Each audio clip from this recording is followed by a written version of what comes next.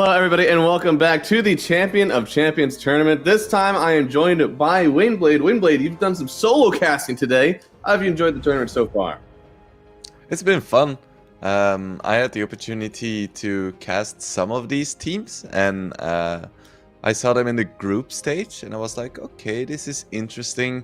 Let's see how they match up against the directly invited teams, because it often happens that certain teams look very good in the group stage. You're like, okay, these teams look kind of decent, and then they get absolutely wrecked by the playoff seeds. Yep. Wasn't the case this tournament, so I am pretty excited to see the script being flipped. Yeah, no, it's been really different, I think, during this entire playoff stage. I love this format because you have teams that you usually don't get to see much of. They play a playoff seed and they just get wrecked. And you're like, I would love to see what happens if this team plays somebody that's kind of at their caliber and see how they play the game. And we got to see it this time and more, because even yesterday, One Move was a team that's been constantly getting dominated by the rest of this kind of Western EU, Eastern EU team. And they already actually took Nemiga, which is one of the top dogs of this team, down. And as you said, Liga and Twisted Mind, both of our invited teams, went down to the lower as well. So I think this is almost the opposite of the lower bracket that I expected to see coming into the second round. Yeah, same for me. But it's so cool to see. And for some of the teams, it finally matched my expectations. Like Team T in the group stages, I was like, what? They went 2-2 when they have such high caliber players. Right? And now finally in the playoffs, they, I guess, turned up to play. And they 2-0'd Liga team. Yes, it is a very good team. I mean, Mikey's somebody that has just a lot of hype surrounding him, but also Eki, Saneko, they're both like, I'd say established as well as Zibe. Knight, I think we've seen him, you and I maybe actually saw him some in the SADPC a little bit, but also seeing him here is kind of nice to see. Hopefully they continue to do well. A lot of great players there to root for, but on the other side, of course, I do know some of the Twisted Minds. I know Hanskin on there, and then also Neff, their manager. I'm very happy with him. So we'll get to see if they succeed today. But our first match of the day, this is a hype matchup, man. Nemiga versus Liga again. Nemiga, I assumed that this team would be one that was basically a shoo-in for second round, because we just saw them in the previous tournament where they were very hard to beat. Nobody was really able to hold a candle to them. But instead, this time, they're having a rough go. In our first stage, Lucas, Nikki Cool Meeks, and Jesvi and Force Major. Did you see either of these teams in your solo casting? Unfortunately not. Liga was, of course, one of the invited teams, so they didn't play the group stage. And Nemiga was one of the teams that I somehow avoided. And that's why they didn't win their first round, okay? Windblade, he only cast winners, right?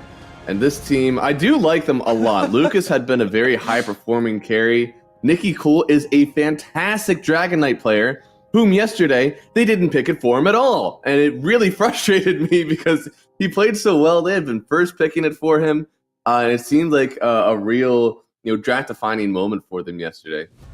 Even though they did have some great plays, Meeks and Jesvi, they definitely have a fantastic offlane duo. I'm excited to see if they change anything up, because yesterday they still had moments of greatness, just it seemed like we were a little bit uncomfy in the mid lane at some points. So I assume he always plays the radioactive dragon, or is there some sneaky red and blue dragon in there as well? No, it is the radioactive dragon, and he would just melt towers, and it would be really hard for other teams to deal with. And then on the other side, Violent, Rabel, Meow, Hellscream, and Pantomime. I didn't read any of those names before I actually started pronouncing them, so that was my risk of the day. But I don't think I've seen this team actually play before, even though they are established. That's my fault. Have you seen these guys in any other tournaments? Because it seems like they're actually pretty competitive. They 1-2'd, 1-2'd Yellow Submarine, who are two teams that are typically like your fringe qualifier teams for any of the big tournaments. So it seems like they're definitely competitive. Yeah, I think so for sure. They have some really good players. They used to play with Ramses, I believe, as well. And there is good reason that they got invited. They have some really good players. Yeah, no, and it looks like, again, a team that is able to make it so far in these Eastern European quals, like clearly you are a good team, going to Yellow Submarine and one win and being very competitive on both of them. And it seems like these guys are literally just one series away from really making that break and getting into the actual tournaments here. It kind of reminds me of old Nouns, but Nouns, they just recently they broke through. They did get to TI and to Rion, so it's possible. It's always possible you get that one game-defining moment as a team. You figure out maybe something that's been going wrong in your drafts or your gameplay, and you can get it done. But this time, the head-to-head, dude, I love this graphic. Yeah. So what kind of information does it give you before we get back to Nouns? Because I want to talk about Nouns as well. Oh, sure. Yeah, I mean, I think this one, the KDA is pretty good for me whenever there's like a struggling team. If you see somebody who has like a 45% or lower win rate as a team, but your KDA is still hovering around that 5, I think it means that you as a carry are very safe on the map. You know how to farm without throwing your life away. But this one, I think it just shows that we got two very even teams, two top performing teams. And it's going to be a coin flip, I think, and who really gets the better of this matchup. Yeah, I think that's fair to say. I'm never really quite sure what to look at. I'm like, oh, they have 77 as opposed to 78 matches. That's that means he's better. Certainly is something. Yeah, I don't know. I think these graphics are typically really good whenever there's somebody who's like wildly different. You have a team that's only played like 30 matches versus 80. You have a team that has like a really good win rate versus bad. I think those are whenever you can really see like you can extrapolate from the KDA like what environment is this person in whenever they're having this 5 KDA, or is their team like destroying and they're getting to like sit in the jungle, farm for free, or is this person like going through hell on earth each game, fighting for his life in the CS? Then that person with the 5 KDA, that guy's a baller. Yeah, I think it's relatable as well. Like, after you lose a pub and you look at your own KDA and like hero damage, you're like, damn, my team is shit. Right? I did 40,000 damage. What were these guys doing? I feel that. Yo, I got people. Oh my goodness. I woke up today to a message that was like, what are you doing? And my friends were still playing at 3 a.m. my time. These guys are crazy, and they're still in the chat. All right, good for you. But you said you wanted to talk about Nouns. What's the occasion? So I loved when they qualified that there's like PPD and stuff tweeting about their mid laner copy. Everyone being like, oh, imagine being like a multi-million-dollar corporation and then losing your TI spot to this random undergraduate student from Germany. Copy, he is my former teammate and I love him. He's one of my best friends in Dota. Yeah. Nice. Love the guy. So you're the reason, right? You taught him everything that he knows. For sure. Which is why he's so shit. I'm surprised. He was playing the Tinker hero pretty often. And that's one that we actually saw pretty much nothing of after this last nerf. So the hero putting the bubble on yourself and just getting free TP'd away had been like super powerful. What was even the change? Because I know that people were basically tweeting now, I hate the Tinker hero. I was really happy whenever it got nuked as soon as it got good. But oh yeah, the defense matrix got changed from a strong to a basic dispel, which is definitely rough. Yeah, so it used to be the case that you were playing like anti-mage or something. You would blink in on Tinker, abyssal him, Bloodthorn, and have like 20 people jump on him, and then he doesn't care, he blinks away anyway, and there's like nothing you can do. It was so stupid. Even if the hero wasn't good, because he had like a 46% win rate, it was just degenerate game design, because once he got 3 items, there was literally nothing you could do about him. Maybe like getting a nullifier, but even that like doesn't save you from the bullshit that was Tinker. Yeah, I think that was the issue, right? Like, I nullified him, bought this like 5,000 gold item, and then I'm like, oh no, this somehow isn't enough. Or I guess it's like 4,000 gold item, but it's not enough. You put it on him, the matrix go away, sure, but then he's still like throwing more matrices on himself. He's still getting this barrier, and it was like so incredibly hard to deal with. And if you didn't kill him in this one like 6 seconds of greatness, he's gone.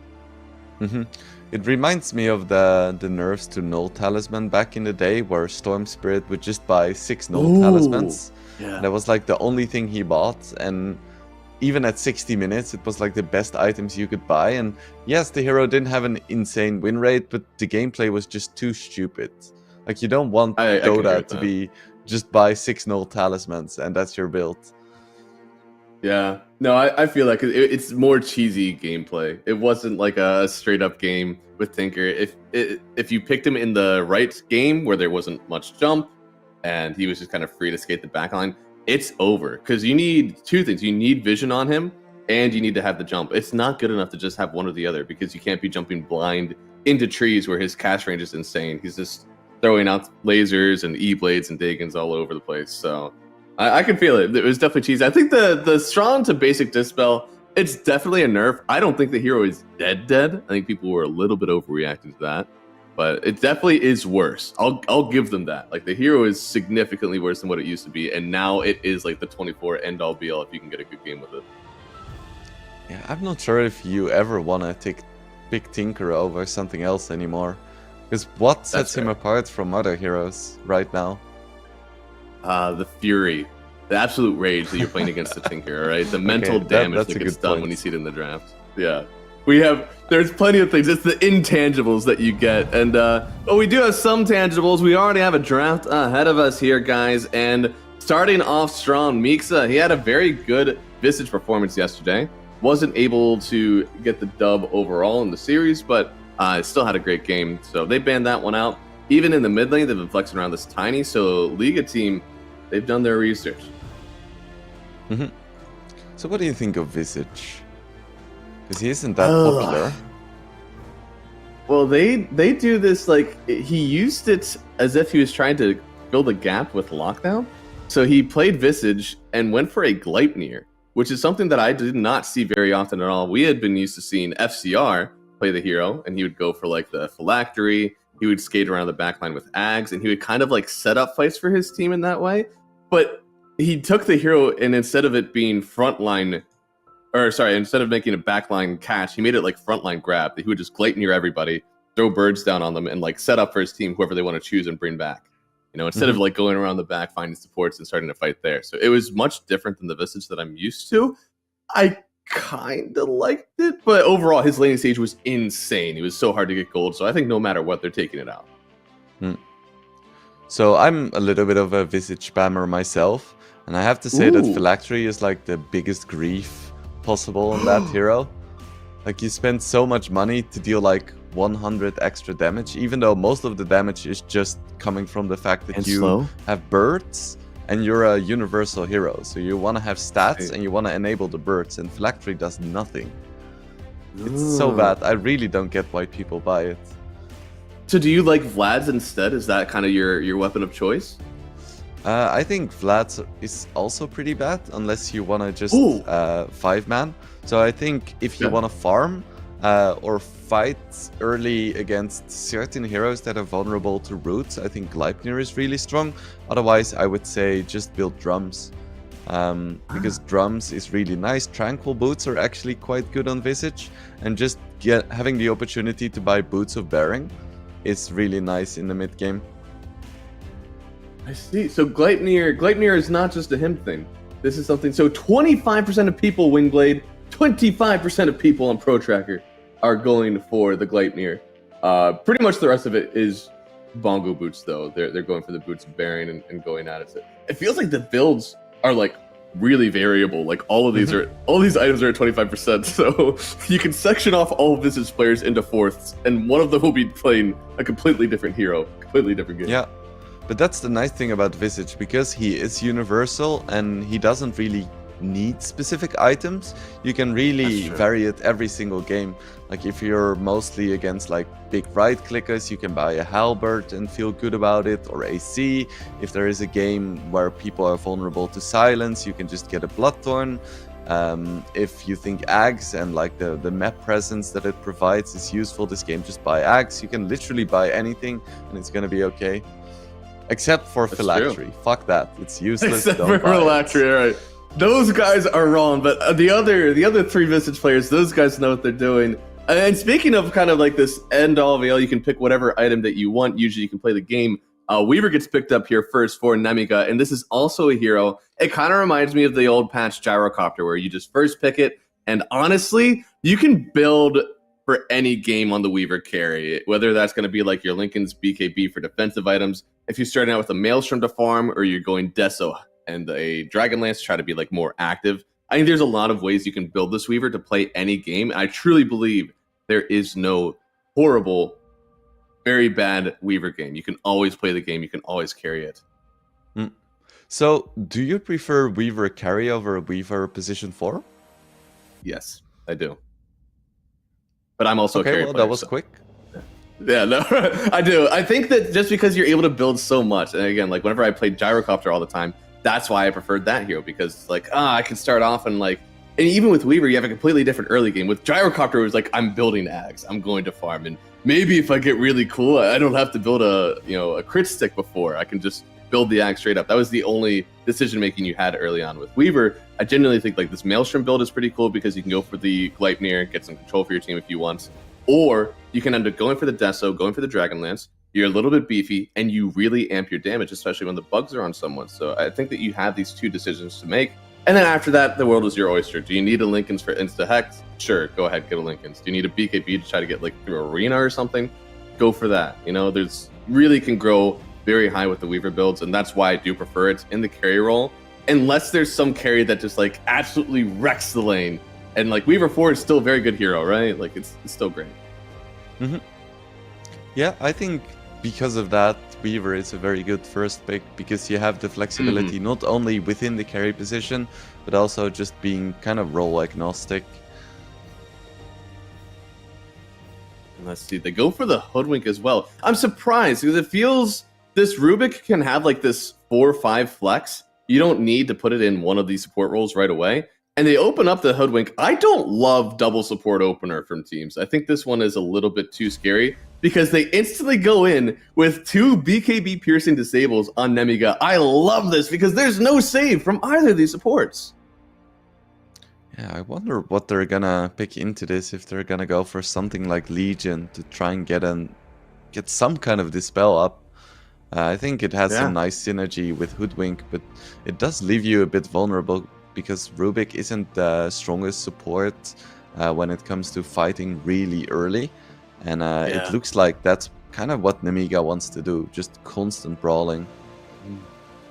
That's so true. And you can see it here. Like, you have a lot of control in your 4-5, but your damage is a little lacking until later on. You know, Hoodwink does some damage. I'll admit that the Rubik also does some damage, but neither of them are like, you know, you have some burst on Sharpshooter, and after that, you're really going to struggle to kill people. So I like this Underlord. It feels like it does fill in a lot of the gaps, has maneuverability, has damage, has some lockdown. I think it's a nice pick for them. Yeah, I think it's pretty good too. Especially if he goes for these items like the Greaves, like the Crimson Guard, like the Pipe. But they are gonna need like they are gonna need a big carry to actually hit towers and heroes, because right now Hoodwink can be aggressive, but all of the rest is kind of passive. Like Rubik and Underlord aren't gonna be on the map like making big plays for your team, and I guess that's gonna be the role of the Wind Ranger. Yeah, no, I like the idea that like you can build again with the Underlord. You can go for the auras. Do you think there's a world where he goes like Atos straight up if this is a Weaver carry? I think he can buy Atos because you're still going to be able to farm all of your other items, but it's definitely a little bit awkward. And speaking of, this lane is now very awkward. Oh, yeah. Ursa is a hero that we've seen a few times into the Underlord just because your Fury swipes. You don't have to have raw attack damage in order to kill the Ursa, right? You just build the swipes and you're fine. It can be sometimes hard depending on what the 4 is, but Rubik is not the best. It's okay, though. I don't know. So, what do you think of this this playstyle that Ursa has with basically just debuff immunity?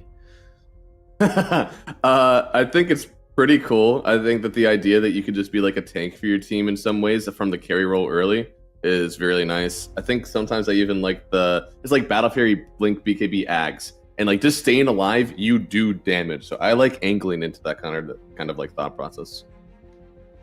So this is another example where I'm like, I hate this. I hate this as a design decision, because it feels like there is Oh, no okay. counterplay. There is nothing you can do against it. When Mm. someone has almost permanent uptime on debuff immunity, like there is this build on Ursa where you buy Wind Waker, Aghanims, Yeah. Shard, Octarine, and your debuff immunity literally has like 90% uptime. It is crazy. And in that case, there is literally like no item you can buy that makes you be able to jump Ursa. I'm just not a big fan of gameplay like that. I like it when heroes have specific strengths and weaknesses, and it feels like once Yeah. Ursa comes online, he has no weaknesses because he has burst damage, he has good mobility, he is very, very tanky, very strong defensively, it's very hard to kite because only Yules works on him pretty much, so I'm Yeah. not a big fan, and I hope they change it back to a bit more of a like binary hero where he jumps in and Mm. either kills someone or doesn't, and then has to rely on his team to be protected. I can't say that I would mind it too much because currently on Ursa you get Blink, Battle Fury, BKB, Ags, and you only have 2 other item slots now to work with. One of them is usually Boots. The other one is probably Basher. So then you eat up your Ags and get yourself a Satanic. There's not a whole lot of like itemization that you can go for the Ursa. Like you have these 6 items you're buying, and that's how you win the game. Because as you said, it's binary. You don't want to get anything else. There's just a simple right answer for the hero now. The final pick is gonna be Timbersaw. Interesting. Doesn't look like the most obvious Timbersaw game to me because there is only a single strength hero, a single melee hero. Right. And there is quite a lot of magic damage and percentage damage and break on the side of Liga. But I do think this is a comfort pick. Yeah. Ooh. Oh, and that is not the pick that I expected into it. I was going to say, if they keep the way that they're going, Underlord might be the only one who gets ripped through by the Timbersaw, but instead, they pick a favored matchup into him? Oh, no, it's mid-Timber. That's why they're doing this, because they're going to do the Slark into the Beastmaster. That makes sense.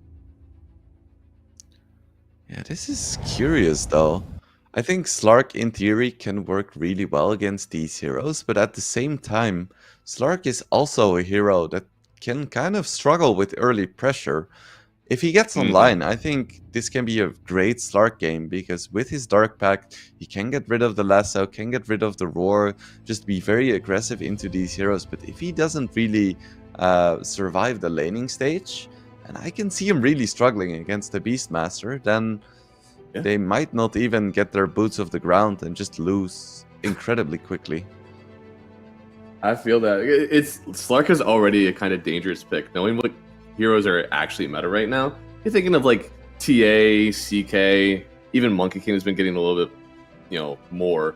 But Slark seems so fragile. Any AoE on the ground damage, so even though you're not laning into the Timbersaw, it's one of your worst counters. And all of that damage, I mean, sure, once you get a BKB, it's fine. But Slark, you're not going BKB early anymore. You're going like Echo Saber into an Aghanim Scepter. And then after that, you usually like to make this a decision to not get a BKB if you can. But he doesn't have that option this game. Yeah, just thinking about it, he needs so many items to be able to survive in fights. And if he messes up once, he's just gonna get absolutely exploded because his team doesn't really have a lot of saves or defensive potential either. Yeah, that's true. That's the other thing, because we said at the beginning of this draft, like, there are no saves on supports. You've drafted yourself into a game where, like, your supports are kind of playing for themselves. Yeah, you can get, like, Force Glimmer on Rubik. That's going to be a little bit normal. But otherwise, Slark is going to have to buy items for himself to survive this game. And it is not a risk you're usually willing to take, because this is the lower bracket. This is Elimination Dota. Loser goes home. And Liga team, they were invited here. They got a free pass through the group stage, and they dropped their first upper bracket series. So the pressure's on for them. The pressure's also on for Namiga, somebody who dominated the group stage, and they just weren't able to get that first win. So both these teams incredibly strong. Wingblade, although we're saying at the end of this, we think that Namiga, they actually have the draft in their hands with this Ursa, with this Timbersaw. Yeah, I think so. I like Liga taking a different approach, going for the Slug, going for the Wind Ranger.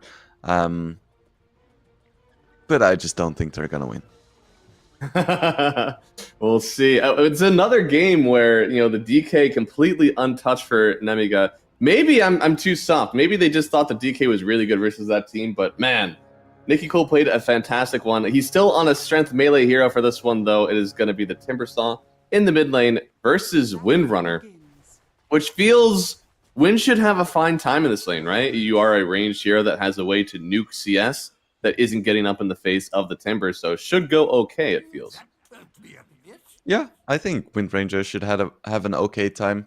At the same time, Timbersaw is kind of decent against universal heroes as well. And I don't think Wind Ranger is really gonna like destroy him either. So I would expect to see a relatively even-ish mid lane with no big solo kills or any action or rotations at the start. I think there's a chance that it goes really well for the Wind just because there's not a whole lot of trees in the mid lane, right? So the maneuverability of the Timber is down. Maybe he actually gets a point or two in his passive, though. That makes it easier. I would be quite surprised to see him go back to like the old school Timber reactive armor max. Actually, Underlord getting so low. Yo. Dude, 7 stacks, Force Major. Holy moly. That is so much damage, and they end up getting the first blood now. Wow. I mean, super well done. This Batrider, we've seen it in the group stage even as well. Highly prioritized, and man, it's not often that we see an Underlord die this early in the lane. Yeah, Force Major just zoning out the enemy position 3 and 4 and a range creep all alone. Oh, that's some big D energy.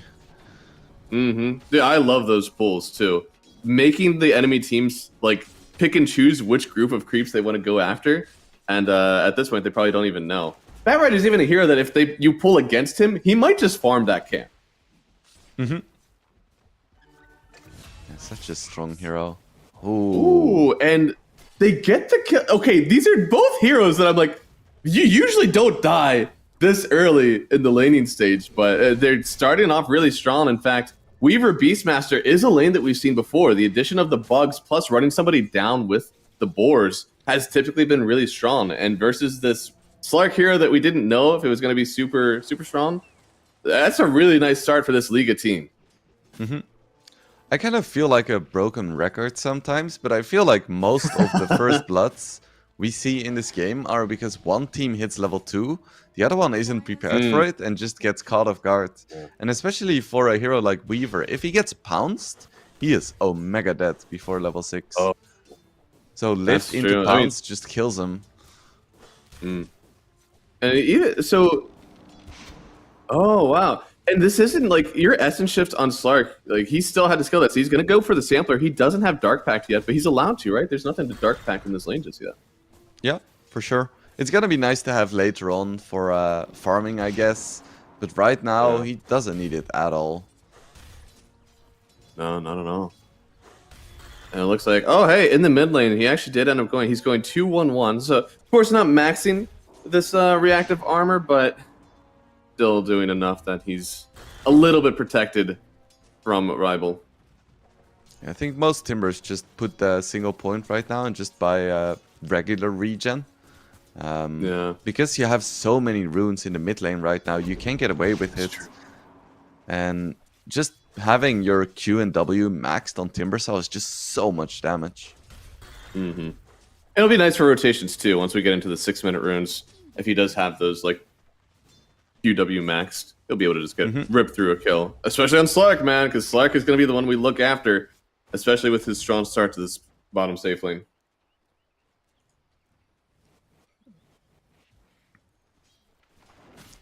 Let's see, Violent. Just gonna buy Treads and a wand. Nothing too special there. I'm curious what his build is gonna be. Ooh, me.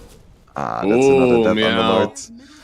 Oh, for sure. Now this feels a little normal, alright? You get ran down by an Ursa with Pounce. Yeah, that is going to be a little hard to survive here. And for the Underlord, you might have to start workshopping how on earth do I survive in this lane while also getting at least some CS, because Lucas will tear this lane apart. 28 CS already, 11 denies, and it's only going to get worse from here. Yeah, it's definitely rough.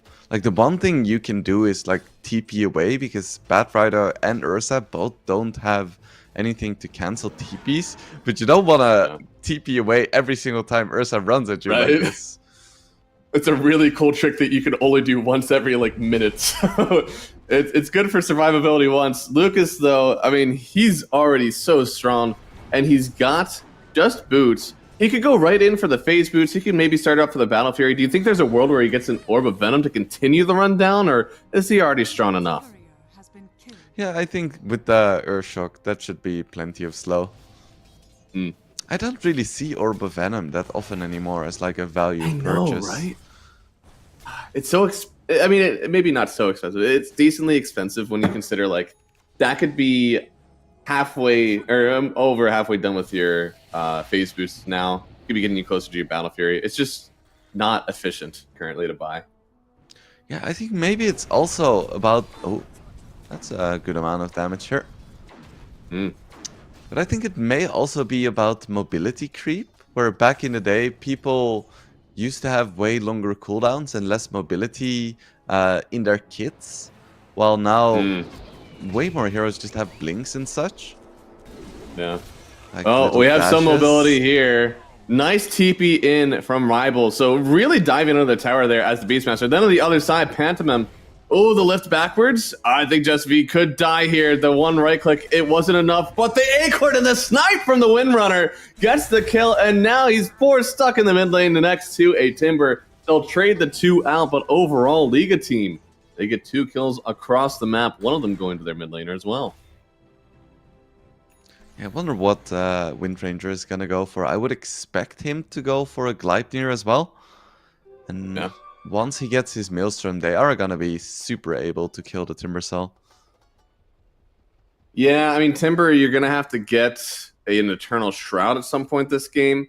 And you did kind of mention, like, there was already a lot of magic damage.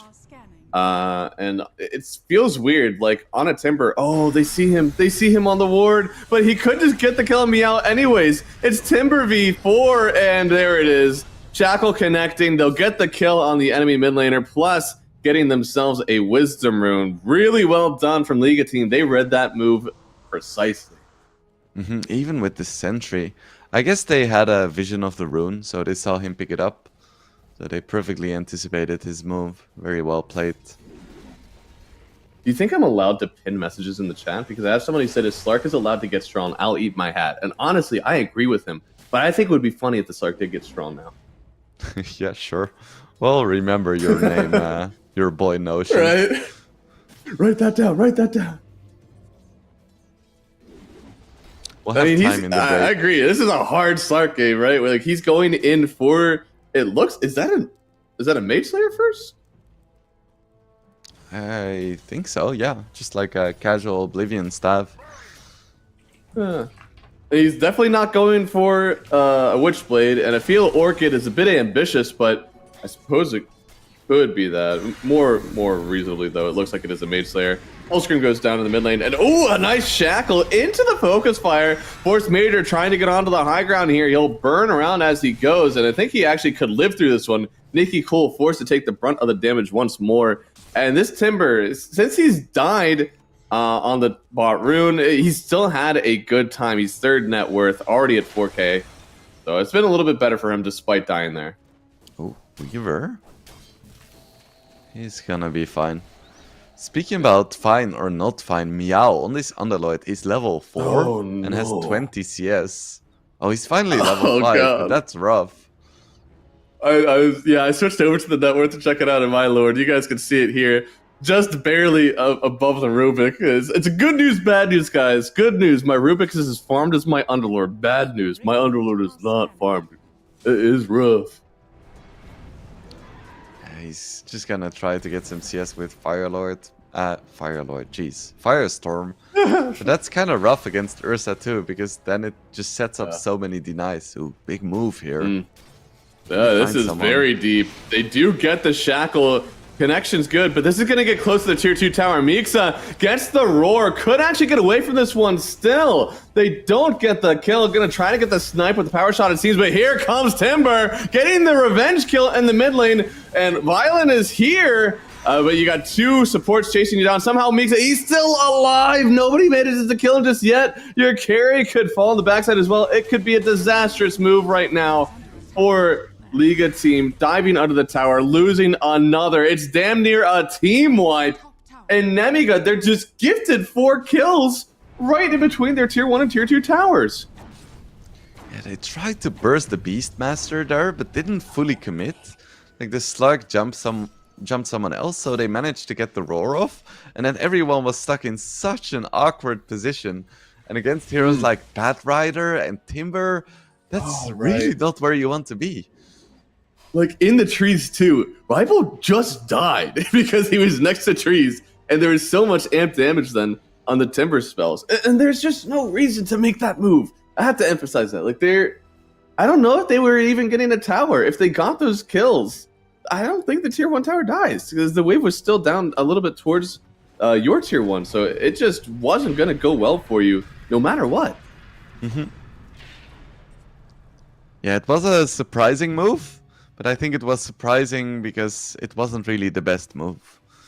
No, not at all. And it obviously didn't work out well. You were already playing into a stacked hand, and all of a sudden this net worth looks much different for your team. They did make space for the Underlord. That's something that we can say. And Meow, he's about to take an Ancient Sack, it looks like, with his Hoodwink, so that'll also help him get back into this one. But we talked about maybe you go for an Atos, but now versus the Ursa, do you consider maybe like an early Crimson Guard? So I don't think Crimson Guard is that strong against Ursa, because he hits fast, but mostly the numbers just become really big at the end. Right. So I think you're gonna die in 10 hits, Crimson or not. I think buying more like utility items to try and make sure that you don't get hit at all is probably gonna be a better thing to go for in this game. Albert? But he's gonna go for a value mech first, just for like the early mid-game team fighting. That's true. I mean, this is just the Underlord way, right? You get the Greaves first, probably going to finish it completely, and then after that, see what he wants to do. Could be an Aghanim Scepter and just be a little bit more aggressive on the map.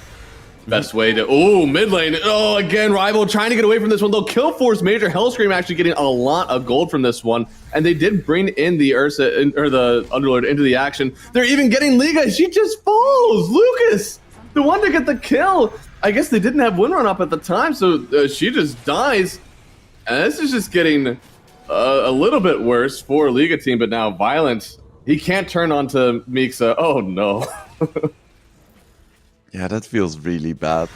Just having to use your ulti literally just to run away. This could be a nice kill. Wait, what? JK, unless Violent gets the kill on Nikki Cole, I have seen so much overextending on this game. And I'll tell you what, it's fun for me. But these players have to be incredibly frustrated because every one of them are taking that extra one step to try to get a kill, and they're getting so punished for it.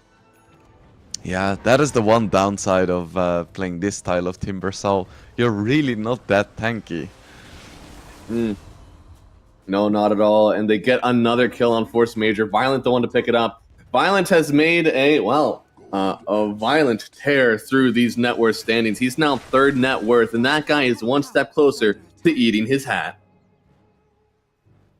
Yeah, with every single death, Liga is getting closer to the point where Slark is actually a good hero. Right?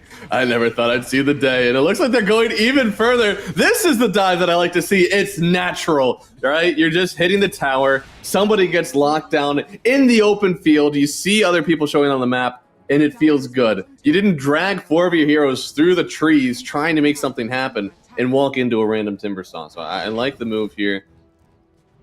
And Liga team, they're setting their Slark up for success. Phantom gets the D ward. That's what matters. Worth?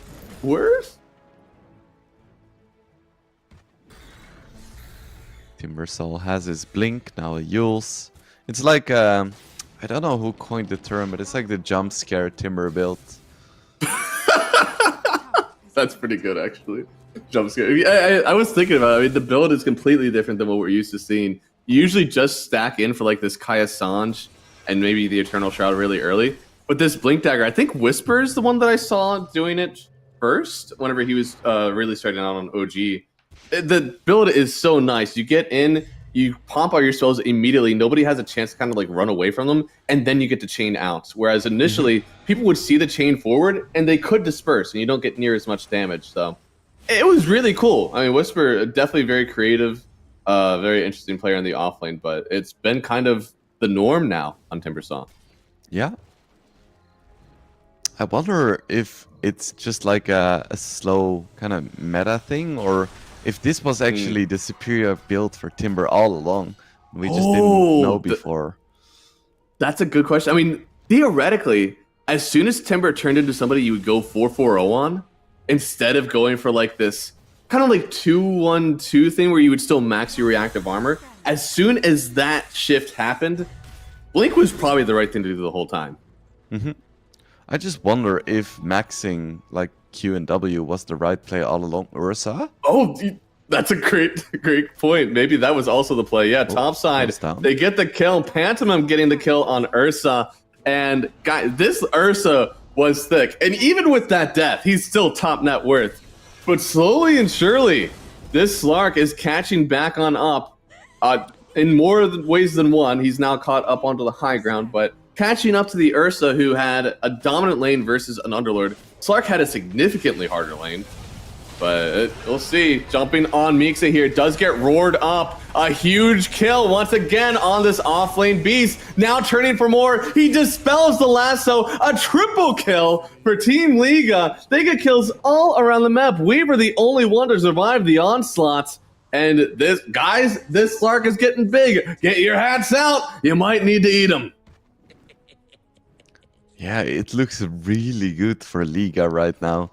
Because when these heroes are even in net worth, they're way stronger. And they have a lead. It seems that way, yeah. 5,000 net worth, it's even more than even. We imagine this game as if Timbersaw would be running down, see the Slark, and burst him with his spells, and we no longer have a game for him. But instead, these fights are happening so that Liga team, they're getting some nice picks, getting lockdown for the Slark to set up, and when they try to hard commit on him, he's just dark pacting Lasso and the Beast Roar. We said there's no saves on support. You have to get a carry with a save, and this might be the only carry that fit that criteria. Let's see if they can keep the momentum going here. It definitely looks good, but now Ursa has a Blink Dagger, so he could try to make some plays happen too. Yeah. Ursa has casual Blink. Ring of Health. Yeah. True, just got to get that extra regen. Also, the Beastmaster has drums. There's going to be a little bit more lifesteal around as well. Once Timber gets this Aghanim Scepter, we could be in a really good spot here, but a nice link. Once again, starting the fights on the Beastmaster. I've seen this before. Now stolen? Oh no. Can they get Rival out? The magic damage might be too much for them. The stolen lasso will take the Timber away, and he's being hit by the Mage Slayer. His magic, it's just not there any longer. Violet's another kill. He's got a double, and he's still going for more. Just B goes down as a triple for Violent. And Lucas, he wants to turn through on this one, but he gets locked up. Violent on top of him. An ultra kill for the Slark. Just 18 minutes into this game. The hero was dead, but Violent is alive. So, Matt, what is your favorite food? Because for me, it's hats. I think I gotta agree with you on this one, man. The Slark, top net worth, he is so fat. We're gonna have to eat a hat. Well, not us, whoever the poor soul was. Oh yeah, actually, oh no, he's starting to realize now. Yeah, now Aghanims as well. This Slark is so incredibly fat. I can't believe that this has been allowed to work out. I know. Violent is playing a fantastic game. And this hero that is probably bad is being shown in a huge light. And look at this. They're just starting on the Timber. This Timber is the counter. This guy is supposed to be killing you.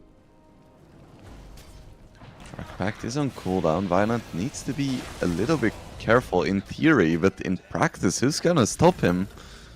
Right? He doesn't have, like, it's supposed to be Timber. Timber is the one, but every time they start a fight on the Timber and they get that hit with the Mage Slayer, he no longer is the Slark threat. And what? He was off the screen! And he's going after the Ursa. This is your carry. This is the carry of the patch. And he's gone. Meow, a cathartic kill. Certainly after that laning stage, but now 20-12, 11,000 net worth lead. I think the only thing we have a question with is how they take Roshan, but I'm sure at some point they can group up in 5 mana. Yeah, I mean, right now he has 126 stolen agility with 14 permanent agility, so he can take Oh my goodness. whatever he wishes. Roshan, tier 3s, your wife. This is their high ground. Violet. It all belongs to violence. I'm a little bit worried if he goes up there like that. I think there's a world where he could get like maybe lassoed away, but he's gonna have his shard now, so Death Route coming out. We talked about how Ursa's a hero where you can build a few items and you're just very survivable. And Slark isn't too far away from that. Now, his is more fun. He's got the Maid Slayer, so there's not a whole lot of magic burst on the enemy team anymore. He's got the Aghanim Scepter, so he's able to pounce through. And with this shard, it's going to be really hard to kill this Slark. And, well, lasso down. They do steal the lasso again. So, oh, power shot. It doesn't connect. And Nikki, cool. He's just a paper-thin timber. He doesn't have any beef to him at all versus this team. Yeah, it feels so bad. He can't go anywhere anymore. This is so hard. When you're not allowed to play the map like this as a timber saw, the game is just unplayable. He's still waiting on this Aghanim Scepter. Hopefully that barrier will be enough for him, but this was supposed to be his game, right? I'm sure the mid lane wasn't that great, but I'm telling you, this bottom move, where they went behind the tier 1 to try to get these kills, was just tragic for them, because that's where this game turned around all the way into Liga's favor. Nice shackle onto the Weaver. No time-lapse possible.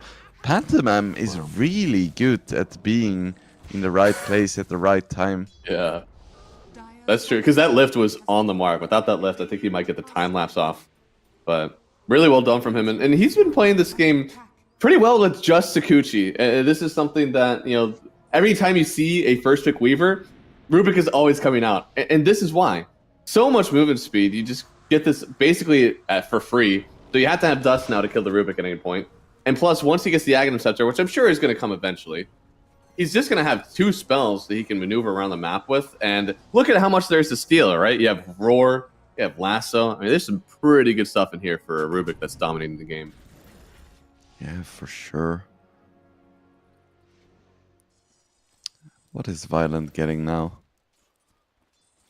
I'm very worried every time I see the courier flying his way. So it's going to be a new weapon. Oh, a gem! Ugh. A team player? I hate it. But it's the right thing to do. Looks like... Oh, no! That wasn't even Slark. That was just farming on a wave. Way out of your capability. Violet! Please, have mercy for our observer. Just dying all over the map. Nothing is sacred. They are on top of the Beastmaster. He'll fall in return. But you've already killed the Slark. I think this could be still a fight for you, but it's time for Rival to carry the torch, because he's been having some pretty good damage to deal, and they'll still take 3 down. So sure, your carry was out of it. But hey, they turned this one around with the Windrunner still. 17,000 net worth lead. Ursa still just scraping for this next item, trying to get the BKB, but it'll be so long without it. And even with the BKB, he cannot fight the Slark. He cannot find the Wind Ranger. It's gonna be rough. He needs to somehow find the support, or they need another miracle Roar lasso onto the Slark. But it's so unlikely. At least I think they got the gem. Ooh, no, that's totally true. It was basically 900 net that got, like, gifted back to your team. Did they keep the gem, though, or did they shove it in the base? Oh, I think they might have given it back during those fights. Dire's top tower is under attack. I mean, who has it? Oh, okay, so Rubik has it. Unfortunately, did end up giving it back over, but... Yeah, no, they still have a pretty good advantage of this one. Haven't taken Roche yet. It's 24 minutes in. And they've just been, like, running across the map so much, they haven't even thought about Roshan, but I'm pretty sure they need to do this soon, because one more kill on the Sark, and we could see this game turn around again. Oh, Pantomime. It's gonna break the smoke. Oh, yeah. Going all the way on the backside. Do get the lockdown on the Timber to start here. Yule's up, and they, kill the Rubik to start. This is actually a pretty nice move for Nemiga, but they already lose Nikki Cole. They already lose the Ursa. That's your beef. That's your damage. Without them, the rest of your team, you just can't fight this. They'll take those 2 free core kills. Try to run away. No. Beastmaster locked up as well. A triple kill for Team Liga, and they are showing why they were invited into this tournament. The first series may not have gotten so well, but this is total domination. Yeah, 20k gold leads. Underlord actually farmed and relevant. Hoodwink outfarming everyone except for the enemy carry. Even Rubik. I feel like this could be the kind of game where every single member of Liga is going to be more farmed than every single member of Nemiga soon. Yeah, it's weird because everybody is kind of equally underfarmed on Nemiga. Like, nobody has really gotten the chance to go out on the map. Ursa's only 2k above his offlaner because he's also been stifled. It's hard. This is one of those games where I can't really blame it as an Ursa. You did a really good job. Your team made a horrible move bottom, and you're just sitting top. Like, he pans over to this fight, and he's like, "Oh my god, this game just got really hard." Nice TP out by the Weaver. Well done. And that's the sort of creativity you need. Somehow, can you push out these waves and avoid everybody on Liga team? It seems whenever you're in this position, the best move you can make is build damage items and hide in trees in a side lane, hope that somebody shows up by themselves and murder them. That's what they did with the Slark the first time. Unfortunately, the X factor here is Underlord, right? Underlord can get into these fights no matter what. It almost feels like he's the one that you have to start on now. Yeah, it's really hard to fight into any hero that is not Underlord, because Underlord can just join, place down the Aghanim's gate that already roots, then provide Greaves. There is a good amount of burst damage on the Nemiga, but they have to be really careful. Yeah. As you said, it's a fantastic Yules game since you aren't playing against an Ursa. I have 2 Yules on the board. My offlane duo, both the Ursa, or not the Underlord and the Rubik, both with Yules. Hoodwink even still with some lockdown on the Gleipnir. And Ursa, this BKB has got to hit something different because we need him on the map. It's no longer acceptable for Lucas to be across the map farming. He's got to get involved in these fights, and the BKB is his only way in. Still with the casual Ring of Health. This is so weird. I don't even want to talk about this because this is so different from what I'm used to seeing. It's almost as if he started to build old Battle Theory and was like, oh god, it's something different now. I guess I'll just keep this. I'm gonna buy Abyssal at some point. Just start queuing up all the items you're gonna buy for the rest of the game and just pick out the cool bits and pieces that you like.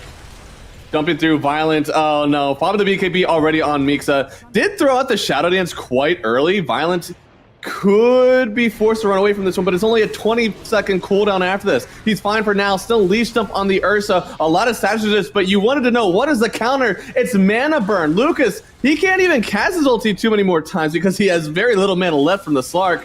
Or Timber, though, left out to dry by the rest of his team. Nikki Cole will die once more, and GG is called. They don't even want to defend the high ground. Nemiga gets stomped in a half in game number 1. They were top of the group. They were very close to actually getting the number 1 spot. Just barely lost it to Dragon Esports, but all of a sudden, faltering in series number 1 in the upper, and faltering in game number 1 in the lower. This is going to be hard to come back from. Yeah, that was a very dominant game number 1. And Slark is one of Violent's signature heroes, but I wasn't convinced, you weren't convinced, no one was convinced, but he made it work. I would love to see this game run back if they didn't make that bottom move. Again, they were ahead, they had a fantastic net, and you could see the win probability change staunchly at one point as well. So I think Nemiga, they've got to just be a little less jumpy. Don't make these weird forced moves. Play the game as it is meant to be. Poor Ursa, man, just dominating his lane to look over and see that his team did something terrible. two top net worth heroes, right? Ursa and Timber. They were set up to win this game. They could have done it. Mm-hmm. Yeah, but they just overextended a few times, and it felt like overall, Liga was just kind of playing more as a team. Aside from the one move, no, actually, even the move where they dove between the tier 1 and 2, it ended up being a mistake, but it was a mistake as a team, right? Well, I feel like for Nemiga, often when they went for plays, it was kind of a solo play, and they got punished for it. Like, we saw quite a few pickoffs, like, individually onto the Ursa and the Timbersaw. Well, on Liga, it felt like when they made mistakes together, aside from the one time where Violent fed, but that's just Stark things. That's true. I mean, I guess that's a fair point. I think so much about their feed bottom on Amiga, but the Liga team also had a really early feed against Team Amiga where the Ursa just got to, or not the Ursa, the Timber got to go in, rip through, get a few kills, but you know, you can only make so many mistakes. Slark is a very weird hero where even if he does get beaten down a little bit, once he starts on this train, once he starts snowballing down with the Agi, it can feel impossible to kill him sometimes. And we're going to find out. There's going to be a game number 2 coming here soon. Does the Slark get picked up again? Are we going to see an Amiga team play the way we know they can, or will they roll over for game 2, guys? Stick around. We'll have another game for you in about 10 minutes.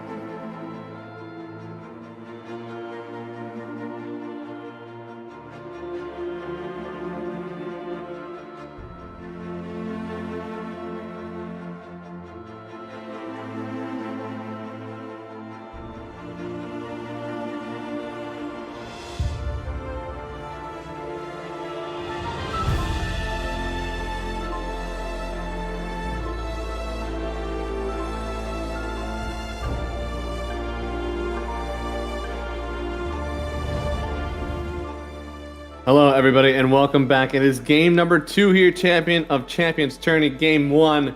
Well in the hands of Liga, my boy. He said he's finding a tasty-looking hat after that game number 1 where Slark somehow got big, defying all the odds. And I'll stand by it. I think we were right. I don't think that game should have been so good, but some unfortunate throws there from Team Nemiga lend themselves a great game on Liga and Windblade.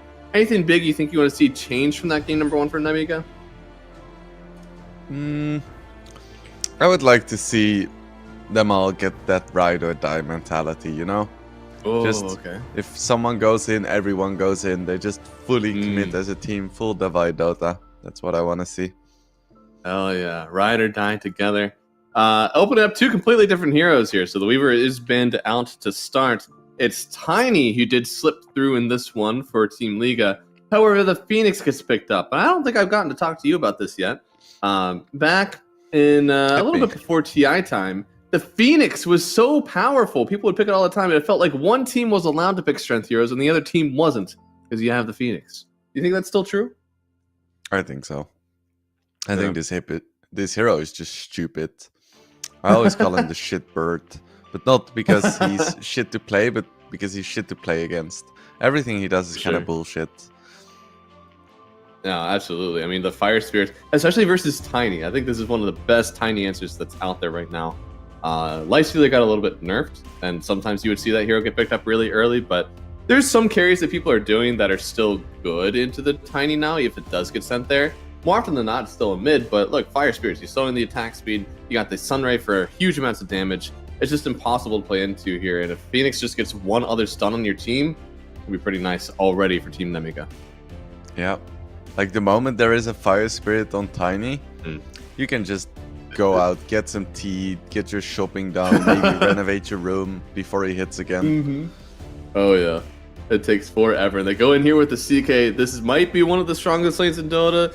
Potentially Witch Doctor CK is a little bit better, but this lane is also really good. Stun plus the Phoenix Bird, you're able to all in a lot of people. And now in your off lane, you got to think about like what's my peel? How do I get out of this huge timing that they have in the lane?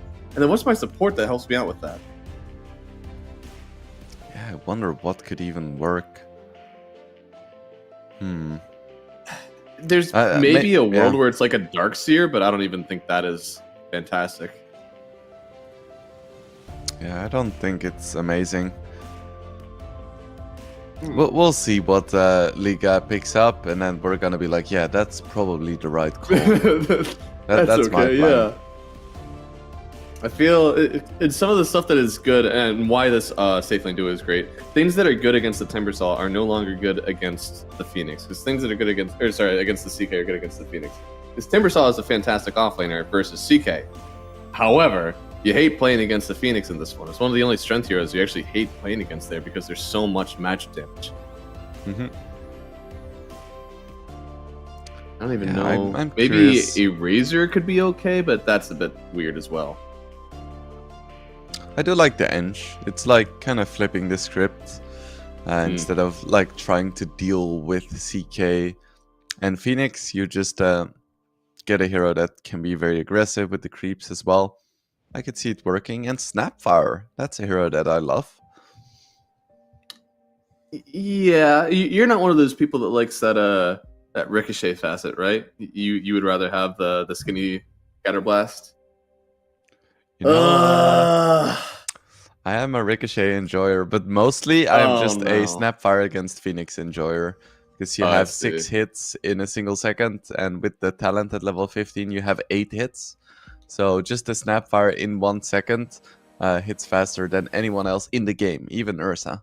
I don't know. It can get a little bit weird. I think oftentimes I see this Snapfire wanting to play the outskirts of fights with his ulti, with his cookie as well, trying to get people out. And then he has to get close to a Phoenix egg. And sometimes those two things don't really align. But if you have the vision, maybe you even have like a 4-step for mobility or something, I think it does get a lot easier for the Snapfire. Yeah, well, we'll see what he ends up going for. I think in this game you probably want to play it for just get the shot, perhaps get a blink, focus on killing the egg. But part of me just wants to see the mid version with the Ricochet facet and with the Gleipnir. because that's some good Yeah. shit. That's like some premium, high quality organic Dota. I like that Ricochet talent more as a core for sure. Rubik's still in pool with an Underlord in the game. I wonder if there's a world where this Snapfire does get sent in the mid lane. You have to carry. No, okay, never mind. They're just gonna do the normal thing. So Ursa into the Underlord again. Liga, they've experienced this before. They're like, that actually was a really good pick. We should do that too. So they get the favored matchup, and this Ursa game looking pretty strong. You do have somebody that's able to hit egg with your Snapfire now. You match up very well into the Underlord, and honestly, into the CK, you're still pretty fine. Mm-hmm. Especially once you get Aghanim's, then it means that you cannot be surprised anymore by like the instant reality rift Chaos Bolt out of the trees. CK does tend to build Orchids, so you can still mess up. If he like stuns you from the trees with reality rift and Orchid, you cannot use your Enrage. Mm-hmm. Yeah, and even if you do have the Aghanim Scepter, it's only when disabled, but if you're silenced, you still can't press those buttons. And I mean, Orchids and Mana Burn, right? Those are the two things you can do if you can manage to do those versus an Ursa to stop him from pressing his ult. But maybe they actually have enough in this one. You know, the Nemiga draft, I like what they have going for them. They have two beefy boys sitting behind the Phoenix Sunray. They ban out two offlaners and then the Zeus in from Liga, so they're expecting some big nuke coming out here from Nemiga. Yeah, they're expecting this position for Tiny and the mid Snapfire, of course, just like me. That's absolutely the most logical thing to do here. True. I don't know. I like what we have on Nemiga, but Liga, I mean, they certainly dominated this game one. I feel like if they have an easy to execute lineup, give me some sort of like Mars Axe, something that pairs well with the Snapfire and team fights, and I think they could have a great draft once again. I was thinking of Slardar as well. It seems nice against CK, but it does kind of suck against Phoenix. So we'll see. They have That's some, just life, cool though, options. Right? Yeah, true. Every offlaner that you want to play versus the CK is going to suck versus this Phoenix. But I do like the pairing with the Snapfire. I think you're onto something with that. Snap Slar was one of the best combos with Snapfire when the hero first got released. And it does kind of offer you some sort of counterplay when you get dragged in by the CK. We'll see what they end up going for. They have some reserve time left. Yeah. I could see the Slark for sure. I think in that same vein, Centaur, a hero that can kind of skate your team away from the egg, could be good. It is a strength hero into this Phoenix. I don't love that, but I think the fact that you're peeling away from the egg really saves the pick. Mm-hmm. And Stampede is really nice against egg too for disengaging or engaging. That's true. I always think about the ulti to go in. What about the ulti to go out? The ulti to go in front of the egg could also be pretty good because there's not a whole lot of extra crowd control right now in Nemiga, right? Like, it is egg. Otherwise, you're allowed to kind of group around it. There's no echo or something like that, or Elder Titan Stomp. Yeah. So we've spoken about Liga, but what do you think is gonna be the last pick for Nemiga? Because they probably need them. Okay, it's a Legion. Ooh, I like this. I mean, the hero got nerfed. You don't get as much barrier anymore. And instantly, yes! It's DK, let's go! All right, I'm alone on Nemiga. Finally, let's do it. Nice. You've been waiting for so long. Finally, you get your wish. Nikki Cool DK. He played so well. I saw him like 2 games in a row where like there are lanes he should not have succeeded in. He just balled up on this hero. And then I never saw it again. I was so sad. So I am really happy to see this. I think this is back to the roots of what really gave them success in this tournament. And even though I'm really happy to see the Legion, I think it's a cool hero to watch. I'm all in on Nemiga this time. Sounds good. I feel like every single morning you wake up, you open your window and you're like, is there a Nikki K DK outside my window? No? Oh. But finally we get it. Day. Yep. I'm so happy, man. I mean, it's a lot of tower pressure. It fits in with their draft, what they need. Strength hero again behind the Phoenix. And their pressure on the map is going to be really difficult to play into because on the other side of this Legion commander, you want to get solo picks. You don't want to team fight altogether. And this Dragon Knight kind of makes it hard for you now. It's going to be really difficult, I think, for Liga to play the map the way they want to. And you're just going to lose all your objectives, I believe. Yeah, I can see that happening.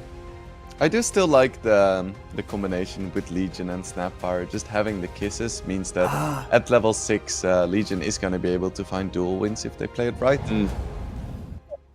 No, that 3-4-5, something that I love to look at with lineups is what does your offlaner and your two supports do? And in this one, it's going to be a lot of impetus and a lot of Mortimer's kisses. It's going to be good.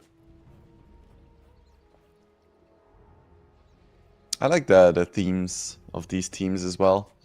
Like the Miga with the kind of orangey brown kind of lineup. Liga a bit more, I don't know, colorful. Yeah, a little Neapolitan there. It's a shame we have this Underlord in. We could have gotten like an axe or something, a little bit more of a red hero. That he's screwing it all up. But it is a nice 2-1-2, so it's still thematically correct. Mm-hmm. We see a smoke coming out from the Miga now. Yeah, a little bit of a late smoke. So sometimes you'll see them smoke up early, try to get the ward out right away. But this one, this is a killing smoke. They want to go and find somebody down by this rune. But Ursa, very smart there from the carry player here, Violence, getting under the tower right away. I think they're going to miss completely with the smoke right now on Nemiga. Mm-hmm. They don't even have super strong catch as well. Like Phoenix can dive in, but then you're kind of griefing your own game. You have Napalm, which is nice over time, but doesn't really stop anyone from running away at like 1 or 2 stacks. So it was a very optimistic smoke. It was optimistic. That's a good way to put it. Optimistic is good. Only 50 gold, I suppose they lost, but we'll see if the laning stage, who comes out on top. This is going to be a Tiny into a DK in the mid lane. That should be a slightly favored matchup for Tiny early. And then this top side, Phoenix CK, probably one of the strongest lanes again in the current patch. I wonder, do you think that the Legion Commander flips the script at all with this lane? I think it can do okay, but I don't think it's gonna win. Yeah.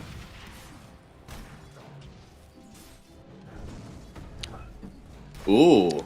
I mean, so the thing that I feel could be good is that you have, like, the Purge for the Fire Spirits if you do want to man up. Plus, you have, of course, the overwhelming odds for this extra barrier. But very often with Legion Commanders, you want to go, like, 2-0-2 if you can. You don't really love getting the value points in your W. I think this game, it's probably going to be worth it against the Phoenix. It does always feel a bit bad, but I think it's okay. Yeah. It's a necessary thing to do, and it will feel good because the spell is good in this lane. But being able to just hit people and get the return attacks is like so good. Oh, huge deny from Phoenix. That's a hard one to get. Oh, what else is happening to these lanes? So looks like the CS is pretty good for everybody. 6-7 across the board, except for Lucas. Lucas is actually having a really hard time versus his Legion at the moment, and it's only gonna get worse, I feel. Legion gets stronger, much stronger as Legion goes on with this extra barrier from your Q.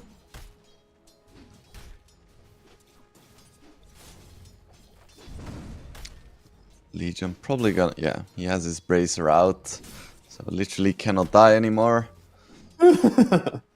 Unkillable. What do you like going like a double bracer on the Legion? Would you rather see like bracer soul ring? Do we even want to see 2 of those items? What do you like to see on this early Legion commander? I like getting the soul ring. I think it speeds up your farming so much. That was cinematic, damn. I know, right? Yeah, that was cool.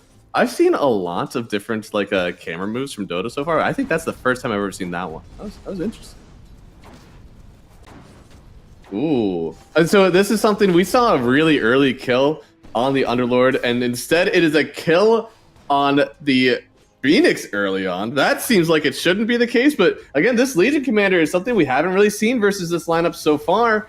Maybe this is the answer to the CK Phoenix slaughter lane. Yeah.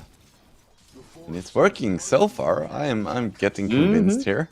Maybe we found the answer here. It could be. Because this it should do well in the game as well, right? You're gonna jump in, kill a lot of those illusions with your Q anyways. I mean, Namiga, maybe they aren't so happy with this safe lane duo with the Nikki Cool DK. It's seeming good, but the laning stage is showing something different. However, the mid lane, it's the Nikki Cool DK. He is having a really great time versus a Tiny that should still CS well, but Tiny, he's getting way out CS by Nikki. Yeah, and that's a bit surprising to me. I think Tiny has insane base damage. He has the tree. Like, on paper, he should be winning. I don't know. He's if he continues to have a rough time like this, Nikki will just get the kill on the tower because what Tiny wants to do is rotate. Tiny doesn't want to sit in the lane. Even though he does hit towers well, that's not what the hero wants. Hero wants to get some kills early, really snowball the draft, but if he goes to rotate and Nikki already has so much net, he'll just take the tower. This DK does insane damage early on. I do have to say, Dragonite is the most satisfying hero in the game in terms of animation. Ooh, okay. Like, he has less the damage anime than hero, Tiny, so, yeah. but the animation is great. That's true. It's very a smooth swing. Not like Drow, where it's just awful the entire time. Yeah. Drow's the Bot lane, worst. oh no. Trading away. It's support for support. And the Enchantress, there's a lot of magic damage in this one. You can't blame her too much. Yeah, it's a bit rough. But it was a nice mirrored kill, both off lanes, or both safe lanes losing their 5. There's some great off-lane heroes in this one. The safe lane is often a bloodbath in the current patch. Rival tried to go down and get a bounty rune, but somebody had already stolen it out from under him. So, Phoenix the whole way in, and they actually get the kill on the Phoenix first. That is so good for Mio. He's very happy with that. Gets the kill and then just gets the reset. Ooh, Violent though. Has phase boots. What? Is he gonna be fine?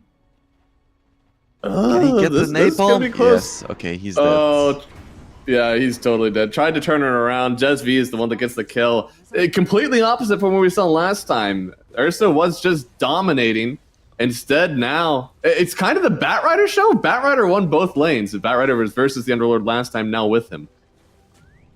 Yeah, I think there is a pretty good reason why people are often first banning this hero. I was quite surprised to see the Witch Doctor getting first banned, because he's gotten nerfed quite severely. He got a huge nerf. I mean, the damage he does is still there, but that extra heal, it's a lot easier to all-in him in lane. Rival? So, Rival gets the first stun, and in with the Phoenix Force Major, getting another kill. Now the creeps are all going to run under the tower. He may not even get to see them. Yeah, they're running all the way. They're just going to run the whole way through the base and die. So yeah, he won't get any piece of it. Lucas in danger here. A few more. Needs one more right click. They'll get it even through the Fire Spirits. Force Major. He gets the kill in the mid lane, but he's not able to save his CK. I guess that is worth it then. Yeah. Yes. You kill the Tiny, and CK, he'll come back. He'll farm. Tiny, you want to farm with heroes, so the more and more you delay his items, I'd say it's probably worth. I guess so. I think the build on Rival is very strange, though. He buys a bottle and then still gets a soul ring? Oh, interesting. It feels like you only do one or the other, usually. Sometimes you even choose between bottle and stick. So bottle and a soul ring, certainly. Surprised to see both. Yeah, I mean, if he had maxed like Avalanche Toss, I think there is something to say for getting Soul Ring in terms of farming speed, because you can use them on cooldown. So I guess because he has 3 points in Toss, he can just use it on cooldown with Soul Ring. But I'm not sure if that's better than just getting the bottle and more points into tree. The more points in the tree would definitely be based, but I do think that this is simply a delay on your Blink Dagger. It sucks because I know that you need some sort of build-up items, but that Blink is going to be much more delayed, especially with your team behind. They go in with the duel, but the heal actually from Panama, it's not enough. Hellscream helps get the kill. They'll continue to look at the Phoenix getting another kill for themselves. So a double in the mid lane. That is 3 points in Little Shredder for the Snapfire. Not just enough to counter the Phoenix, but also murder people in the midst of the Phoenix or the Legion duel. Wait, does he have Ricochet or a full bore? He has Ricochet, so he's in for the hitting, but he's going for mana boots for now. I want to see him potentially switch this into, or not switch it, but once he's done with this, go for a little bit more like Gleipnir or something. Mm-hmm. I also think that once you have the multi-shots, which is level 20, so quite far away, having a Mage Slayer is really nice on Snapfire, because you just get it onto everyone. Really good Mage Slayer game as well, right? I mean, just Underlord Phoenix Bat. That's all magic. There's not a whole lot of physical coming out there. Looks like they're diving bottom. I've seen this before. Nikki, cool. TPing down, but he's already lost his Bat Rider. They're actually hanging around. Panamam isn't too scared. Even throwing...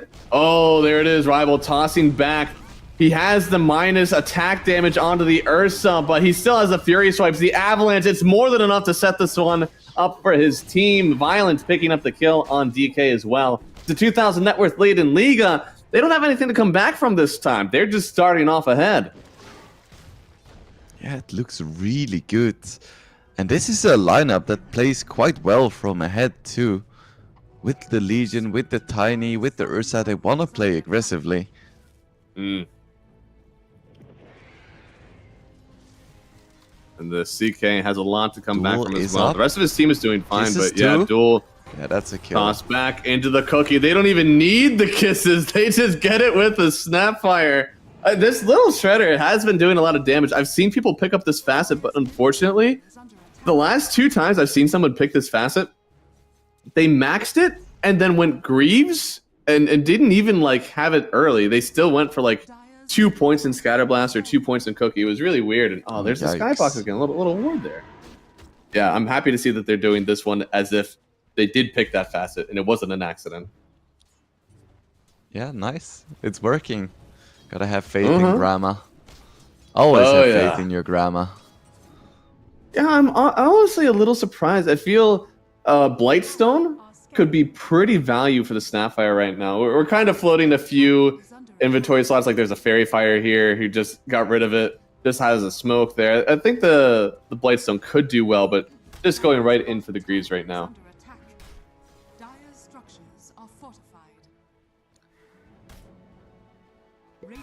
Meow has his 2 duels already on the Legion as well. Once you get the Shard, you're gonna get so much duel damage, and even just like 3 or 4 duel wins by 15 minutes is really nice for Legion Commander.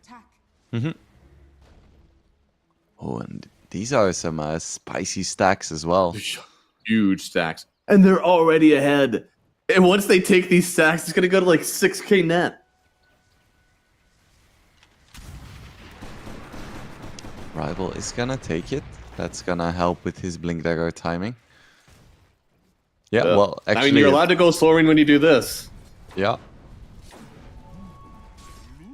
Gets the Soul Ring and then still gets his Blink at 12 minutes. Maybe I should be paying attention. Well, I mean, he did have like a triple stack in the hard cap, so that basically made up for the Soul Ring. If you don't have someone stacking for you, I'm pretty sure it's still a little bit risky. As you said, he's got the Blink Dagger. His team is succeeding at the moment. All top 3 cores in net, or 3 cores top net worth for Radiant right now.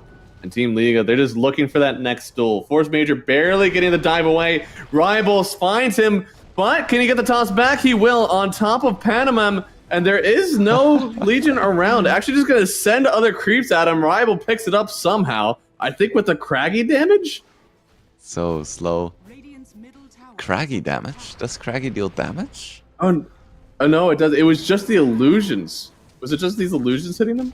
I think so. Damn. Oh, and they get now 5,000 net worth. Where's the Legion at even? Legion's still looking for the Blink Dagger, just farming aggressive in their jungle. There's no map right now for Team Nemiga. I mean, your DK had a fantastic lane. Ursa even wasn't so bad, but the CK just got dumped on by the Legion commander. How do you come back with this? Because I feel they don't need to let this get out of control, but they're just not playing the map. I think the big thing is getting Egg and Lasso up. Has been killed. Ooh, Legion getting very low, but he's gonna escape. Did they lose a wisdom rune or something? Why are they so low level at this point? No, they split the wisdom runes. Oh boy, nice cookie to start. There, hey, that's Egg, and they already used the Snapfire. This could be a good fight actually. The Egg drops, they get 2 stuns. Rival, after dominating this early game, they'll try to do the damage, but the heal from Pantomime is just too much right now. Mech at the last second, but the damage from Avalanche is more than enough. JetsV trying to run them down. It's 5 stacks, 6 stacks of Sticky sitting in the fiery burn, but a duel on the backside could be more than enough to turn this one back through. Rival, does he finally fall? He does, but the rest of your team could be in danger. Oh, Meow, is this too much? Gets the Invis rune. Is the inventory, but he's still staying on top of the There's the no. sentry. It gets away. Oh, there is a huge blink from Nikki Cool. Gets the kill, and this is a very important turnaround. They were so far down on the map, but this should give them a big boost in confidence on Nemiga. And the Legion was 100 gold away from his blink too, so this death is painful. Very painful. I mean, you were so good to start, and you just start staggering things, right? They were really hungry for the kill in the mid lane. The egg goes down after you use Little Shredder, and it's like, oh no. What are we supposed to do here? And they didn't leave soon enough. But at the same time, the gold lead hasn't decreased at all, because while we were watching this brawl in the mid lane, Ursa cleaned up that huge ancient stack. Oh, And no. suddenly he's 3,000 gold ahead of the CK. And that's pretty significant at 15 minutes. I mean, his GPM already over 500 there. So he's farming up a storm. Got the blink dagger so he can be involved in these fights. Oh boy! Once his Legion has blink dagger as well, which is coming out on Courier, that means both of them are going to be able to get into the fights right away. They'll even take Roshan here, which is something, with Ursa's now. Any amount of heal or tank you have in your lineup with the Ursa, you can take Roshan probably anywhere from 10 minutes on. Yep. With the Alpha Wolf as well. And Pantomime is just tanking it up. No cares in the world. She has so many points in heal though, right? Yeah, she's 044. So we said that the damage would probably be a lot from this double support duo, but once we saw those first 2 fights in the mid lane, they were probably like, oh, we actually don't need any more damage at all. Snapfire is actually seeming to be enough at the moment. So able to go right in for the heal. It's why they had so much sustain. Gonna do really well for Liga right now, as you can't all in the Ursa. He's got Aegis. It's a 0 point in impetus built. Ooh, they have vision on the CK? Jump in. But Legion just slightly too far away. Still get him still getting though, the kill with the though. kisses. Yeah, and duel at the tower here, underneath on the Phoenix, they'll get the kill. No way to save him. And then on the Rival gets the kill on Just V. They're falling, they're dropping like flies all over the map. Dire's middle tower Team Nemiga, you had 2 lanes that went fine enough, but you just played too passive on the map, and now Liga, they are dominating your side.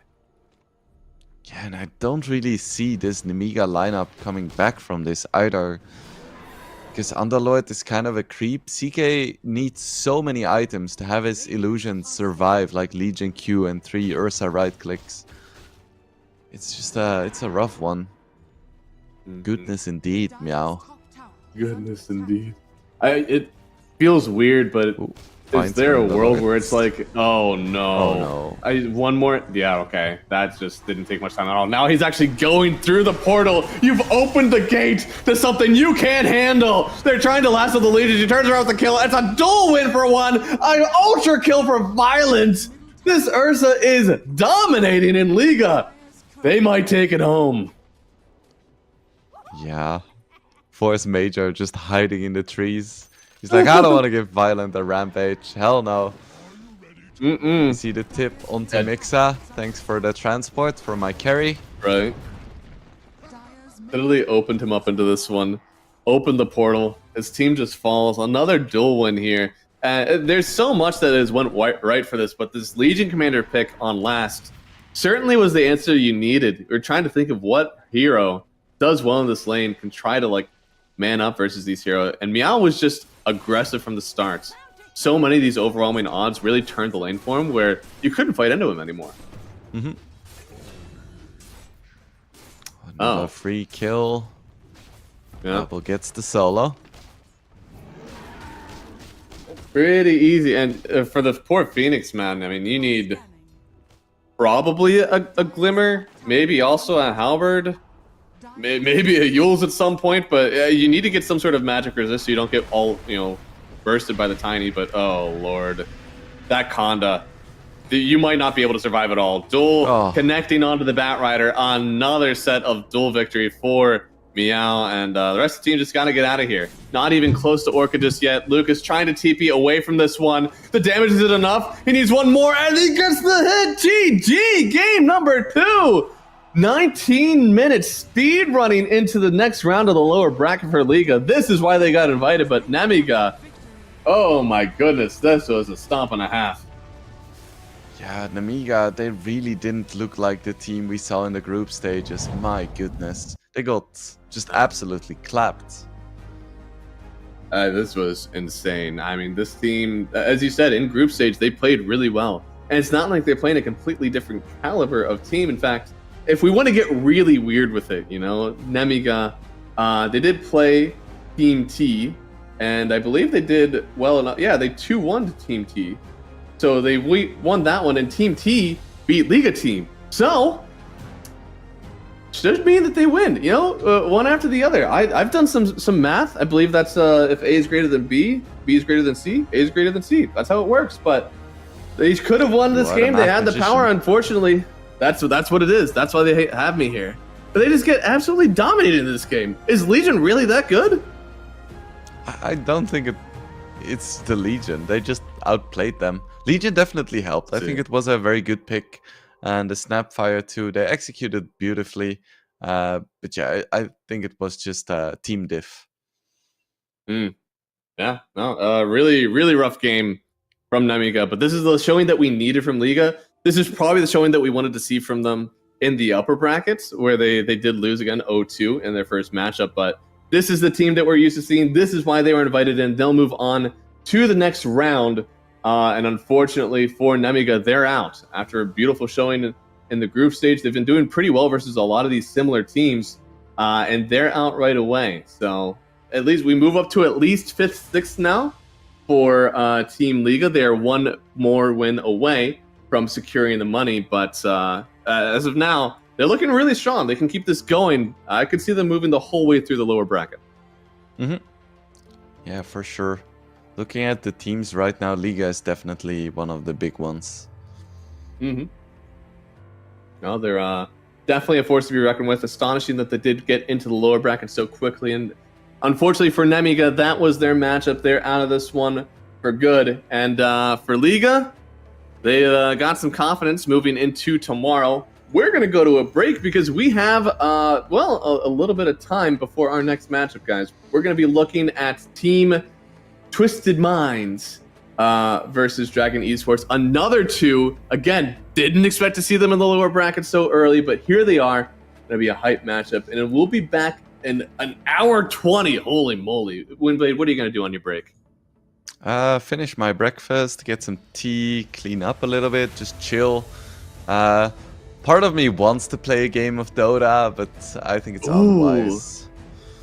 That's a good point, guys. If you wanna spend some time away from us, go ahead and queue a pub and see if that goes well before the next game. But we'll be back in about an hour 20 again for the next game. So take a break, stretch your legs.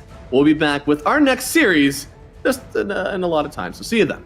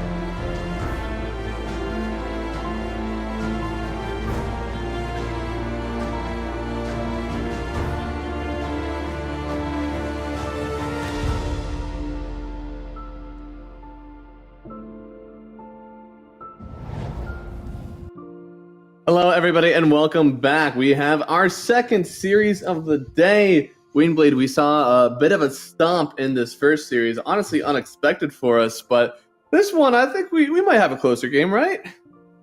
Uh-huh. I feel like that's what we're contractually obligated to always That's say. true, But yes. You can DM me Um, if you think it's going to be a stomp one way or the other. I won't tell. Because in group stages, Dragon Esports Club, they looked pretty decent. Like they 2-0'd both Nemiga and Winterbear. But I feel like they weren't like that amazing because one of their victories was a forfeit. And they also lost to Monte 2-1. So even though they were first in group, I was like, yeah, they're decent, but it doesn't really have to say anything. And Twisted Minds, I was like, okay, this looks like a pretty stacked team. And they then lost to the Greek gods. Yeah, this Group B is kind of all over. And that forfeit that you're talking about, that was versus Team T, which actually is the one that put Liga down into the lower bracket, and they stomped Nemiga out. So, I mean, this definitely is like the wild, wild west. We don't know what we're going to get out of Dragon Esports, and we have seen them. Otto and I have casted a few of their games, and pretty much every time Dragon Esports, they have a fantastic first game. At least throughout the laning stage and the mid game, they play really well, and then they just sputter out. They'll get a first victory, and then they'll let some really meta hero through the draft and get stomped. Or even yesterday, they just played the first 15 minutes of the first game really well. Like, they were winning. They just fed, they lost, and then they didn't even compete in game 2. So I'm hoping we don't see that this time. I want to at least see one good game out of them, but I really want to see them close out a series for the first time. Yeah, interesting that you mentioned that. So we should bet for Dragon Esports Club to win game 1 in advance. And that's then, true. We have plenty of bettors in the chat, you know? We can have the professional advice of mine. Now, I guess I'm not allowed to give, official advice, but I will say, as somebody who doesn't bet and literally never uses my money, I think that Dragon Esports have the best chance of winning game number 1, but teams figure them out really, really quick. And as we've gotten through, like, a lot of people have seen them now. I'm sure Twisted Minds, they don't want to go down one game. They want to give their best shot straight up. So it's possible we don't even see one victory because they've already looked at this team and figured out what they want to do here. And see here, Paul, Dual Rays, Norma, Geo, and Monsterello. Something that's really cool about this team. What? So handsome. Oh yeah, they haven't gotten pictures in, man. It's rough. Sorry, you were saying. The Dual Rays. He got his name basically from playing so much SF, and people have actually given it to him. So we'll be interested to see. Do you think Twisted Minds leave that in? Is there some sort of mid counter to the SF that allows you to play it? No. All right. They probably will ban that out versus Dual Rays then. Otherwise, I think that these guys are mostly normal. I think Geo has been picking the Snapfire, and he was the one who went for the Snapfire Ricochet talent. Didn't end up maxing the ability, I believe, and then went Greaves first and didn't really do any damage. So hoping that if we see him play that again, we get to see a little bit more of the right-click vulnerability of the Snapfire. Hey! People. I love that. Love people. Big fan. Love people. And it's nice to see their faces actually all over. I don't think we've seen these guys at a proper LAN yet. To see all the pictures all together is quite nice. But this team has been together for a bit. I believe they've been competing as Rest Farmers before this. And they even had one name previous as well. But now they are competing under Twisted Minds. And this team, I'm a big Hanskin fan. I've been that for a while. I messaged Neff immediately whenever I saw this team, and I was like, I'm so happy for you because I think he's a great competitor. And a lot of these guys have been around the Eastern EU scene for a while. Shadow, Xantic, and Stonebake in particular. I know I've seen a lot of them around bits and pieces of teams, but now, all together, and Twisted Minds, they have had some struggling throughout a lot of these qualifiers. And of course, yesterday, already dropped one series. It was a hard-fought loss. It was a 2-1 to Just Better. But you know this team probably has some very high standards for themselves. They just haven't been able to meet yet. Yeah, I do feel like Just Better really showed up yesterday. the day before that, they were a little bit sloppy. But like game 2 and 3 against Twisted Minds were really solid. Just like clean 30-minute victories, outdraft, outplay. Just really well done. That's not a bad team either. There, of course, judged better with Skylark on that pause 3. He's a name that I've seen a lot throughout Eastern EU, and I haven't casted this region a ton, mostly because we've just gotten to 7 a.m. in my region, so I do still recognize his name. So not a bad team to lose to by any means. Honestly, pretty stacked as far as these West or Eastern EU tournaments go. So that's Twisted Minds, though. That's the teams you got to beat. Have you been casting Dota or following Dota for a long time? I have been watching for a while, but I've only actually been casting since like 2021. So I think I'm coming in on my 3rd year here. I see. So it was probably before your time when at Finam went 2nd in the legendary run in the Boston Major, and Just Better is like the remnants of that team. I see. Because Skylark, Thug, and Spartan were on it, but they used to have Madara as a carry, and maybe next time. Okay. But Focus has been in and out of this team. Thug has been in and out of this team. They've experimented with Wish. They used to have Desire as well. So they had that amazing run. And ever since, they haven't really been able to find the same success. But they're still really fun to watch, just in their playstyle. That's true. And hey, they had some fun against Twisted Mind for sure. Again, they got that 2-1 victory. And so both of these teams actually coming down. Unfortunately, Dragon Esports, they weren't able to take a single game off of Sibe yesterday. And again, their first game was really, really good. They had a solid lineup to start. They just ended up tapering out towards the end. So that's when Sibe team actually gave them the SF in game number 2, completely stomped them out with the Razor, which is, well, SF is one of the heroes you want to play versus the Razor. You have magic damage, some sort of mixed ability versus this hero that takes away your attack damage. So I'll be interested again to see if they let that one through, if they feel like there's some sort of vulnerability. We're going to get into the draft here very shortly, actually, so we won't have to speculate for too much longer. But I imagine we're going to see some of the similar bans, right? This Witch Doctor getting banned out, maybe a clock. Yeah, well, I still don't really understand why people are still banning the Witch Doctor. I don't think it's that broken anymore. Even when it was in its most broken form, it still only had like a 50% win rate, and now with the nerfs, I'm like, I would rather play against a Witch Doctor than like a Weaver or a Bat Rider for sure. As is the patches, that's how it goes, right? That you gotta play a few games, few series down whenever you ban the hero out, and all of a sudden that Weaver is sneaking through every draft, and you're like, I don't want to do this anymore. All of a sudden, Witch Doctor flies off the ban list. You gotta throw some other stuff in, but you know, Dota players, they're all based on what really hurts them. You know, it's trauma bans. Until something truly hurts you a lot, you're not going to ban it out. And they've been hurt by the Witch Doctor a lot, I feel, in the last few weeks. Yeah, we'll see if they end up going for it. We see an IO ban. Interesting. Ooh, that is a particular ban. You don't see that very often in the first phase at all. Yeah, these are some unconventional first phase bans aside from the Darkseer. So now they pick up Phoenix, I guess. Right? Like, I feel like we've honestly seen enough of these drafts where we can probably run back every 9 pick. Probably know what's happening. Anytime people pick Tiny, it has been the Phoenix. It matches up very well versus it. Lifestealer just isn't the same one. If they had picked up the Weaver, we would have seen a Rubik. Some people still try to do Rubik versus the Tiny, but it's so back and forth, right?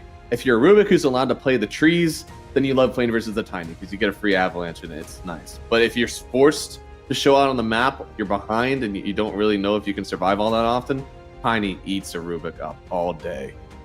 A lot of reserve time being used here for this first pick. They have to have seen this before. First pick Tiny is not something that's uncommon. So I wonder if they're just worried about like what their next bans are going to be, because they only have one ban in this next phase. So if they're trying to do something special that needs a little bit of protecting, oh, interesting. Okay, so they go right in for the Weaver. Good physical damage versus the Tiny, and honestly, you can build to not get burst by him, but early on, it's a little difficult. You can't really show on waves as much. Yeah, I wonder if Twisted Minds now wants to pick up the Rubik like you spoke about. Yeah. Could be. They have the first pick, right, of the last phase? Yeah, so they'll get the Weaver and maybe snipe the Rubik for themselves on Dragon Esports if they want. But again, that's two very squishy heroes for a Tiny that if you go in the mid lane, it's going to be a lot of burst very early on. Mm-hmm.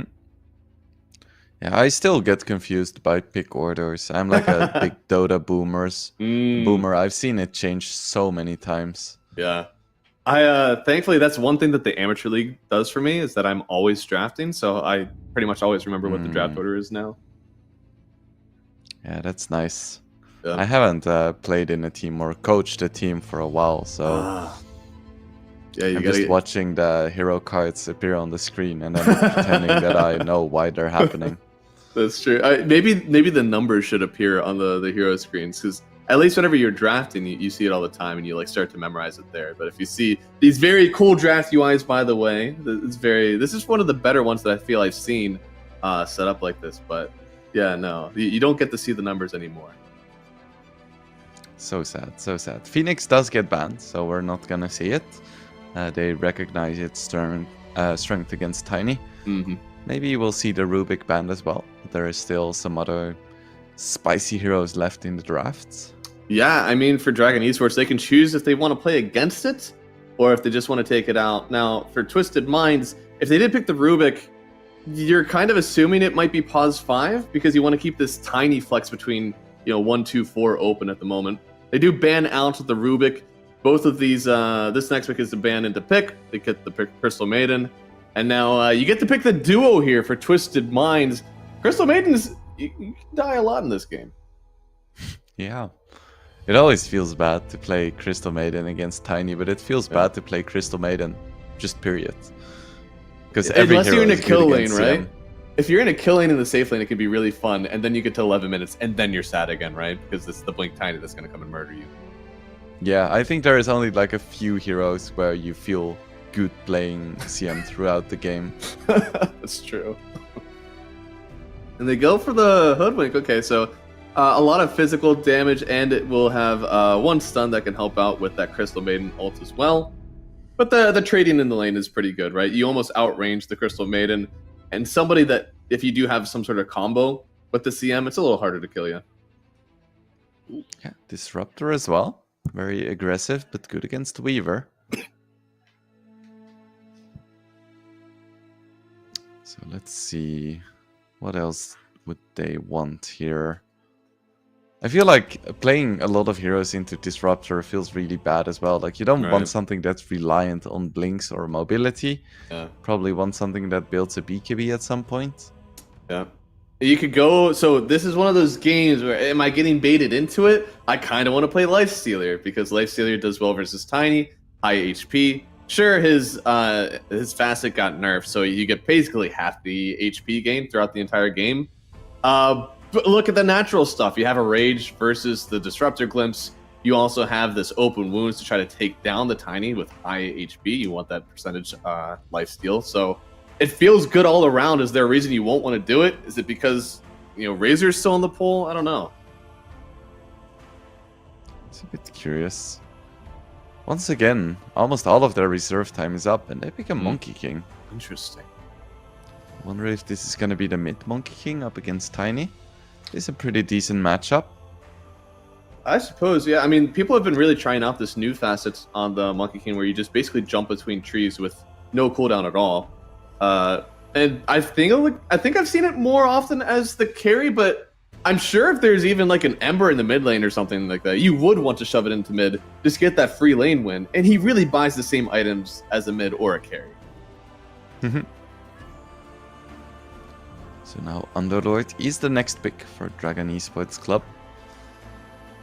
Just a very tanky boy, fits into any draft. Used to be kind of immobile-ish when your ulti was still like targeted on like a creep or a tower. Yeah. Now that you can just place it anywhere, he is actually a very active hero. He's like, what if I were Nature's Prophet, but actually a good hero? What they need to do is they need to remove this facet with like the 2 necro books that come through. They need to give his old ult back. on one of the facets. I think that would be really fun. It was so cool to play against us sometimes. You'd like glimpse one guy back as they're going through the portal or like force staff somebody away. I thought it was always so cool to play like that. Yeah, I remember like not skilling up your ulti to level 3 so you could TP in and then immediately bring people back. Oh, that's really cool. I didn't think about that. I don't think it's like any good. It was super situational, and if you had a Oh, yeah. facet like that, no one would ever pick it. But it's cool. Oh, yeah, Speaking right? about cool, Slido picked by Twisted Minds. You think it's the coolest fish? Ooh, I mean, we had a really cool fish today in the Slark, and also, I mean, the Slardar as a carry player, I've been victimized by many a Slardar, so I don't want to call him cool. You know, he's done too many bad things to me. Who do you think is the coolest fish? Because you have Slardar, Slark Tidehunter, it's like small, medium, large. Then you have Naga, who's also an option. Ooh. Sven is 50% fish. Is he? It's Is that real? I think in the lore he's 50% fish. Whoa. I had no idea. I mean, I think I'd have to go with Slark because he feels like he has the most mini games to play whenever you're playing Dota. Like Meepo, you have the mini game of like microing your Meepos around to make sure that they actually get farmed, that they don't die. Slark, you have like this pouncing in and out, dispelling stuff whenever you jump into the fights. Tide is just a big watermelon. You know, he jumps in, you don't really kill him. That's no fun. Slark has the most that you can do. I feel like you just lost some fans. That's true. I mean, you know, what can you do? Just because I like those carry heroes, I got a little bias in me. I feel like I shouldn't be chastising you as a Slark apologist because he's my second most played hero. There you go. Oh, that's awesome. That's a good one to play. Yeah, like it's so elusive. You know, it's a dangerous game to play.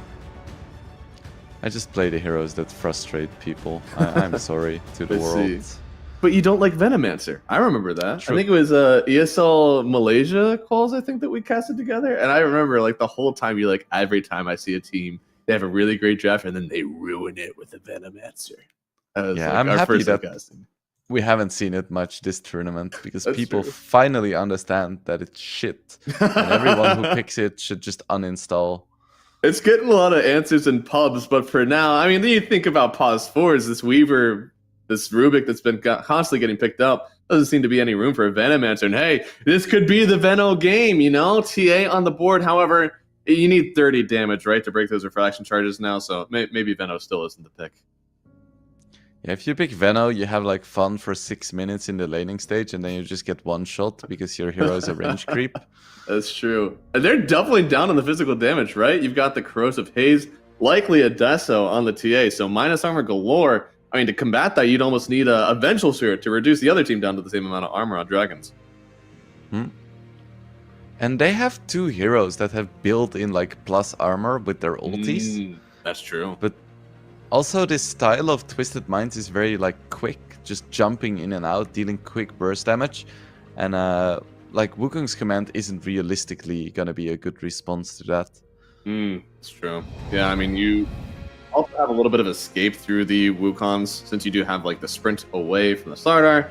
Theoretically, TA would be able to blink out with the refraction, so honestly, a lot of good peel from that, but you know, just one stun. That's all it takes for Dragon Esports Club to keep them in.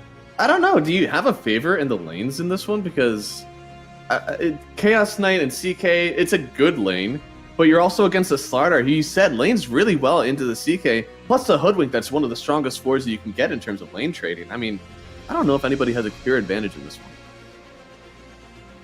Yeah, I think Dragon Esports, they have okay lanes, but I feel like in the mid game, if their Monkey King doesn't really pop off after his lane, I just don't see them taking it, because for Twisted Minds, their game plan is so straightforward, so intuitive, where they have like Slardar making space, just supports being aggressive, and then TA just AFK farming, then they hit this timing with the TA, Deso, Blink, Dragonlance, and the Slardar Blink, and then they just start running at people. No, it's going to get kind of hard for them early on. And the Monkey King, as you said, I like the focus on hint because the snowball potential of the Monkey is another thing that's been getting this hero picked a little bit more. I just, as I do the broken hero counts, one team has Weaver, who's been very good first pick very often, and I have TA and Tiny on the other side, and those two have been first pick quite often. So it's 2 versus 1. I think Twisted Minds, they might have a slight advantage in my heart, but I think that's also because Monkey King, he's your lane punisher, right? And he's going against a TA. That doesn't seem very favored for you. Wait, did they pick the TA for mid or for... Oh, safe? That's a great question. No, it is. Yeah, no, it is TA in the safe lane. It is the mid pony, right? Yeah, I think that makes more sense. Oh, yeah. Because TA gets punished even harder than Tiny by a Monkey King. Really? Because she has no peel until she gets level Oh. 6. While Tiny, if Monkey King ever commits on you, you have 2 stuns to create some distance. Yeah. TA has nothing. I didn't think about that. That is totally true. So they will be sending the Tiny mid there. At least the off lane should be. Again, I feel like it should be well in hand for Twisted Minds because that is a rough lane to play into. But CKCM is a lane that if you get that burst down, it doesn't matter what Slardar has. You should just die. Yeah, and having the attack speed slow on the Crystal Nova is also very nice against Slardar. That's totally true. I mean, CK is also here that typically does struggle slightly with mana in the lane, so this Crystal Maiden giving the free mana battery, would be pretty good for them. Another pause. Oh man, the production baited you. We were in a pause, we got into the game, and then Norma paused again. So sad. Yeah, I'm very happy with the change that pubs can no longer start with pauses. That's true. But of course, pro games are the exception. You think that should be the next change? All pro games, you're not allowed to pause during the first 3 minutes. Once you get to 3, then you can use your hotkeys. I mean, as a caster, I would love it. But as someone who values competitive integrity, blah, blah, Right. blah, health of the Yeah. pro scene, it makes sense. Yeah, no, for sure. But that does mean we'll be waiting around for just a moment for them to reconnect. Doesn't look like there's a ton of cool items being brought out here. Most of this, except for, I guess, the ROP starts on Norma. Looks like that could be getting turned into a Soul Ring pretty quick. But that's not something that we usually see on an Underlord. We usually see just the Mana Boost Rush, right? So what is the coolest starting item build you've seen recently? Oh, I like the ones where you're a carry hero that either goes for a Blightstone or an Oob. I think those ones are the really risky ones. Something like an SF, if you really want to double down on that minus armor thing. I think those ones are kind of cool. Oh, that sounds like griefing, but it does sound cool. Right? No, it definitely, that's why it's cool though. Because the normal thing is to just get stats, get regen. That's not cool. That's just normal. The ones that are cool are also, a little bit risky. Yeah, I definitely agree. I'm personally a universal hero kind of enjoyer. So I like the 1 and 3 iron branches. Yeah. Hell yes, get those stats, boy. Right? And I see this so often, and it's if you have a pause 5, he'll go 6 tangos for you. It really works out because that guy. Chances are, as a pause 5, you're gonna be feeding your carry tangos no matter what, anyways. So why not start the game doing it? So it doesn't matter. The real cool ones is whenever you're a super support, you go for the Alchemist with the 250 gold talents, and you give your mid laner a bottle to start out. That's the coolest starting build. No items out. So, do you know if they fixed the bug where if you swap heroes, you keep the gold? Oh, I actually don't know that one. Because that would be a cool strategy as well. Yeah. Starting off your carry with a ring of health or something.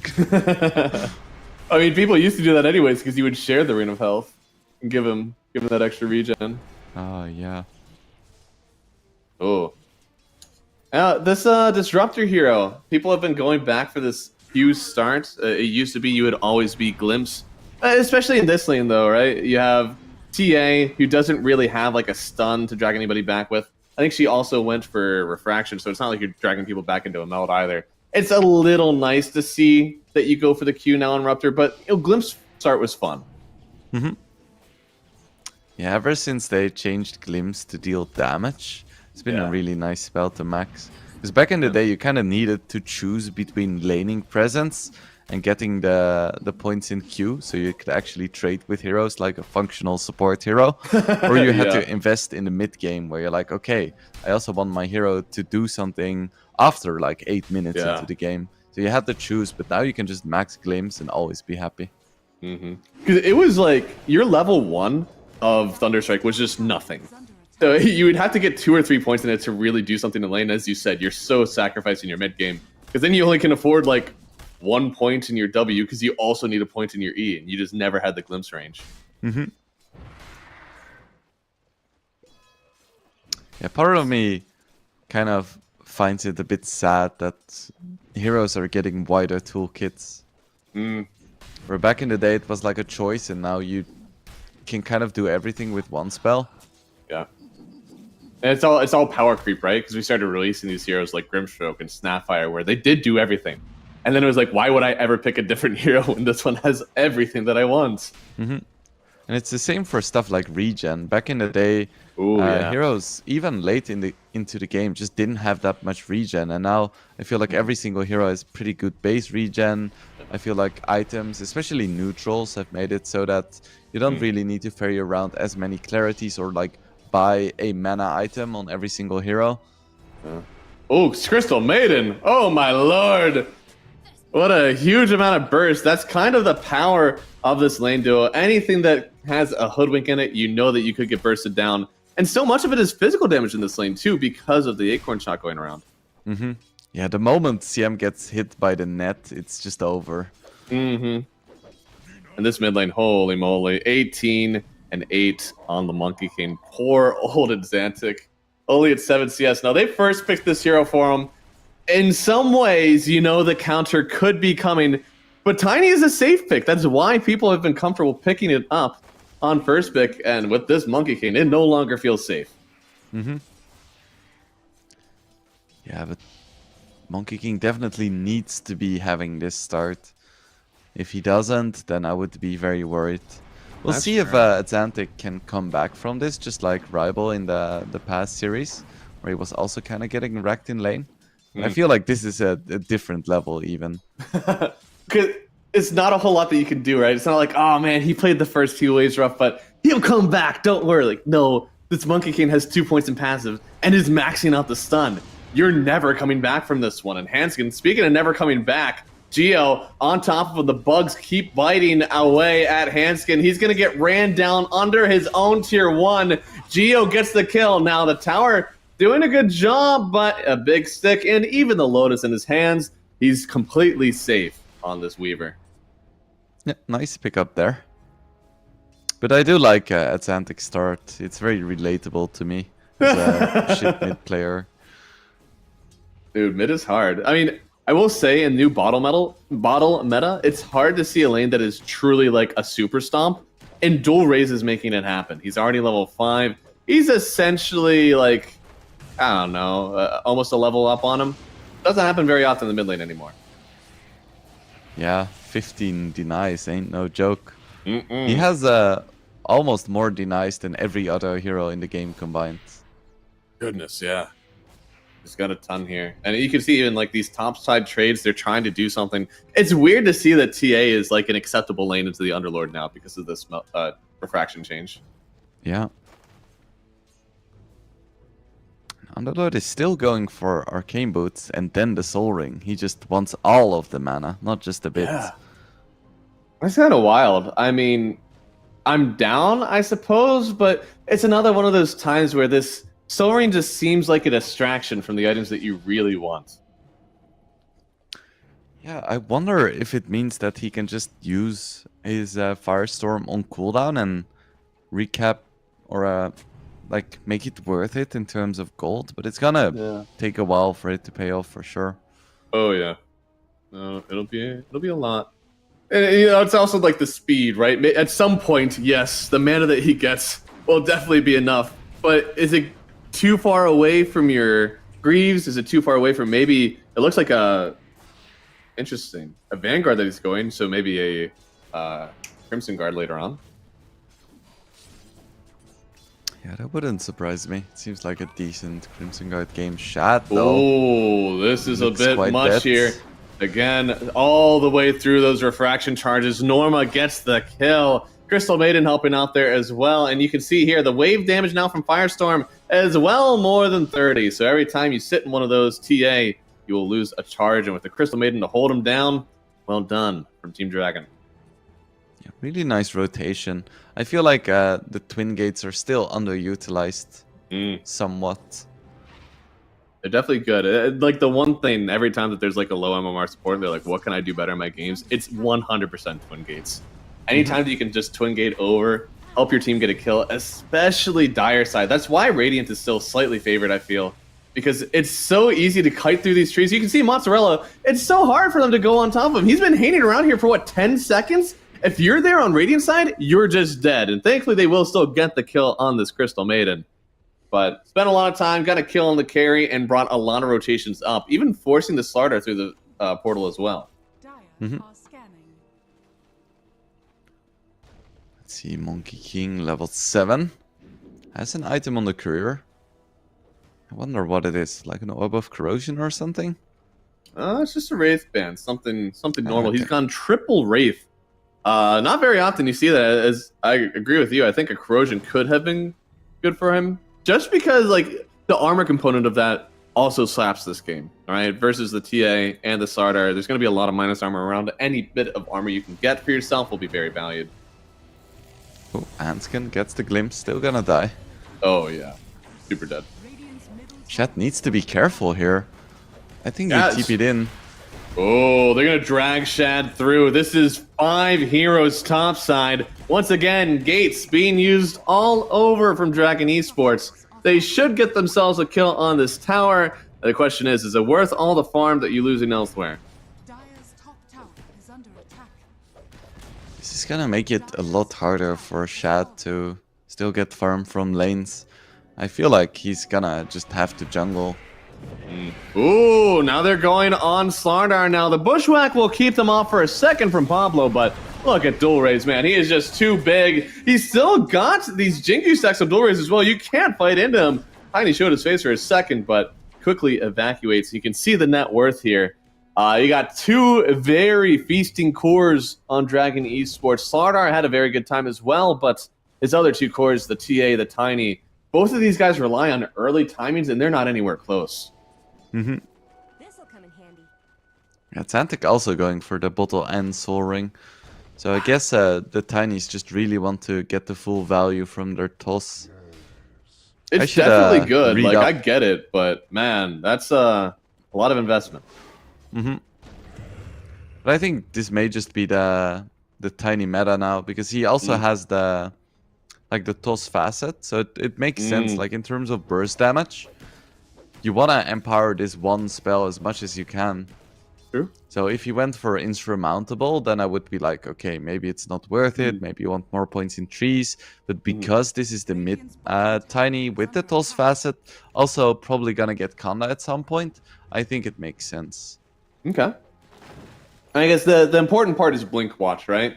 We want this Blink to come out at least around, well, the 14-minute mark. We'd like to see it available come around the Wisdom Runes. Earlier would be better. I think what we saw 12 or 13 last series. So we'll see. I don't think we're going to see that one. And he's definitely not going to get 2,000 gold in 2 minutes unless something terrible happens. Yeah, it's a bit rough. At the same time, it is just a 2k lead, and Stonebank is gonna have his Blink Dagger in 300 gold.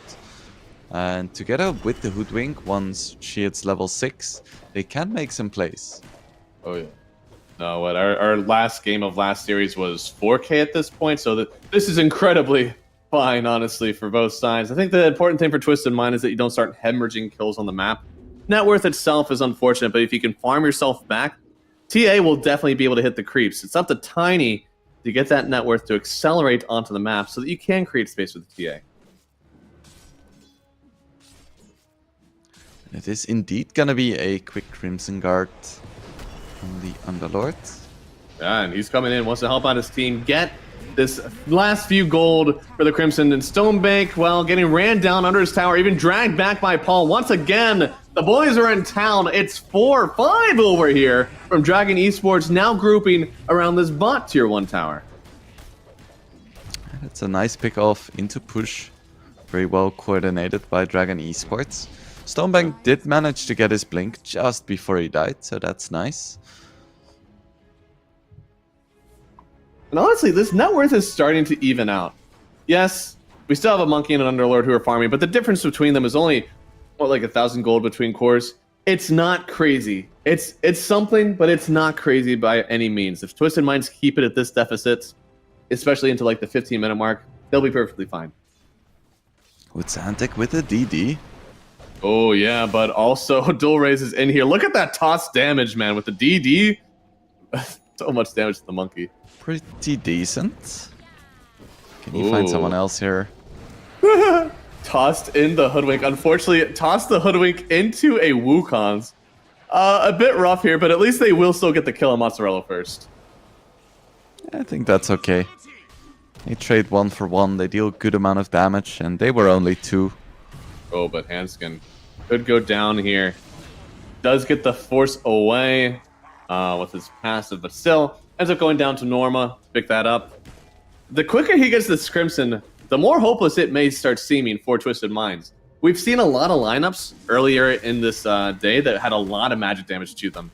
But this one from Twisted Minds is actually almost entirely physical, right? Like Slardar, Hoodwink, TA, a lot of physical damage output. Just the control, really, from Rupture, not a whole lot of damage. And Tiny will be the only one really to do magical burst. So I love this pickup for the Crimson Guard once it comes out. Yeah. I'm also not sure if you noticed, but Tiny actually got his blink at 12:30, so that's still a very good timing. Absolutely. Really well done here. Pablo getting the kill there. Xantic could go down. A huge bushwhack, actually, and then the Static Storm. Now, wasn't able to catch the Weaver in it, but will still get the glimpse away on the Underlord. He won't be in this fight. Hanskin giving his life, so hopefully his Tiny may live. In fact, Tiny, gets the blink away at the very last second. As you said, an early enough blink, gets the kill on one, and somehow still survives. Dire's middle tower is under attack. Oh, the tier 1 mid also going to fall. They're Last tier 1 for Twisted Minds. But it looks like they want to defend this in some way. It'll be a rough defense, right? I mean, 5 heroes here. They've been doing this for all outer towers. A nice route into the bugs. A lot of minus armor going around. They'll kill Stonebake right away. Tower's still falling. And Xantic, he doesn't want to let this go just yet. Dolrays will pump fake the ults he knows. There's no way the Twisted Minds can fight into that. But for the 3rd tier 1 in a row, Dragon Esports have 5-manned and accomplished their goal. Yeah, very good coordination so far by Dragon Esports. Feels like they're really moving on the map as a team. Absolutely. Every single objective, they make sure that it's just enough people, and then in between you have people farming, but it's showing a lot of promise. Now, to be fair, just enough people each time has been everybody. But yes, they have had the moves. And it's so, as you said, it's very efficient.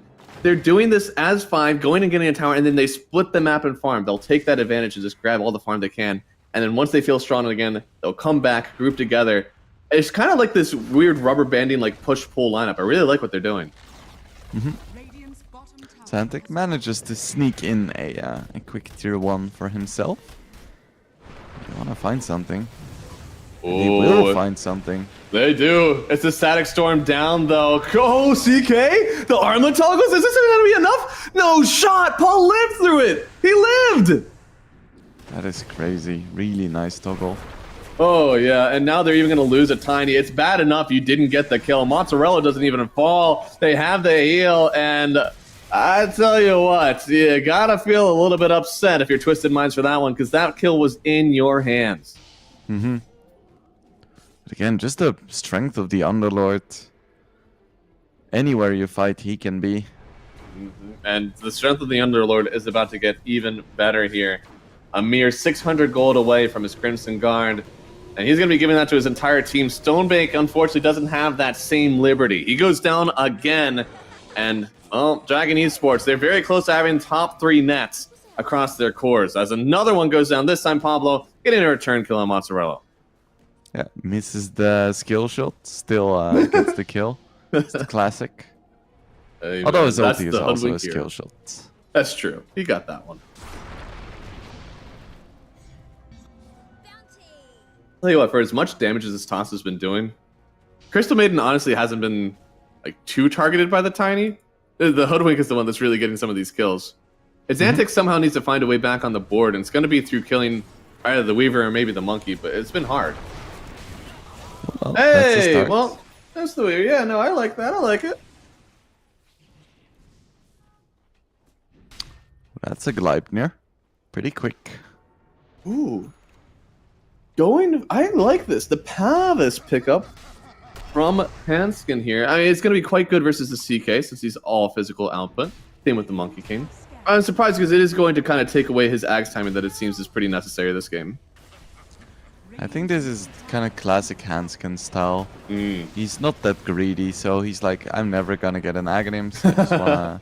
Oh, provide yo, what I throws can. down the Static Storm. Actually got the glimpse away on Dual Raise as well. There's not a whole lot of trees in this mid lane. Oh no, Hanskin, he walked back into the root. He'll go down, Dual Raise to pick it up. Still, it will be a 1-for-1 trade. It seems that Static Storm just didn't get any kills out of it. Do Twisted Mind still want to fight? Oh yeah, they're still going for it. A toss up real quick. They'll kill Norma. A big kill pickup actually from Twisted Minds off a lot of damage from that toss on Tiny. But here comes Paw. Big boy carry into the mid lane. Trying to pop the refraction on Shad. It's already out. They'll drag him back one more time with the Reality Rift. He is maxing that on the CK, and they'll go for a little bit more here. Dragging on in the Tiny, but the Acorn bouncing around. Paul could fall here. The Toggle, once again, this time at least the Bushwhack will collect on him, and Dole Rays healed on up. He's got the Jingu. He may take down Stonebank. He's got the lifesteal for it. One more hit on somebody else. No, Pablo with the double kill. They will lose everybody on Dragon Esports, but at the same time, Twisted Mind, they lost all their cores.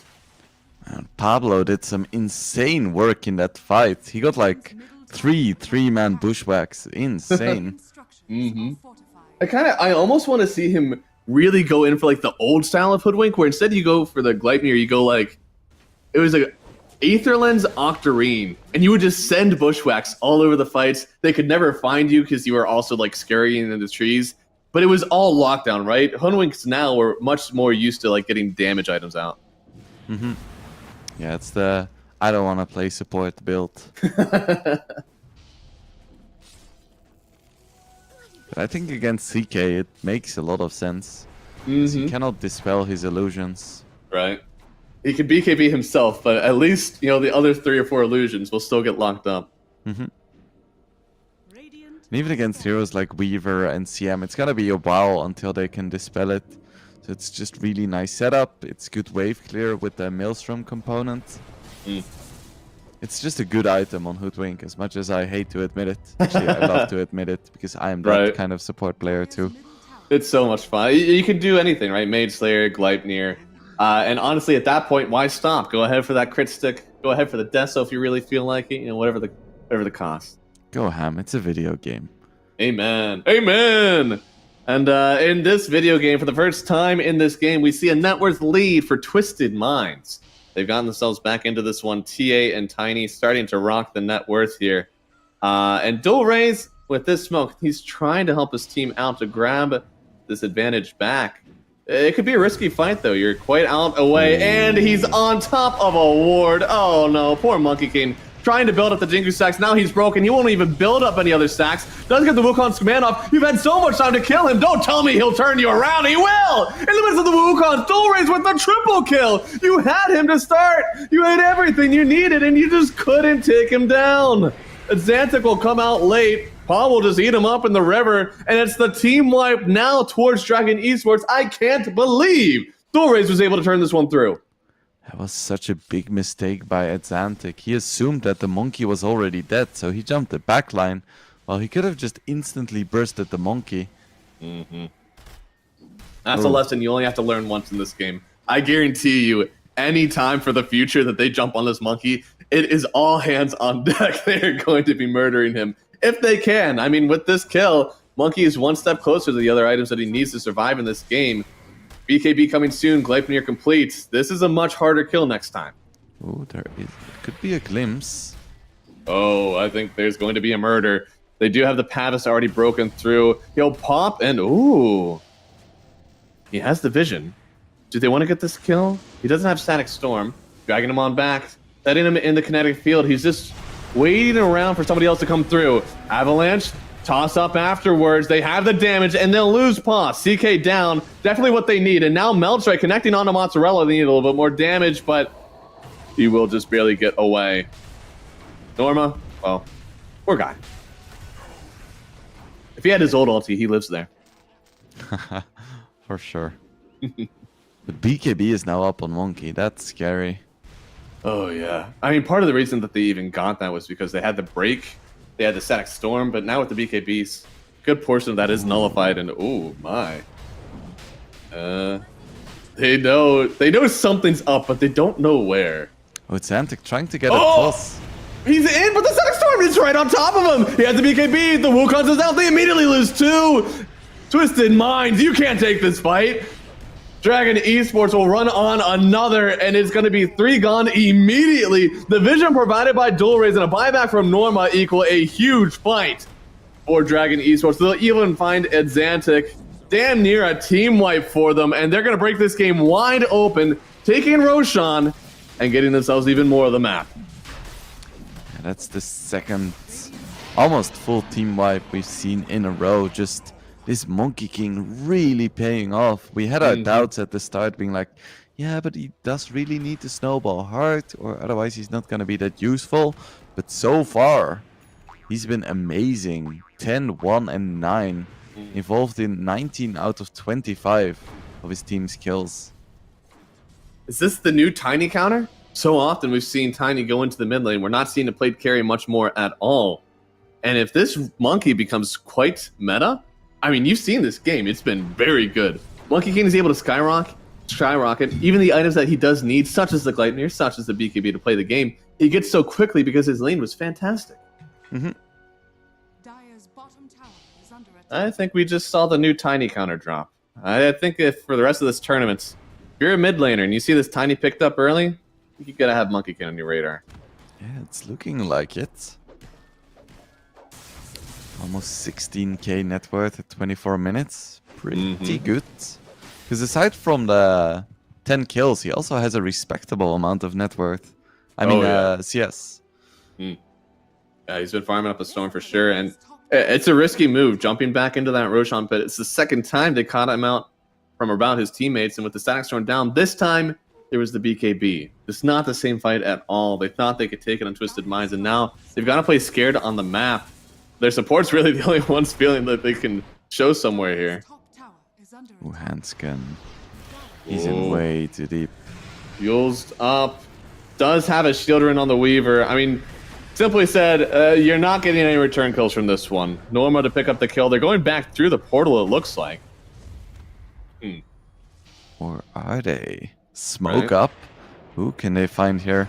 Oh, Tiny found BKB available from Dual Rays. Exantic wanted to get the toss away, but he's just not going to get it in time. Another kill. Dual Rays is just dominating in this game number 1. 11, 1, and 10. He is just in part of almost every single kill for his team. And once he gets a Skadi, I have no idea how they're going to be able to kill him. Yeah, it feels like they already needed some sort of like degen for him, but nobody was able to pick it up. There's no Vessel, there's no Scotty, and I don't think that's going to happen in the game at all. His heal is going to be free, and he's going to be taking away any heal that you get on your team, plus the beef. You're not going to be able to nuke him down. It's just going to be too much. This Monkey King could go unchecked for the rest of the game.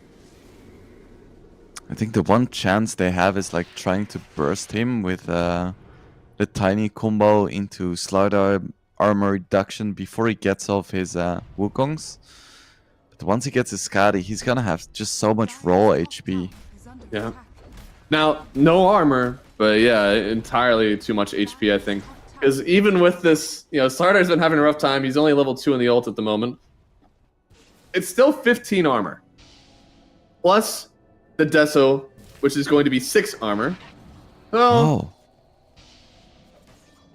Okay, he missed Pablo there. Is under attack. He'll still... Oh my goodness. He'll still have like 8 armor, actually. Thanks to these 2 bracers. Seems good. That's if they get on top of him with everything, right? That's with Corrosive Haze and the Deso. I suppose Meld is something I haven't considered. So that's another 8 armor. So he'll be even. The Scotty HP will essentially be all that's left, but that's still going to be a lot. I mean, we're looking at probably a 3k HP Monkey King at that point. There is another smoke from Dragon Esports. They don't want to give any space to Twisted Minds. But they're just going to find Hanskin, probably. Yeah. Once again, going down here. Tries to get the glimpse away. And it looks like Geo will be the one that gets to pick up the kill for this one. I feel like we've watched Hanskin die at least like 8 times now. Well, you're right, because it's been 9. We might not have watched all 9 of them, though. Maybe we only watched 8. I feel like it's the story of this game. Hanskin walking somewhere, someone jumping him, he tries to do something, it fails, he dies. Oh no. Used up, dragged back on the Tiny, and CK will surround him. Their team just has entirely too much damage, and Norma is just all over the map. After he got back into the fight, just portaling right on back with his team, forcing the BKB out from the Slardar. That means that even if there was to be a defense here for this mid tower with no BKB on the Slardar, is surely out of their minds now for Twisted Minds. And even though it's just an 8k gold lead, it feels like Twisted Minds just has no chance in any kind of real fight. Because of all of the BKBs and tools. Oh wow. Dual raise. That's an early BKB. Pablo may actually feel fine about that. BKB for you at this point opens up a fight for your team, but you have to wait the full 45 seconds for you to get back. And Monkey King, with that kill, gets one step closer to the Scotty. And just a few hundred more gold. And Weaver is level 17, my goodness. They're actually like crazy high level, like all over. Weaver is actually higher level than CK. Seems good. That's the illusion hero curse. Yeah, I experienced that a lot on Naga. I feel like on CK it's less prevalent because your hero itself is so strong. And you don't, after you get done with your level 1 ulti, you're not often just sending random illusions down waves anymore unless it's your Mantha. Mm-hmm. But those early levels, it's definitely a slow start. Oh no, silenced up actually. Now with the meld again, there's a Crimson Guard here. There's so much physical damage that you're being protected from. They haven't even killed the Underlord yet, but on the backside, Dual Raise is wrecking your supports. He's at least taken one. Pablo may take out. Shad has to BKB TP away, and once again, it's 3 gone. Twisted Minds, they just can't compete on the map right now. They need so much more, but they don't have the space to get it. Yeah, Underlord is such a difficult target to take down. Another BKB forced. Oh, goodness. I mean, sure, Wukong's is down, but Dual Raise, he's happy to sit in it and take your high ground. No Aegis needed. With 3 gone, he feels perfectly capable of doing this himself. And now almost BKB for CK as well. I feel like this game might just be over, even though not a single Rax has been taken so far. It's gonna be close. I mean, there's so much good synergy in this lineup, right? Like, you have a ton of minus armor, you have lockdown and a lot of damage even on your supports, but they have a toss. Can they do something with it? That's the question. We haven't seen a coherent move just yet. This doesn't seem to be it. The Static Storm is down, but so are 2 of your teammates. There's no buyback on the Tiny. Shad is trying to get the hits in necessary, but he's gonna be lifted up. Forced to walk away as his mid-racks will fall. Yes, they went for some kind of desperation initiation there. They knew they didn't have BKBs for at least another minute. So even if you die, you're gonna respawn before your BKB comes back up, so you might as well try. You can't let this go unchecked forever. You're gonna lose another Rax here. No Tiny, no Slaughter for 20 seconds. Aegis isn't even spawning for another minute and a half, but oh, Disruptor. This is dangerous. Already taking down a big stun. They don't even have to commit. It's just poke damage that will end up taking down Hanskin here. Poor Hanskin. Not having a good time. Yeah. This is a hard game. And Disruptor, people talk about this all the time. Disruptor from ahead and Disruptor from behind, it's like you're playing two completely different heroes. Mm-hmm. Monkey King, Skadi finished. Getting a butterfly next. Oh, no. At least, okay, with the Scotty, it's like, okay, I have to try harder to kill him. We have to devote more resources. But with the butterfly, there's a whole new item that you got to get on the board. And even if it was just, finishing a Bloodthorn, nobody has an Orchid, so that's not happening. It's easier. TA has to go for the Monkey King bar. She's currently trying to complete a Daedalus, so she can even kill one of these other heroes through the Crimson Guard. So you're already so behind on items. It'll take a throw and a half from Dragon Esports to give that amount of gold over to this TA. Yeah, Xantic is so poor as well. Overtaken by Weaver now. Oh, Level no. 15. It's a Peppa Hand situation. Oh, no. Rooted up. Blinks away at the very last second. Looks like they won't actually commit to the pits. And the beautiful thing about this one is that it is 80 seconds without that in the game. So maybe they can wait, get a good fight afterwards.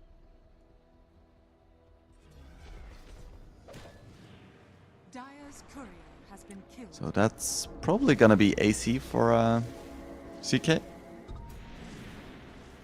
I'd believe it. Or- It's definitely pretty good. Again, you need this armor differential between your team, and AC will help even that out.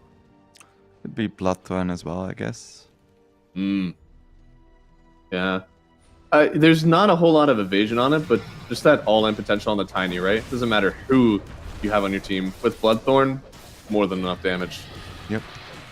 It's gonna be a free Roche after the debacle 10 minutes ago. It's been that long, huh? Hey, it's crazy. If that fight had gone any better, maybe they had seen the Monkey King before he jumped in. It would have been a little bit more, but instead they lose that first Aegis. They lose the map almost completely. And now here we are, 23,000 net worth later. There was a lead for Twisted Minds. Unfortunately, they did end up losing what little lead they have. And now it's hard, man. You need BKBs, but you constantly are losing them because you have to use them to TP away. I just don't know what else you can do. Dire's bottom tower is under attack. Shot Woo. quick on the reflexes. Oh, yeah. Dire's bottom tower has fallen. Aegis is on Monkey King. Doesn't have an Aghanims yet, so he isn't the best pusher. Yeah, this guy sucks. I have a feeling it might just be enough still. Yeah, it might. Oh, unless he gets caught out, maybe. He's getting Bloodthorned on the Tiny in the back. Can they even commit on the Dual Raise? And Xantic dies. He's got to buy on the Tiny. You may get the first life of Dual Raise, but what afterwards? There's no TA left. You finally thrown down the Static Storm, but the BKBs are still around. Sure, take his first life. No, you might not even get his first life. It's dieback, and GG is called game number 1. I mean, Twisted Minds, it didn't seem like they had much they could do with this one at all. Yeah, it looked decent when they had that team wipe and the really good team fight in mid with the Pablo Bushwhacks, but every single fight afterwards they got wrecked. I feel like the moment Crimson Guard was up and they started playing like properly as 5 and Monkey got his BKB, it was like just no chance whatsoever. And they still tried to go for plays on Twisted Minds, which is good because you don't want to just randomly lose. But at the same time, it meant that all of their cores couldn't really farm anymore. So once the pickoffs started going wrong, they started losing fights. They had no real way to recover. Yeah, no, it was way too hard. You said, like, they had the team wipe. They had a net worth lead. Like, this game was still winnable for them, but that Roshan fight was just disastrous. And even before that, the Monkey King missed kill, not going on it with the Tiny. That also just completely turned the tides of this game. Dragon Esports, they held on the whole time. They didn't make any mistakes after that. They had definitely had a great draft for it. And again, I have to imagine, if we see this Tiny first picked up again, if you don't immediately respond with a Monkey, I actually think this hero needs to get banned out because that looks just dominant from the mid lane. And it, again, they never could kill him. Yeah, it's like we're rediscovering all the old metas, like picking a melee hero and then having it countered by Monkey King. I've seen this one before. That's true. I guess this one isn't completely out of nowhere because in pubs, Monkey King has gotten so much more popular now with this tree dance talents or facets. But not completely. They didn't just be like, you know, I think that monkey hero could be good. Like this is a hero that's currently meta, at least in the pub scene, but they found the perfect place to put it in. I mean, this game just completely set it for a monkey. It was awesome. We are gonna go to a break, guys. That was only game number 1. We will have game number 2. It is elimination on the board for Twisted Minds if they don't come back from this one. We know they're a much better team than this one. We'll see if they can crawl back in or if we'll have our second 2 of the day. So guys, stick around. We'll be back for game number 2 in just about 10 minutes. Its middle tower is under attack.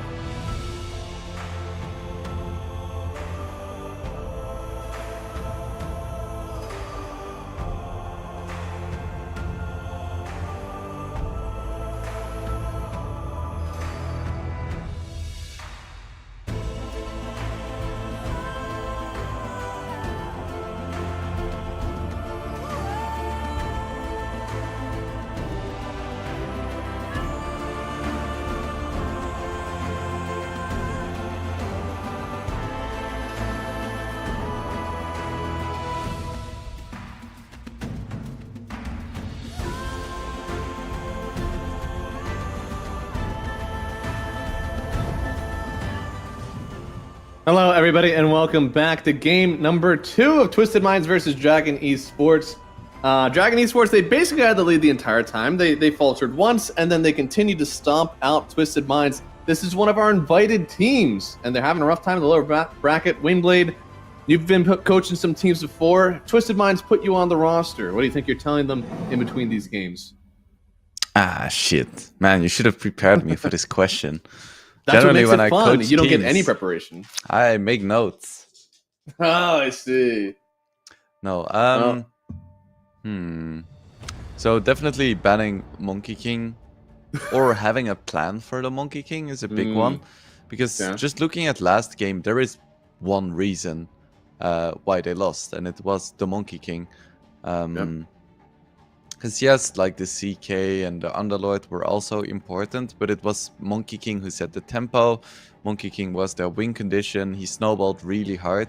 So if you give the enemy team a good matchup in the mid lane, that happens, you know.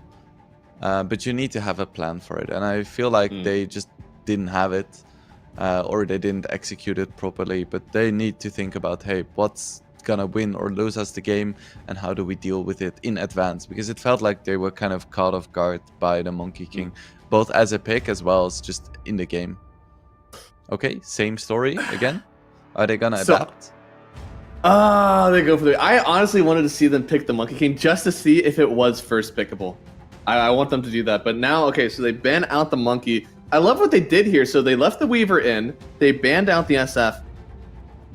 TA is still in pool. They ban out the Monkey to protect. But that does mean that, like, you could just TA mid here if you are Dragon Esports. You get one ban into it. I guess so. I think it's better as a carry, though, all things considered. But Okay. I wonder if there is another hero that Twisted or Dragon Esports can pick that can have a similar effect to the Monkey King. True. I mean, you're thinking about these mid heroes that are good into a Tiny. I mean, potentially a Timber, but Timber and Tiny interact similarly to Timber and Phoenix, where, like, yes, it's a strength hero, but also there's a lot of magical nuke. They end up going in for the Underlord, and something fun when it happens when you ban out the Rubik versus the Weaver, it unlocks this Underlord pick, because now you don't have to worry about your Firestorm being stolen. And I guess Twisted Minds can pick up Phoenix if they want to, but it's not great against Weaver. That's true. And since you're a support Weaver, you don't really mind... Well, assuming it's a support Weaver, I suppose. You don't really mind hitting the egg, using all those big Deso and Daedalus hits. In reality, you're just using your Geminate as a, 20 damage Weaver or something going into these fights, so it doesn't really matter too much. Beastmasters, not in the pool, never mind. Sometimes when heroes are picked literally, or banned literally as the first ban, I miss them somehow. Right. I mean, we also, with this new patch, we're assuming there's some different bans going around, but this one, somehow, as you said, Phoenix still into it. Honestly, if you're not careful, you could get Phoenix picked into in Twisted Minds, but they actually open up here with the Ursa, which would help, but same thing, right? You don't love your core. I think the only core that you actually like hitting an egg is the Gyrocopter, because you still have Flat Cannon to hit everybody else. I think that's a fair assessment too, but it's a Jakiro. Dude, I've been seeing so much more Jakiro. I love seeing this hero in play. Specifically, though, because I think the hero is good at hitting creeps and getting the Aghanim Scepter. Maybe not first off, right? You still have some build-up items. Maybe you have a Glimmer, maybe you have a Force. But it's pretty easy to cope it up that Ags is coming in time once you get 1 or 2 defensive items. Let's see what he ends up going for. We also don't know yet if it's going to be a 4 or a 5. Ooh. You think there's a world where it's a 4 Jakiro? Could be. I think in certain dual lanes, in the off lanes, it can be really strong because of the attack slow. So if it's a melee carry, I could see them just picking a dominant strength melee offlaner together with the Jakiro and just bullying him. Otherwise, it's probably going to be a 5. And we're still waiting on a 5 here, I believe, from Dragon Esports. They're flexing pretty hard right now, right? They got the Windrunner or the Weaver. Both of them could be carries. Both of them could be 4s. Wind could be mid as well, but there's a lot of moving around. The only thing that we know for sure is that it's probably an Underlord offlane, and we should see a 5 here since there's no flex really around with that right now. Yeah, I think that's a fair assumption. And I also don't know how I feel about Wind Ranger against Tiny Mid. I feel like that's not the best matchup to punish a first pick Tiny. Yeah. We'll see. High risk, high reward, right? Because if you're able to click him down for free, then sure. But also, you're going to lose a lot of CS with the tree grab.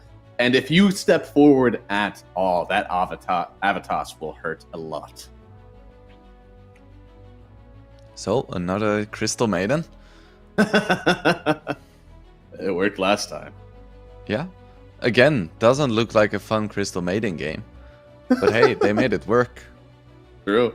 In this one, it might actually be worse because Ice Path is like super long range stun, and you don't feel bad using it against the Crystal Maiden since it's an AoE stun. So you're dropping that in the middle of a fight. You cancel an ulti, and if anybody else runs into it, you're just having a great time.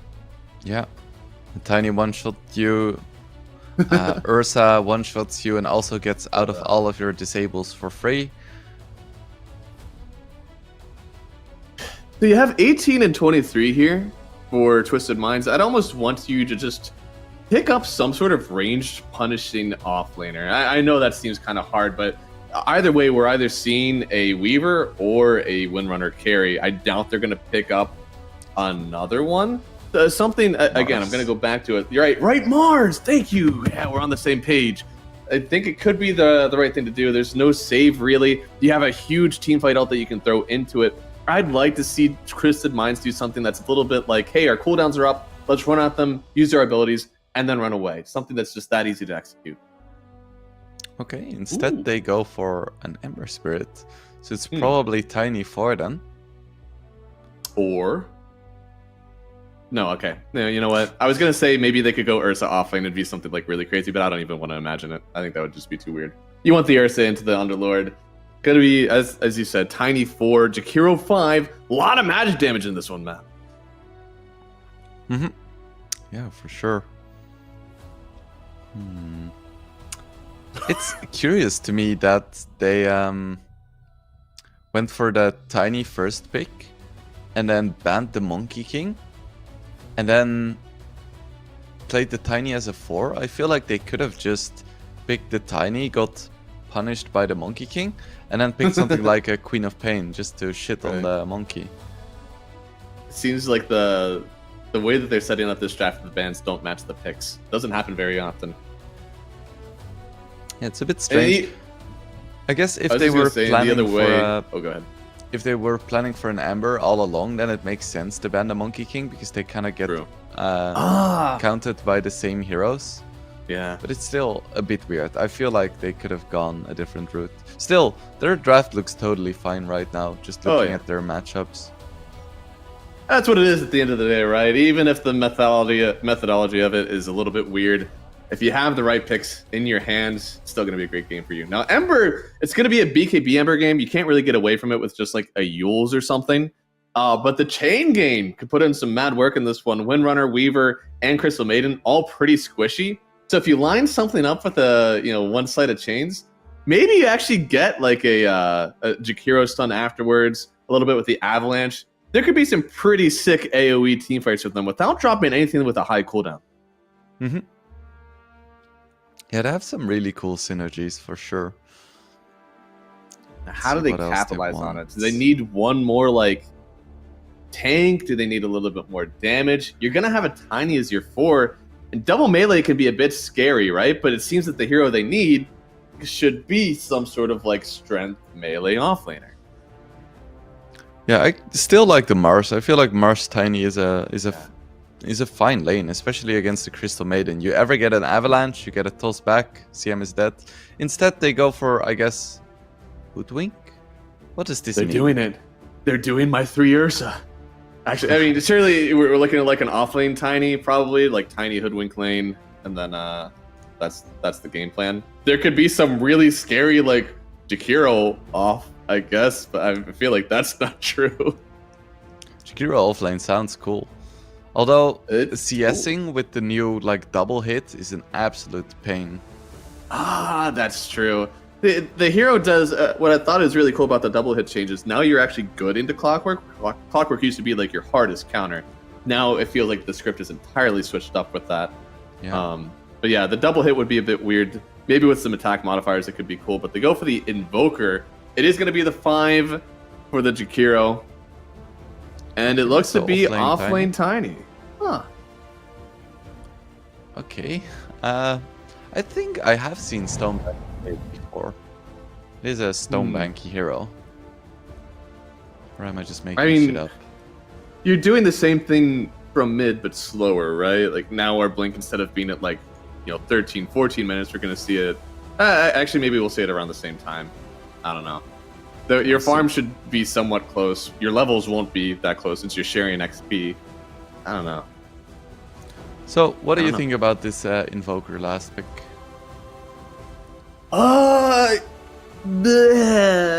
It doesn't do anything crazy for me. I've seen like 4 backline heroes now, especially with the Weaver being a support. I think it's a super squishy lineup, and dual raise, I appreciate what he's trying to do, but there's not a ton of great setup, especially in these team fights. I think he could just end up being another victim of this backline jump that we have with Tiny and the Ember Spirit just running around. Huge Maid Slayer game as well. I think his damage is going to be highly mitigated in this one. Okay, we'll see if he can make it work. It has some potential. Like you said, there are some caveats as well. It's an interesting pick. I think these are interesting drafts as a whole. Like seeing Tiny, it's certainly something. It's so strange too, because Dragon Esports, like, they had a great game last game. They didn't have to switch up their formula that much at all, but they did. Like, both of these teams are put together a draft that is wildly different than what we saw in game number 1. And at least from Twisted Minds, like, it makes sense. Something horrible happened during that draft. Maybe it was just a Tiny. Maybe they didn't feel comfortable with what they were running in general. So they switched up everything up entirely. But when you're the team that dominates in game number 1, they're going completely off script here. And again, it's like 4 ranged heroes and an Underlord. That guy's got to get some beef. We're going to see Pipe. We're going to see Crimson Guard. We're going to see everything. I mean, maybe actually not a Crimson Guard versus Ursa, but he's going to have a lot to keep his team alive in this one. I guess for Dragon Esports, it's also not that strange that they went in a bit of a different direction. Because last game was, for all intents and purposes, like a counter game. Like, you pick a really good matchup, you counter one of their heroes, and you just ride the snowball train from there. And since that specific hero was banned and they aren't gonna have the same tempo, they need to kind of go for a different approach. At least they do have some similarities. Invoker will get an urn and then hopefully also start to snowball off the map with it. So it's something, not quite a Monkey King with 14,000 net at 14 minutes, but still something that they can try to run over with. You have 2 Grandmaster heroes here, Ember and the Hoodwink, coming out for Twisted Minds. And as we said, it is Elimination Dota. If they lose this game, Twisted Minds will be eliminated. Tournament competition, and Dragon Esports will move up to the loser of, I believe, just Veterans team. However, if they're able to come back on this one, they'll turn the tides from a somewhat rough set of performances so far, and they certainly want to get the company with themselves, get a few ones on the board. We'll see. I definitely think they have a better shot this game, Twisted Minds. Because their mid may be able to just do something, but Shad, if he gets blocked here, gets ahead. Has to level the Q first. Yeah, no, he's fine, but this feels kind of similar to anti-mages who have to go blink first. I mean, this just does not do great things for your lane. And I guess even in the same vein, anti-mage actually gets some mana burn as a passive now, so even then it's a little bit better. Even gonna run back to base. Get his full HP, full mana. Does have to use a TP. Unfortunate for him for sure. Does he end up losing any creeps out of this one? Oh, he did. The creep wave went under tower. He wasn't even here for the first creep. He missed the second CS. Oh no, that is really rough for the Ursa. He just wants to give some early levels to his Jakiro. He's a real one. Yo, Jakiro is gonna spike up this game. I will say, as much as I really want him to succeed, I also want to see the power of this Axe. I feel like people are unironically sleeping on this Jakiro hero as a support. You've got this AoE lockdown. you can build one supporting item and then go all in for this huge team fight and single-handedly win your team a game. I would love to see it. The downside is that it's Hanskin, so he's gonna have like a Pavis at Right. 40 minutes. I hate people who actually play supports. Damn, that's the rest of your fans lost. Oh no. Slark is one of my favorite fish, and now hating support players, it's all over. Feels bad, man. I hope you enjoyed your last job ever. That's it. I'm on the blacklist. What can you do? All tournament organizers are supports. That's why they go into organizing tournaments, you know? They're the real support players of the tournament scene. So far, feel like Apollo at owning this top lane. I mean, bottom lane. Oh, yeah. This is, again, slightly because he had to level up his Q first, so Norma kind of got a few free first waves, but also look at how he's carrying the CS throughout. 11 CS right now, top of the board. I mean, he's certainly having a great time. And the denies. Ugh.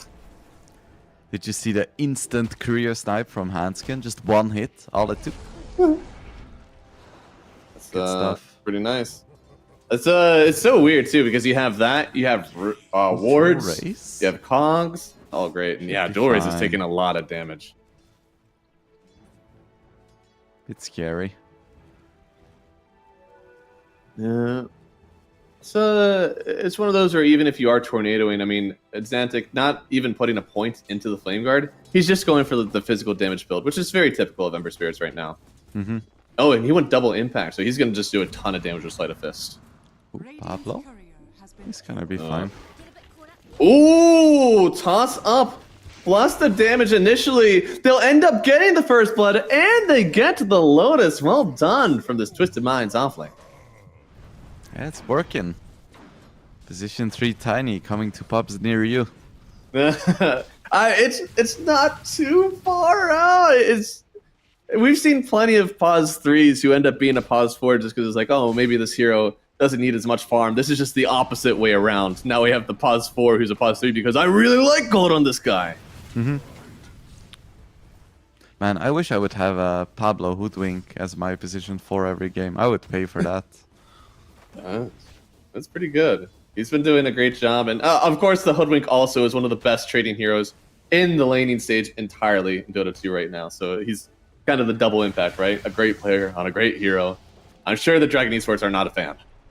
Mm-hmm. And you kind of want to win this lane on your Wind Ranger because she's a hero that doesn't play too well from behind, having no innate farming tools. Right. I mean, you do have Power Shot, which is cool, but it's a half measure. You can go in and you can create some CS for you, but you really want that Maelstrom. That's really where you're going to start farming up well. Mm-hmm. And I'm not even sure if you want to max the Power Shot as a carry. We'll see what she ends up going for. Because I've seen, like, I'm not sure if it's still called the Simil style, but like going for the Wind Ranger, just focusing more on stats and Shackle Shot Wind Run, and just right-clicking as opposed to being like a hybrid spellcaster. We'll see. Radiant's Man, structures Hanskin are fortified. goes down. Shan still alive down here, of course, but it's a nice reset. I'm sure that Hanskin just wanted to get some full resources again. Yeah, I'm sure. Man, they brought a lot of people in the mid lane. Tool race super low, had to Ghost Walk. Mm-hmm. And it does what? There was just like randomly people running over to him. I'm sure that somebody rotated into the mid lane and then forced a TP out of the other. Because we're going to probably see it again in another minute when runes come up. Still crazy to me that a good build on Wind Ranger is just getting 2 braziers, being a universal hero. Right. That's just like any universal hero, you want these bracers right away. Even though I think there's a world where maybe Wind Rangers would want like bracer and a null. As you said, it's probably not the greatest thing to hinge all in on the spellcasting style. I think you could argue for one, but since she has a Crystal Maiden, Yeah, that's true. Crystal Maiden here, and Crystal Maiden will give her life to make sure that Pablo dies at the hands of Pa. So, well done. You'll take that trade, honestly. yeah. Curious about the Wind Ranger build, if it's gonna be the classic Gleipnir, or maybe something something spicy, like Diffusal Blade or Manta, that kind of stuff. I like Diffusal versus the Ursa. I mean, we saw it in series number 1. One of the best things you can do versus this Ursa with this perma status resist. Just make it so he can't cast them. He only has so much mana regen and not a high mana pool at all, so Diffusal would really put in some work.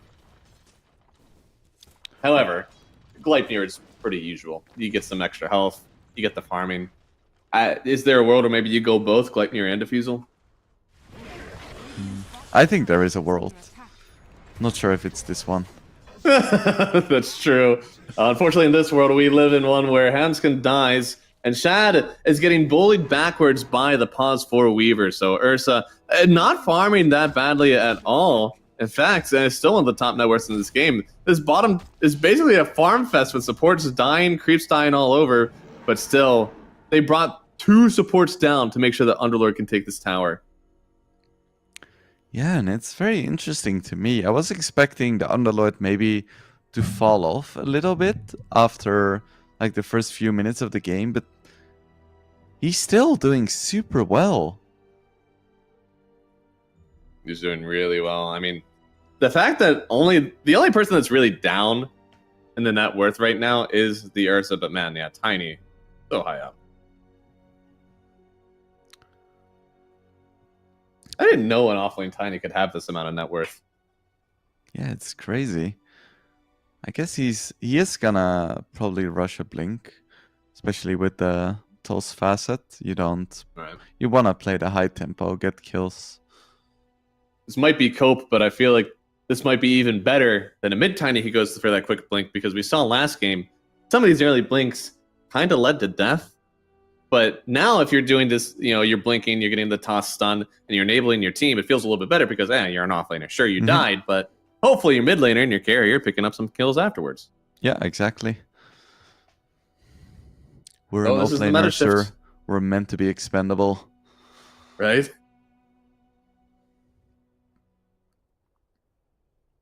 I have no idea sometimes how people go from playing like offlane to mid to carry and stuff, because the mentality of it is so completely different. I'll play like one offlane game, and then I'll go back to carry, and I'm like, it's okay, guys, I'll start the fight. I'm an Ursa with like half my HP. I'll blink in, hit one guy, and be like, okay, I set you guys up. You guys can finish this one off. Bottom tower is under attack. They want bottom fight. Holy moly. Norma standing his ground versus Hanskin, and Hanskin's going to get locked up for sure. Mozzarella will fall as well. But actually, so far, everybody's alive on Twisted Minds. They'll lose both supports on Dragon Esports, and everybody from Twisted Minds walks out unscathed. They went really aggressive with an Underlord, not exactly known for his offensive potential.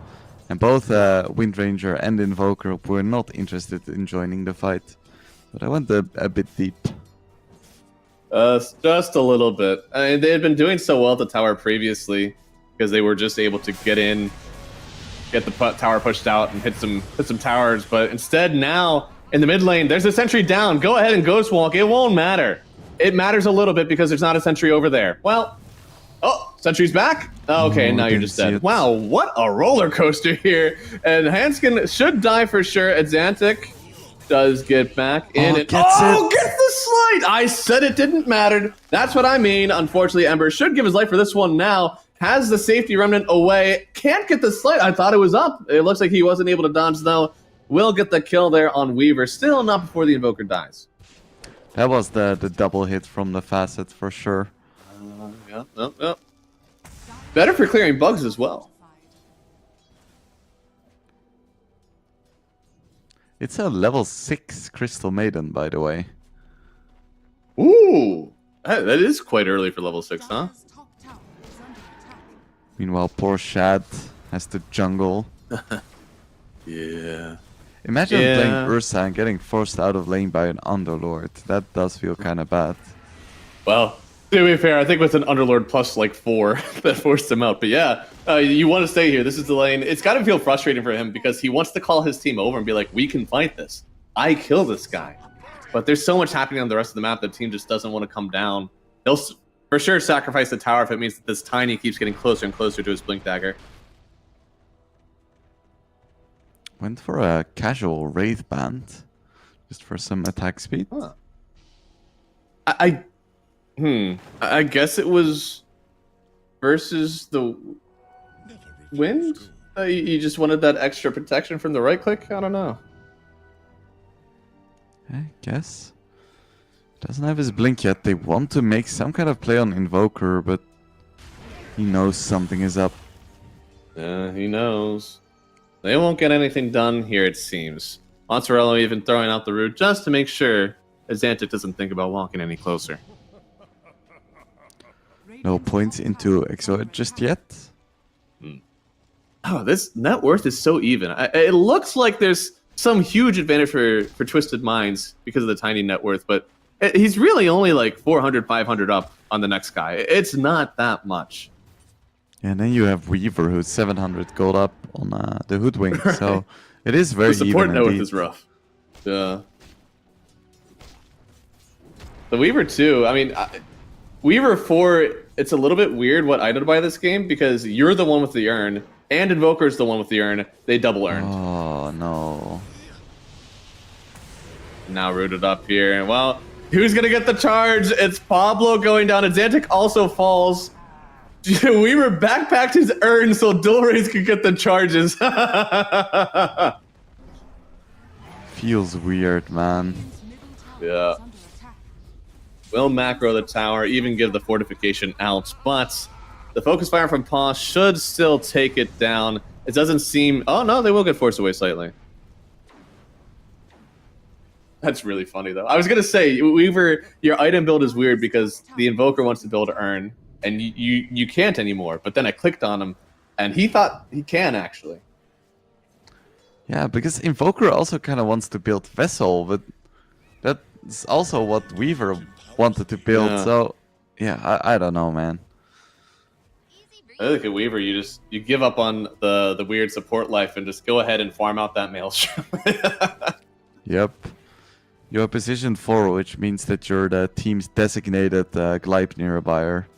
Right? I mean, he already committed to the urn, which makes it weird. Like, that's gold that could have gone elsewhere to build up. Now it's just not going to do anything for you. That's a little hard.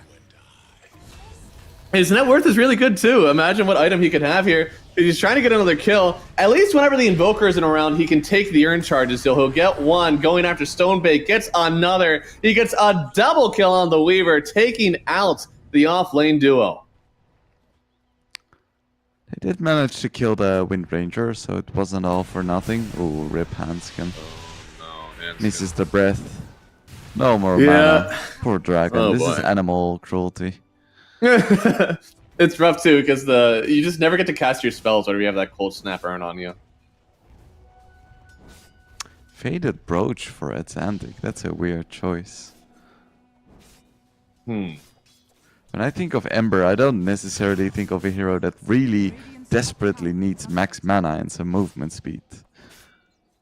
Yeah, because he's a hero that you can, if you do manage to run out of mana, you just end up going back to base, healing up, and then going to your remnant. Yeah, So it's better to kind of get the oomph on all of it, right? Since you have more reps.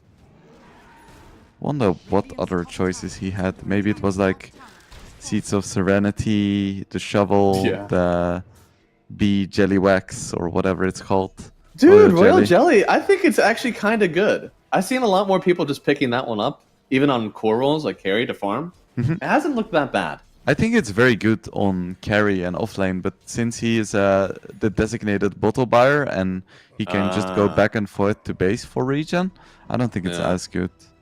I see.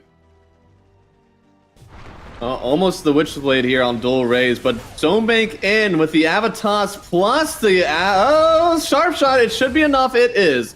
Pablo with the kill. I thought the Ice Path was certainly going to be enough, but he honestly had a lot of health left over and now locked in, trying to toss out the Ember. He still falls to Geo. No Invokers, who he gets to keep those urn charges. Stonebank will fall after the root. Geo even using the ulti to make sure he stays healthy. And they're going to continue to run down Hanskin under the tier 1 tower. Another kill. 3 gone. And Twisted Minds are just losing hero after hero, even to lose Pablo. Damn near a team wipe. And once again, Dragon Esports grabbed the lead in this game number 2. Yeah, they're really good at recognizing when they should be 5 and when they're strong. And this lineup is so much better right now than Twisted Minds because Shad doesn't do anything. Forced to pump the ulti here on Shad, and he's farming up well enough. His team unfortunately just all died mid. And yeah, no, he's not able to do anything yet. He needs a, what? He's Blink first, then the BKB, and even then, just the Blink might not be enough. Yeah, his farm isn't even bad, but it's just that his team can't do too much without him. Yeah. But it's unfortunate because it feels like you're Tiny, Hoodwink, and Jakiro. That combo should be able to do something. They shouldn't feel that pressured off the map, but this Underlord has started to get out of control. There's only one world where I think this Dragon Esports lineup is dominant, not just competing, dominant on the map. And that's where this Underlord is just so thick that you can't commit onto him. So then this Wind, this Invoker, they're able to dip and dive out of the fights. Crystal Maiden can maybe lead with the root and then back up, and you're completely safe. Very, very thick boy. Dire's top tower has fallen.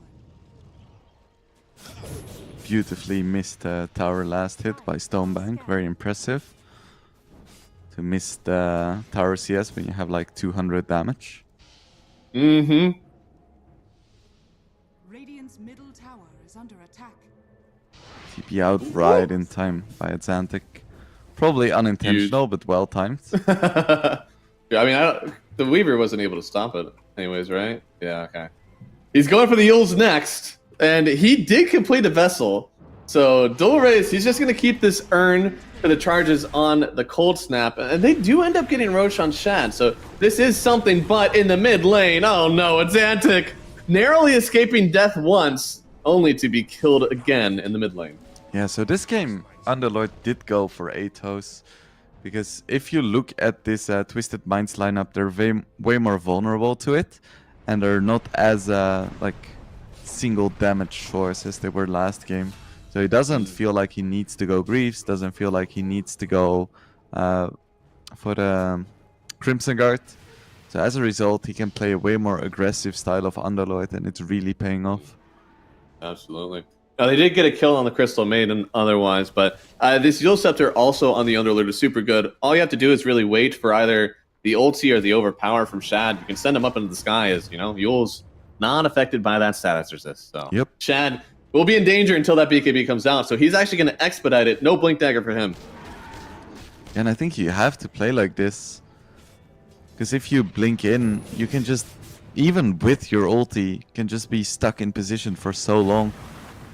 Yeah. Just you get rooted, then you kind of have to ulti, then you get Yulesed, then you get rooted again, then you get Atos, Right. then you get rooted again. It's no fun. So much. Oh, Lord. Stonebake actually going down here. Ice Path pretty quick, actually, from Hanskin to protect himself for a second, but only a second. Gets locked up by the root once more. Did throw out the macro pyre, so it's many harder for the roots. team to get in. He did live for a while, I'll be honest, but still, on top of the roots there from the Underlord, he will fall. Raze doesn't find that tornado. So, how do you think Pit of Malice actually works? Is it just like sticky, or is it the spikes that hold you Ooh. in place? I mean, it's let's see, a deadly pit. I wanted to think that maybe it was like hands reaching up and grabbing you, I but maybe it see. is just sticky. So, do you think it has a conscience? Or is it Underlord just It's- manually controlling it? It's alive. It's alive, and unlike Pablo, who is dead. 7,000 net worth lead. I'd like to think that it's a live thing that maybe the Underlord is controlling and calling up. Because that would explain how it also grabs flying units, but then does it have Oh. senses? Like, Right? does it have eyes? It's got eyes. Is it like some Yeah. magical MacGuffin? Instead of the hills have eyes, it's like the grass. The grass has eyes. I'm We're in sorry for Narnia this now. tangent. I just got curious about how it worked. Because it's like Oh, a it's like pit, this- but it doesn't really create a pit. It's more like something you lay on top of something. Right? The lively circle, you know? They're hurting with the lively circle right now from Twisted Minds. Now, I like Exantic with the Mage Slayer, as we said. A lot of damage mitigation here with that one. They don't have an aura builder really from the Tiny, so this is really going to be all the damage that gets mitigated. But Stonebake, he does have the phylactery now. I'd like to think that now, if they get a good start in these fights, they can just nuke down one of the supports. And Xantic, he may need to come back to this one, because there could be a fight brewing in the mid lane here. BKB pops into the macro pyre. They'll toss up, gets the instant kill, but they don't have anything left for Mozzarella, so it's forced to just get right-clicked down by Shad. That's 2 really good kills for them here on Twisted Minds, and still the Aegis available on the Ursa. Now he'll get Yulesed up once. Stonebake has to be careful because this fight is getting torn up a bit, and Shad hasn't gotten to blink yet. He's not able to jump in without his team starting something for him. And with the jump, oh, Paw gets tossed up for a second, gets sharp shot as well. Gleipnir will connect, but Stonebake, oh, connection with the root. But do they turn this one around? Another Sunstrike on top of the Tiny here. Has to be careful. They're going to try to look at Geo. Yules himself up once. Going back in for Stonebake, actually, but he has the tops up with the Phylactery. Is it enough damage? It is! He's alive on Stonebake! Only one left is Duelraze, and he has to head for the hills because his team is all dead. That was the perfect BKB reveal for Shad. What a fight there. Still, the game is not in their favor in terms of net worth, but that was as good of a fight as they could have hoped for. I mean, the important part is the Ursa is still alive, right? He's going to hit some creeps out. So the net worth lead should start to climb back in their favor a little bit as Twisted Minds. But yeah, for Dragon Esports, they haven't lost it all just yet. They still have a net worth lead. And honestly, as you said, it was a BKB reveal. You know, Underlord, how could he know? Also worth noting that Hansken actually managed to pick up a Philosopher's Stone, which means that in 52.5 minutes he's gonna have enough gold for an Aghanims. Right? This is so many centuries. So it's just a matter of time until you get your wish. Dire's middle tower I know. I want it so badly, man. Especially knowing that there's such a squishy lineup. I love the double down on just getting some extra damage for your team because you know they can't sustain it. Yeah, this is always what my position 5 tells me as well, why he's rushing Aghanims. Somebody else buy wards. I'm 4,000 gold away from my Ags. Yep. Oh, Tiny does get the blink away just in time. Geo might not stop. Okay, he will.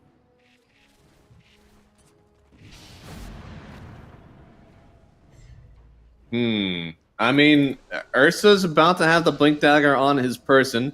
No more Aegis, but it will be back up in 2 to 5 minutes. They're still in an okay spot. Xantic has just been farming Poverty Row up here for a long time, and his BKB is almost completed. We could hit some very discreet timings with Twisted Minds that allow them to get back into this one. Yeah, for sure. Because Xantic was struggling so much with the roots, but once he gets a BKB, there really is no reliable way to shut him down.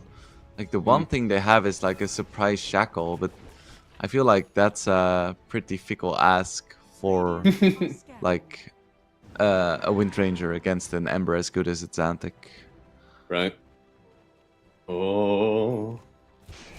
That does jump through, finds the win, but she's fast and she's evasive. But with the Avalanche Plus now in with the Ice Path, the BKB's pop, so he doesn't get locked in by the shackle. They'll get 1 kill. That's the carry. So it is kind of worth using that BKB already.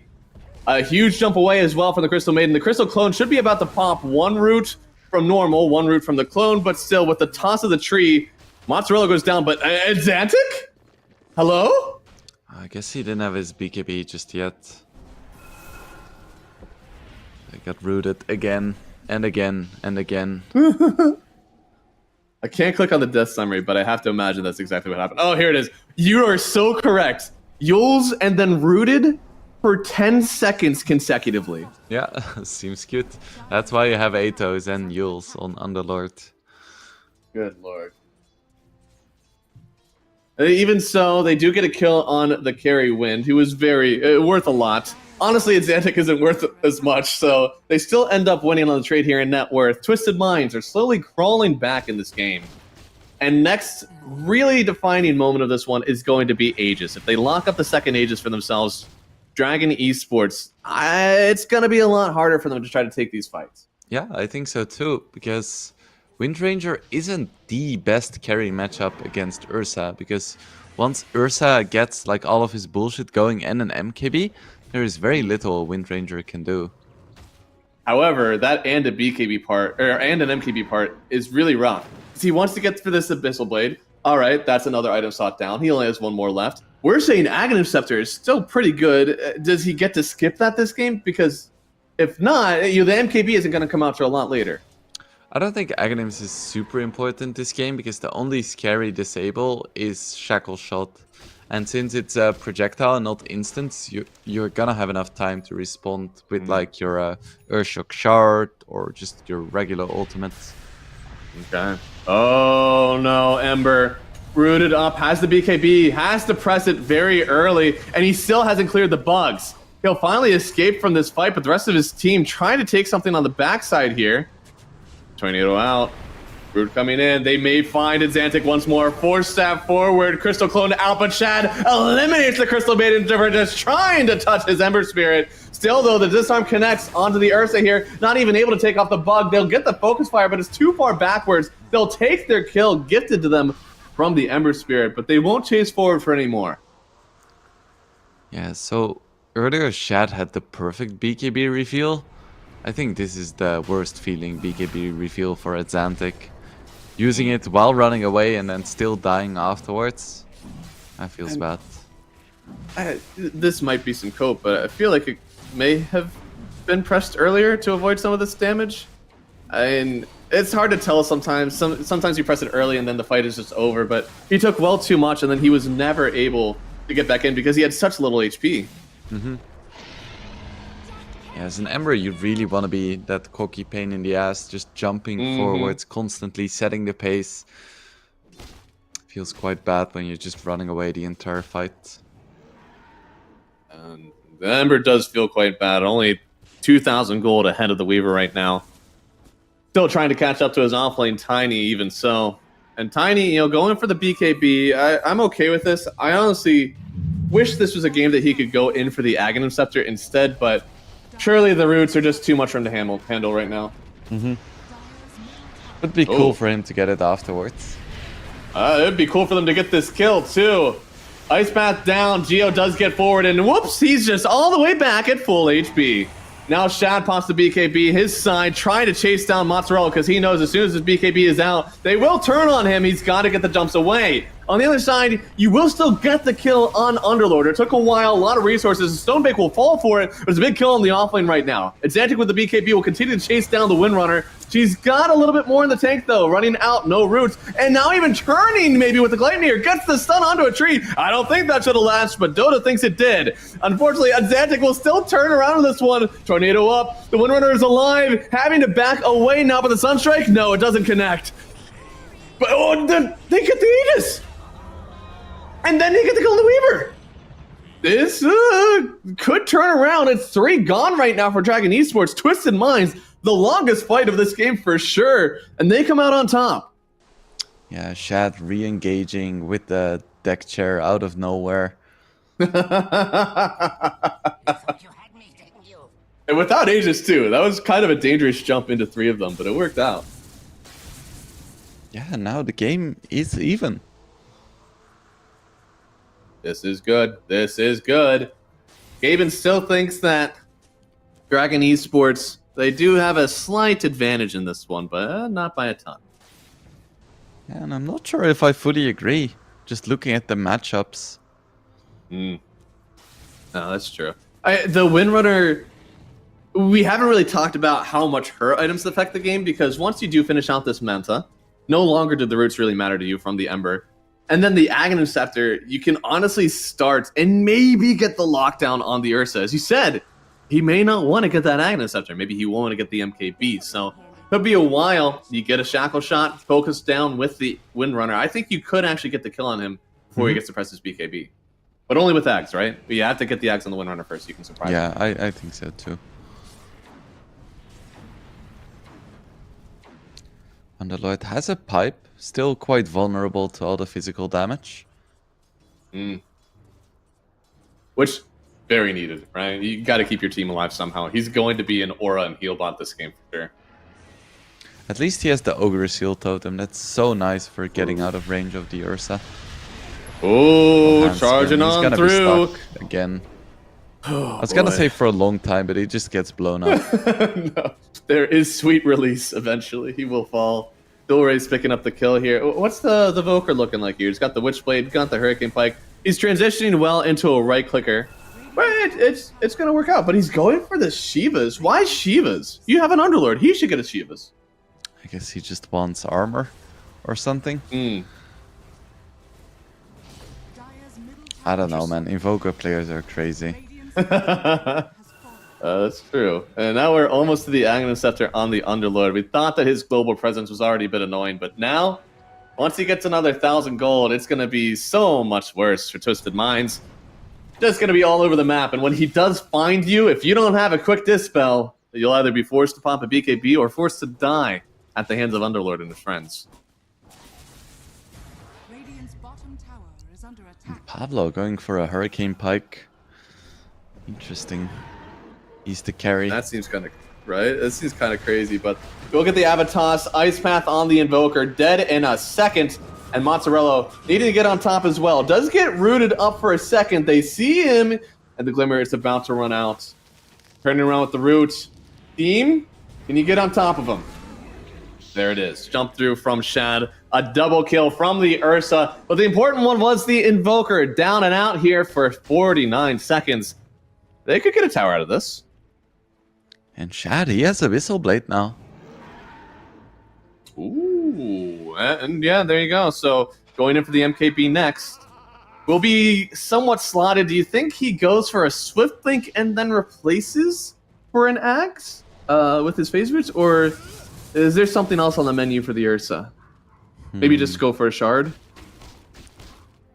Oh, he already has it. Yeah, he has the This guy's shard. kinda farmed. I think he's just gonna build MKB and then he's gonna go for Blessing. I don't think Swift Blink does that much for Ursa because it gives Dire's middle agility tower is under and the attack speed is kind of wasted. That's fair. I feel like if you want to get movement speed, like you're getting rid of your boots, Swift Link is one of the best ones you can get. Dire's That is courier true. has been killed. But I suppose if you're, maybe you do just go for the full Ag's Blessing. He's farming well so far. I'm sure he won't have too much trouble. Looks like they get the Avatos burning down with Hanskin. They'll get the kill for Shad as he rips him down with the claws. And now Dulray is actually not running away just right away. He was waiting to see if there could be another fight, but no. With the Underlord down, that's your beef. Anybody else gets caught out, they're probably dead in a second. Now it's a 4K lead, Twisted Minds. It's all coming together. Mm-hmm. Dire's bottom tower is under They attack. will let Shad, it seems, get the Scanning. Tormentor for his team? Yeah. They don't really care too much about the tower right now. Tiny is enough to help out. Yeah, Tormentor, another thing that Ursa can just do for free. Mm-hmm. There's not many heroes that can do that anymore. I kind of miss the days where you could cheese Tormentor 1,000 different ways. If you're Yeah. a techies, you could drop bombs on it, and if you were far enough away, it didn't do any damage to you. Ricky used to be able to backstab it. That was really cool. I wish that they didn't change that. The Hurricane Pike cheese, Yo. also cool. You gotta understand, man. Ricky was too strong. Yeah, he was such a good hero being able to backstab Tormentors. It was insane. Like, there was no counterplay. Yeah. Looks like they will jump forward. Crystal Maiden. Now, these players are infinitely better than me, but I just cannot fathom why you were there. Poor Marshmallow. I think trying to get some wards down aggressively on the map. Technically, you did get vision. You found out where 2 of them were. Not the way that you wanted to, though. Information is power. Dire's middle That's true. Look, we just needed to get the info. That's it. Looks like they will Ice Path down on the Underlord. They knew exactly where he was coming in at. And they're still dropping down some light magic damage, but the pipe has done well for them. Now the Macro Pyre out. Oh, the Bushwhack just doesn't connect in time. With the Avatos from Stonebank on the backside, with the damage from Konda, it's too much for them. Even the Abyssal Blade now on paw. It's a BKB, sure, but you're having to run away from this one. You can't fight with it. Dulrays will slap down Tornado, EMP, and the Meatball. It's some pretty good damage, honestly, but you've already lost your Underlord. You've got to be careful in how you take the rest of these fights. There goes a Crystal Maiden. Geo in danger as well. They don't have vision for either one of them, but Tower is still standing there strong. They'll take the kill, pick the tower, and it's 2 gone for Dragon Esports. And Shed kind of messed up his initiation by Earthshocking into a Pit of Malice.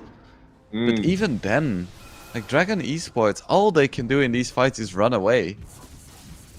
I think Invoker and Windranger combined did like maybe 1,000 damage. Yes. Windrunner ended up doing 400.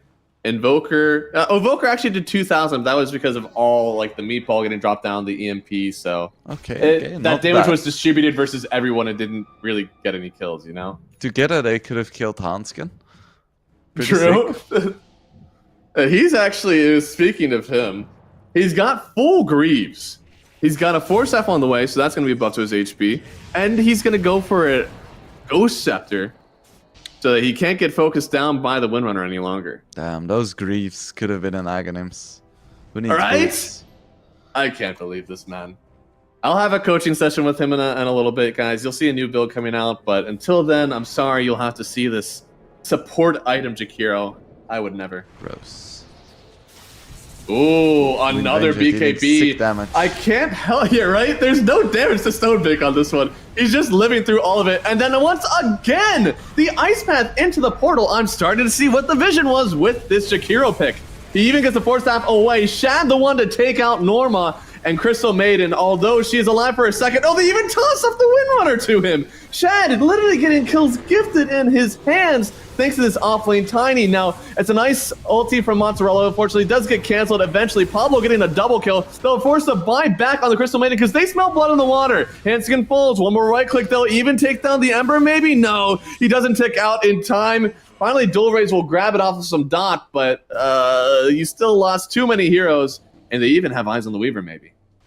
It's so painful to play Windranger against Tiny, because you just instantly stack Craggy to the max, so all of your attacks deal 50% less. That's even more than like pre-nerf, what was the bullshit item called again? The Vlad's upgrade. Wraith Pact. Yeah, Wraith Pact. No, I knew. Attack. It's so much damage mitigation, and you had mentioned it during the draft. It's like, I see what they're trying to do with the flex, but this just doesn't kill Tiny. So you still have to have some other hero. This was a first pick Tiny as well. You had to answer it somehow. Eventually it got shifted around so hard that it was the offlane, but Stonebank is really making this work out. If you look at the net worths, you really couldn't tell that it was an offlane Tiny. He's second farmed in the game. He's got his BKB, Middle tower. and he's working, I believe, on the Aghanim Scepter. Or no, he's got an Octarine. There is the blessing for Ursa. Dire's bottom tower. So yeah, we've reached the bullshit phase of the game. Yeah, they're definitely going to have a much better time in this one. Aegis on the Ursa. Windrunner, it's going to be so hard to all in this one. You can see she's going for a Daedalus. She's seeing the same thing that you are. I'm not doing damage. I can't go for this Ag setup. I just got to get raw damage in against this Tiny. It's the Ancient Guardian too. Probably would have preferred the Mindbreaker, but this is alright. Finds a DD. Ooh. Well, this could be something.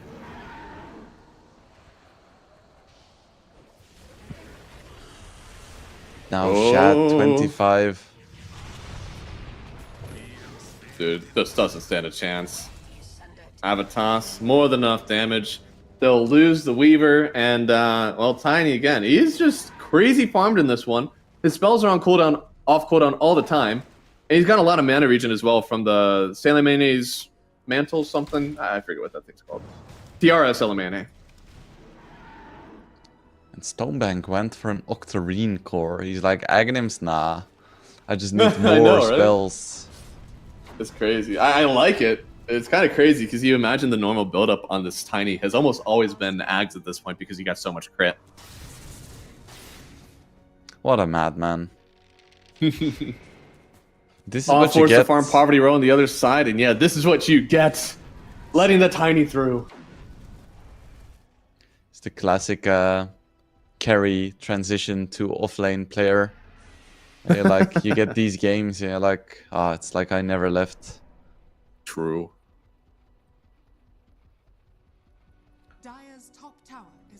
You know, they don't have an Radiant's I don't know. You still have Aegis for 2.5. You don't have any other tier 2s to farm, sure, but I feel I should be seeing a high ground push. I think they can do it too. To raise.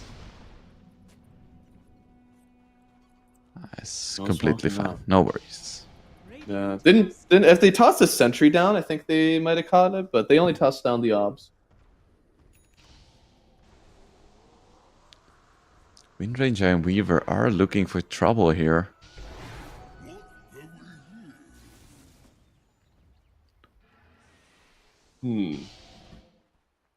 I'm just trying to figure out like what do they do right now to really capitalize on this Aegis? Obviously, they're in a great position. Twisted Minds don't want to throw anything away, but surely you can get it. At least this last tier 2 top. Oh, hey, that's something. Crystal Maiden. They'll use up the Ursa once here, but Mozzarella, he will eventually fall to Xantic. They've even locked up the Underlord. Is this the ticket onto the high ground? He'll get rooted up, even broken by the Hoodwink. Another kill. Xantic with a double. And after his a little bit of a rough start in the laning stage, he's come all the way back. Very much in power right now in the Ember. Oh, Underlord? He's buying back. He wants to defend the high ground, but interesting buyback for sure. I don't know if they can take this fight with him. Oh, the meatball spaghetti. Hanskin forces into the meatball, almost dies, but survives. Right? He took so much damage. I don't think anybody else has a Sal, so he's just going to be rocking off the heel of the passive greaves. Dire's top tower has fallen. It could still go high ground with this one, though, right? Crystal Maiden down for now. You just saw a lot of the Invoker spells.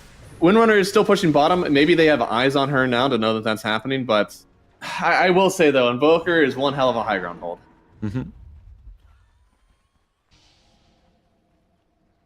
Shad working towards the Swift Blink indeed, and then his final item is going to be a Wind Waker. Radiant It's so stupid. It'll be up for a long, long time. And you can see here, oh, where are they portaling on the Underlord? They're portaling. Oh, they're going to the Wisdom Rune. He'll get it. He has to send up. Oh, does he channel in time? No. Mega dead. This is a dieback. Norma. At what cost, sir? At what cost? I guess he forced some TPs. That's good, right? Yeah, no, that is good. However, I think the call right now is run it down, team. Get onto that high ground. My Ursa is 9-0, and he's not thinking of stopping just at some tier 2s. He's hoping to go all the way to the high ground. Mozzarella? Radiant's Oh, that was a crystal clone. under attack. It doesn't pop in time. It only takes a single range creep out. Almost really well done. Middle barracks are under attack. Very spooky. Dire's structures are Now the high ground, they'll use the first fortification. bottom tower. Ursa. Okay, there he is. Finally coming on back. They should at least take 2 sets, right? That's a good call. I think they could go for megas if they wanted to. They don't have to. They have all the time in the world. 30,000 net worth lead. It's certainly in their power. 40 seconds, and, well, it's quite obvious that that's a dieback on the Underlord. But they're just going to keep on going. Is there a wave? Have they finally cut all of them? Or is Ember escorting one right now top? It looks like he's escorting one. Looks like they will toss up again here. Tiny in a bit of a rough spot. The meatballs will fall. Force about the BKB. Gets disarmed actually on the Ursa as he blinks on in. Tornado will connect as well, but he still has the ulti. And Xantic will take down Mozzarella. Still raised, trying to get the Ghost Walk out with the BKB. He'll get it for sure, but you're just gone. Your team, you can't fight this any longer. Paw doesn't have the damage for...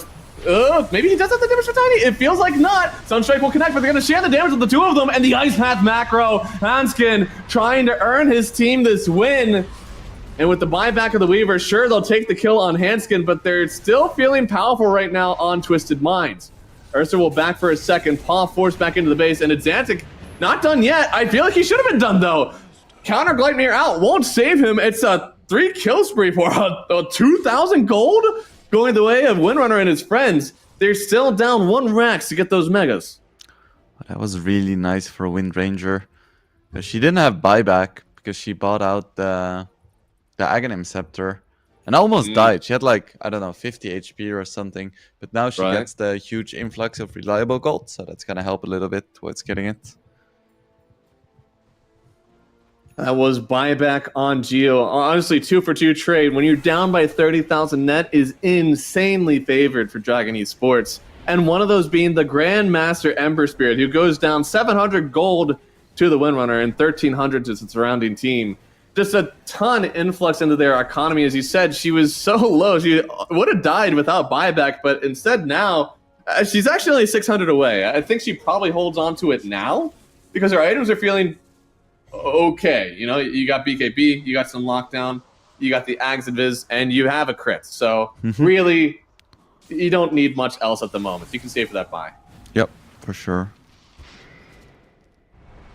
Roche is up quite late. That is unfortunate for the Dragons.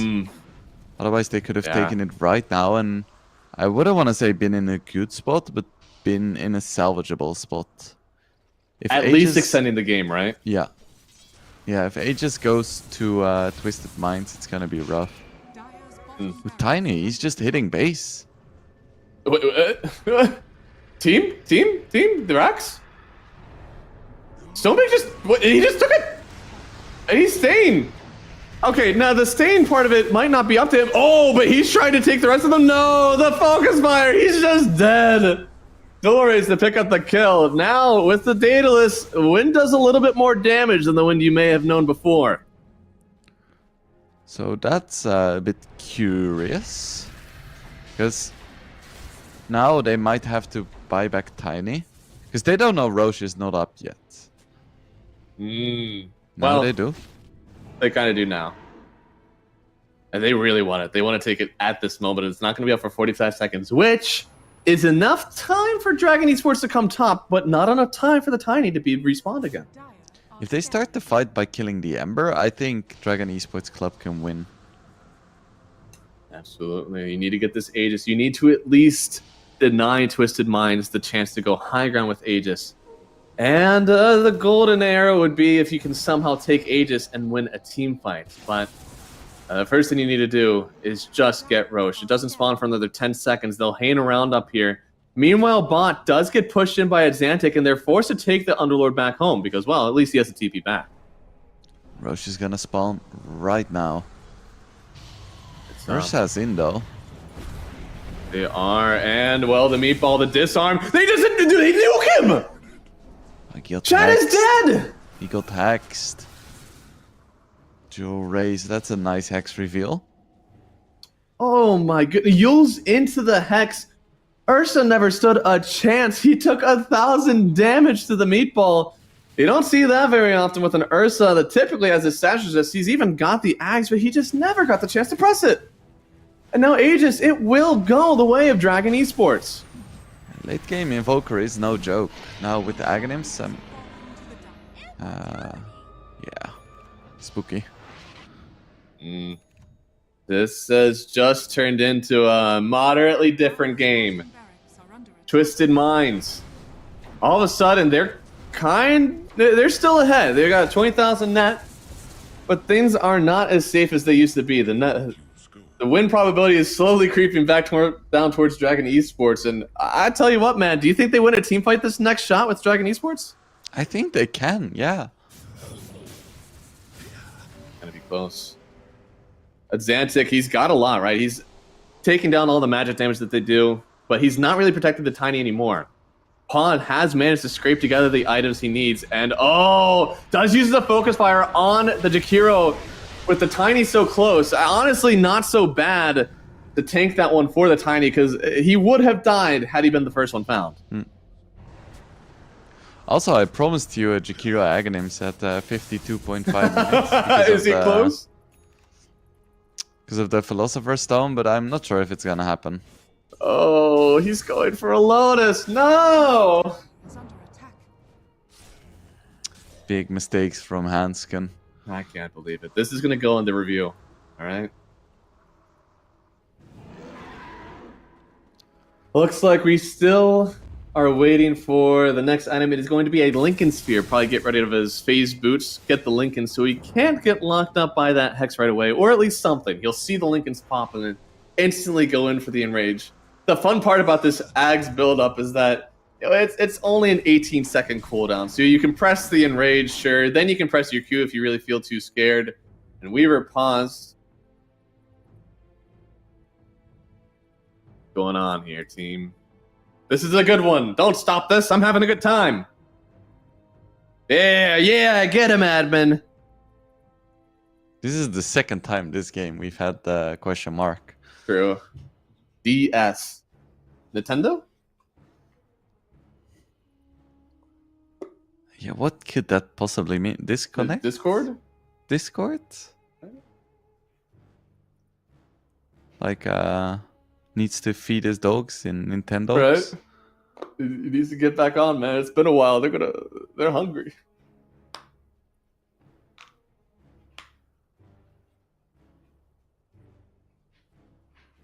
Oh, we're unsure at the moment what it is, but as I hit the net or the win probability graph right now, 73% to 27, still advantage to Twisted Minds with that net worth lead. However, slowly but surely coming back in time to Dragon Esports. They've got Aegis, they've got Cheese, they've got level 25 on the Underlord.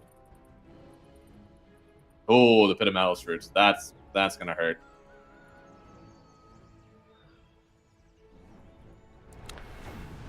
Well, Yeah, if this was any other carry than Ursa, this would be so difficult to play against. mm-hmm.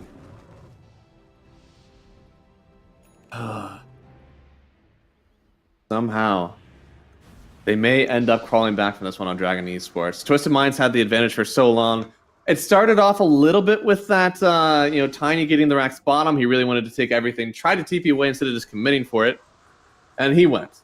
And a little bit later, you do end up grabbing Roshan, and now for Dragon Esports, they're in some weird position where they're down on the map. You still don't want to take the full 5v5, but you know if you grab something, you're the one that starts the fight. Even if Twisted Minds try to respond to it, you may still have the advantage. Mm-hmm. Paul, in kind of an awkward spot where his Aegis is expiring in 2 minutes and he wants to fill up that slot, but he also wants to keep buyback. Big smoke. Oh, focus fire out onto the Ursa, but then turn around. They just eliminate this Windrunner. She's down first life. Aegis coming back on in. They have the Ice Path, but it doesn't connect right away. It wasn't down in time. She pops the BKB. They'll have to turn it just to focus onto the Invoker instead, but he's able to get away, and he has the disarm. He's tossing the meatballs. He's trying to keep Twisted Minds away from his team here, but Azantic, he doesn't know what it's like to be copped away. He's still in. The toss lands on 3. Azantic with the refresh on the BKB. He's going back in for more. Shad takes down the carry Windrunner. They'll continue to snipe out these supports from Dragon Esports. They have the buybacks. They'll use it again, but Twisted Minds, they're all stuck together.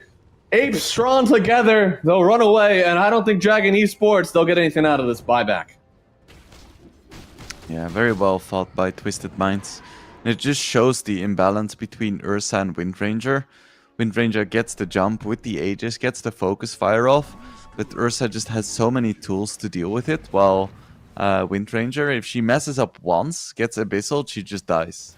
Right? And that was the Aegis out. It feels like you almost need an A on this, because the other answer would be like, oh man, this Ursa's hitting me. I need a butterfly or something that gives me evasion. But that's the whole reason, like, the whole thing that your hero hinges on. He's already got that taken care of. I don't know what you're supposed to do now on Paw in order to survive. Yeah, I like just going for the Nullifier, the offensive option, I see. purging the Overpowers and Yule/Wind Wakers. Oh, tried to dive forward. Really want this fight right now. Starting it off on the Invoker. Once again, wanting to get away on the Underlord, but he doesn't have that option. Gonna get linked in for a second. Chasing supports on the backline, but the Invoker has used so much. They're gathering their time on Twisted Minds, waiting for the right time to enter this one. Taking back the Underlord, Ice Path and Macro down. This could be where you want to fight, but he's able to get force snapped away. Azantic, though, he wants all the way in, linking on top of the Invoker, finding 3 to get the Mage Slayer on in Paw. No! Shad on top of him. The root, it doesn't connect onto him. Geo barely dying on the backside, and Dual Ray is able to get the Shiva's guard to keep the window alive, but is Xanta going to get on top of him? No, they get the kill on Dual Rays anyways. Paw barely escapes, but his Evoker is not so lucky. Radiant are scanning. Yeah, this could finally be the end. All the buybacks are running out for Dragon. Twisted Minds is easily winning all of these fights. Oh my good, it's Xantic. Sir, no Stonebake, why was he so deep without the team? He was very enthusiastic, that's for sure, but pays the price for it. At least there is no Roche. I feel like we've seen this situation before. Oh man, your communication is so close to being crisp and being able to end this one, but instead, he dies in the midst of the enemy base with nobody else around him. And no, God, is it going to continue? It's Xantic now! 1,200 gold going to Dual Rays after he bought back for this one. And they could get some more out of it. Linking now onto the Hoodwink here. Focus fire again because those kills will advance the cooldown. Every single hero has died as of late except for the Ursa. The only kill streak still on the board. But this net worth lead is slowly crumbling down towards Dragon Esports again. Wind Ranger went for a Blink Dagger as like a quick purchase of shit, we need to win a fight now. Probably still wants to get another fire. Yeah, I mean, since you do have Tread still in here, you could end up going to just selling the Treads, getting the Nullifier, and then upgrading the Blink later. Since you have Windrun, you don't necessarily need boots on this hero. Yeah, you're gonna be close to max movement speed anyway, Oh, Shad. turning around, Shad. So many hits, one more gets it. Overpower. Literally overpowering the Out of Invoker, but now mana, Shaw. almost. Oh, coming back in. He's invisible. They don't know Pod, but showing now is blinking away. Doesn't get the bash. Ursa falls. The last kill streak has been collected on the map, and Pa, I believe, got 2 of them. The gold is overflowing on this Windrunner, but yet she still doesn't have buyback. At this point, I don't even know what's happening anymore. People are just making plays, and sometimes it works, sometimes it doesn't. All just team plays out the window. We're getting very close to the time for Twisted Minds where they do have to just gather and start to throw their bodies at racks, because this is getting a little too out of control. You're taking these disconnected fights. You either stay strong, make the right calls together, or you take the risk and try to get this last racks down. But so far, the communication just hasn't been there. I almost feel their only chance is to try to get this last racks. Yeah. But it's also kind of late, right? It's not like Mega Creeps are the game ender that they would be at 30 minutes. Still, it's gonna be nice to push in lanes. But yeah, Just it's- walked away. Oh no, Roche is up right now, but they just walked away from it. They don't know. Unfortunately, I don't think they're taking it without the Ursa anyways. At least Shad didn't buy back. True. So there is gonna be a window where they have Aegis, and both Ursa and Wind Ranger aren't gonna have a buyback yet. Yeah. That's a big timing. Dire's middle tower is under attack. At least we're just waiting for gold for some. Weaver, Underlord, both just need a few more creeps and they can get it. But Roshan is up. Ursa will come to collect here very soon. I believe it's going to yell. Oh no, it's not going to yell, because Dragon Esports are the ones who took it first. You think they would have contested if there was a yell?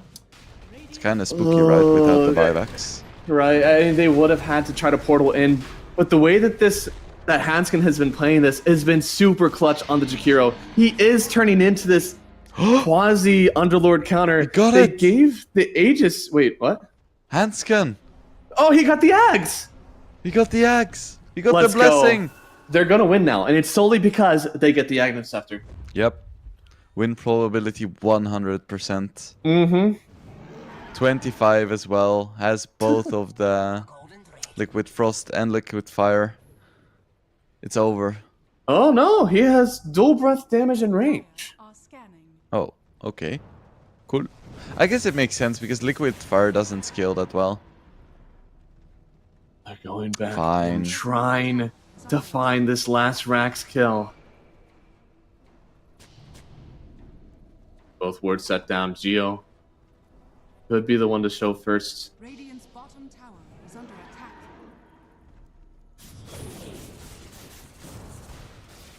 Oh, Remnant out too, making sure they can see everything. This is the siege you want. Ursa has the Aegis. He jumps on in first, but Dual Rays will force him back with the Hurricane Pike. Toss some meatballs to keep them away, but that is two very big timings that now enable Shad to maybe blink up and take this Rax. I love how he immediately got Lotus, then press ulti. It's like, ah, shit. There he is, on in. They'll both get hexed up thanks to the Lotus Orb. Tossing around this nullifier, it'll be his first life. They get it. The rest of the team, can you get in? Can you take these fights? Norma, the tornado will connect onto the Ursa once more. He doesn't have the Lincolns just yet, having to get away with the BKB. He's on the back line on the Underlord, but he's able to get the Wind Waker away. So far, Dragon Esports, they've held. And Twisted Minds, are they scared or are they brave? Man, this freaking Underlord, these Pit of Malices are so huge. And they root for so long. Oh, and that was a Meteor Hammer purchase on Ember Spirit, so he's probably gonna try to do some stupid shenanigans with Remnants and Sleight of Fist and Meteor Hammers. Oh, that's pretty funny. They're walking up onto the high ground. There's no Aegis, but they do see the Weaver first. Now trapped in through the ulti of Jakiro. This is pure damage. Can they lock in the Weaver? No, he's able to get away for just a second. The disarm and the meatballs are all falling, but Shadow on the backside able to take down the Windrunner maybe. It will look so, but the Cataclysm, did they get anybody in return? It doesn't seem so. Paul now running through Hanskin's ultimate. That's pure damage, baby. They'll take down the Windrunner. They'll trade off for Hanskin, but he'll take that every damn time if he can get his team some kills. Now rooted up though, no BKB on the Ember Spirit. He just falls hexed up. That's not the good trade. Stonebank will try to get something in return, but he's rooted up now. Everybody's still alive except for the Windrunner. Shot onto the back line, trying to get sent up into the sky. He'll dispel it once, but now the Tornado from the Evoker, keeping him in the air. They'll lose Norma finally, but he has the buyback. Zanuck trying to clean up on the backside. That's two buybacks. It's Ember, it's Jakiro, but not matching the three now from Dire. The Acorns, yo! This Hoodwink putting in the big damage from this one. And it looks like they're slowly cleaning up maybe. Double toss out, they'll lose the Weaver. That's his dieback. Shad on top of Paw. If Paw falls here, it could be over for game 2 of Dragon Esports. But now, with the focus fire, do they have an assassin in Shad? He's not out just yet. EMP, he's finally taken down, but he also has the buyback. He'll get back into this one. But Paw, the Acorn will take him down. Pablo is doing it. The support from Twisted Minds. They have so much damage. They can't survive at all. Invoker gone forever. Weaver gone forever. Barely surviving on the Windrunner, but the base is already getting hit. Windblade, this could be it. Is it over? It might be over. I think it is. Game number 2. Finally going over to Twisted Minds. A great fight, honestly. You wouldn't have known that Dragon Esports were down by 30,000 net worth, but they were. Almost made it happen, but Twisted Minds, they hold on to it, and they're going to bring this one to a game 3. Yeah, well, that was smooth. Just as we drew it up, guys. That's exactly what we wanted. Yeah, my goodness, what a game. The Ursa raid boss, they controlled him for so long, but ultimately it wasn't enough. They kept bringing it back, but they never took it past the threshold into winning territory. I mean, Twisted Minds, they gave them the opportunities. They kept giving handouts like, hey, would you like a core? We'll give you a core for free. You want a row? Sure, take it. They made it exciting, for sure. Oh, absolutely. A huge game. I think I learned a lot from this one, actually. I think the Jakiro is turning into my favorite Underlord counter. This tossing Ice Path and Macropyre right on top of the pit. You want to enter in, or you're going to have some stuff to deal with when you come through the gate. And I hope that we get some of the similar drafting as we get into game number 3, guys. We're going to be gone for about 10 minutes, and then we'll be back with game number 3 to see who advances and who gets eliminated in the Champion of Champions tournament. So, guys, stick around. Game 3. We'll be right back.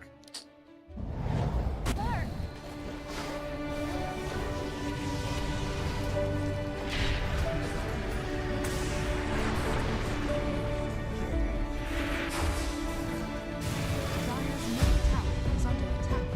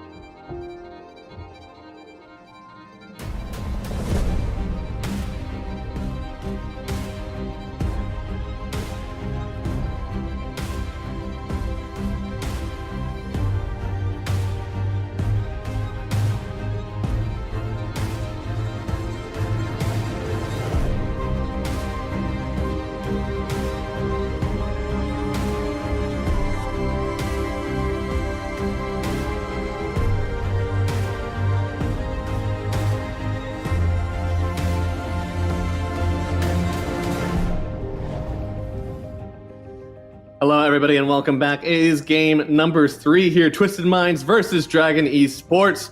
And I was really happy that we got to see an incredibly close game number 2. Dragon Esports typically roll over in game number 2, but this was their toughest challenge yet. And they remained competitive the entire time, although, as you said, maybe thanks to a few gifts from Twisted Minds. Yep. Also, I forgot that we spoke about this, but you were like, oh, game 1. It's always, dragons, they show up strong, and then game 2 and 3, and oh no. Right? Now, technically, I've only ever seen a game 2 from them. I have yet to see a game 3. So, I don't know. Do they just like bounce back? Do they go 1-2-1, they get the third win? Or do they continue the trend from game 2? This is the strongest game 2 I've ever seen from them, though, so it's going to be completely different. Now, both times we've had first pick for Twisted Minds. And both times, they picked up Tiny on first. Will Dragon Esports continue to let that through? Yeah, very curious. I wonder, what these players thought was the most important reason they won or lost last game. If they were like, ooh, man, that Jakiro was such a pain. Right? Well, let's see. In the last 2 games, we've had Beastmaster Pango SF ban from Twisted Minds. And we've had Storm, Brood, Darkseer, IO from Dragon Esports. They've then opened with Tiny on Twisted Minds, and they've opened with Weaver on Dragon Esports. And then after that, it gets really different. But I wonder, they're taking so much time on this IO, or on this, what is that? Yeah. Broodmother ban. I almost wondered if they were going to let it through. They ban SF, they pick Tiny, they pick Weaver. Weaver, right. And then we're gonna see another ban on Rubik and Phoenix, and we'll just chill for a bit more. I said go back to a break. We already know what's happening here, because it's likely going to be Weaver pick, and then it is going to be Monkey King ban +1. Maybe it's going to be the Primal. It seems like they really want to ban the Primal, so it's probably Monkey King Primal ban, and then it's going to be a Rubik ban because you have a Weaver, and then the rest of it has actually been different. We had Ursa or Hoodwink get picked up after a Crystal Maiden or Underlord. Those things are different. And there we go. All right, run it back, team. Yeah,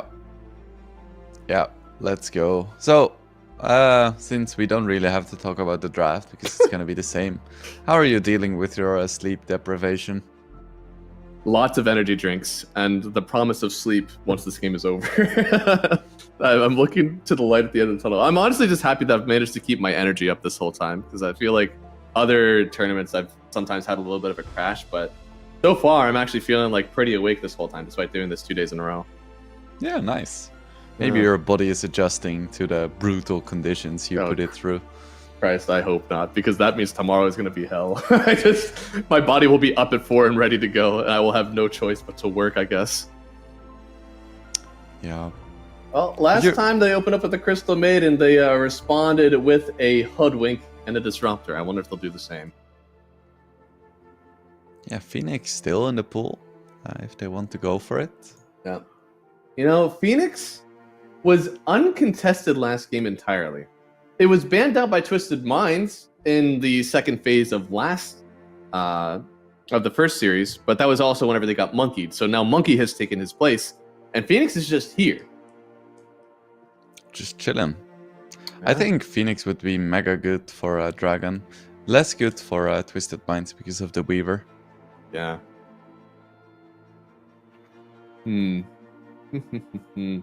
I feel you could maybe still get away with it if you're Twisted Minds, but they're anticipating that we were going to see an Underlord come through, right? Because you've banned out the Rubik already, so the Underlord, with the damage part of it, is uncontested. But Hanskin loved doing this, tossing the Ice Path and Macropyre on top of the portal. Do you think they're getting forced to pick a different offlaner with this now, or you just got to learn to deal if you're an offlaner? Yeah, I think Underlord is still good. It is obviously very nice to throw the Ice Path and stuff, but still, Underlord did so much work last game as well, even when in theory it shouldn't have been a good Underlord game. Just all of the freaking Pit of Malices. You're as long as you don't have to play against Ursa again, you're gonna be happy. True. Twisted Minds are doing a little bit of a hybrid from what they've done the last 2 games. So they've gotten the Jakiro and the Hoodwink. So I like this. The Hoodwink was really good at trading, and they go Ursa and Underlord. They know that the Underlord has constantly gotten countered by the Ursa. They just pick up the both of them. Yeah. Yeah, it's perfect. Why ban it if you can just pick it? And it is a good matchup versus Tiny. Doesn't care that much about Jakiro. Yeah, looks nice. Surely there's some answer, though. Here you want to play into the Underlord that also does well into the Ursa. So you can pick that here. I feel like Morphling isn't the answer. That doesn't seem to be too great since you just get torn through, really. Is it? No, they banned out the Monkey King. Is it Razor? Razor could be nice. Right now, I'm Yes. loving what Dragon Esports have done with this draft. I really do think they've turned it on its head from what we've typically been expecting. Yeah, me too. Looks really nice. We could go for maybe TA is an option. It's the Firestorm ticks, right? The Firestorm ticks are way more than the refraction damage. So it's a little bit hard. Because we saw that in game 1, right? They did pick the TA into the Underlord CM, and then you got rooted Firestormed. And even if it is good and they just played it a little bit wrong, I'm sure Shad is terrified of going through that again. CK is another option. I think that could work. I was thinking the CK could be it. I think there's maybe a world where Gyrocopter could be fine. What, Troll? Troll is nice. Yeah. It's something that actually mans up versus the Ursa, right? Mm-hmm. The only downside is if it ever gets to the late game stage, because you cannot control your hero, it is really difficult to play against Underlord. They go for the Venge. Okay. I was thinking maybe there's a world where they go for the Faceless Void. Because you have this Jakiro that can layer in some damage. And as you said, if it goes late game, Faceless Void can be one of the best heroes to do that with. The lane isn't great, though, right? You don't have any other way of CSing versus the Underlord, so it would probably just be a free lane for them. Yeah, you give away the lane, and it's not even that great of a matchup because Ursa can just buy Aghanims, and your hero doesn't work. No. Now, the Venge here, where are we expecting this to go? Because I see a Jakiro, I see a Hoodwink, and I see a Vengeful Spirit, and I know that there's only 2 supports in Dota, so which one of these guys is hitting creeps? I could see this being a Stonebank hero, because he is kind of the carry style offlaner. True. I could also just see it being the carry itself. I'm thinking I want to lean more that way, because Tiny, I'm assuming, is my offlaner at this point, and I'd want to see him laned with somebody who's range. And if But why the is Tiny alternative is... offlane? Tiny could still very well be mid, because I feel like that's true. dual ranged against Ursa is very strong. Like Venge done into Hoodwink Bushwhack, that's like half of his HP gone with very little commitment. You know, I was thinking that dual range could be kind of a grief, but no, you're totally right. I mean, that would be one way to do this. The only kind of issue is that you have this Frostbite into the Ursa jump. However, you said there's so many stuns in this lane, it probably doesn't matter. You probably just turn and kill. Mm-hmm. Yeah, the Frostbite plus Ursa jump isn't enough, especially because in early levels, Ursa actually doesn't deal that much damage, because Overpower is only going to be like 3 or 4 hits. And since he doesn't have all the bullshit with his shard yet, you can actually stun him.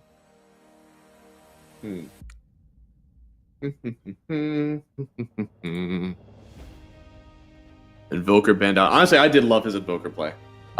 He did a really great job in a game that I don't think was really tailored to him. So I'm down for this Invoker ban. We are definitely looking for a mid laner here for Dragon Esports. And I mean, what do we got? We got a little bit of minus armor. We got some heavy physical damage. We got maneuverability around the map. We got some sustain from the Underlord. We might be missing a little bit of power siege, maybe a little bit of team fight. Maybe we're looking at a potential Leshrek. Leshrek could be nice. I could see a DK working too. Ooh, yeah. Let's see. And What we're happens still when I down. click on the Liquipedia for the Dragon Esports mid? Oh, he doesn't have one. Oh, what happens if I just click on his profile? You can also just click the previous match and then check the Dota buff link and find his Dota buff. That's true. It's my secret Let's weapon. Let's see. Which one was this guy? It's Game Ruiner. yeah, nice name. Plays a lot of Invoker, Storm, Tiny, Ember, Yeah. Shadowfiend, Lina, Void Spirits. Okay. So let's see. Ember banned out by their own fruition. Same with the Storm Spirits. Tiny taken by the other team. SF banned out. Lena, Void, Pango? Pango's already banned out. So Lena, Void. They banned out the Leshrac, which means I was correct. And I guess they were just looking, yeah, Lena, Void. Especially, I love this Windrunner pickup because Windrunner does so well actually into the Lena. It's somebody who can actually dodge those LSAs and nuke her down. And same with the Void Spirit. It's a pretty nice stun. Sure, you can dodge it, but it's not so easy. And there we go. So it is the Void Spirit picked up here. I like the foresight from Twisted Minds and forcing him kind of into this Void Spirit that is suboptimal compared to the Lena gameplay, I think. Mm-hmm. I'm still just a bit worried about Ursa. It's such a difficult hero to play against if he gets to that stage. And now he's gonna have Underlord support as well. I don't know, I feel like we could be in for another really good game here. Absolutely. That's what we want to hear, guys. Game number 3. It is elimination on the board. Twisted Minds. They've been through some troubles and turmoil as of late. This could be their chance to get themselves a series win against a very good Dragon Esports club. They've had some success. They were dominant in the group stage, and they finally are finding a little bit less success now. For Dragon Esports Club, though, last game, they had a little back and forth, but game 1, that was strong. They want to go back to those roots, and they flipped up the draft, right? They picked up the Underlord and the Ursa right in a row to kind of throw Twisted Minds on their heads. Windblade, do you think this draft is what they were hoping for? Do you think they can win with this one? I think they can win with this one. Just need to tell Stonebank to chill a little bit. Yes, if Stonebank does go a bit deep, it could be rough. But for Dragon Esports Club, I think that I like their Tricore. I think the Void Spirit is probably the weakest part of this lineup, but it's surrounded by, as you said, Crystal Maiden Ursa is a strong lane. Weaver Underlord, another strong lane. So sure, yeah, you might not have the best hero for the game, but it's still a hero that can go on the backline with your team. Mm-hmm. I think in regular games, Ursa Crystal Maiden is strong. I'm not sure if it's mega strong this game. Of course, they didn't go for the double ranged lane, but still with the Tiny, with the Hoodwink, I feel like they could do okay. Especially like getting a few pickoffs on the Crystal Maiden here and there. Yeah, they could get a few picks. Can't believe you guys have been casting all day. You're epic. Thank you so much, guys. Remember, you can follow us on our Twitters that are down here. And also make sure to follow Twitter for the tournament here. It's CCT_Dota. Check them out. I think they're close to 100 followers. We're trying to get them to 100 today.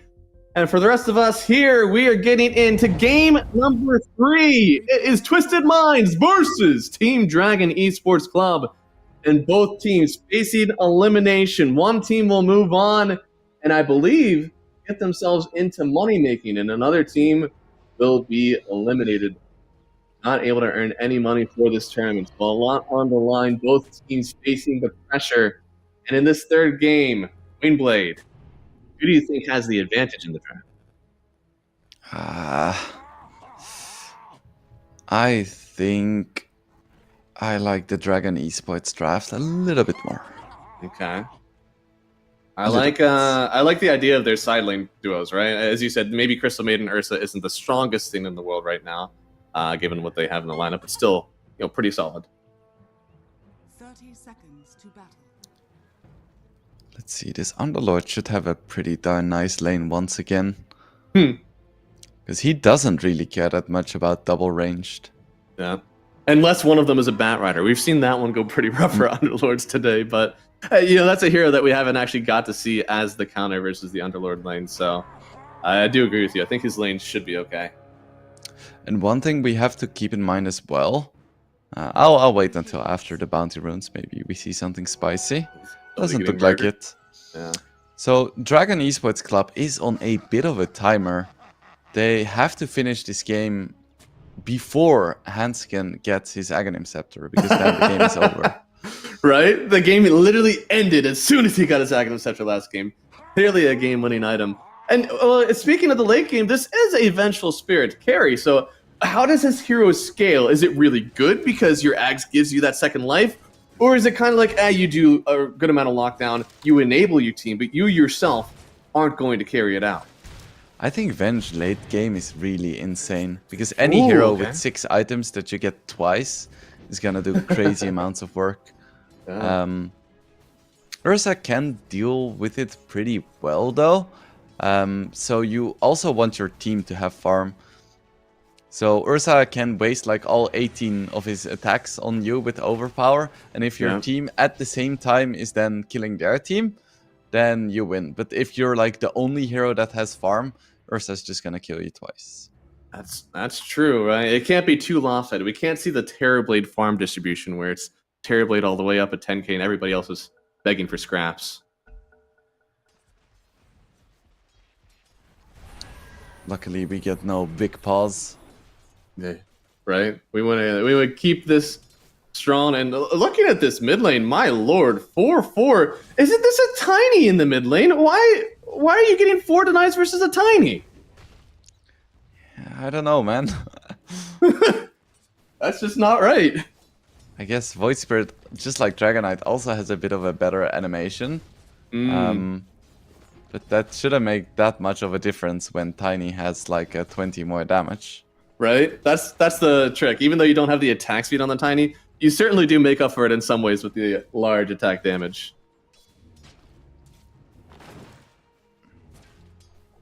Let's see if we can get a few more creeps. Yeah, look at him. Was just unlucky in the first 2 waves.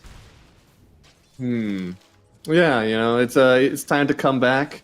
I'm really surprised. It feels like the first wave should always just be like tiny. I think that's what really surprised me. But overall, Radiant in general for Twisted Minds, doing well with the CS. Venge is having a great time versus the Underlord, actually, doubling them up already. And, you know, this offlane as well, Windrunner. It's quite squishy cores when you think about it, right? Windrunner and the Vengeful Spirits. Tiny's the only one who's kind of big, but he's not somebody who gets started on, right? Also, I brain farted a bit. They still have the dual ranged top. So even though it's not the Venge and it's the Wind Ranger instead, the principle still holds. Oh, yeah. And I've seen a lot of Ursa carries have been taken out by Windrunner offlane. It's been something that's actually quite common, at least that I see in pubs and in some amateur leagues. But it's also usually paired up with like a Tusk or a Nyx Assassin's Clockwork, something that's able to take the brunt force first, and then you take those kills with the Windrunner. That gets the stun. Shikuchi. He's not ready yet, and Geo is gonna fall. Look at these hits. Ooh. I mean, this 1 second. animation is so big. Oh, just barely gets out. That was close. It's a lot of time wasted. It's not good for Hanskin, though, for his Aghanims. True. He's so close. And sometimes I feel bad about lying so much on the internet. No, it's good. It's the entertainment. Yeah, I'm surprised. Haven't we seen a few Jakiros today actually go for the Liquid Fire, but Hanskin twice in a row has gone for Liquid Frost. I think it's because his mindset is fully like, how can I screw over this Underlord? And it's not with attack speed, it's with this, you know, big damage that you get from the Liquid Frost, and then getting the Shard maybe even, and getting that additional max HP reduction. Big damage. Hanskin trading some hits here with Geo. Yeah, pretty unfortunately, favorable the small camp is also in on the Weaver side. Dire's structures are fortified. Oh man, behind the tower. Norm, this Geo. is pretty far in Geo, yeah, just a little bit more. The Bushwhack actually connects. That's the first blood, and he accidentally found Mozzarella on the backside as well. They're chasing down the Crystal Maiden. Norma is holding the front line, but the Acorn gonna bounce around for the two of them. Pablo really wants this return kill and said he's the one who will fall first, but Shad able to get the kill on this carry. That's certainly what you want here. Hanskin the one to pick it up. The Firestorm will clear some of that small camp, sure, but still, Shad the one to get the better of this trade. That's a happy Shad. He has his 2 bracers as well, so he's gonna heal up really quickly. Feels pretty good. There's a lot of good Yules heroes this game, to be honest. Anytime the Ursa jumps on you.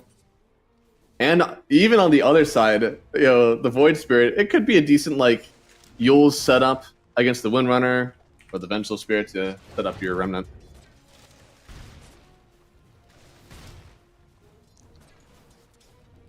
I don't know if that's the way that Dual Rays wants to play though. I think he's a bit more aggressive than just a Yule Scepter or Yule Scepter buyer.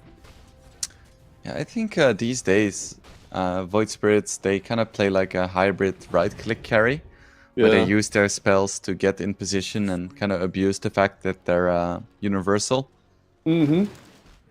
And I mean, the hero actually did get played some as a carry in some previous patches. Pablo will get the kill on the Crystal Maiden. Huge. Classic Pablo. And we can see Ursa already getting bullied away from the lane. Mm. Yeah, I mean, although I do like these like side lane cores from Team Dragon Esports, the side lane supports I think I like a little bit more from Twisted Minds. Crystal Maiden and Weaver are great, and they synergize very well with Dragon Esports heroes, but Hanskin has played a fantastic Jakiro in this series so far, and same with Pablo. Pablo's Hoodwink has been damn near getting up there in the ban list for me. Oh, that's a rattle. He's just gonna die here, but it's the creep deny! And then Pav returns to the kill on Hanskin. A bit of a disaster up here, actually. You don't get the benefit of the kill here on the Crystal Maiden. And but the Crystal Maiden is dead for a long, long time, and poor Paw already ran through the south he just got. And he went treads? Yeah, he comes back into lane and he instantly loses all his HP. Might even go down. Yep. Oh no. A little bit more. A huge kill from Stonebank. Gets the connection. Large creep wave on the Windrunner as well. So continue to get more and more gold. And Ursa, I need you to explain this to me, Windblade. Why on earth am I seeing treads instead of phase boots for the armor? Well, because he's kind of getting wrecked and he needs to jungle. And for jungling, attack speed just gives a lot more value. Okay. I see. Oh, dive through from Dual Rays. Has the DD. Gonna connect with the Remnant as well. Stonebank, should still fall here. Yeah, that one last dive. Oh, wait. Okay, never mind. He doesn't have a point in the shackle, so he will just fall. Dual Rays, well done with the DD. Yeah, Dual Rays gets the Remnant connection there without setup. Beautifully played. Had nothing to do with the fact that Wind Ranger was on a bridge and literally couldn't dodge. Just very well played. Yeah. Ooh, Pablo. Ooh, not done yet. Look at how quickly the Hoodwink falls. That DD. Super good right now for Dual Rays, and he just propelled himself up to top net worth, where the rest of his team is kind of struggling. He's doing what he has to do here. He's the only hero that can really make space in this game. Both of his other cores just want to farm, be static on their lanes. That's all up to him.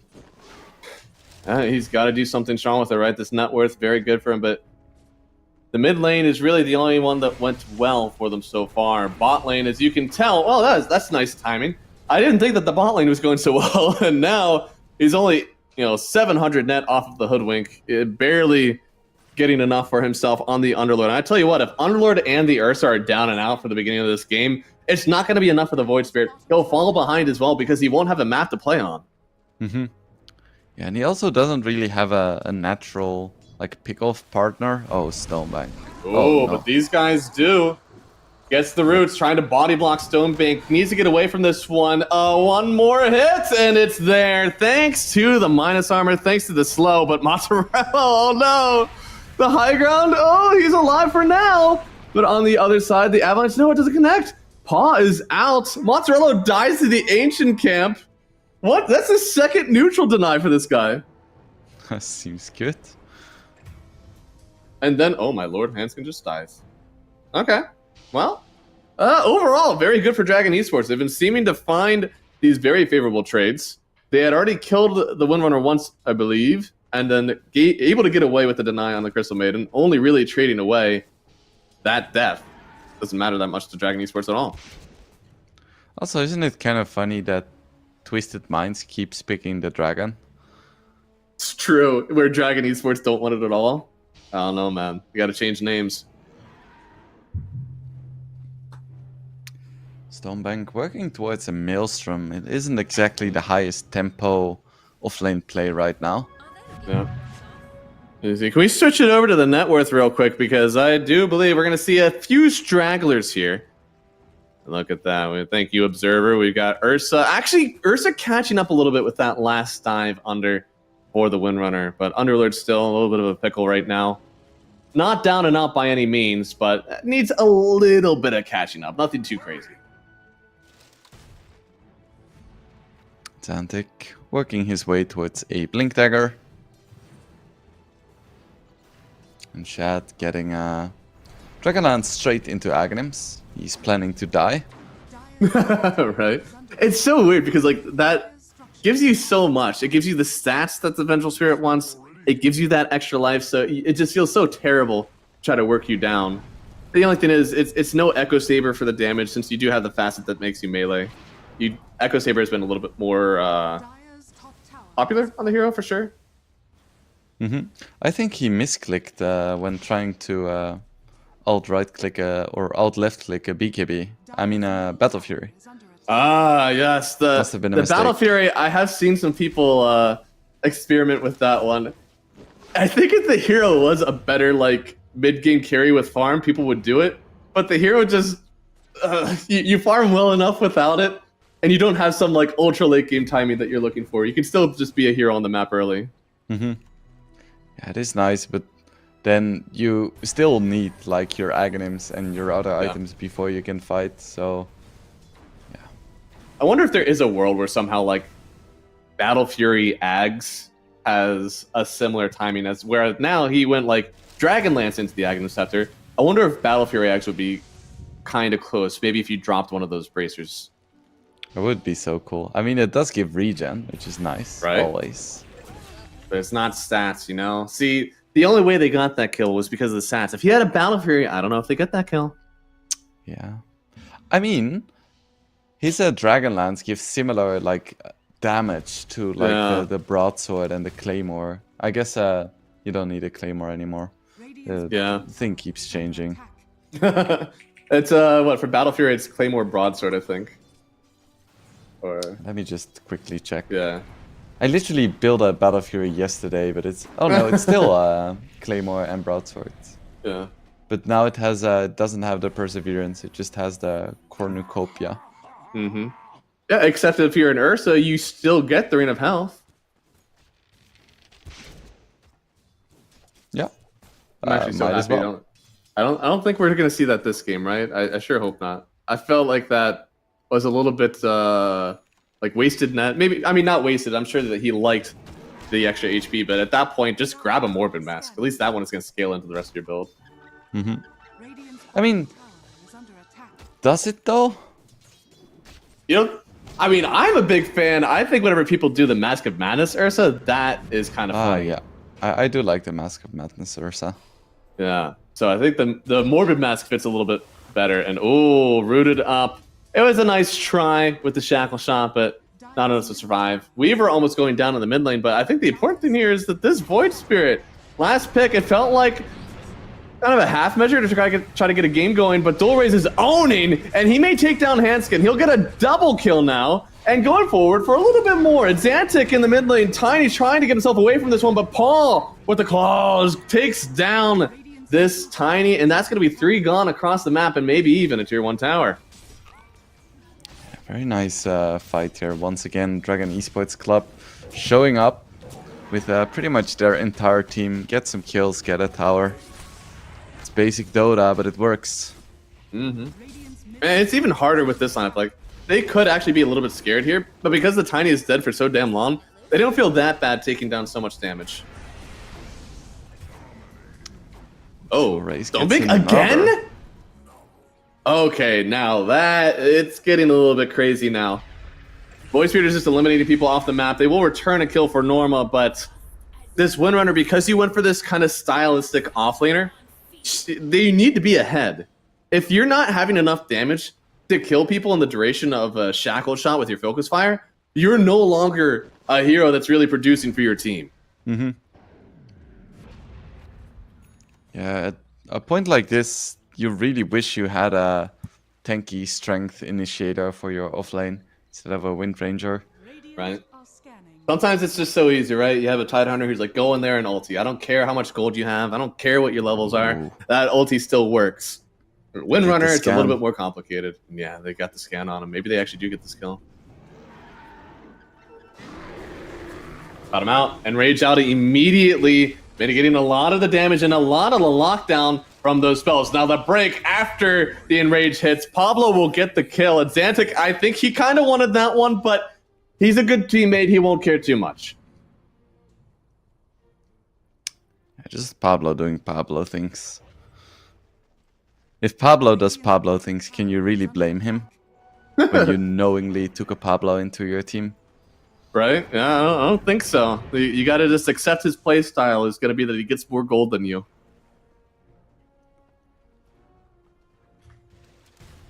Dire's top tower is under Going for the Atos.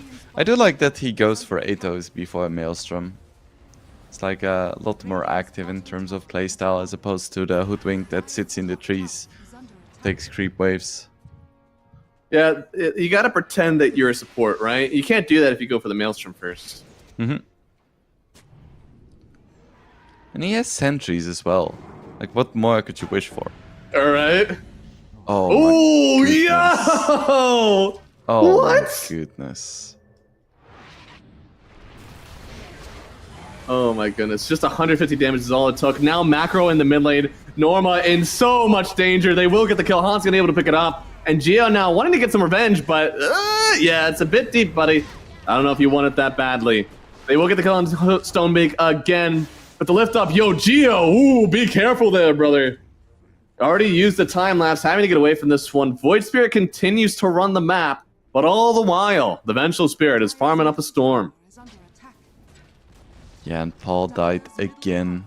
He had time to think about his mistakes of not pressing ulti. Ooh, the swap back. No, this is what they need. Stun one more. The ice path. The shackle. They got it. Another kill, and this time dual raise to fall. Twisted Minds are looking very, very dominant in this game number 3. 4,000 net, and the carry Venge. She enters the game and immediately gets a nice kill. Yeah, this Aghanims feels kind of wasted because it doesn't feel like she's ever gonna die. The paradox. You get the Aghanim Scepter, you never die. You don't get the Aghanim Scepter, and all of a sudden you die a lot, and you wish you had an Aghanim Scepter. But I think it's also a deterrent. Oh no, they say Ursa again, you just died here, bro. Oh no. Huge just died shot there. again! My boy Paul is mega tilted. Paul is super tilted. However, Pablo is feeling pretty good about this one. All it took was an Avatos. He wasn't even able to get the Enrage off. The majority of the damage was from this Tiny, but hey, that damage that Pablo is adding, you can see, is just overwhelming for Dragon Esports right now. It was even for a while, but now Dragon Esports Club are just getting wrecked. They're having a rough time playing the map in this one. Last game, it felt like it was pretty back and forth. They weren't down and out just yet, but this is definitely the hardest the map has been to play for Dragon Esports in the early game so far.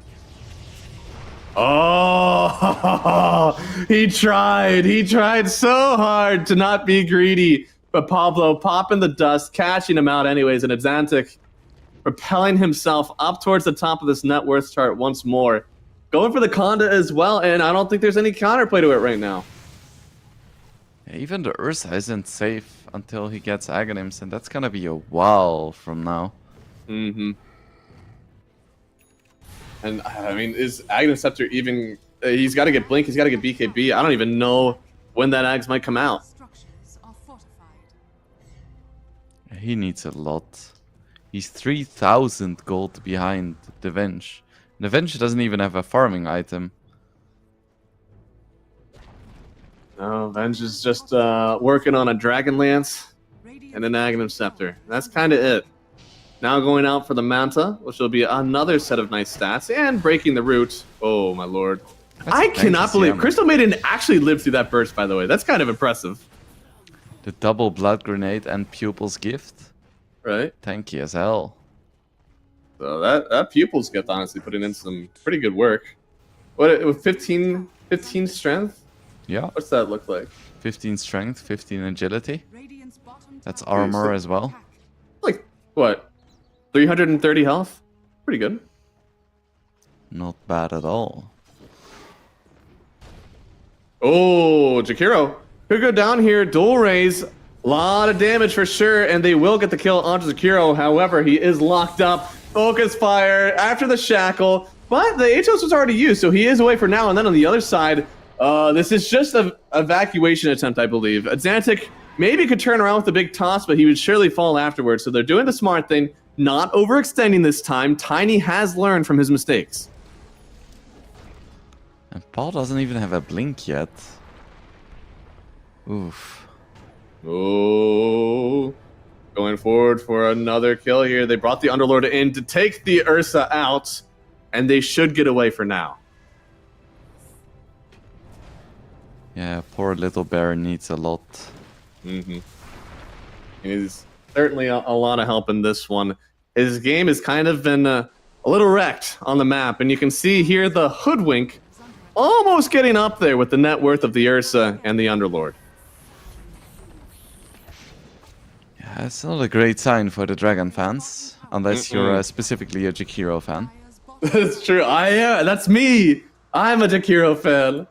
And the Force staff coming out here soon. I think there was a Greaves pretty early last time, but this time around, he's saying, look, I might need that Force staff just a little earlier. Yeah, it's so nice against Ursa.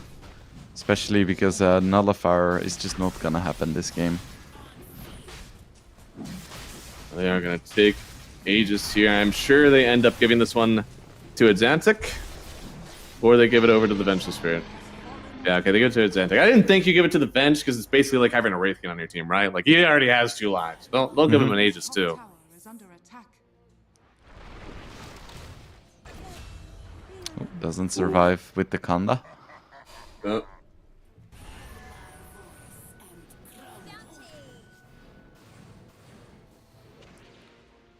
Shad has Manta almost finished. Tower is under attack. Almost. That'll be a pretty big power spike for them. Even has the broom handle. I love that with Venge you have all the advantages of being both ranged and melee. Like, Ooh, this hurts. Rip. Oh, avert your eyes. Don't look at him. It's kind of hard right now for the Ursa. because she gets both the attack range from the broom handle and the dragon lance. Both of it works. Dire's bottom Man. tower has fallen. That's Radiant's top I mean, we're getting tower into is under attack. close to sniper attack range, right? We're at 550, I believe sniper is something like 600, so Radiant structures that's- are fortified. that's pretty good. Pretty good. And this is a high ground? Is this real? Surely the Underlord just has to throw out his ulti. They will swap him through. Norma trying to get as much heal off as he could, but he just falls on the low ground. Dragon Esports are crumbling under the pressure. Shad will continue onto the high ground, and they want to abduct somebody else. They won't be able to get the Void Spirit just yet. Hitting it with the Ice Path, sure, but they haven't really taken him away. Mozzarella just falls to a straight tree from Xantic. He has buyback, but do you really want to buy back into that? I don't want to do that again. Bottom barracks are under attack. And Ursa doesn't have a BKB or anything, so they can just end. Dire's They can just hit all of the towers, and there is nothing that Dragon Esports Club can do. 'Cause who's gonna stop them, really? I don't know. It's gotta be the Ursa, but Ursa can't enter the fights just yet. He needs this BKB. And he really needs a Blink Dagger so he can hopefully get on the background and kill Hanskin. That's going to be a good opening for your team. I want to say that you jump and get the Hoodwink, but I don't think you have that in the tank. Pablo might murder you instead. See, what can Dragon Esports Club do? They can just D-push with like Underlord, CM, and hope that Ursa gets a BKB and then they can win a fight. They might. They might be able to win one, but again, it's going to take a pretty good initiation. You can't start on Shad. He's got eggs. You can't start on Tiny. He's got an Aegis. Dire's middle And he's going to have it for another 2 minutes. Radiant's middle tower They don't want to wait that long. At Xantic, he's walking right up the high ground now.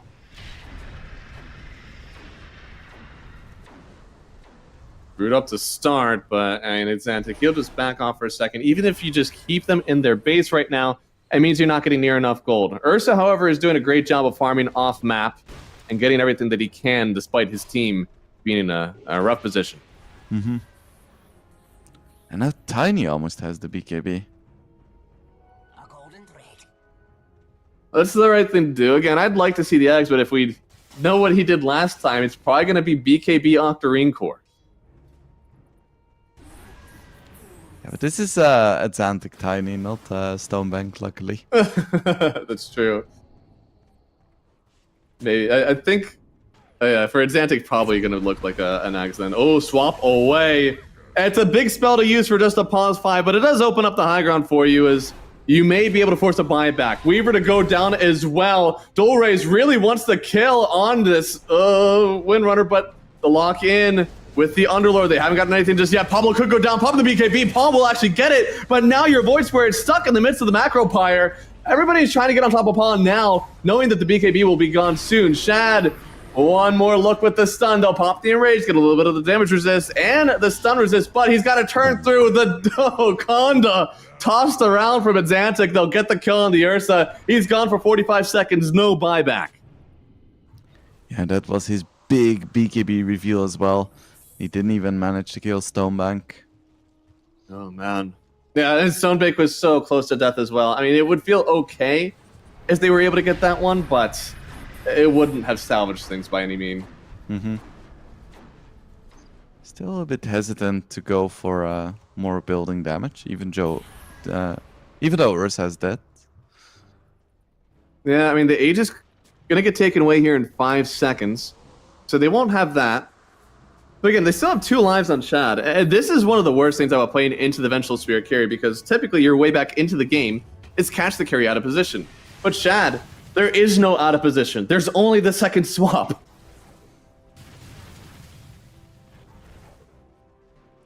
Hanskin working towards Greaves again, and has the Philosopher's Stone. So at 52.5 minutes, he's gonna have Aghanim's. Oh, my friend, my friend! I'll have to send him some very carefully worded messages about his item builds. Is this just... It pains me. It pains me to know that there could be pure damage and ice, and we just don't get to see it. Are taking a bit of chip damage, but I feel like if they want to go for a slow siege, they might as well just go Roche first. Right? Yeah, and it could be up in 2 minutes, so they still have some time. But yeah, whenever we talked about it, it's basically Jakiro as your chip damage, right? Like, nobody else is going to do it. Yeah, but he doesn't even have Liquid Fire, and Liquid Frost doesn't work on buildings, so... Ah, that's true. Oh boy, a huge fight! Paw getting on top of Shad, but he has to run away from this one. The Macro Pyre is still too much, even if it is just magic damage. Underlord's gonna get locked on for a second here. Focus Fire being used, but he's still taunted on Stonebank through the BKB. There it is, a little bit more, and the Underlord falls. Now, dual raise, they'll try to escape. Gleipnir connects, but he has the Manta style. Should be fine for now, unless... Oh, Shad! Almost had the stun. Did just barely get out, though, still on the Void Spirit.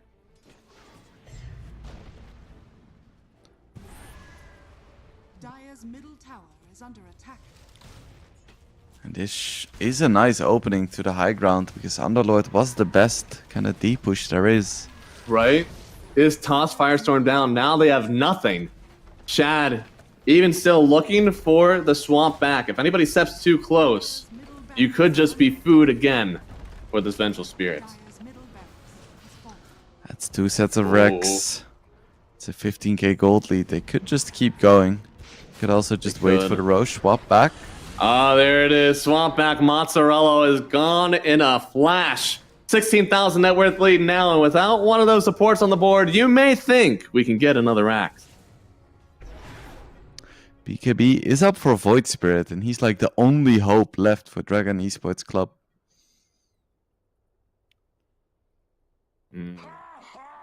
Gotta think about it here. All right, so they're pausing the game on Dragon Esports. What do you think they're thinking about? What are they game planning here to get back into this game number 3? Ooh. I mean, they hit their Ursa BKB timing, and it didn't really help. So I think they're Googling, like, best religion. Who will I be praying to get us out of this one? I mean, Ursa, yeah, the BKB timing didn't work so well. The Blink, we're still into like how to enter the fight, but we haven't solved the damage issue of the fight just yet because that's still a thing. Void Spirit is doing his darnest. I mean, Dual Rays has had a really nice showing through this whole time, trying to dive on backline, still having a good lane despite his team not being able to play. And even with this Aghanim Scepter, you can only do so much. Mm-hmm. Yeah, it feels like there's just a lot missing for them right now. I can maybe imagine them killing Shad once, popping everything, but twice. And then he isn't even the tankiest hero.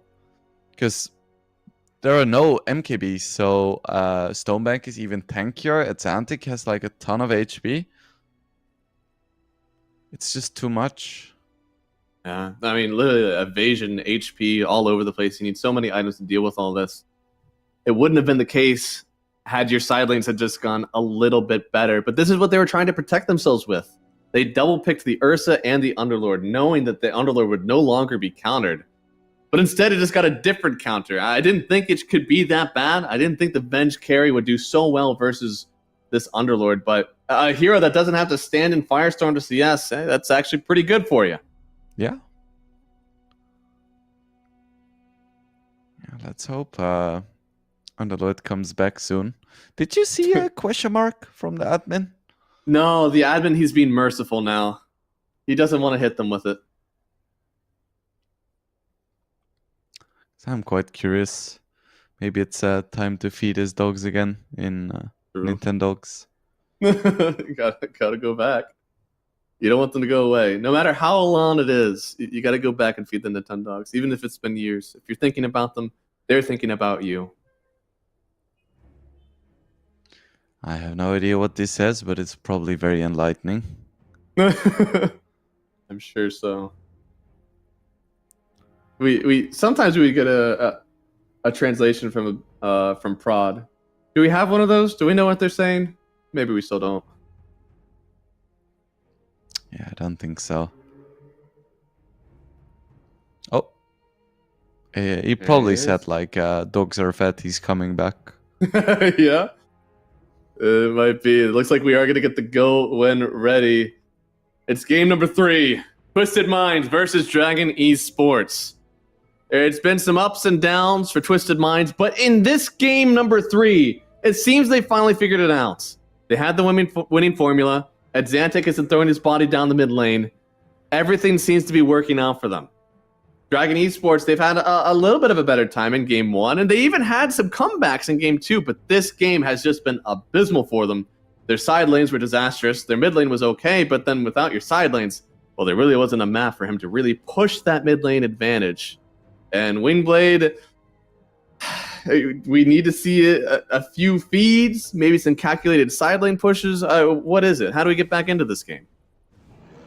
They need this next defense to go well somehow. Maybe like get on top of the hoodwink, isolate heroes, make it so that maybe like I don't even know, man. It feels like it's supports. some sort of like hide in a lane and kill a support, right? Like that's it, but that doesn't win you the game. Yeah, then you still cannot kill the cores. As long as these Twisted Minds heroes are together, there's just no winning a fight against them. And Xantic is feeling it, man. He's just walking up the high ground. Good damage. That's good damage. Yeah. And Norma, as long as he doesn't get swapped back, but there's the thing, right? All of a sudden, this Underlord isn't so invincible because as soon as you get swamped, you lose so much armor. You get bursted by the Tiny. How much does this Underlord need to even survive these things? How much does Geo need to survive this? Barely getting away there with the time lapse.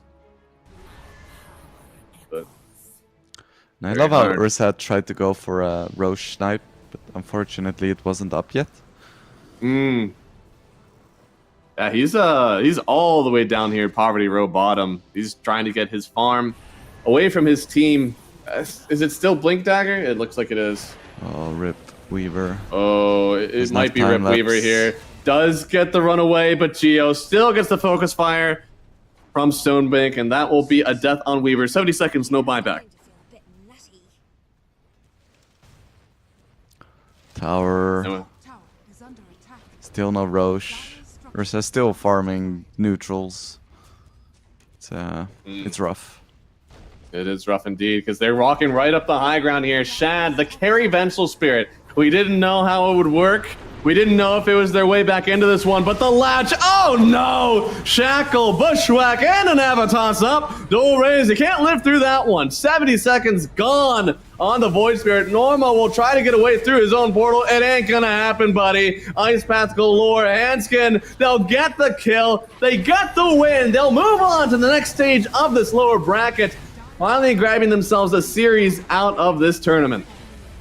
Looked a bit iffy game number 1 when we saw the Tiny get completely decimated by the Monkey King, and we were like, okay, the dragons, you know, they've got that mojo that's required. But then in game 2, just the Ursa raid boss was too much, and game 3 was just like the PA facet, just methodical. It was methodical, just really picking apart every part of the map. They were able to go through and get at least what, like, again, 2 lane wins. Even the mid lane wasn't so bad. And then all of a sudden, the map just closed. And there was no itemization you could really get. This Vengeful Spirit, we found out, didn't actually need the eggs, because I don't think she died with it at all. Yeah, she literally didn't. I mean, it was cool. And I guess it's a deterrent, because it means that nobody ever wants to go on you. So it's like a chicken or egg situation. Yeah, no, never giving them an opportunity to get back into this one. I think Pablo on the Hoodwink is probably going to be my standout performer out of this whole series. You could see game 2, even his carry would die, but him and Hanskin, they didn't care. They would keep on the good fight. Those Acorns doing so much damage. And I'm surprised it never ended up getting banned out, because I truly believe he made a difference just with this hero in the game. Yeah, for sure. I agree with you. Pablo on his Hoodwink was the standout for me as well. Just created so much space. In the last game, I felt like Shadow also played really well, but this was quite an easy game with how his support set the game up for him. He just had to like pretty much solo lane against an Underlord, and that's quite doable. Yeah, no, he was able to lane basically by himself, since he didn't have to stand in that firestorm. And they're going to win this game number 3. They're going into the next round of the bracket here. So they're going to be playing against, I believe, against the loser of Just Better and Sibe team, I think. But it's one of those upper bracket teams going to be coming down to them. And those games are going to be casted by the lovely Zaconics and Ricky. You guys are going to love to have them. For us, I mean, that's it for me in this tournament. I think you're coming back here tomorrow or the day after to cast on in. But guys, thank you so much for watching. My name is Math Magician. This is Wingblade. If you like the cast, please let us know in the chat. We would love to talk to you about it. If you didn't like it, I'm Lyrical, and that's Trent, and you should tell us on Reddit, and then I won't read it. So thank you so much for watching, everybody. Hope you have a great rest of the day. Stick around, because the next games, they're going to be right around the corner. We're a little behind schedule, so we got to catch up. So again, Ricky and Zaconics will bring you that cast. Stick around. We've got our next series right around the corner.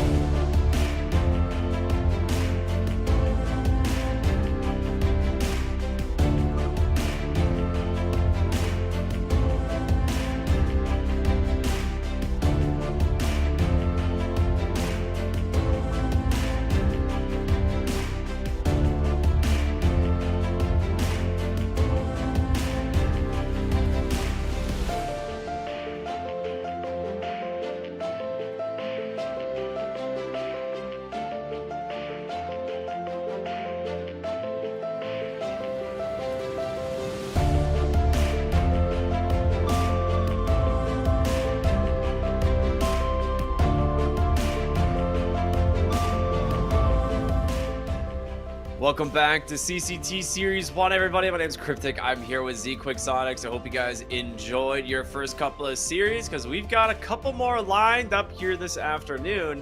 And we're going to kick things off with a pretty fun series here, actually. T-Team versus One Move in the upper bracket. And we got the privilege of covering T-Team yesterday. They look freaking good, man. I'll be honest. I'm excited for this one. Yeah, it should be a lot of fun. I think we also got to see slightly different drafts from them, and we didn't watch One Move yesterday, but I saw they're playing some different stuff than we've been getting to see. So always fun to see some unique styles clash. Don't know who's gonna win. I'm not sure. I don't know if I have a favorite here, but I'm excited to see some different drafts than the usual, especially from the last patch where everyone was picking the same stuff. Yeah, right.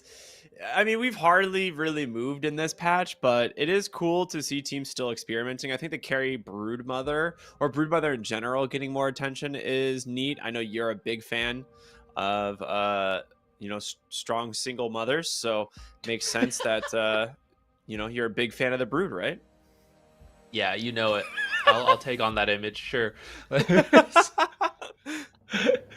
All right, we got T-Team here. We got Snakeo Knight. He's the Broodmother player right there. Mikey, Zive, and Eki. Yeah, we saw some fun stuff from them. Some different drafts, and I'm ready to see what they're gonna bring today. Yeah, I think this team's really fun. I'm really excited to see how they do, and they're all playing well. It's not like there's like a one player standout. Yesterday we saw Mikey do some really cool stuff, but I think it really is like a team effort for these guys, which is cool. Let's go ahead and take a look at their opponents. We've got, of course, One Move is going to be the team to beat here in this upper bracket. They looked, like you said, very good. We didn't get to actually cover their series, but they were also running some fun stuff. So Woe, XN, Triple S, Dr. Bum, and Rain, which I believe Dr. Bun was standing in for this event. So he's going to be standing in again in this next game. So it'll be good to see how he does. Yeah, the support duo for position 5 especially, I know in their series yesterday they grabbed Warlock and Jakiro in the games they won. Those are some pub supports, but you don't often see them in professional matches, at least not in the probably for like the last year or two. They haven't really been in the meta. Warlock actually had a small stint when they first buffed up his shard, but since then not too much. So it's fun to see those heroes come out, and actually in that last series we saw Jakiro on Hanskin, so maybe Jakiro's getting back into the meta. So I was looking at this as well, because I was like, man, that's like a few Jakiro picks at this point now. And what I think is going on is people underestimated the Frost Breath facet, because everyone was going Liquid Fire because the attack speed slow is super annoying. It's a lot of damage to deal with in the lane. But at level 1, Liquid Frost makes your auto attacks do 30 more damage, which is a lot of damage. Combine that with the fact that like you just Liquid Frost and then go right into the Dual Breath, like you actually just burn through and trade so efficiently against any other hero. So I feel like maybe it's the Liquid Frost facet people maybe has slept on quite a bit. Could be. I'm willing to see it a little bit more. On paper, I think the downside of Liquid Frost, or I should start, the upside is the damage. When you commit your auto attacks, the spells, it adds a lot more damage to your particular target than Liquid Fire. The downside is that you have to commit more. Like, just attacking will not get you more damage than Liquid Fire. You have to use Dual Breath and potentially Macro Fire and all of that.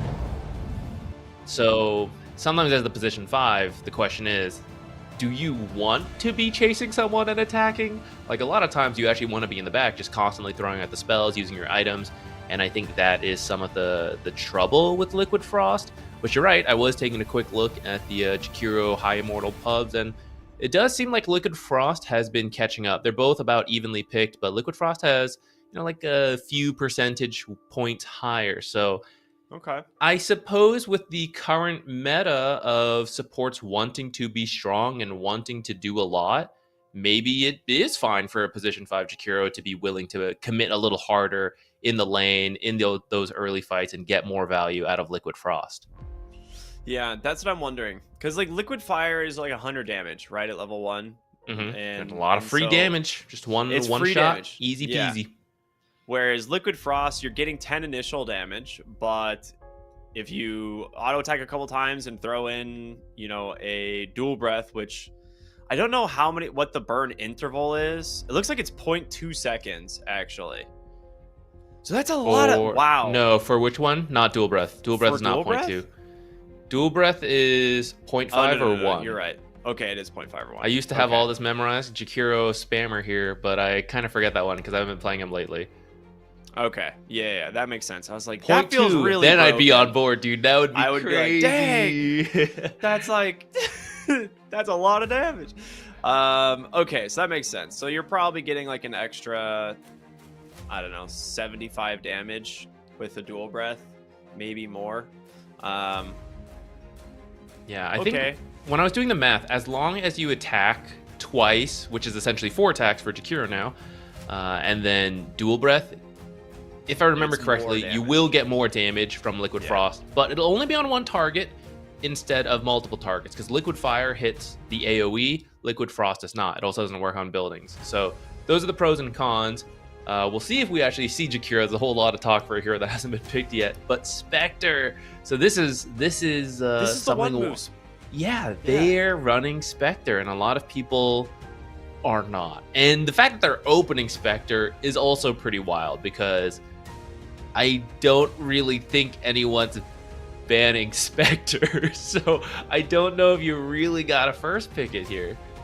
That was gonna be my next thing. I was like, why first phase it when you know it's not going? I mean, maybe T-Team watched that previous series and was like, okay, yeah, we'll get rid of the Spectre. But this is just not a hero we've seen anyone really prioritize besides one move. So the question is, like, would they have banned Spectre in that second phase versus them? But the question, like, is I mean, it's the Spectre same build so both good games. that you're that upset if it's banned against you? I mean, maybe they feel it's their best strategy, and that's, you and I didn't get to see it, so I am excited to watch how good their Spectre is, that they think it's first phase when most people aren't even picking Spectre. So it's a very different view on a hero compared to everyone else. So the idea with Spectre for them is play fast, because it just rushes treads into Orchid. Which in the past, a lot of times what we've seen with Spectres are things like Blade Mail, save out for Radiance, try and like get to an early Manta. But it's with this Spectre, it's just treads straight Orchid, and you start trying to gank with your ult cooldown and secure kills. And it is a good way to play the hero, but I think maybe one of the reasons it's been working is that we haven't really seen it, and it does have like this adjustment period of like, oh, people are picking Spectre again. All right, we have to accommodate, we can't just be like, oh, it's a bad hero. It's like, all right, clearly they have a game plan, clearly it's worked, it's time to address it. They get the Darkseer with it as well, which is kind of scary. That's But true. TT Ion grabbed Shell, themselves a tiny. Ion Shell, that Spectre, Global Haunted. She did just get a buff to Desolate and make her laning stage a bit easier, especially, well, I don't know, you have to take the facet for it, but if you have the facet, then ally creeps are not enough to prevent Desolate. You'll still take 60% of Desolate, which means if an offlaner gets left alone, for example, maybe this is Tiny 4, maybe it's Weaver 4, maybe they go off roaming somewhere, then your Underlord offlane is going to take some Desolate damage, and it's like 15, I think, at level 1, 15 extra pure damage per auto attack. Pretty sizable. Maybe that has helped out her laning stage enough that one move really likes it. I do think Underlord's going to be a bit of a tough matchup there. He's going to be dropping that Firestorm on you, burning off a lot of your health, which is really good for Spectre. She ends up being a pretty tanky hero, so not just in the lane, but throughout the entire game. That Firestorm is going to be pretty good. Along with Underlord just having high base damage, Spectre's is not that high without that Desolate, and so you might just get a lot of creeps denied in your face. That's kind of what I was just looking at. Is I'm crunching some numbers here Do the math, to try Ricky. and see, like roughly how valued that facet is. All right, there's Jakiro. All our Jakiro talk was worth Thank God. it. He's Thank here. God. So basically, Desolate, you're gonna get 15 damage out of like level 1 Desolate with that facet onto heroes, which is kind of nice. It is pure damage, and it does kind of scale from there. So it is not bad. It's just the main thing that makes it good is the fact that your Spectral Dagger applies Desolate, which is really nice. Like being able to throw Dagger constantly in lane, but also when you do play for your Orchid timing, it's a little bit of extra burst damage to play with. So I like it. I can appreciate it. We'll see how well it plays into the Underlord, because like you said, Underlord's a scary hero, and I do feel like historically Underlord was my pick like almost every time into a Spectre. So I think he's gonna have a pretty good game on the Underlord now. Yeah, the ultimate will also help, because that's I think part of One Move's plan with the Spectre is that early global ult, which I think people are still getting a little bit used to compared to the old Haunt, like huge team fight but pretty long cooldown. It's now a much shorter cooldown individual target, but it does help you pick up the pace. I think it was a generally good change for her. But now Underlord, he'll be able to show up to a lot of those, not all, because his ultimate is longer cooldown, but that could still be really good.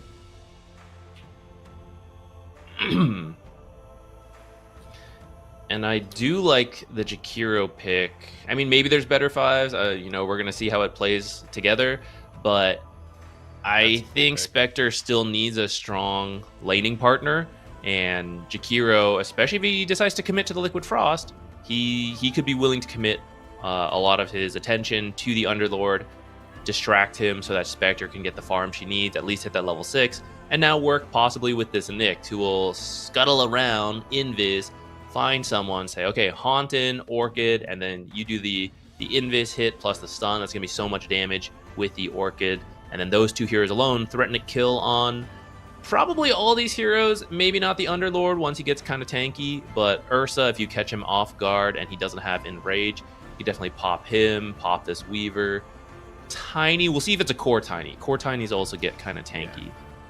This is where I actually really like the Tiny Weaver opener, because you still don't know if they need a mid laner on T-Team or if it's going to be Core Tiny, if it's going to be Weaver 4 or 5. So this is a sick draft at the moment, because you have the favorable matchup of the Ursa into the Darkseer lane and the Nyx Assassin. You could go back for an Oracle and completely butcher this lane, run Weaver in the offlane Tiny mid, or you can pick a new mid laner that like maybe gives you a little bit more chase or backline jump.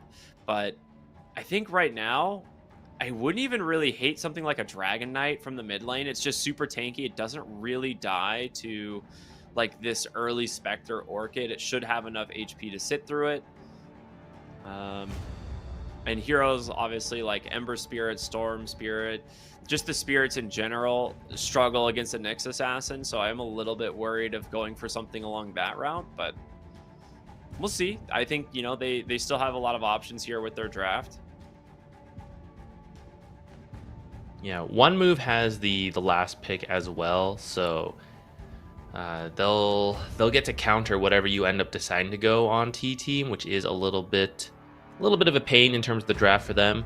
I do think that One Move needs an initiator from their mid lane.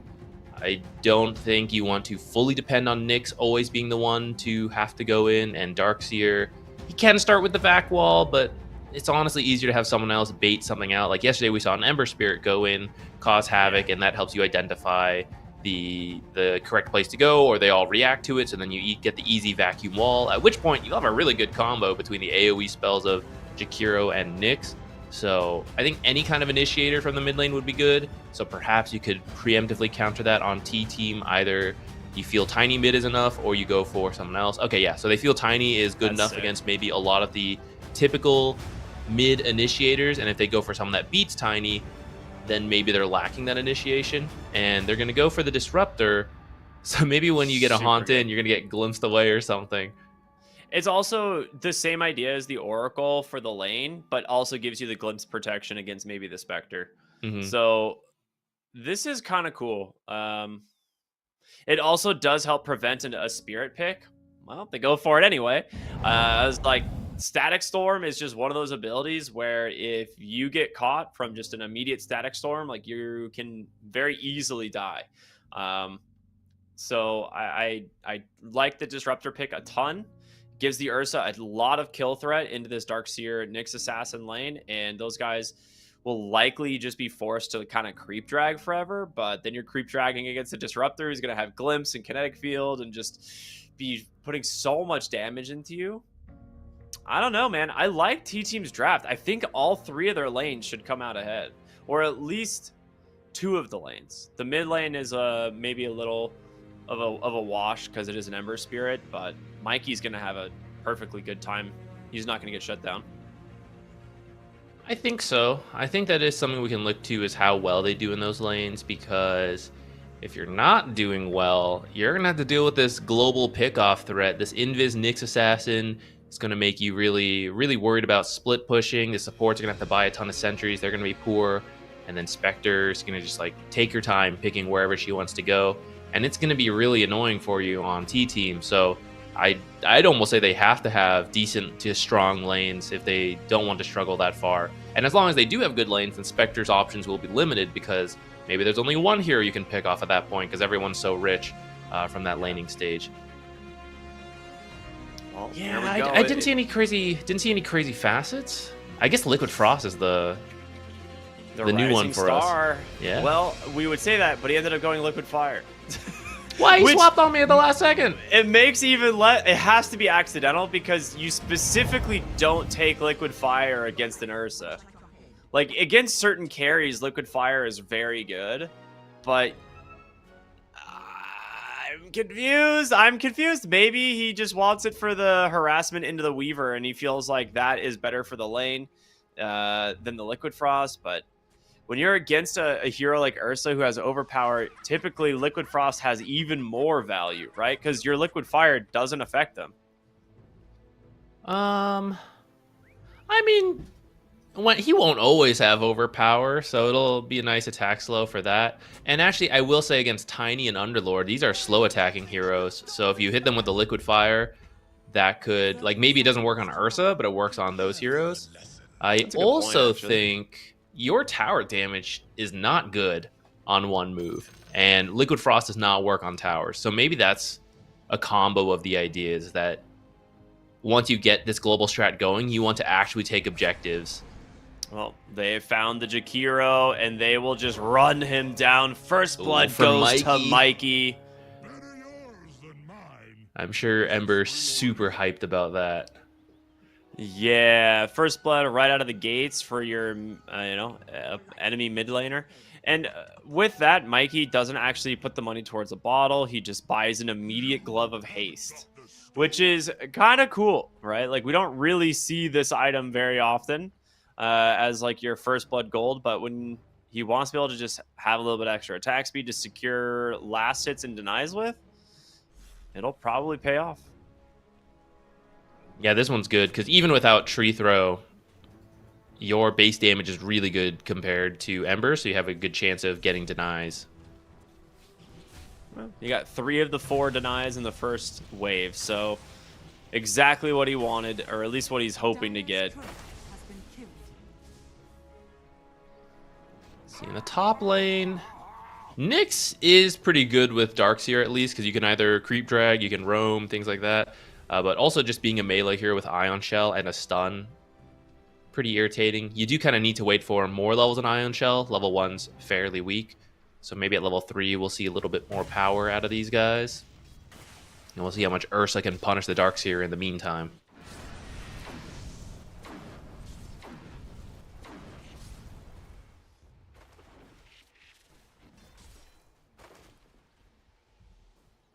Ooh, bottom lane. This is pretty brutal. Spectre's got one last hit.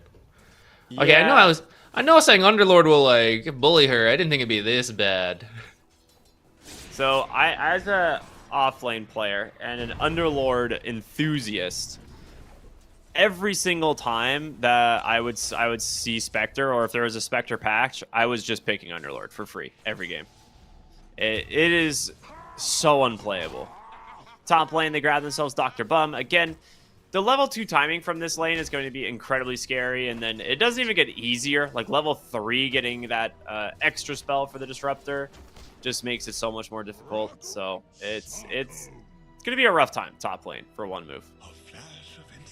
Yeah, and we see this a lot from early Darkseer picks, and hopefully we see the adjustment, which is that you should just go stack for the Darkseer and creep drag for him, and Ion Shell will clear that out really safely, really easily, compared to like what other offlaners would struggle with.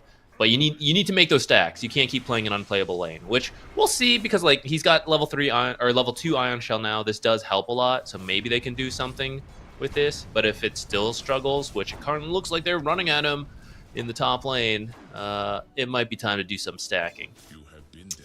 Yeah. And there's your glimpse. With that surge expiring, just goes down anyway. And this is just going to be rinse repeat for them. Like, they actually can... It's such an easy commit from them, right? You just force one spell from the Darkseer, and you're like, all right, I have Kinetic Field, and I have a Glimpse. Which one do I want to use? They're going to go ahead and trap up the Nyx Assassin. He goes for the Impale there to try and make some space. Looks like... I mean, I thought he would try to get they're going to run him down, right? Thought he would try to get the deny, but actually he was just like, I'll just farm this hard camp before I go. Yeah. All right. Try to drag them away, waste their time a little bit. Darkseer will get an extra last hit or two for that. It's time. Go. He's got his boots queued up. Get the boots. Just start stacking. Start stacking. Mid lane. Oh, mid lane. Ooh, it's going to be Mikey dying to the Ember Spirit at almost no HP, but the dive from Eki to find the return kill, gets himself a nice little bounty there. Dude, double impact did it there. Without double impact, Mikey would have lived and gotten the kill first, I think.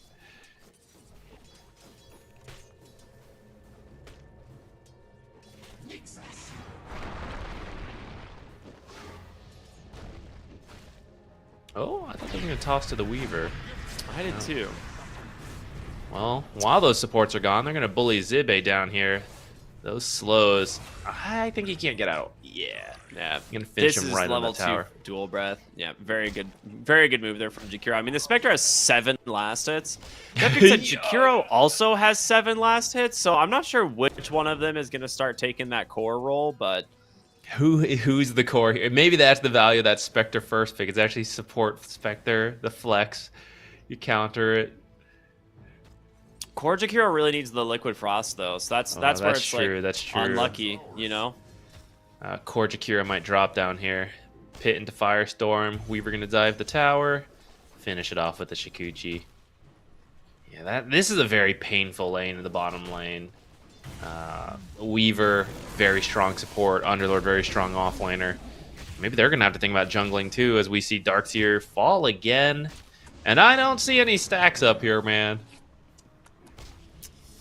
No, they just keep kind of running into this lane thinking that they might be able to fight, but not only does Smiling Knight have almost the most CS, but he has, what, 4 kills now? And 2 assists. His net worth, I know it's a little early to look at net worth, but with the amount of kills he's got, it's a little bit more meaningful. He's at 3,600 net worth. He's almost double the net worth of Darkseer at 6 minutes. Yikes. That's a yikes. Unless you're Team T, in which case you're like, hell yeah, this is the best safe lane we've ever had. Smiling Knight's like, guys, I'm gonna have like a 9-minute Battle Fury. I'm having a great time. Start the stacks.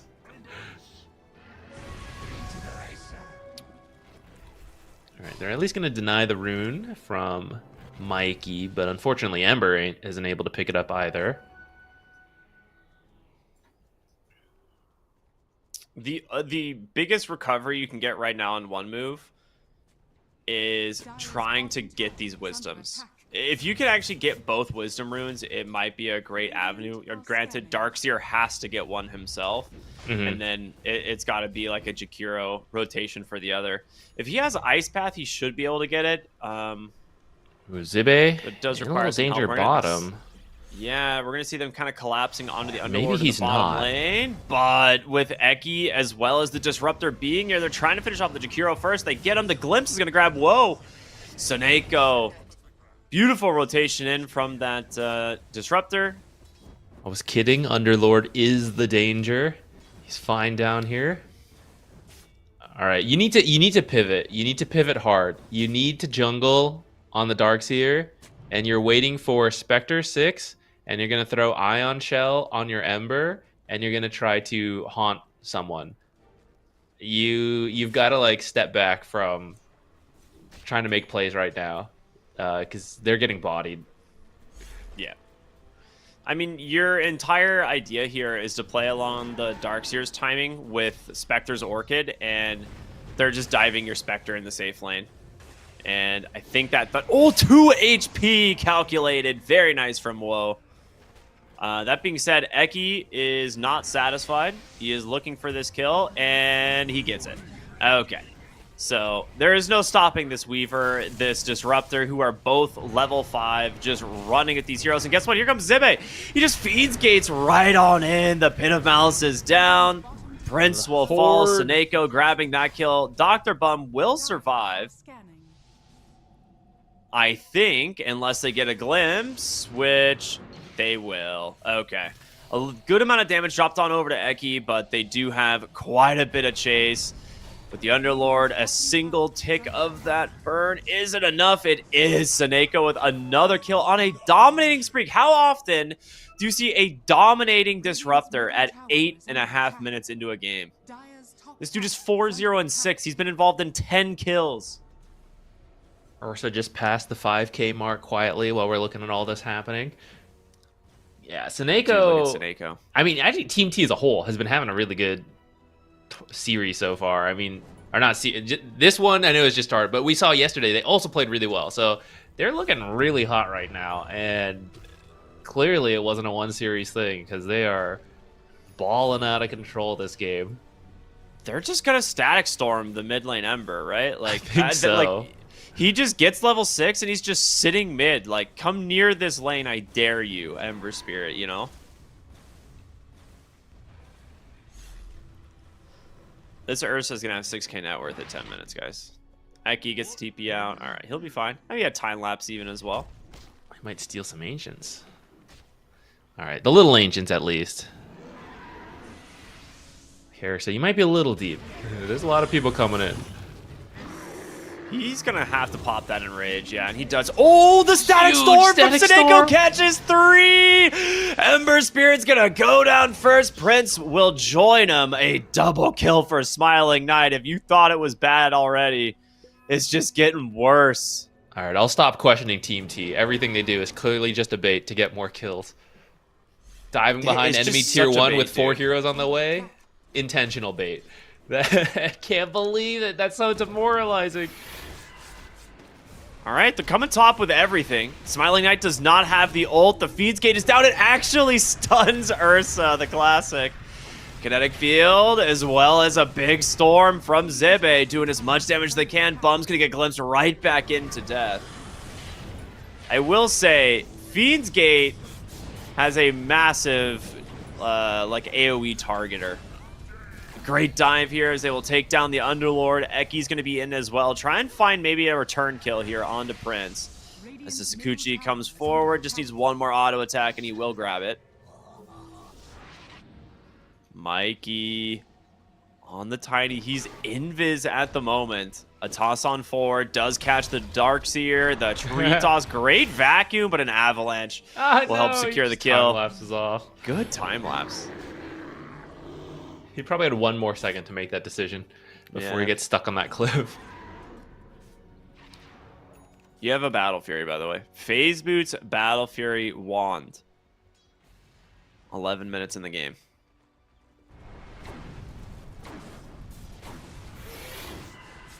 Ooh, Zibe bottom lane. Okay. He needs to start being a little bit more careful throwing out these firestorms into Dr. Bum, who is doing a really good job at rotating around, getting active already. Yeah, this is the way back into the game you need to... The Ember did not have the worst time. Like, Tiny's still rich, but your actual net worth at 10-ish minutes is okay for the cores on the side of one move. So you just need to bring all of that power together, which you can. You can have the high-level Ion Shell on the Ember, work with the Nyx into the Shadow Step. Oh, there's your blink reveal. Managed to catch two. The Static Storm's off the mark. It will at least stop the Ember from entering the fight, but they've got to get a kill. They will. Wrap around in from Zibe as well. Finish off Dr. Bum. Both supports die. As the Ember Spirit hiding in the trees at the moment. There is a blink dagger. There it is. The Avalanche, the toss. He's got no way out. At least one remnant remaining, but out of mana. And the glimpse to pull him right back into danger. 3 fall as T-Team is just on a roll. Radiant's middle tower is under attack. Eki, what self-control from Eki? He's 6-1-7, and he's still going to get the Atos first. How does he resist simply going for damage? What a guy. I know I'd already have the Maelstrom queued up. You'd have, like, immediately bought the Javelin. Yep. Guys, you won't believe it. I'm on a kill streak for 10 minutes. I'm going 3rd core.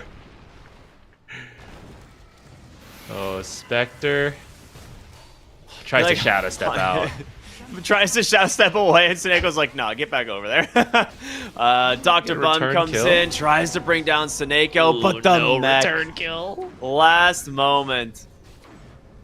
Oh, man. Into the mid lane they go. They're now looking for the Ember Spirit. Can they actually get the kill, though? Static Storm 1 second. No. Oh, Static Storm? They went half a second too soon. It was just off cooldown.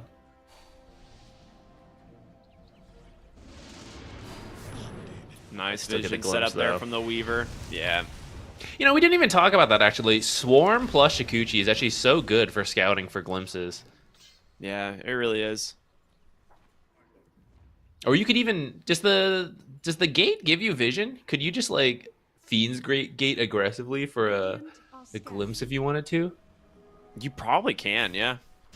14-minute Wisdom Rune. In comes Eki. Again, the Fiend's Gate comes down. The Avalanche there to stop Triple S from escaping.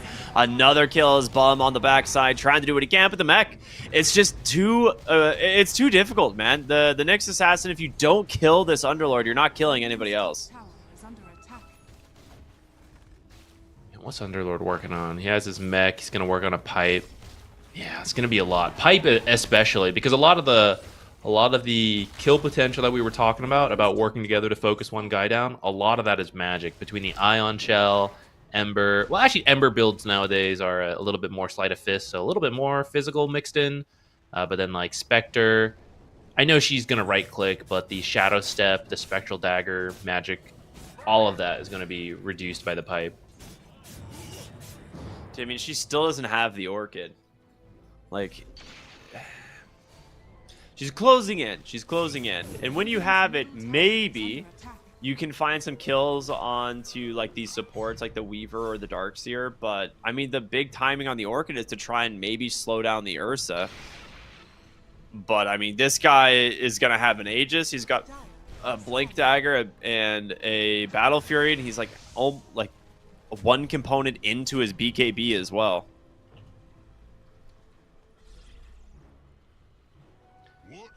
I mean, I'm down for the Spectre. I really want this kind of strategy to work, right? I think the draft is cool, but I just think the order they picked it in is really weird. Like, why not open with a Darkseer, which has been a very contested offlaner and gets countered anyways. Nyx and Jakiro, if you want to pick them, would have been, like, fairly fine. And then you show the Spectre afterwards, and then maybe you're not dealing with, like, an Underlord. Maybe they've picked a different offlaner, they've picked different supports. I don't really understand the first pick Spectre.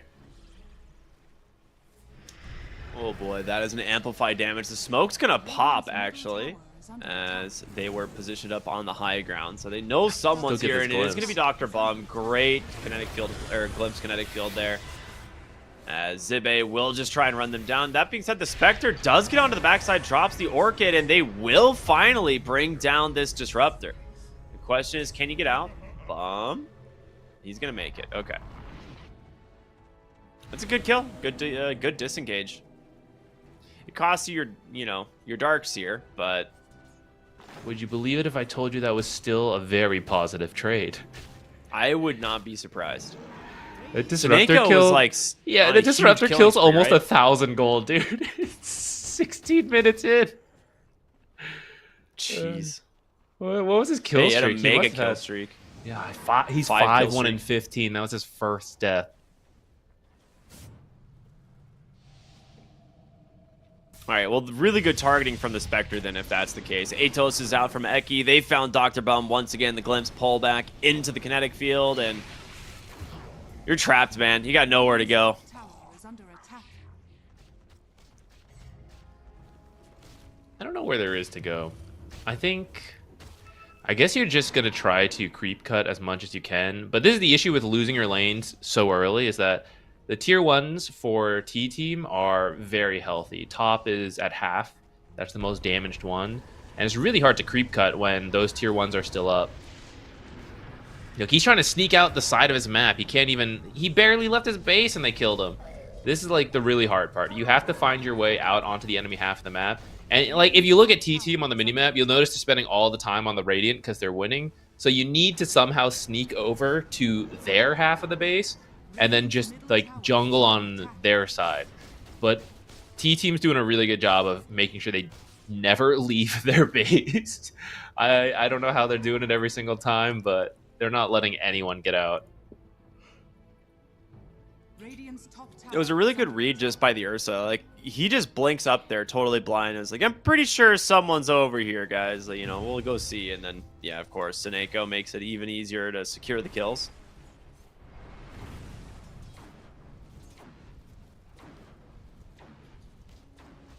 But yeah, it's a 15,000 gold lead here at 18 minutes into the game.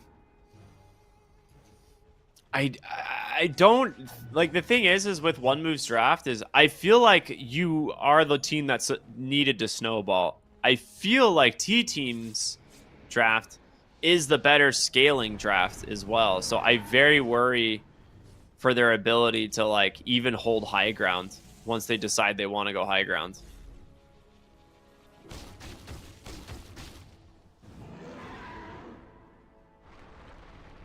I suppose the high ground is like you don't have the best tower damage safely.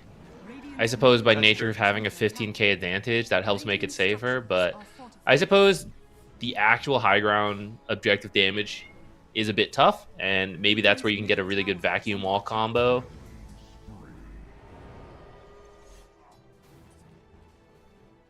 These aren't the best heroes to create illusions of, though. Is under attack. It's okay, I guess. Yeah, Ursa is not a good, wall hero. It's one of the other reasons that the Ursa is like the go-to pick in the Darkseer, right? It's not like it's just the lane. It's the fact that, your Darkseer wall is borderline unaffecting this guy. See, they're gonna steal Tormentors, I imagine, here. Yeah, Ursa can just easily solo it. That being said, they do find the Weaver here in the mid lane. Do they? Woe will jaunt back though, but it's just all pushed back from Zibe. In the meantime, they get the shard for Seneko. This got nerfed, so it's not as good as it used to be, but still pretty decent, especially when you're getting it for free, and really good scouting info to continue to get glimpses, preventing the enemy from ever escaping. All right.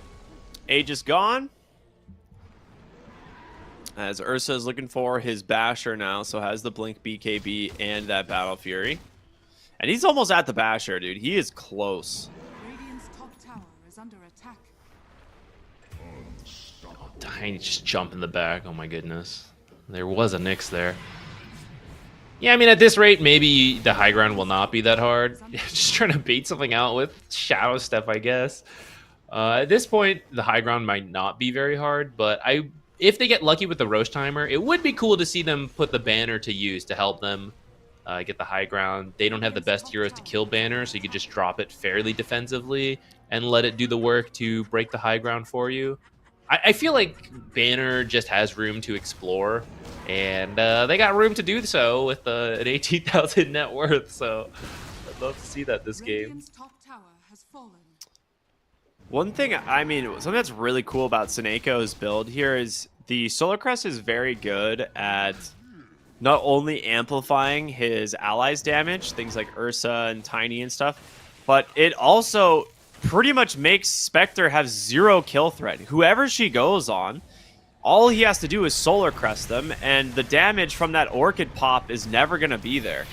And just like that, like bottom lane, they tries to make a play onto the Weaver. Seneco's there to cancel it. And he ends up feeding a kill on the other side of the map to Smiling Knight as he, tries to haunt away at the last second. Yeah, I'm not sure. That might have been better to just die there, but I suppose he was clearly trying to get away. And Yeah. was hoping Ursa was maybe not watching for a second. Radiant's bottom tower is under attack. Speaking of Ursa, he found an Invis rune. Gonna run into Dr. Bum, but doesn't have detection, doesn't know he's there. He's gonna surprise this tier 2 tower and just take it. Boo. It's shocked. Radiant's bottom tower is under attack. Okay, see, yeah, like, look at Darkseer top. This is kind of what you need to do, and Yeah. T-Team is actually ready for this. They put Vision on their own half of the map, knowing this is the only play available. Ooh, good. Is under attack. The Greaves might save his life here, actually. Oh, they got so him. Close. That's why you put Glimpse on Quick Cast, baby. That was Oh my goodness. that was a really close play. The Greaves almost saved his life by removing the Vision from Thunderstrike. But last second glimpse. The teleport even finished, and then it got glimpsed out. That's extra painful. But really heads up ward by them. The toss? What? Okay. All right, Mikey. Whatever, bro. I see you. He tossed the Spectre from the low ground onto the high ground. Tower is Yeah, under that's just attack. unfair. This guy's got big arms. Have a little mercy, Mikey. I feel like there's gotta be a talk among one right now about when they call this. Could be. It also never hurts to, practice. As long as your team has the mental capacity for it, never hurts to play it out to the end, just because Dota's so hard, like, there are mistakes. And I definitely think, like, they have not lost. They haven't even taken any tier 3. Oh, okay, never mind. There's one auto attack on one of the tier 3 towers. But I feel like it feels really bad to call GG before you've even lost a barracks. Even if you think you've lost, but, like, the optics Yeah. of it look bad to everyone, especially yourselves, you got to at least hold out, like, make them take the high ground properly, Scanning. and then we can Oh, GG that- out. This is like a desperation smoke here. They almost walk into the Tiny, but instead they will find Seneko on this Disruptor, and just like that, Get them, Snake-O. boys. no Static Storm, can't hold them back, but here comes Zibe. Great Pit of Malice, the kinetic field is there, the Avalanche onto 3, the toss doing so much work as Mikey will join in on the fun. Okay, boys, Dr. but Bomb. we got that disruptor. They did get the Disruptor. And it was worth twice like as much as the Eki- Spectre kill.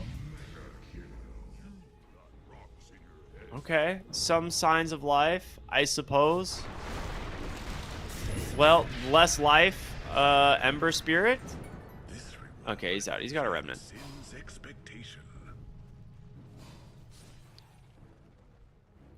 Roche did not spawn in time for the banner. It's going to be top soon. That'll be cheese. So probably what we'll end up seeing is just Ursa taking it and then just being the one hitting the tower. You all stand behind him. If they try to do anything, you've got all the auras from the Underlord. You'll throw in that Static Storm, all that stuff. But odds are they find a couple kills before even having to go high ground, kind of like this one right there. Yep. Abyssal done on Ursa. So I think that's, with a Lucky Bash, I think he can probably solo just about anyone in the game, but with the help of a Weaver, Disruptor, or any of the other cores, and that's pretty much a guaranteed kill. The thing with both Seneko and the Weaver here is they have both built one item to guarantee the Spectre can't solo them. Like, you have Force Staff Atos Weaver, which Atos is normal into the Gleipnir, but he ends up going back for a Force Staff to give him just a little bit of HP. I can't and a believe gap. this guy's not building straight damage. Yeah. Is he a Dota he player? can just get away. He like Spectre goes on him. What does he do? He just force staffs himself, and then he just like Atoses the Spectre. And by the time the Atos wears off, he's out of the silence. He just Sakuchi's away. How does he have the discipline to do that, man? It's 8-38 at 26 minutes. How is he not going for damage?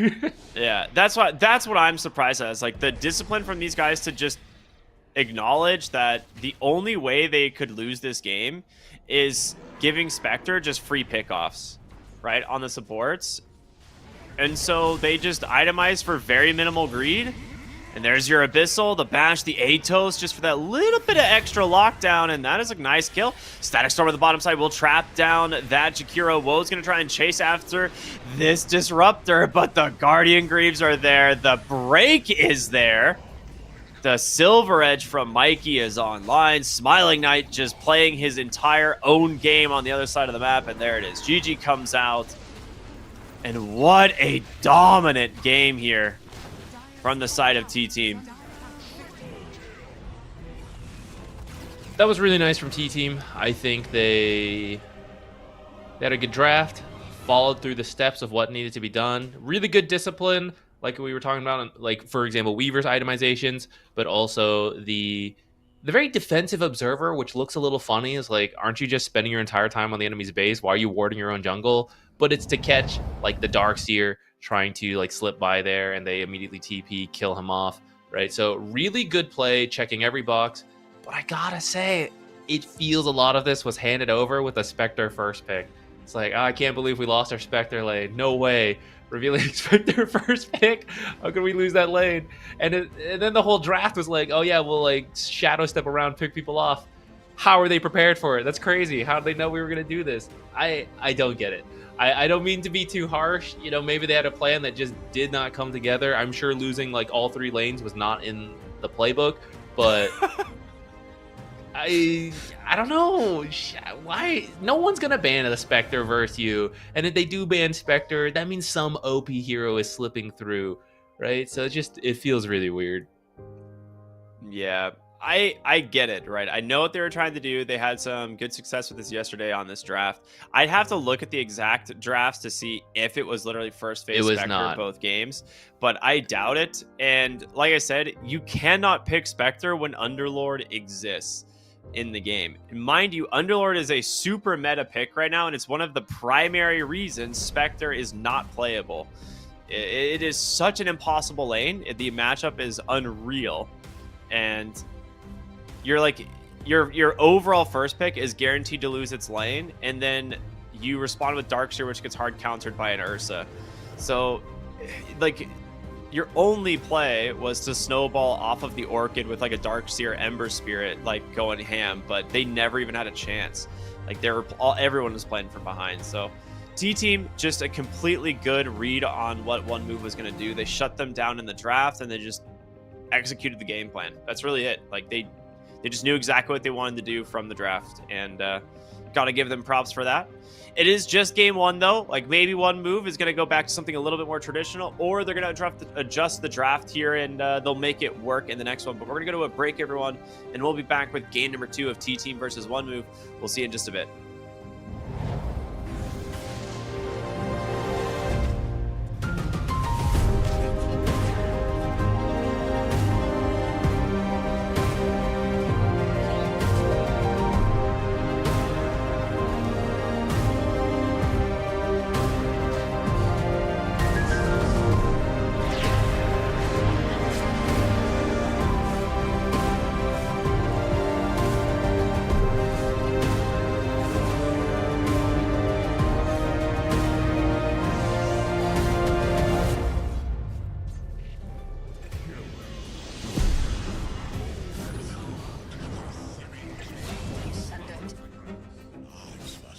Dire's top tower is under attack.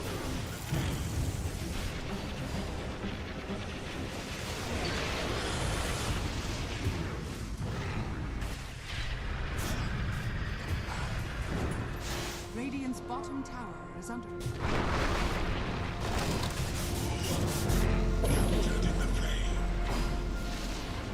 Radiant's bottom tower has fallen.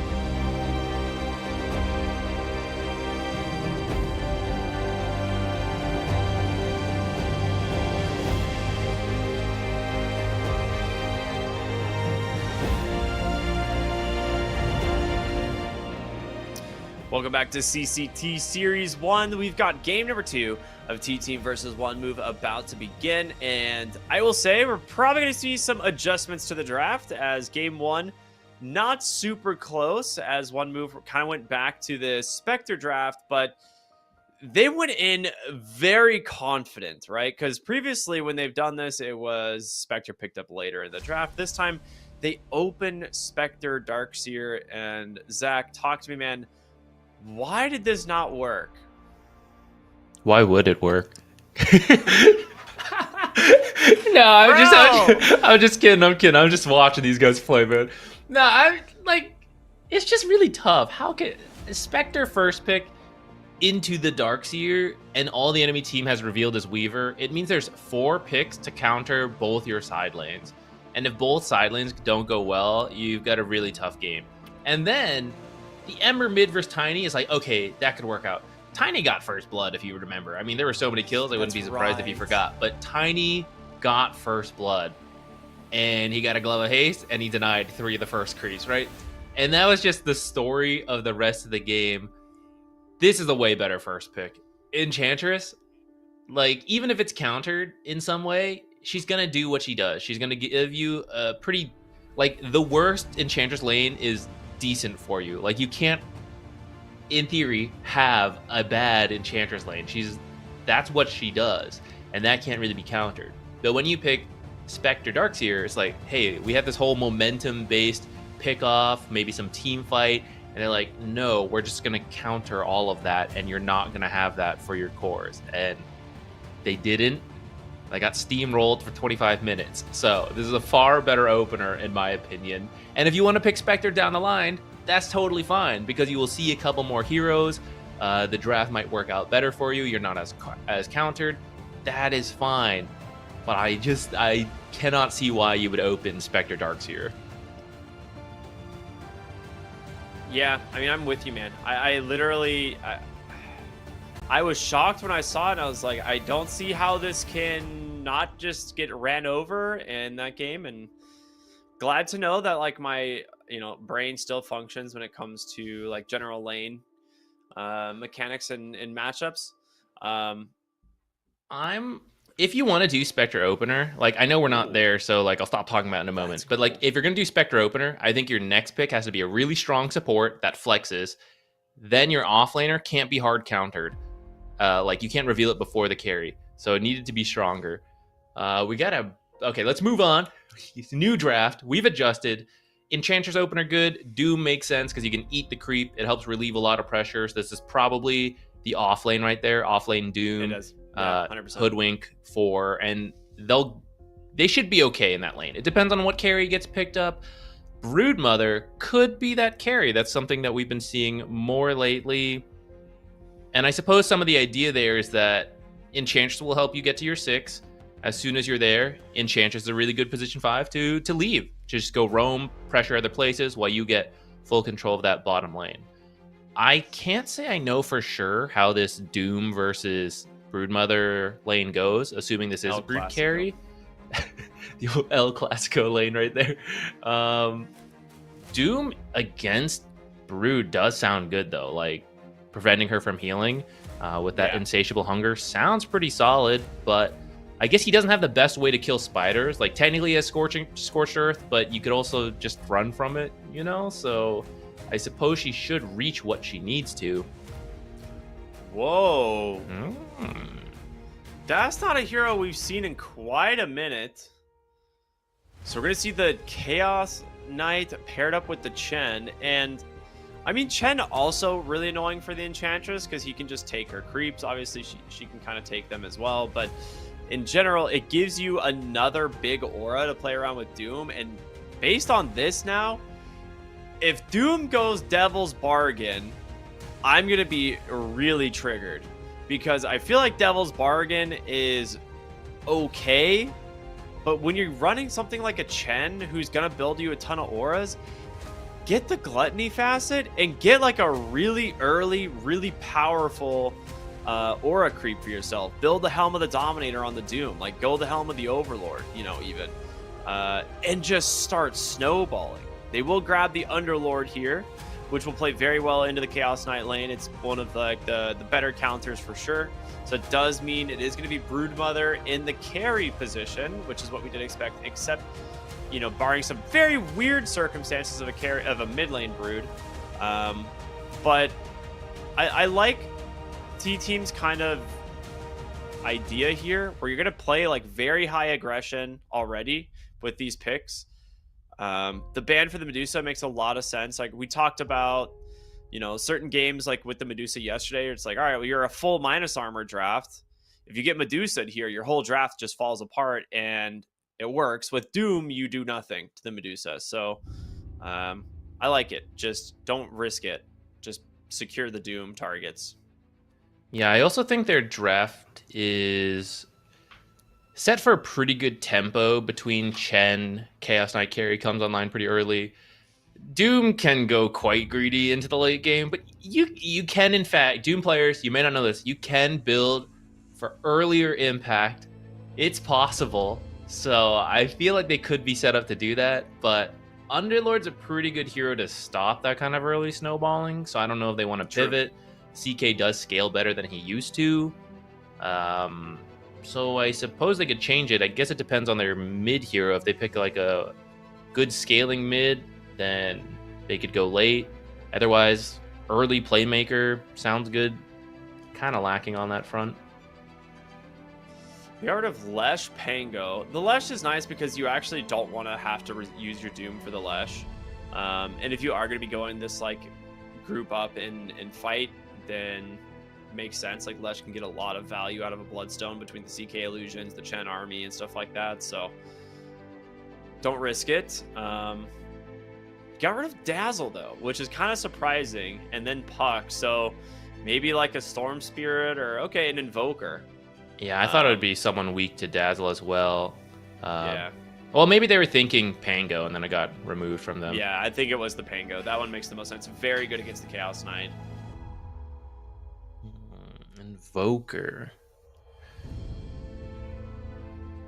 I mean, he kind of fills in some of what they need. He's not the hero I thought you would match with, like, an Enchantress. Damn. That's good. I like that. That's a good pick. Yeah, should do fine versus the Invoker, and then... Well, Dragon Knight actually scales better than he used to as well, so I actually wouldn't hate if you went later, but I feel like they have a good draft set up for some early pressure. You'll get what you need out of that mid lane. Invoker will not stop the Dragon Knight. At the same time, Invoker should get some decent farm. Dragon Knight after a couple levels might be able to deny you kind of heavily. We'll have to see what build Invoker goes for, but he is a natural Spirit Vessel builder if he wants to aim for that and try to, you know, like make some space. Ooh, I guess you do have Necrotic Webs in the mid lane. That might hurt Dragon Knight a decent amount. That could be That's cool. true. That'll help. Yeah. So I think with this DK pick, it changes a little bit on what you want to do for team. Like, you will play around your blink timings for sure, because you'll probably go blink Doom and blink Dragon Knight. But now you can definitely just go late. You have two ultra scaling cores compared to one move that are going to be playing for kind of like the BKB timing on the Broodmother, the Underlord, like Mech, Guardian Greaves and Pipe. Invoker can scale, but it's conditional, right? Like he has to have a good start. He has to get to an early vessel. He has to get to his Midas and then find kills to try and stay, you know, relevant in terms of net worth. And when you're against heroes like Doom, Chaos Knight, Dragon Knight, like these guys all farm so dang fast, and they're all so beefy. So strength core meta, baby. I see 3 strength cores on team. I'm voting team. I'm a simple man. Underlord is kind of good for strength cores. You got that % HP burn, but I think I'm with you. I think it's looking fairly good for... I mean, I could see it going either way, like an early tempo win for them, or like you said, Chen just makes some space while they plan to scale up and out survive the Broodmother timing. But based on the way they played last game, like I don't know, I feel like they might just, if they can come out ahead in the lanes, I don't think they'll let up the pressure. For battle. And I think that's a big part here is when I look at these lanes, Normally, one of the benefits of the Chen is just leaving your carry and jungling. Like, legitimately jungling. Not like kind of juggling, but just going into the jungle. Actually, and, juggling. yeah, farming for like 10 minutes straight. And I don't know if you can get away with that as much against the Underlord. Like, definitely not early, so it will slow down Chen for a little bit.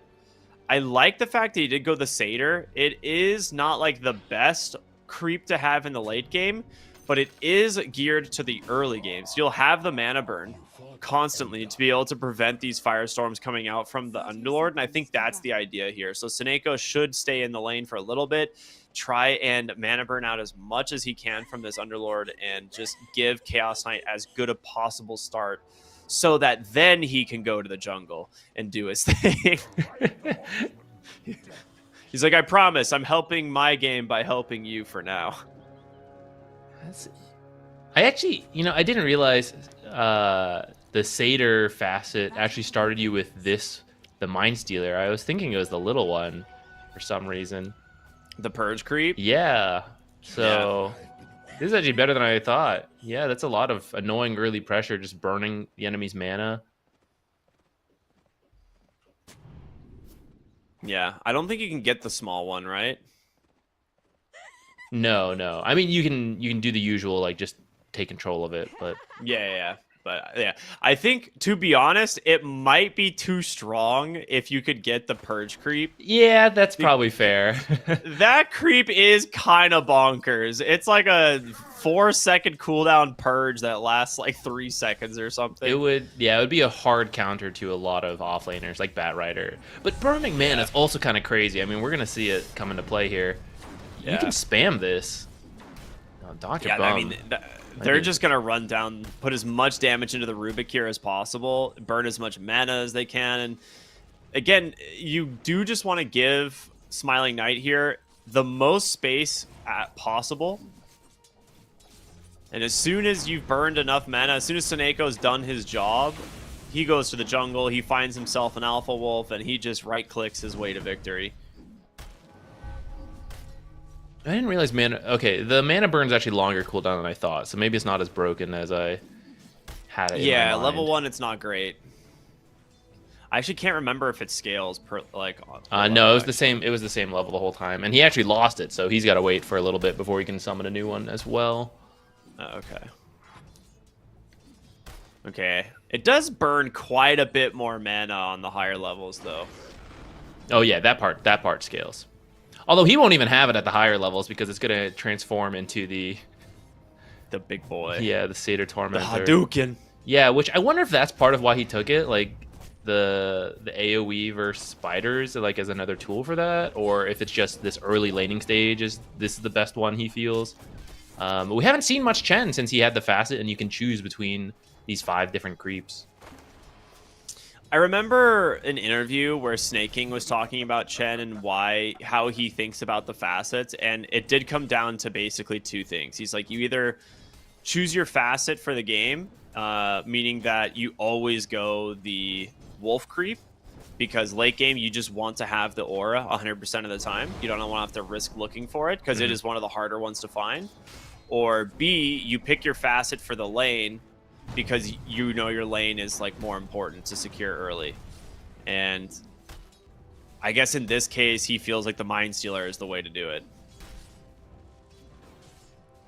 Because late game, the HP aura is like okay, you know? It's not like an amazing creep to have compared to the wolf, right? Having huge amount of AoE like damage amp for your whole team is kind of sick. Yeah, and yeah, laning stage might be it, because I mean we're 3 minutes into the lane and Underlord just has no mana. He had to buy himself a mango. He did get the Lotus, so he's gonna have that, but this constant mana burn is just preventing the Firestorm spam, which is helping Chaos Knight out a lot in this lane. What levels up his facet? Is it just the Holy Persuasion levels? Or is it Hand of God? That is an excellent question. I want to say it's Holy Persuasion. Holy Persuasion, yeah.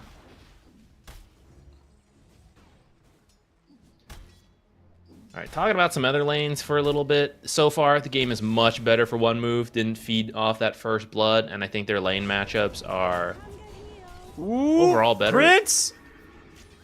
Oh, so dang close from Eki to try and find that kill. Now Woe's going to try and chase down this Doom, and he gets it. Okay, beautifully done. Really nice. good bait there from Prince. And bottom lane, Bum's going to trade. So it ends up being a Is under attack. 1 kill apiece now across the map. Oh, never mind. Prince got another. Siege shot, so good. It's 100 damage, and it can also bounce. You got your own acorn shot.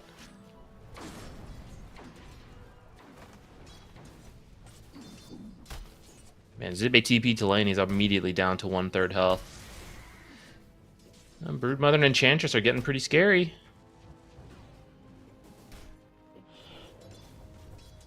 Here's the part for these heroes where you might see Enchantress start to move out first, because now with those kills, they're in a pretty good spot. And Broodmother just wants to close out on 6 as quickly as she can. This lane is pushed, so maybe we'll go do a pull or something first. But Enchantress, you can start thinking about going to go farm and being there for the 6-minute rune, 7-minute steal, all of that, and you're just gone for a while, and you hope that your Broodmother's just having a fun time in the meanwhile. How do you feel about this web cosmetic, by the way? I like the other one, the OG, better. I don't know why. There's something They're about just this. messy. Maybe it just looks. I don't know. There's just something about it where I like the old one. I like that one, the new one now, because it definitely makes it more thematic with Spider's Milk, because they have like that milky texture / look to it, and I'm like, oh yeah. I love my milk textured webs. Mmm. Radiant are scanning. Enchantress has done a lot of work in this top lane, actually. And now she's coming into the mid lane. They did get the amplified damage rune on Eki. Acorn That's shot? a really good steal. I mean, he is going to take a decent chunk of damage here from this. Invoker's actually in pursuit. Yeah, he just has to go for the enchant, gets the bushwhack, tornado. There it is. Yeah, he's just making space for the Invoker to get here. So Yeah, really I was gonna nice say, play. like, once he starts running this way, there's no way out for him. So Yeah. that's just, I'm dead, but I'm gonna try to drag them away Dude, they from get the tower lanes. for it, though. He literally gets ult and takes tower mid. Okay, that's 100% worth. Space made. Yeah, that's just space made. You're like, all right, come chase me. I'm just a wee little squirrel running through the jungle. And Mikey just gets the tower. Dire's middle tower 2 is points, under Worm's attack. Wrath. Yeah, so he's got that corrosive breath, 2 armor reduction. That's gonna free him up to start moving over to the sides. Because right now the side lanes, they're not stomps, but both of them are kinda leaning. Well, I guess Chaos Knight's winning his lane a little. But you want more out of these, and so if Dragon Knight can move over, that'd be good. He didn't. He did just take his ult and just pop it mid, though, so maybe he's not planning to move. Maybe just wants his blink before he bothers trying anything. Top lane, they're going to find a dive onto the Doombringer and get themselves another kill. This is the level 6 out from Broodmother. So with the enchant, should be more than enough damage to help find, or chase down heroes now. You have spiders to tank towers for days.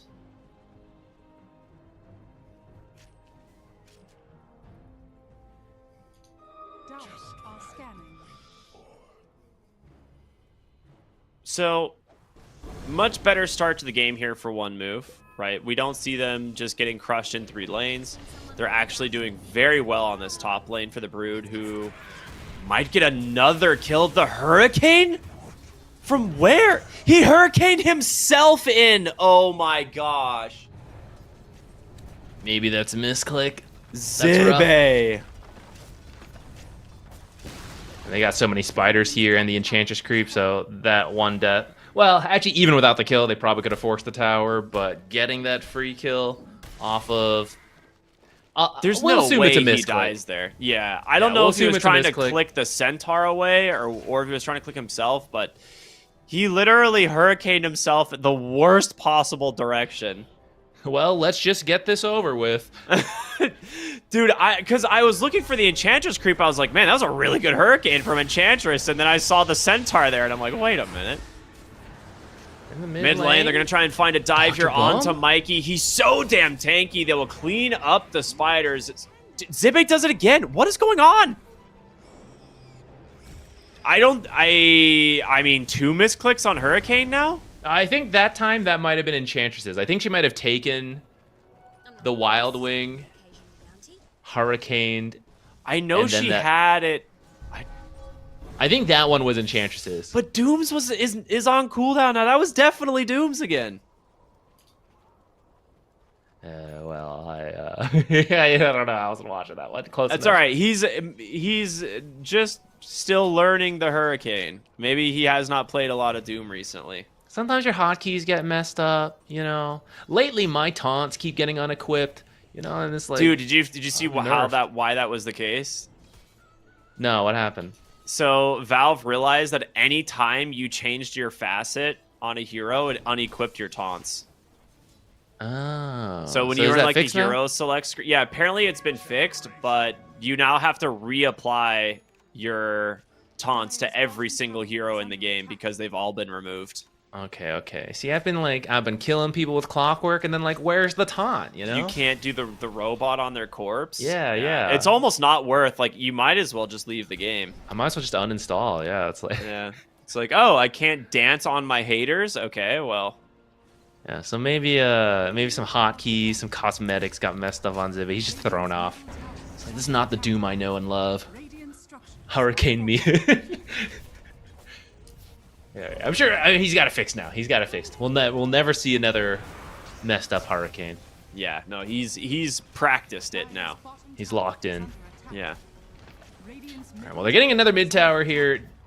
Dragon Knight's close to Blink, so they might try to make some plays off of that if he doesn't get killed right here, because there's an Invis Invoker looking for him.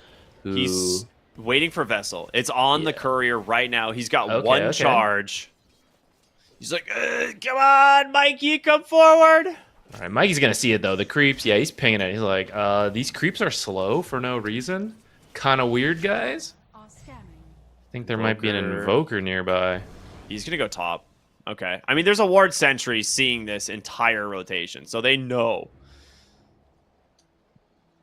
Doom, nice response. We'll just back out to safety. Dire's bottom tower. That means they know Or about you the could Vessel. Hurricane in. Or, yeah, you could Hurricane yourself into the enemy team. That is true. Bottom lane.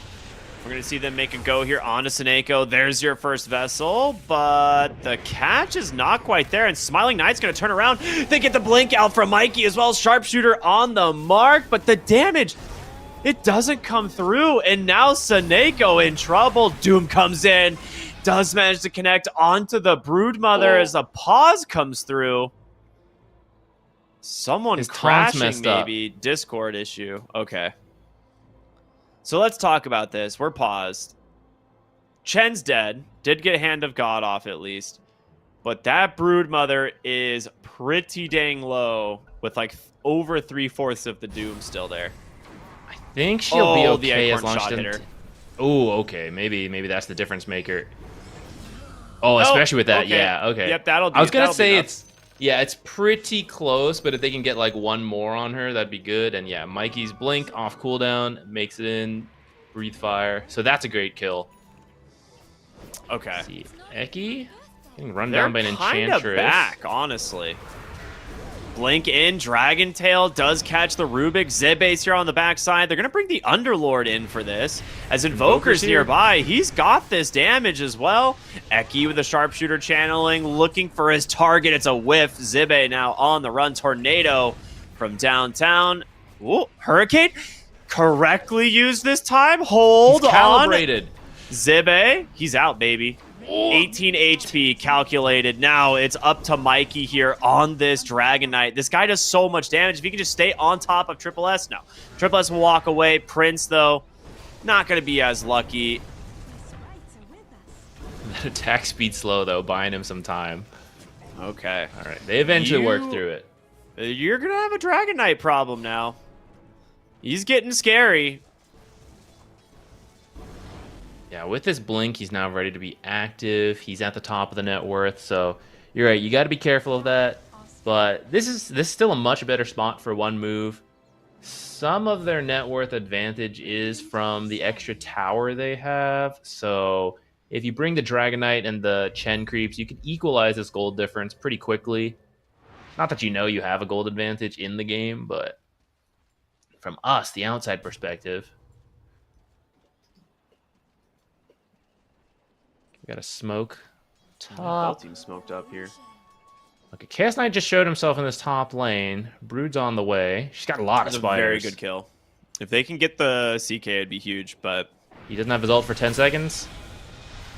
yeah, they got him. Very nice grab. Well, Armlet Toggle actually didn't pop the wand. I mean, it's not super surprising because, you know, he did have Vessel on him, but Yeah, he's probably dead anyways. yeah. They do get You the trade, they Enchantress, find the but yeah, it's that's been not- okay. yeah, you're much happier with that on one move. Zebe wants to use Doom, for sure. And I think getting Underlord or the Broodmother are both very good. I think right now Invoker is not the most important kill, but getting Brood or Underlord in the Doom does do a lot of work. Rubik just gets blown up in the mid lane. Underlord's going to join the fight as well as he comes through that Fiend's Gate as the Invoker gets the EMP. Off the mark, Arcane him though. out. Vessel's Brood's here, committed though. as well. And Mikey, Orchid up, in some trouble as well. Is going to try and chase him. There's the Hand of God, though, and there is going to be a Dragon Tail to connect. And with this, Mikey's going to just try and stay on top of this Brood, but the damage, it's just too much. Whoa, finishes him off. Broodmother is Doom. really strong right now. Yeah, I'm surprised the Doom did not make this rotation over. He was like not that far away. He's trying to finish something. He's going Crimson Guard, which is so good against Brood. We've talked about this before. Well, he has the Vanguard, but I don't see the items. He has Shiva's queued up actually instead for now. Wait, what? I agree. I think he should finish the Crimson first and then go for Shiva's. I think both of those items are really good this game, but I feel like you want the Crimson first. Mid lane. They are really looking for this Invoker, but they will not find him. Radiant's top tower is under attack. Enchantress stole the Hurricane Creep and Hurricaned Invoker away. Chen has now taken it back, but I'd also like to point out that Dr. Bum just stole Holy Persuasion. Radiant's top tower So is under Oh, now we Rubik got gets so to many roll creep I was armies gonna say here. we have there's three heroes with like enchanting creeps, and then you have Broodmother spawns as well. This is bottom tower is so got close to Forge being Spirits? the most. Yeah, we got Abyssal Horde. This is the old. These are the old days, guys. It's like Zoo Meta plus Necro Book. We're back. dude. Can you? Honestly, I think it's time to bring Necronomicon back. I am up for it. They've kind of repurposed it into other things like Abyssal Horde and like the tier 5 neutral, but Yeah. I think Helm of the Overlord has been their attempt to try and make under attack. up for the fact that they got rid of it. Are scanning. But it is just still not a good item. And it's pretty obvious that it's not a good item when, you know, Beastmaster is like first pick potential in a lot of patches and he just never even considers it. it always bounces. It's either like too good of an item or not an item at all. Yeah. To be fair, it's a very difficult item to balance. Any like momentum based item is, but yeah, it's not been good for a bit. Yeah. Even though it now gives like golden XP, I really thought it would be. Dude, same. thought I it thought would it was be going to be good. very good. The fact that you can get like a... This is the one... Okay, I honestly believe that the best Helm of the Overlord builder right now is Doom. I really do. I think this hero is like absurd with the item, and I'm kind of surprised because it basically is like a Midas at home scenario. But the good part is that it upgrades the ability when used on an Ancient Creep, right? I think it still gives you the bonus level. And then if I you believe happen so. to get your Devour, can target Ancients. And if you go for Gluttony, you get 2 Ancient Creep upgraded auras at like 15 to 16 minutes in the game. And then you sell the Overlord. Oh, no, wait, you took the other facet. Damn. Oh, no. I mean, what It was if... almost, yeah, it was almost coming together. what if you actually did do that? What if you just bought the Helm of the Overlord and then you just like sold it. sell it? Well, it's like a for, more 90% value Midas at gold? that point, right? You use it for the early game, and then you could potentially sell it later. Ooh, Invoker, this may not have been the place This to is a reveal huge yourself. kill if they can actually get vision. They got him. Okay. I think he he again is Hurricane so piked alone. himself. His Yeah. hotkey is messed up or something. I don't know Wait, how did this he? keeps Wait, happening. what happened with Hurricane? Not that he was needed. He didn't need to Doom, but instead of Hurricane piking up the cliff to the Invoker, he Hurricane piked himself like backwards. Yeah, something's wrong with it. It's probably on quick cast and it's just throwing him off. Because a lot of Doom's abilities are going to be on quick cast. Dire's top tower has fallen. Alright, well, off that kill, they're gonna get Invoker. Or sorry, they got Invoker, they got the Ruby, they got the tower. They're gonna get Roshan. There we go. Good swing That's of momentum. a really for them. big objective, but Yeah. one move can absolutely fight this. It is on Dire. You have an Underlord. Dragon form is about to expire. Unless you get a really good Doom target, which they find the Enchantress. There's the Hurricane you're looking for, but look at the healing instead. The silence is out. The Doom is gone. And that, when I said you got to get a good Doom target, that's the opposite of what. That's the opposite way I meant. Yeah, Chen usually enables a very early Roshan, but you need not these creeps. These are not the right creeps to help you do Roshan quickly. I mean, they'll still help you do Rosh, but you need more time, and that is not what they had there. It's where's that? Oh, Took a yeah. 3rd damage, so okay, maybe you're not too worried about getting stolen at least, especially because it moved over. Yeah. I guess, I mean, one move's not the best Rosh team either, right? A lot of Underlord's Firestorm damage isn't applied via Roshan. Fire Spirits, I don't think minus armor Rosh either, or the Forge Spirits. That one I'm not 100% sure on. If you get a Bloodthorn, Broodmother will destroy Roche. Correct, But until yeah. then, it's a little slow. But you have an Enchantress to tank, so it is doable if you win a fight. Ooh.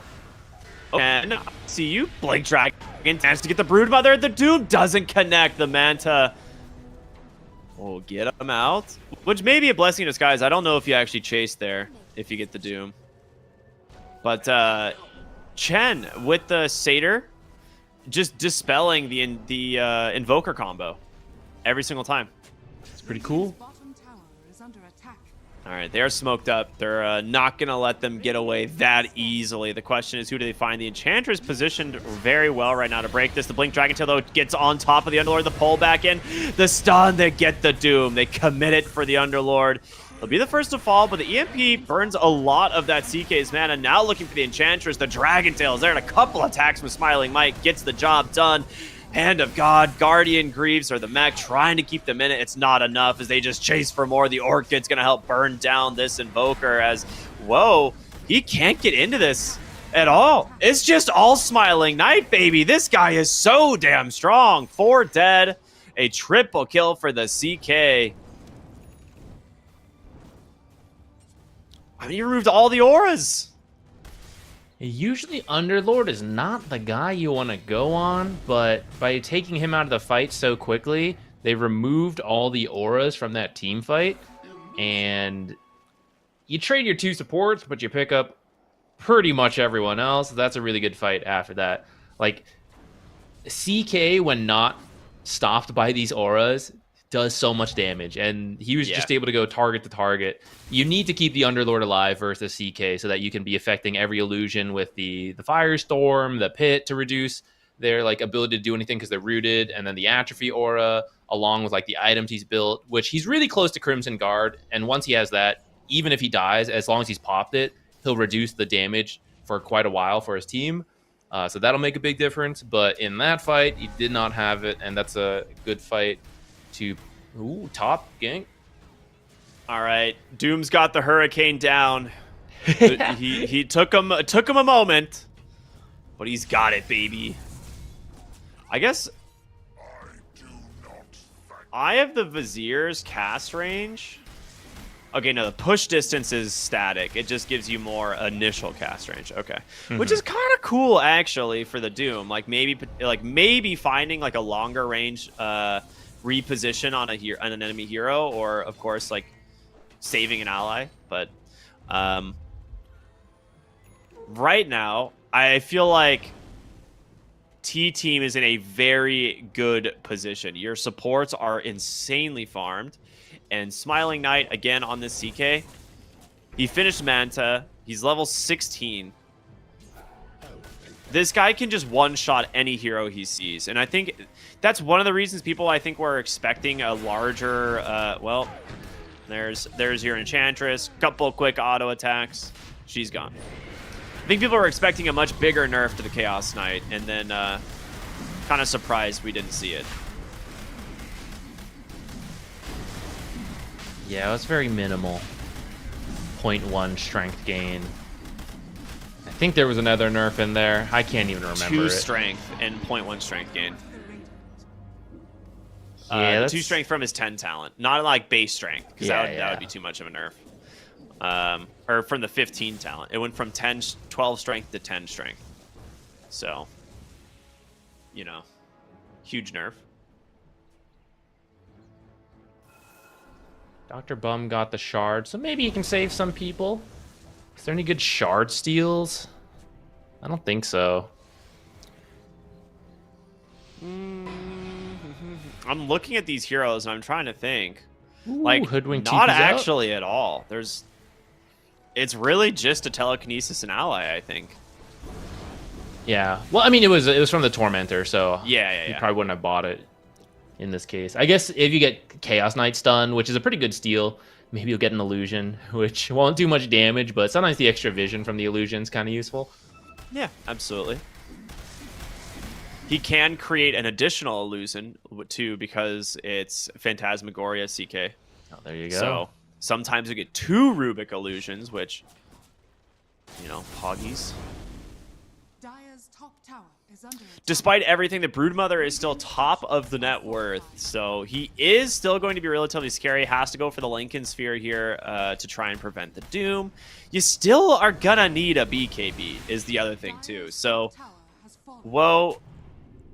It feels rough playing a Broodmother where you have to build so many defensive items. They will find the Hoodwink in the mid lane. Force Staff to try and get her away for the moment. Bushwhack does connect. Eki's not going to survive. Dr. Bum with the kill, but in comes Mikey. The Blink, the Dragon Tail. They're going to be able to get the Crimson Guard off as well as a Force Staff to save them. So some space, as well as Broodmother getting a free tier 2 tower in the bottom lane, and they're going to be forced back to deal with this.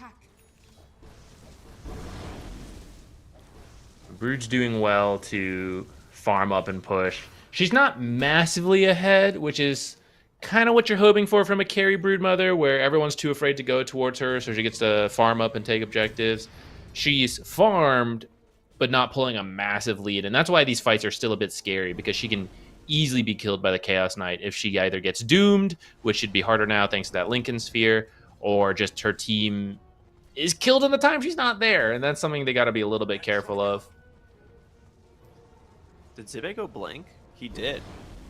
Screw Crimson Guard, man. Get Blink. We are going to find this Broodmother. I mean, Hurricane will break the Lincolns, so it is kind of cool. Yep. So he does have the ability to, like, Blink Doom a hero. He's looking for Dr. Bum potentially in the mid lane. He throws the Sharpshooter. Well, I mean, if they actually find or see Broodmother on this ward bottom, it would be an amazing grab.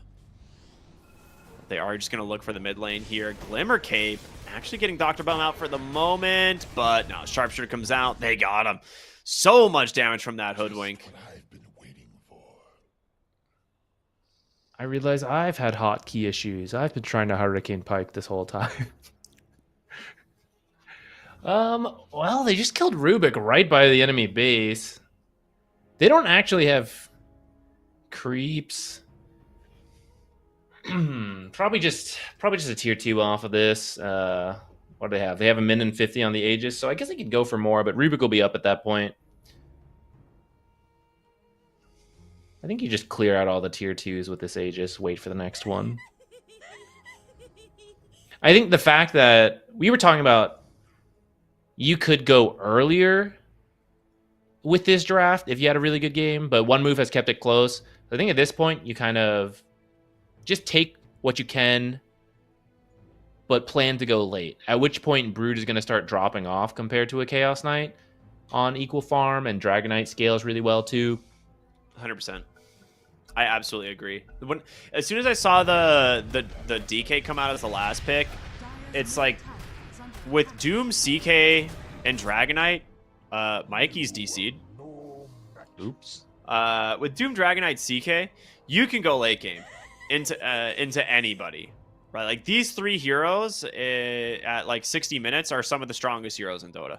So if you manage to maintain a gold advantage and they don't have like direct counters to these heroes, like you're in so much trouble. Yeah, scaling wise, Enchantress and Rubik do scale up quite well, and I'd say maybe a little better than like Hoodwink scales well, but Chen does tend to drop off a bit. So maybe you'll have to lean into your supports a bit more if the game does go late on one move. I think with one good fight, though, they could still break this game open for themselves, because that's just kind of what Broodmother does.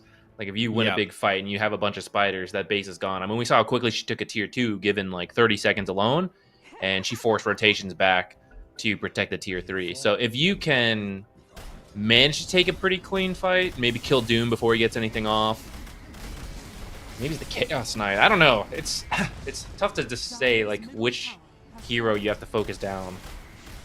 He literally spawned the Fiend's Gate, like, just to try and de-push the wave. So it would summon the Necro minions. It's cool to have that use, but also not the way you want to have to use that ability. Yeah, I feel like you could have just gone and sniped the Wisdom Rune. Yeah, that would be pretty good. So, looking at like the heroes, Invoker is someone that can absolutely chew through high strength heroes in the late game.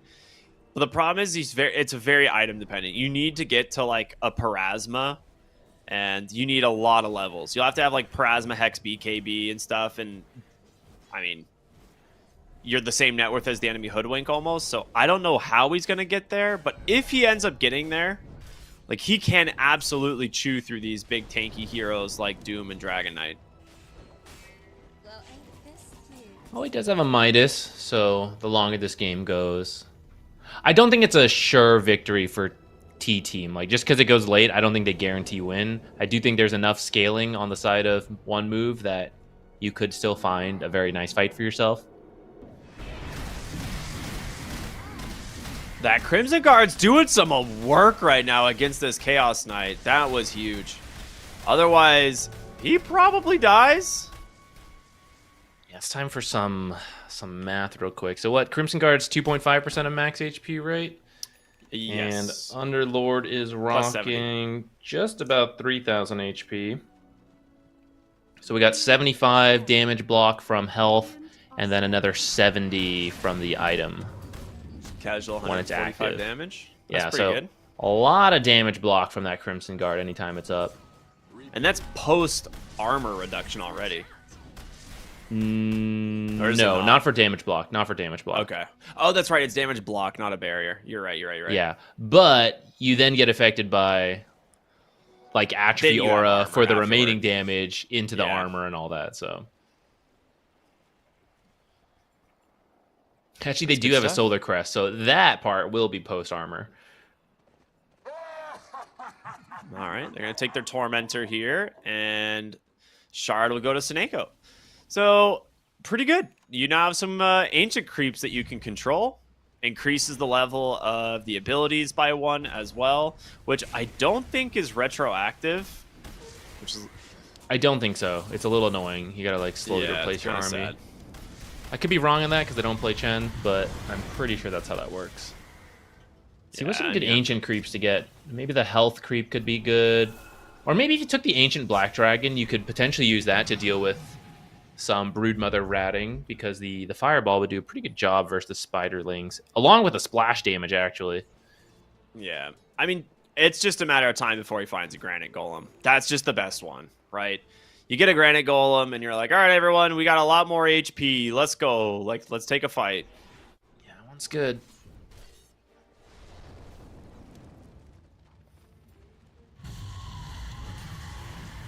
Troll creeps still aren't even that bad, though. It really is a lot of map pressure just to, like, keep 2 or 3 trolls in a side lane and just have them cut waves and shove it in. Yeah. And it's very annoying for a hero like Brood, who wants to stay where her webs are. She doesn't want to, like, replace everything all the time.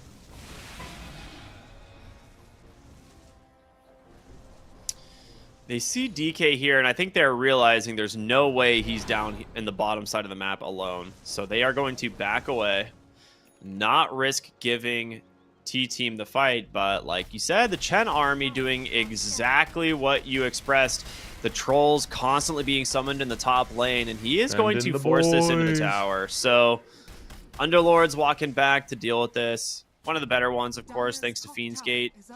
They might try to take a fight right away, because Fiend's Gate does have time. Okay, Eki stun just missed the Broodmother. She's really fast on the webs. They might have tried to go off of that. But you can still try. Like, if you can get a kill within the first couple seconds, that's how long it takes for the Fiend's Gate to actually arrive with the auras. And Mikey does have a nullifier, so maybe those auras aren't as big of a deal as they were before. And here we go. Fiend's Gate's out to get on top of the Doom. He's silenced up and he's dead. Great catch here. The second Pit of Malice holding off the backside. Doom's going to buy back and try and get into this fight. They need to find their target. The Dragon Tail has caught the Broodmother. He's fallen low. They get him with the Bushwhack and he's dead. Smiling Knight, his BKB out, turns around onto Prince. The slows from this Hoodwink are so dang much. Dragon Tail has caught the Underlord again. A Nullifier is out. 3 dead from 1 move. As Roshan not up for 2 minutes. A saving grace for them right now. I am surprised how quickly Broodmother died there, actually. Dire's bottom tower is under attack. I thought that was going to go a lot better because they got the Doom. He didn't get any abilities off. Is under attack. But then next thing you know, Dragonite's just killing Broodmother. This hero does so much damage nowadays. Currently rocking, what is this? Nearly 400 damage, actually. That's pretty absurd. Yeah. Dire's And then buffed up by Chen, like Penitence and whatever creep auras. So yeah, this hero really does scale are scanning. in a different way than he used to. Like the Manta Ags was a very annoying build. Ooh, they're so close to Voger, but they don't have detection. The Manta Ags is very annoying for like global split push, just sending illusions in. But now he actually just does a lot of damage to whoever he's actually hitting with the new build, like Blink, Orchid, BKB, sometimes AC. This game a Nullifier. God, But the he just Nullifier's does a so lot of good. damage. The other thing too is like Eki on this Hoodwink did just as much damage to the Broodmother as the Dragonite did. Like he as soon as the BKB end, he gets him with the Gleipnir, Boomerang, Bushwhack into the Sharpshooter. Like full set of spells, just perfectly timed. They see Roshan's not up, so they immediately go through the gate to the top side. They're gonna set up, try and push these lanes in. Smiling Knight rolls high on the extra illusion there, so that's gonna be a easy lane wave clear for him. Seneko has is- picked up the Granite Golem, by the way. Did he? Nice. I was like, it's only a matter of time. He's gonna find one eventually. Where's the bad boy? Is he in the Roche pit? Oh yeah. He's staring at me menacingly. That's an extra 19% HP. I'm trying to see how much CK is getting from this right now, but he's like in the Dire's aura. bottom tower is under attack. Oh, TP to the bottom lane. They're just going to try and force the high ground here on the Broodmother. Great Manta dodge for now. But he's forced to BKB and run. They've caught Dr. Bum instead. As the Doom is going to chase immediate double TPs. So they force them back instead of letting him get Roshan. Honestly, a really good call here from one move. If you can prevent them from getting the Roche, that's like best case scenario.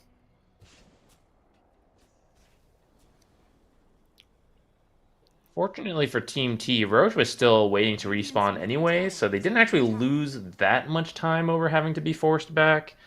And it doesn't look like one move made it in position to contest that either, especially with how quickly this is falling. They're going to scout it now with the Sunstrike, but look at that thing fall. This Dragonite whacking away with all these Chaos Knight illusions. Good stuff, good stuff. So Smiling Knight gets himself the Aegis. That should have also come with a cheese, right? Yeah, so Yeah, they'll put Smiling that on Knight's the holding both. Hoodwink. Oh, just passed it off. So, yeah, he handed on over to Eki, yeah.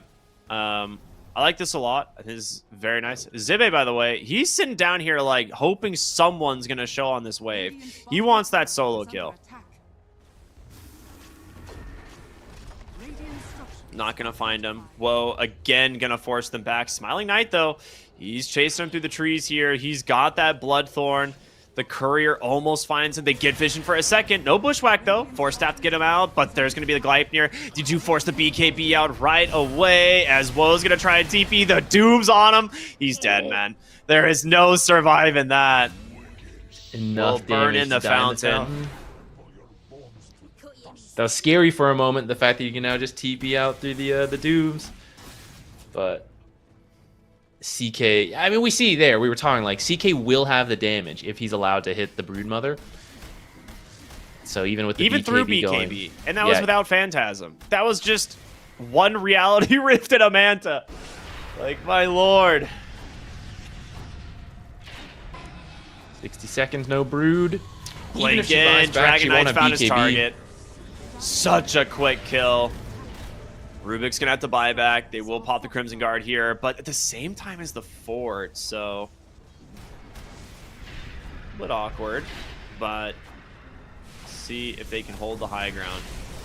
It's not gonna be easy. Rinse, repeat, the blink in, the Dragon Tail, the Nullifier. This time it's the Enchantress. Mikey out of mana now thanks to this EMP from the Invoker. Smiling Knight popped the BKB for this. Wants to make sure he still has mana to fight with, as the range barracks will go down. Continuing to just play around this Pit of Malice. Very annoying, but oh, they jump in. Zibe doing what damage he can. They will just back away nice and clean here on the side of T-Team. It's probably a tough call to make, but I actually think while they were being sieged, they actually had some creeps in the enemy base in that bottom lane where the tower's already down.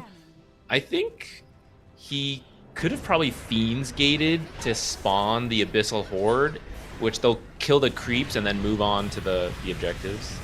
Yeah, whoa, gonna pop the BKB, try and lay into Mikey, but this guy doesn't really seem to care.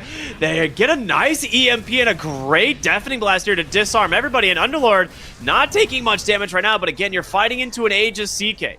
You've got to get more here. The question is, are they gonna be able to turn it around?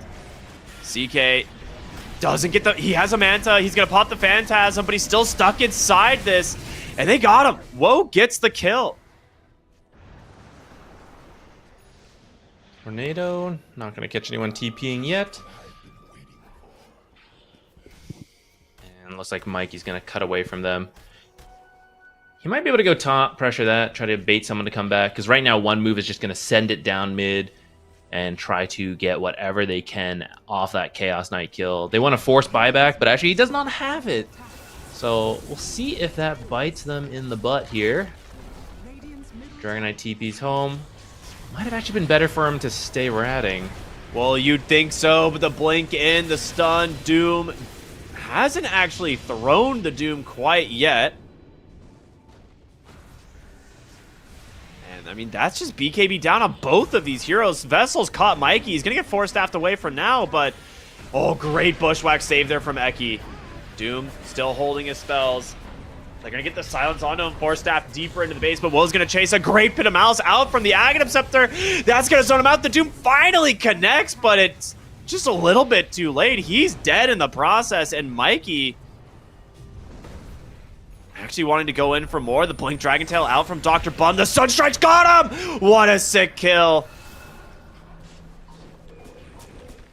I was going to say... Broodmother being dead, she's the one who takes buildings, so that might have been enough. But now that Dragon Knight's also dead. Maybe you can stick around and do something more. Nah, they're just going to take that and head out. All right, well, I wasn't sure if they should defend, but I guess that was successfully defend. It was kind of costly in terms of heroes, but they didn't lose any objectives. I mean, yeah, I think that's pretty good. The Doom was Oh, worth especially like if you find- 1,700. Oh, Underlord kill? okay. Smiling Knight, hello. Did he just get the Alright. kill out of Invis? He did, yeah. Just Silver Edge right into the stun, so no Antifiora doesn't get a chance to get the Crimson Guardian Greaves off. He's got the Bloodthorn too, so the damage is really high. I didn't see how many illusions he got, but if you roll high on the illusions, the damage is insane. I mean, I guess even without high rolling illusions, your damage is pretty crazy. Tormentor Steel, where's that going? To Zibe. Okay, healing on Scorched Earth. That might be kind of good versus all the Spiderlings, actually. You might get a lot of healing. That's actually really true. All right, Smiling Knight, level 25 now. Smoked up into the mid lane. If they kill the Broodmother, I feel like the game ends. He bought out. He doesn't have buyback. Dire's bottom And the Broodmother is such a big part of their fight. Yeah, we'll have to Got a- see if they recognize Got a Brood. Butterfly. They'll have to see if they Which is recognize great, Brood doesn't have the but- buyback. Yeah. Even if they kill her, I mean. Oh, the blink stun. They got him. Doom's out immediately. Brood dies. The smoke onto the enemy high ground. Yep. He didn't even get to hit anyone with his butterfly. I mean, That's- Butterfly does not save you against a Bloodthorn if you get silenced. So Yeah, the Doom preventing you from BKBing as well. Yeah, that was a very good catch from T-Team, and that might be the kill they need to just close out the game. They don't know Brood doesn't have buyback, otherwise they could probably just force the Ancient, but I think they'll just get Ancients. know now. Or they'll get Megas, and are under attack. Dire's bottom from there you're good to go. yeah, you definitely go for the Mega Creeps. Like, going into tier 4s against the Underlord is pretty annoying, but much safer just going for the Mega Creeps. And Brood, still no buyback. I think they're figuring it out. They're connecting the docks. Like, all right, if he's not going to use it. If you don't buy back on this Fortify, Oh, nice meatball. But, I mean, they're not taking any damage. well, Crimson Guard's buying 15 enough seconds for the Brood. maybe? Maybe. 10 The Pit of Mal seconds. spam is super annoying, but This Mikey another gets his Dragon Idol? corrosive now. Alright, it's and done. With yeah, that's enough. Mega Creeps. It's now just disengage time, right? Great Pit of Malice out from Triple S. He's just blocking off the whole backside. Zibe is just gonna BKB TP home. Why not? They smoked immediately, right? Or am I just? Oh no, that's just an Invis Rubik. What was that? Dire are Glimmer? Oh, Glimmer Cape. Okay. Yeah, he was chasing with Glimmer Cape. This is Well- pretty tough. Okay, in theory, between Enchantress creeps and spiders, you can maybe have like one lane shoving out in your favor, and if T-Team overextends, you wipe them, you can Fiend's Gate into that lane, and you'll have to go for the win. You'll have to just go through... They actually already have one tier 3 down, so if they make it to the enemy base, they could just rush the tier 4s and Ancient. They'll have to go through one Fortify, but then that's it.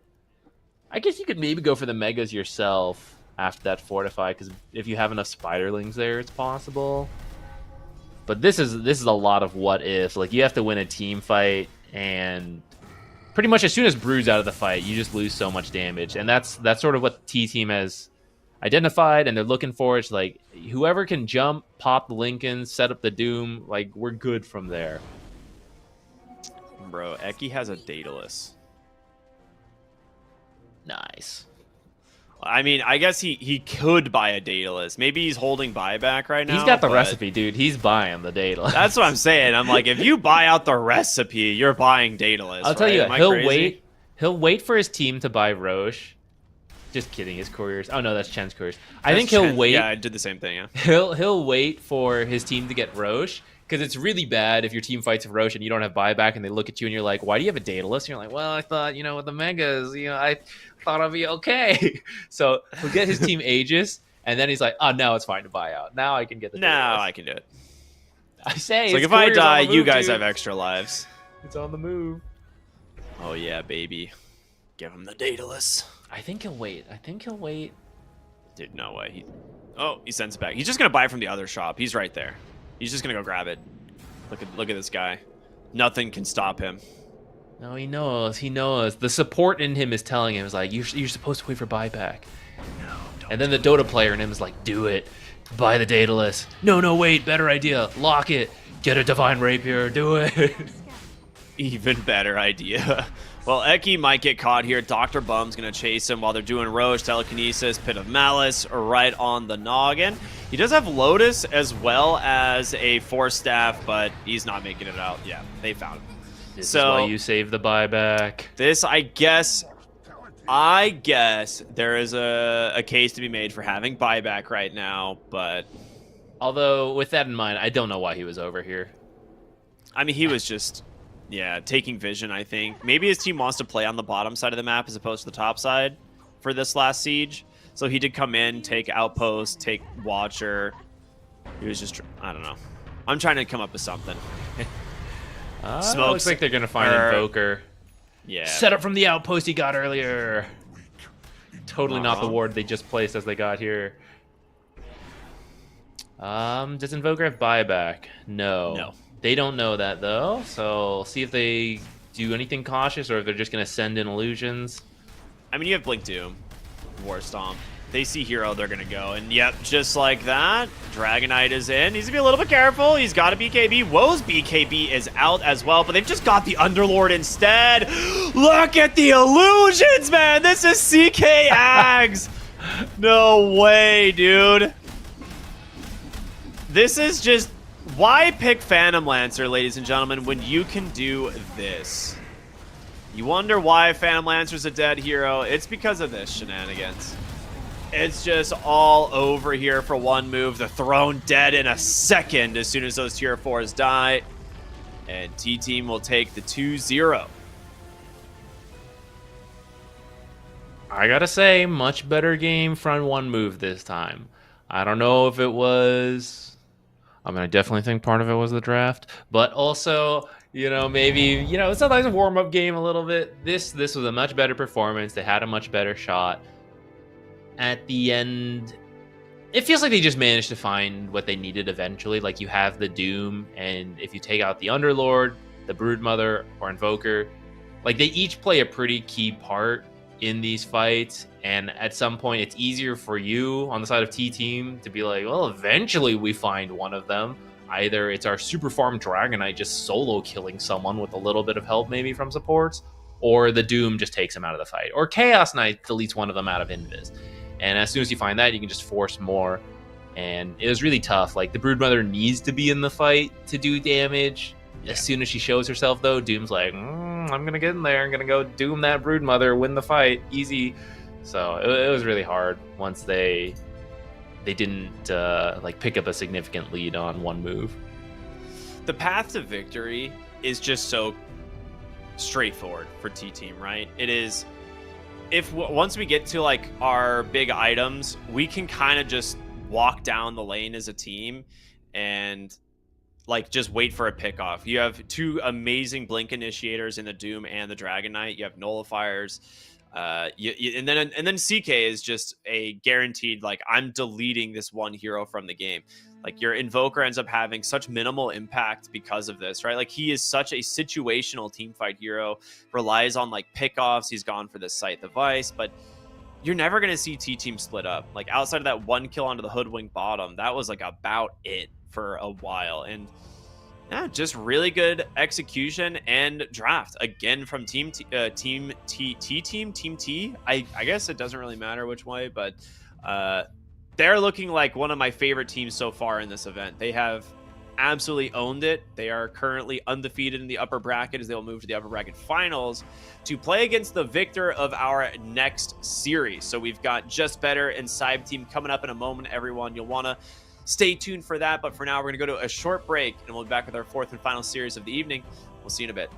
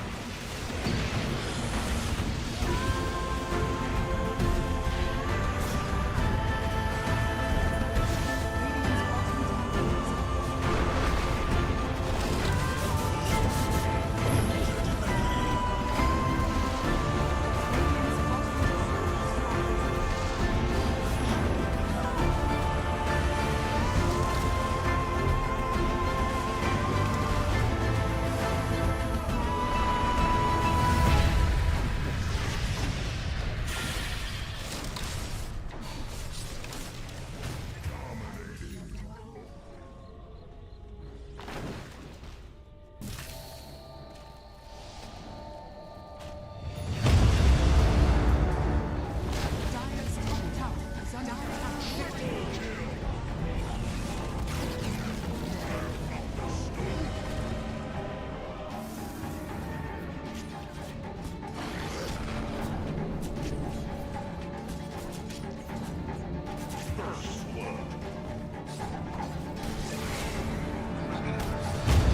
Radiant's bottom. Dire's middle tower is under attack.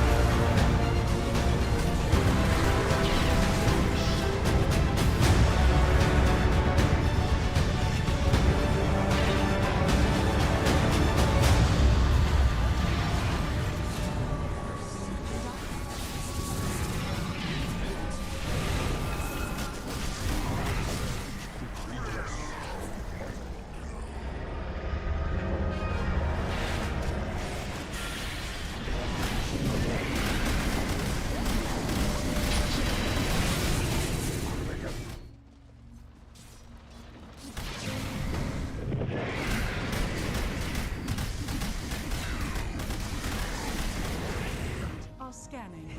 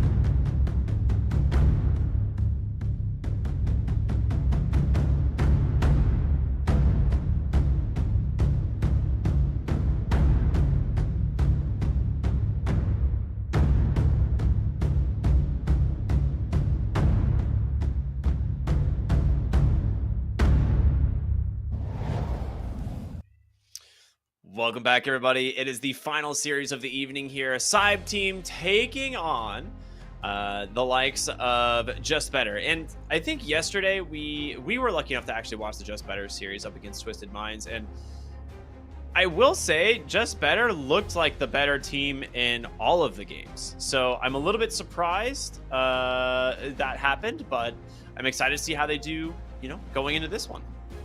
Yeah, I think it was a pretty big step up because we'd seen them play Twisted Minds in a previous tournament, and they didn't look that good. This time, I would say they had some pretty strong showings in the laning stage, and in the first game, there were some slip-ups and it cost them. But for games 2 and 3, felt like they took the lead and kept the lead, and it was a really good performance by them, better than, just better than what we've seen in the past. So I'm hoping they can keep that momentum going. I think they actually have a stand-in in position 4. I don't know if that's helping or Desire's not. back again. Yeah, so I don't know if it's just the team as a whole has improved since the last time we saw them, or maybe the stand-in effect, something's going on. But they if they keep that momentum going, the strong laning stage, that's good right now. You want to come out ahead in the lane so that you can get active early. You're seeing a lot of teams snowball the win from there. It's not immediate. It's not like you win the lane, therefore win the game, but taking that early lead to then you get double tormentors, you get the first Roche, set up the next Roche. Right? That's been a very established pathway to victory for many teams this patch. Do you think they're going to get lucky enough to grab the Hoodwink twice again for Desire? Because yesterday when we saw it, the Hoodwink just single-handedly just destroyed Twisted Minds. That was a disgusting Hoodwink performance. It was so good. I'm not sure, because it still feels a little funny to ban out, but I wouldn't hate it. I think Hoodwink's a good enough hero that if you respect the enemy 4, because it's usually 4 position, if you respect that player's ability to play Hoodwink enough, I think it's okay to first phase ban. Yes, I agree. And I think it's one of those things that Hoodwink has kind of just continuously looked like one of the strongest 4s in all of these games. You pair it with any other hero that she can playmake around, either a blink initiator or a high damage support. As soon as that Atos is online, it is just death for whoever they run into. So I would be surprised if it makes it through the draft, but we'll have to find out. Some familiar faces here for a lot of you. Focus, Thug, Skylark, and then Desire, of course, are standing. Spartan, as you can tell by their jerseys. A few of them have been playing together for a while, previously on Brame from the Western European DPC. So yeah, these guys have a lot of experience. They've been looking good. I have high hopes for this team. I'd like them to succeed. So we'll see if they can make that happen. Yeah, I think a lot of people want to see these guys find success again. They've been on the grind for quite a while, and they've had their moments of success and looked good, and it doesn't say consistent, I suppose. So that's why I think it's pretty fun to watch this team, because I think they can do it. And Dota's hard. It takes the work. Sometimes it takes a little bit of luck too, but it always feels like it could be there. It could just be there. Let's take a look at their opponents, though. We've got Cybe team. Now, I will say, this team, we have had the privilege of casting a couple times. Rincy Pro, Zeneca, Sunset, and Sohi. I will say Pro has been kind of one of the big standout players from the mid lane. Normally, Self-Hate is going to be playing the carry position, but today they have the stand-in of Rincy. So we'll see how well he meshes into the roster, if it's seamless, if it causes any issues. Maybe he's going to bring some unique hero picks. We'll have to find out. But anytime you have a stand-in, it can throw a wrench in things. So we'll see how that works. Yeah, especially because I think, if I'm recalling correctly, I believe we've seen Self-Hate and Pro actually swap lanes. Yes. Which is extremely rare nowadays for the carry in the mid to do so. But I can't remember if it was the SF and TA or something. There was some combination that they swapped lanes, and losing that possibility is, if that's something you've prepped and it's something you're comfortable with, you kind of lose that option once you have a stand-in who maybe doesn't feel as confident. Suddenly you put him carry player into the mid lane. Absolutely. We'll see. I'm excited to see how this one goes. Looks like we finally got all 10 players in the lobby, so we should be starting in a moment. We're just waiting for them to decide, their, coin toss, first pick, etc. So we'll see. Mid lane matchups, though, the head-to-head. 54 matches versus 91, a 28% win rate versus 53. It's hard to say, win rates can be a little bit deceiving just because a lot of them have been competing in different qualifiers and other tournaments lately, but looks much better for the side of just better, I would say. Yeah, I feel like the 28% is a little bit of a disservice. I mean, it's literally statistics, can't deny, but I think, without knowing their exact history off the top of my head, but from, like you said, recalling the qualifiers they're playing in, I think some of those are against some of the top teams. I think Saib looks a little better than that 28% win rate suggests. Yeah. So I do think this should be a pretty fun series. I 100% agree. Yeah. For some reason, we're still looking at the lobby, and they are not making their choice of side or first pick, second pick. So we're waiting on that still before we actually jump into the draft. But Tough choice. Yeah, it is. Just Better did win the coin toss. So in terms of options, I'm trying to think what we've seen recently, but I feel like a lot of teams are preferring first pick. Yeah, first pick.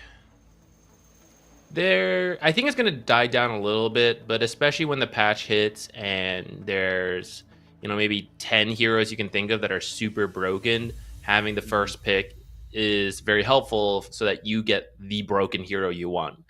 And we're slowly making our way down the patches, and some nerfs are maybe not as strong as we would like, but it is getting closer and closer. And as that gap starts to shrink and it doesn't feel like, oh, you need one of these first pick heroes or you're done, right? As it gets closer and closer, I do think more and more value goes back to second pick, where sure, you give them the strong hero, but you've got the strong counter pick, and that matters more.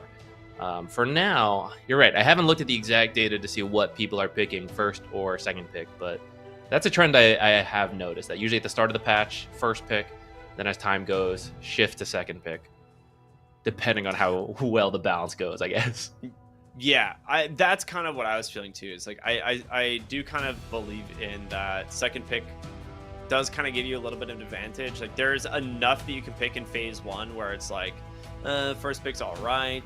You maybe you don't get the pick on 18, which is nice. The 18 pick is very strong, but last pick seems to be pretty dang important in a lot of drafts now. So Just Better looks like ended up choosing Radiant, if I'm not mistaken, or maybe they chose second pick.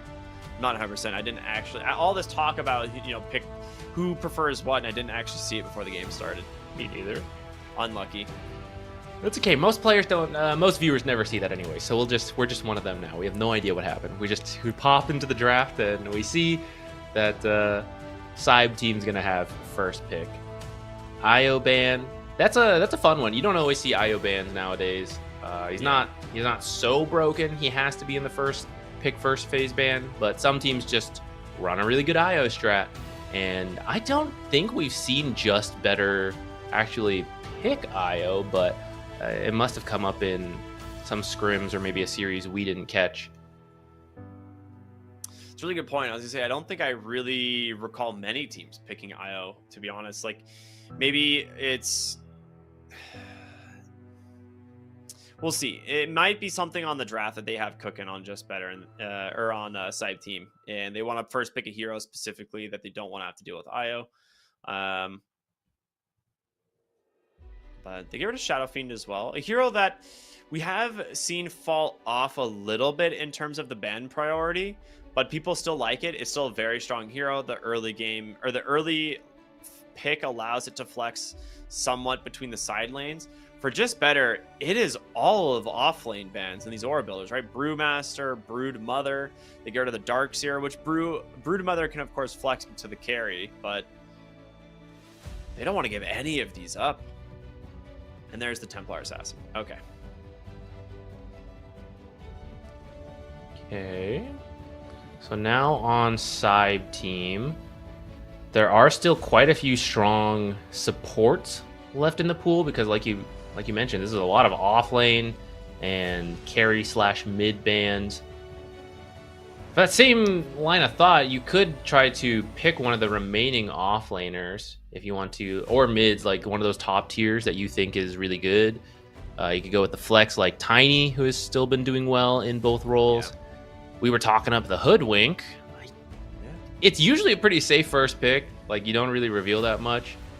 I don't know if you want to adjust that when there's other really strong support, such as There it Weaver is. available. Oh yeah, and the They did their Beastmaster. research. We didn't even finish talking about the Beastmaster. That was gonna be my next point. Was the Beastmaster is still open for side team if they wanted? Like a lot of times when you're focus banning offlaners this much, it's been things like Brewmaster, Darkseer, Beastmaster, the top 3 bans. But they leave the Beastmaster in, and they ban the Hoodwink, and they go immediately into the Beastmaster pick. Fantastic. Now the question is, what can you pick in the offlane to actually shut this down? They grab themselves a Rubik, which is not really like a strong hero into Beastmaster, honestly. So it's a little bit surprising. I was thinking maybe you pick up something like an Enchantress or a Crystal Maiden and just, you know, use those as like a way of playing into the Beastmaster lane, but they'll just grab the Rubik for general security, I suppose. Maybe they want to see a bit more information. I've seen some Beastmasters go mid, so Rubik will be generally good, and maybe you can try to get a little bit more information before you try to hard counter. But at the same time, like, I don't think Enchantress and Crystal Maiden are that, you know, revealing of a pick. I think it would be okay to pick that, and it's like, oh, he flexed. Like, that's okay. I still got Enchantress 5, you know? But Rubik's good. Thinking about it, like, the other supports that are still in the pool, a lot of the good ones are weak to Rubik. So, like, the Weaver, for example. True. Well, not that you're weak to Rubik, but that Rubik always gets, like, a really nice steal in Shikuchi, and then you get that Invis Lift. Clockwork, you can steal some of those spells.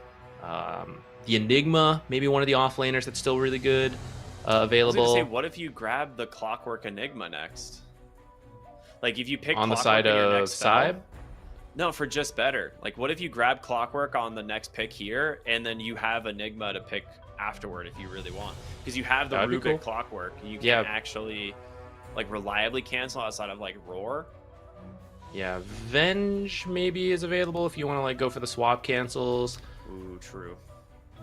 Let's see, who else is usually common? Silencer, but he's not really been played at all.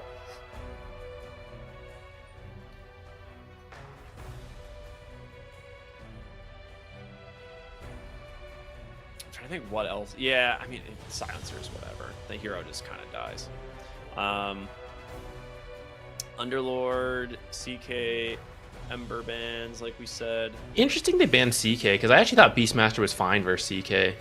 I With agree. the, I like, feel like that's one of the better ones, right? yeah, the Drums Islam build, and then Axe. Like, even if you have a rough time in the lane, you just, like, stack the boars, and then you go farm it, you get the Drums Islam, and now CK has a hard time joining fights against you. Okay, they're going to go Venge, which they've been running some Venge carry. You could still just run it as a support, but I think it should do okay versus the Beastmaster if you... I don't know, I guess you could Rubik 5, but if you pick a strong support, because we were talking about, like, Crystal Maiden Enchantress, you could still go back for them.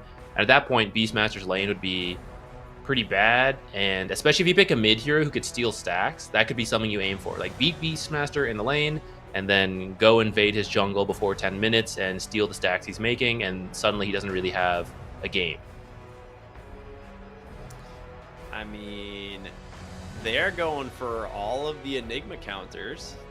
That too. Clockwork Enigma is still on the table here. You could still do it. Shadow Demon's not too bad versus Enigma, because you can disrupt people, and you can make a lot of that stacks one's for the pretty bad. Beastmaster.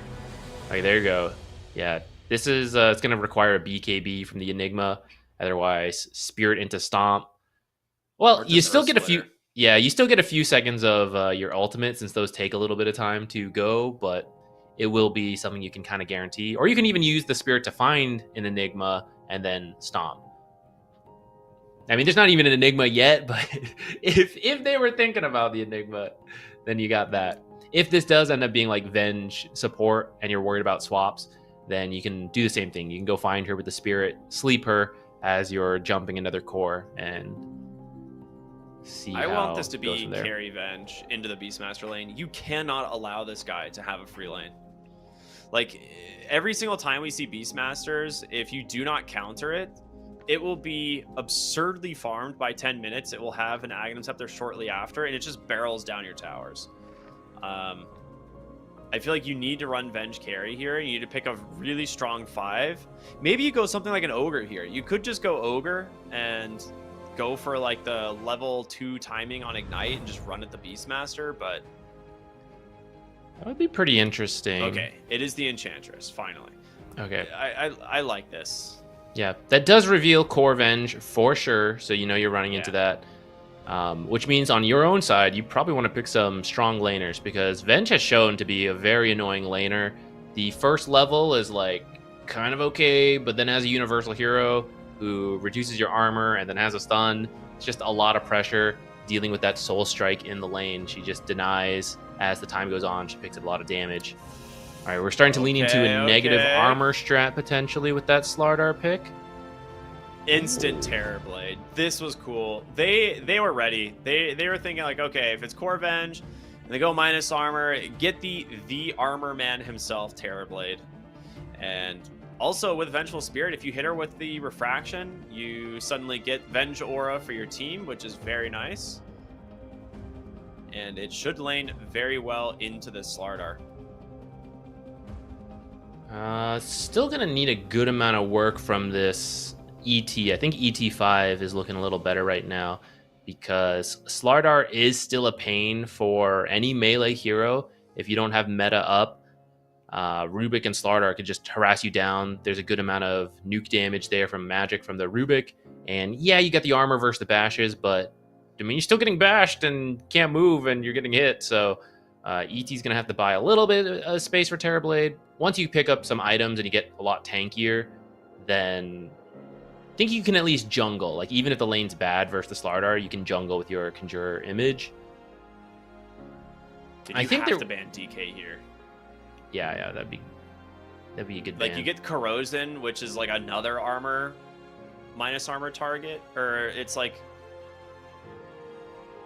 yeah, okay. I was like, you get some minus armor going your way that like is great for side team, but it's another high armor hero that just better can't play against, and then tempo of Beastmaster DK just seems too good.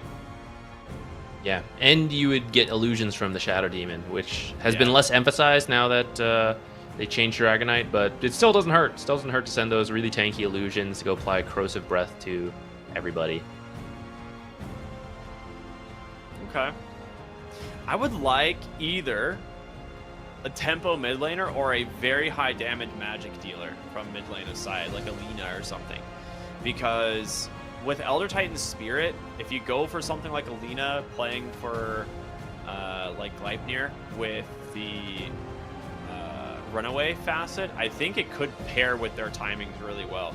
Like, you could play pretty active with Beastmaster, you can boost the travel into the boars. And in terms of how much damage you get from that, you know, Elder Titan Spirit, it just seems very valued. So, especially when you don't know your mid lane matchup, right? It's blind, so she's a fairly strong lane hero. Yeah, I wouldn't mind that. Otherwise, yeah, just a playmaker I think is safe. Okay, yeah, like Tiny. Tiny's pretty safe in that mid lane and will get a blink at some point. Like, even if he does have a rough lane, he's going to get a blink and he's going to set up some plays for you. Okay, and he should be fine against Storm, but at the same time, Storm is still good for just better.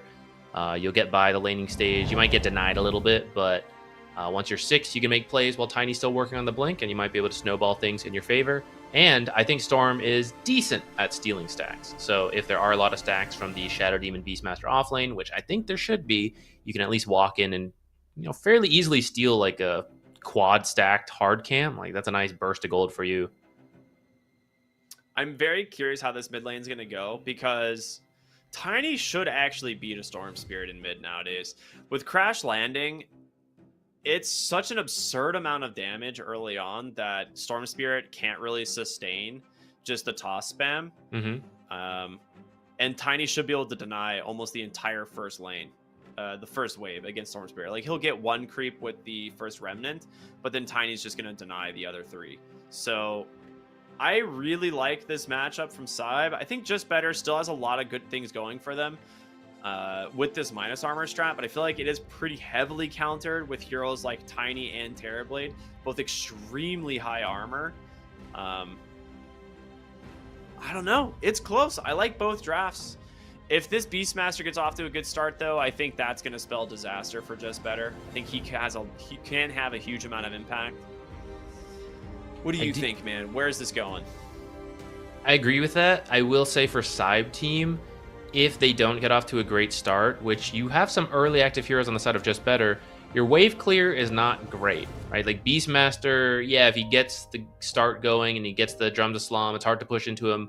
But if you beat him in the lane with the Vengeful Spirit and you like steal a couple stacks and he's behind, how's he clearing waves? How's Shadow Demon, Elder Titan, any of these guys clearing waves? They can't really. They have an Enchantress just running at you with creeps. You want to get active with your Vengeful Spirit. I think that's one of the hero has like this weird curve of effectiveness as a carry, I feel like, where it's like really strong laning stage, and then a little bit of a dip while you get Aghanims. Then you got Aghanims and you're really strong again.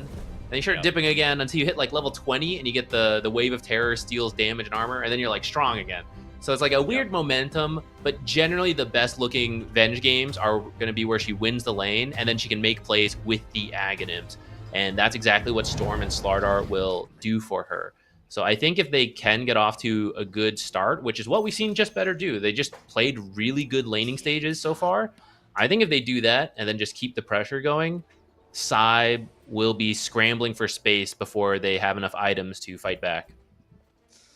All right, Desire being a Grandmaster Rubik now definitely explains the Rubik pick. Whenever you're playing with a stand-in, it's like, just give them their comfort heroes, and Hoodwink was absolutely his comfort hero based on his previous performance, but now I'm excited to see how he does on this Rubik. In terms of facets, he's got Arcane and Accumulation. Fantastic game to have that. If you get either Avalanche or Toss, it's really scary. Imagine getting things like Earth Splitter or even the Echo Stomp, so they can do a lot. Smoke's going to pop an immediate ward down Sunset. Does get the disruption, but 5 hero Wave of Terror out from the Vengeful Spirit will push them back. Dude, he actually whiffs the Sentry. That's a really defensive Sentry. Okay. Yeah, maybe. I guess in the heat of the moment, maybe he plays that, but taking a little longer to move it more to the right side would have got them the D ward there. Okay, disruption out from Sunset, but it gives time for Spartan to rotate in. The Blood Grenade's going to connect, and Vengeful Spirit quite strong here at level 1. All right, a lot of fighting, but no deaths. That's what I was thinking. Like 10 heroes run into each other, no one dies. Yeah, 5 hero Wave of Terror is kind of wild at level 1. It doesn't do much against, Terrorblade, but these other heroes, pretty scary.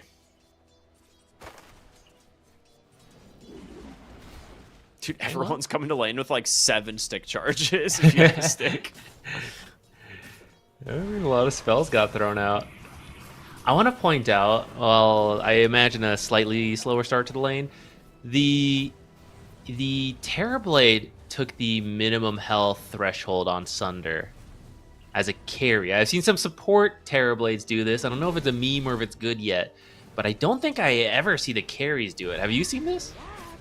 Yeah, I mean, a lot of Terrorblades carries still don't like the fragment facet, like the mirror image. What is it called? The conjure image facet.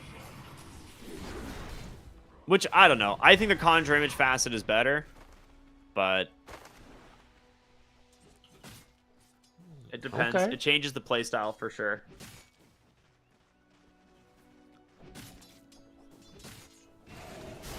There you go. Is there any other Dude, weird he's got an facets? armlet queued up. Do you see that? Well, you see First Blood in the bottom lane, Spartan and Focus getting to work with just that early point and enchant, and then of course the level 2 there from the Vengeful Spirit. More than enough damage to find that one. Really, he's got an armlet queued up, huh? Let's Tread's armlet. go. I hope there's a Shadow Blade after that armlet or something. There's no way, dude. Blink's fine He's just too. memeing Blink's right fine now, too. for sure. I mean, I think it kind of makes sense with the Sunder. Like, if you're going to take Sunder, I kind of get the idea of the armlet. Like, imagine your carry goes in, insta-kill someone, and then is, like, full strength, ready to fight. The idea is cool. I just think in practice it's a lot harder to run. But he's going for it, and I am here for it.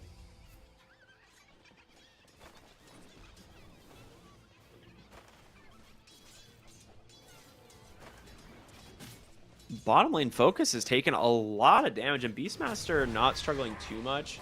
That being said, they did, of course, get first blood. There's going to be the missile out to Zeneca. He loses his courier as well, so a little bit rough there for the Beastmaster. I think his items got delivered at least, so didn't get denied those. They really want to play for this 3-minute Lotus, but come out instead, too far, Focus... Yeah, in some Oh. trouble. Yeah, they know the enchant's on cooldown, so he has to kill the boar to get away here. Yeah, that's kind of a cool call, because otherwise that slow would have prevented him from running away. Yeah. So that's a good call to stun and kill the boar rather than like stun a hero and run. Yeah, I absolutely would have just stunned a Beastmaster. Absolutely, yeah. I would have forgotten stun. I would have been panicking. I'm panicking. I would have misclicked a creep. All right, well, Storm doing better in the last hits than I thought. Yeah, 21 I to mean, 3. one deny on Tiny. I don't know how that's... Did he not go tree grab or something? I mean, he's got it. He's got it? Okay, I don't know then. Yeah, it feels weird. That just should. Oh, this is a master tier Storm Spirit, so I guess experienced in the matchup, but still, usually you'd expect to see Tiny with a bit more in terms of lasts than denies. You know, I kind of forget. Maybe Tiny took some extra damage at the start of that fight, and that slowed him down or something. Yeah, It's maybe. possible. It's a nice kind of fort there on the midway from Pro to prevent it from shoving into his tower, so he can at least go get a water rune. Bottom lane, we're going to see them go on to Sunset. They find the real one. He's dead. Magic Missile out on over to Zeneca. He's going to be able to grab the boar as they continue to chase Blood Grenade. Slows him up enough, and Spartan gets a double kill in the process. Dude, the Kobold Foreman, that little bit of movement speed actually making a lot of difference in that fight. Yeah, the movement speed is good. There is a reason it was one of the most popular creeps for Doom for a while. Just movement speed. You can't be hit if you're faster. People can't run away from you if you're faster. It's good.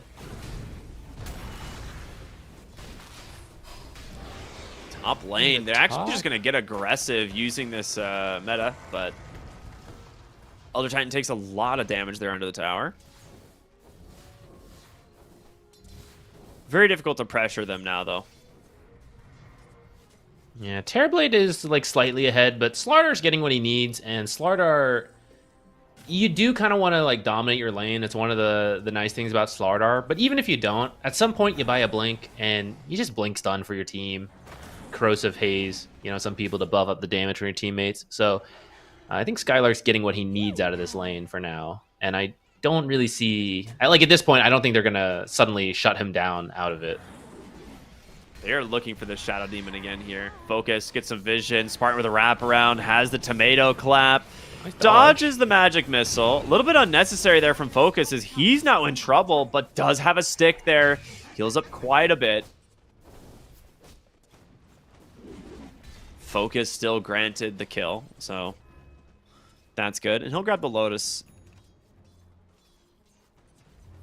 He's doing a great job at focusing this, lack of a better word, focusing the boar every time it's up.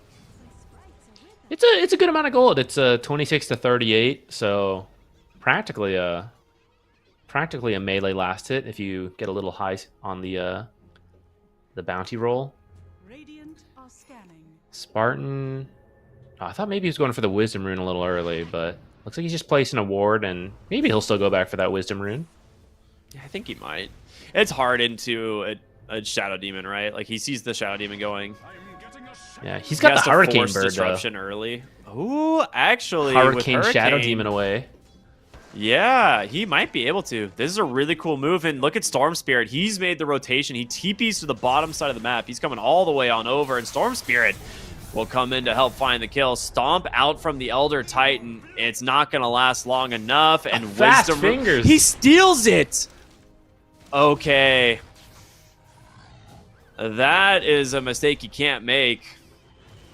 The port ET out clicking the mid Storm Spirit. And Spartan in a lot of trouble. Just gets chased down to the backside, and Storm Spirit's going to come in to help clean this one up. So ends up being a 2 kills. You lose the Wisdom Rune in your Enchantress, but Slardar did pick up your own Wisdom Rune at least. Yeah, and this is a Storm Spirit picking up kills. So that was 2 galvanized charges going for him. So I think overall you're pretty happy with that. And it was at least you didn't get your Wisdom Rune stolen 1 for 1. So Focus was farming in the meantime, and then even like Sidestep gets another. Did he get the kill or was it an assist? He got the kill, right? So yeah, I think pretty good in the end for them.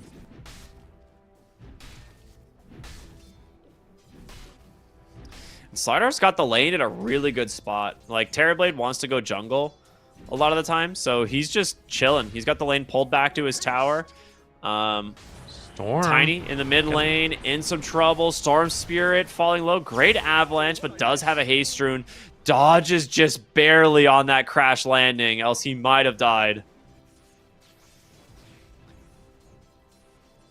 One thing a concept I like to talk about a lot when it comes to Slardars,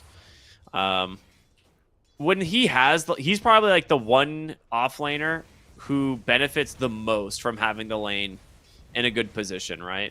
Like, there's very few offlaners that can punish so heavily for the wave being there, but if anyone comes close to him, he has sprint and he can just bash you over and over and over again as you try to get back towards your tower to somewhere safe. So Slardar presents like a very scary situation when the wave is where it's at.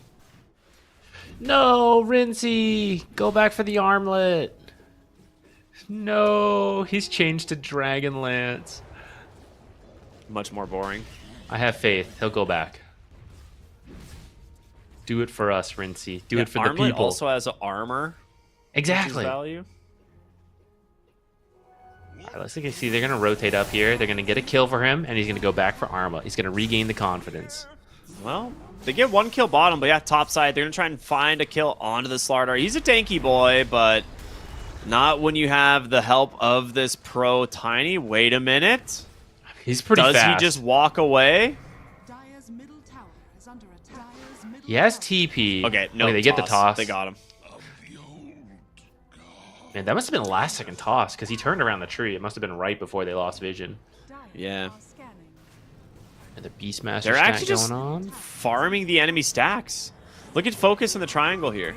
Yeah, he's coming to try to contest.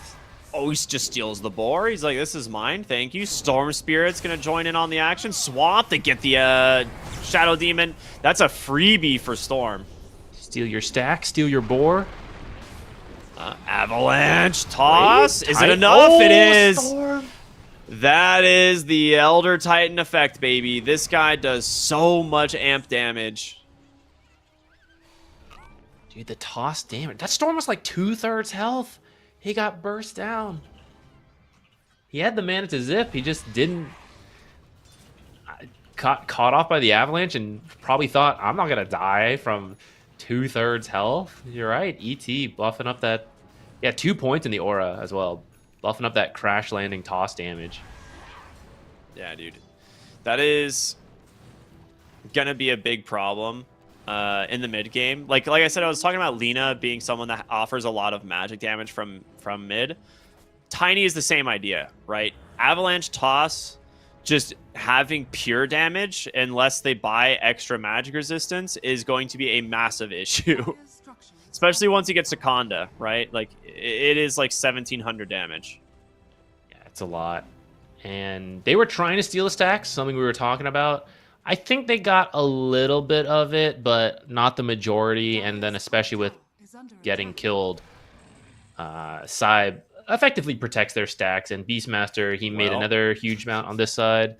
And he is the catching stack up. is not not safe anymore. Never mind. Oh, no. I mean, this ward has been here for so long. They've just been watching him stack this over and over. And Rubik steals Axes level 3. dude, this stack's gone. Dude, they steal his stacks, they steal his board, they steal his spells. You just have Beastmaster on your team. I mean, if they can get these big creeps, he needs one more axe. I mean, they get him. The Fade Bolt got the last couple. It's pretty big. All right. Pro's going to go in. Avalanche. Toss. Sends him back to his allies. But look at the damage back on over to the Tiny. Spartan's doing some work, and in comes Storm Spirit again. Tiny's gone. Big Earth Splitter to come through. Dodged out from Storm. It's only really connecting onto Focus, and he is going to get caught by the Roar. He's in some trouble himself. Doesn't have an axe to get him out, but they want more. Anami in some trouble now. Storm Spirit out of mana on the run. In comes Skylark, though. As he's going to be able to... Dude, the Spartan's just been playing on the other side of the map the whole time. 2 Hero Crush. He's got the Sunder onto the Enchantress, but he can't finish the job. He doesn't have the attack speed. And now the Vortex locks him down. Ends up being 5 heroes dead over the course of that fight. And Storm Spirit involved in a lot of them. I think that was the Blink reveal, or maybe it just arrived after that fight. Oh, I think it got. Slardar? I think it arrived after the fight. Yeah, so Terrorblade rotated over for that because I mean it was a really deep fight over the Ancient stack, and so Slardar gets the top tower, he's pushing in the lane, and then he's such a fast hero, he TPs in and runs and joins the fight, sets up that double kill, and that was all without the Blink. Storm. All right, nice that's a fight good from Storm Bro. kill. That's a really good find. Again, they're looking for more, though. They do have the Demonic Purge onto the Slardar, but they've also managed to trap down the Rubik. Does manage to dodge out the Stomp, though, and as Focus shows up, they're a little bit more scared. He needs a swap target here. If he gets to Sunset, he's certainly dead, and there it is. Swap comes out, stun comes through, a couple auto attacks, plenty of damage. Ags is And about we're to not done. deliver too. He's ready to just charge in. Stun in 2. There we go. Does Enchant get in range? Stomp comes through. No, Skylark with the Blink Stomp, or the Blink Crush to guarantee the kill. This is the momentum we were talking about for Just Better. They've Yeah. effectively won 3 lane. Storm has been killed a couple times, so his charges aren't amazing, but he's still getting his team the kills they want. They've got the top net worth spots, a 7k lead. So here's the part where Saib might struggle to slow down these pushes, but if they can, I hadn't thought about it, but not only is there Eteora, there's actually also Disseminate. So there's actually a ton of damage amplification for like the burst from Tiny. So if you can buy enough time for like the Conda to come online, that might be what you need to pick up a couple kills. Speaking of which, goodness. Arcane Rune put to great use. No, Spartan gets caught on the bottom side here. They'll drop the Demonic Purge. They have no... Oh my the ult goodness, burst. so close. I was like, if this does not die, Sunset with the Demonic Purge grabs it at the last possible second. But yeah, you're right. With the momentum that they're building right now, Sardar's going to have a shard relatively soon. And Storm Spirit Venge is ridiculously hard to deal with. They're going to go into the mid lane. Stomp connects perfectly onto the Storm. There's the Earth Splitter. Is the Roar going to make it in time? It doesn't. And Slardar just trying to sprint away. They catch him now almost into the river, but they got him. Pretty lucky timing on the Stomp connecting on that zip. It's fun. You see it coming, but you can't change the zip. So You can't just gotta, yeah. you just gotta hope. But he ends up on the unlucky side. Gets away because the Orchid Silence lasts long enough on the Tiny. But yeah, Slardar being killed off. Return. Uh-oh. Oh, maybe they're gonna find Venge top. Toss back she's even deeper. Certainly dead. Has the Ags, but That's an awkward move from Focus because he has vision behind him, knowing he's kind of free to go that way, but he kind of knowingly walked into Saib team there. Like, he watched them all take that fight. Maybe he thought they might be going bottom, but that's a massive kill for Saib team.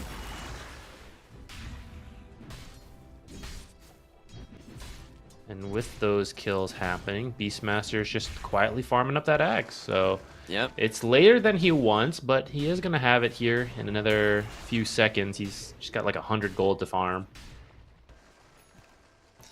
Yeah, you definitely want to get a better usage out of that, first Venge Ag's death, right? Like, it's the Aghanims doesn't do a whole lot of anything if you just die solo on the other side of the Twice, map, yeah. right? You know, Yeah. it's like yeah, if you die in the team fight, it's like whatever, as long as the illusion lives, because you get the XP later, you get the farm. But if it just dies twice, it's what's the point? yeah. Storm jumps in, just gets nearly bursted, 100-0 from the Tiny. He does have an amplified damage still, though. Focus, if he can find a swap target, would be great, but side back out. I mean, this is... You're still ahead on Just Better, but it is getting scary with the burst potential from side. Yeah, there's been a little bit of luck, too. There's been several kills now where Roar is just out of range, and he's trying to run in as fast as he can to get the Roar kill. Another avalanche, another toss. Roar, not even... Well, Focus comes in. That's a much better Roar target. Can they actually help finish the job, though? They can't. Focus barely lives. All right, nice kill there onto the Beastmaster. That was a scary swap, but he had faith in his team showing up. And I suppose even if he dies, right, that's the whole point of the Ags, that the illusion spawns, you get to continue to fight, pick up the XP later.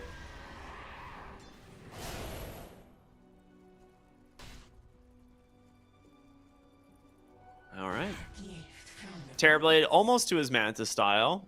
This is quite nice. He's got the Dragon Lance. He also happens to find a Grove Bow, so he'll have plenty of range to fight against this Vengeful Spirit. He can still get swapped, which is scary, and he will need to get a BKB at some point. But for now, not a bad start. He's definitely catching back up. The supports, though, on Just Better are enormous. You have Glimmer Cape, Spartan's level 11, Desire level 10. They've got Vision of the Beastmaster. He will see them, though. Good read from Zeneca. He did have a ward in his jungle over there that they saw the rotation with, but good stuff.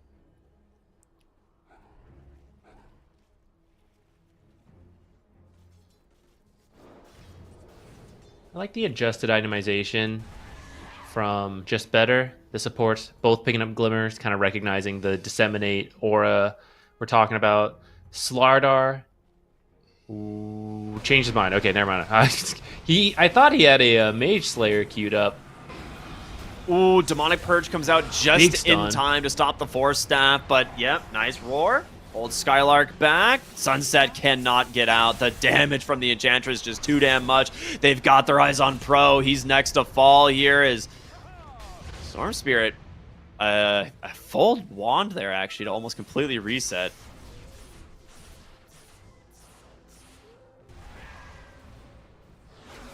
Right back to 8k lead. Saib had been slowly clawing their way back in.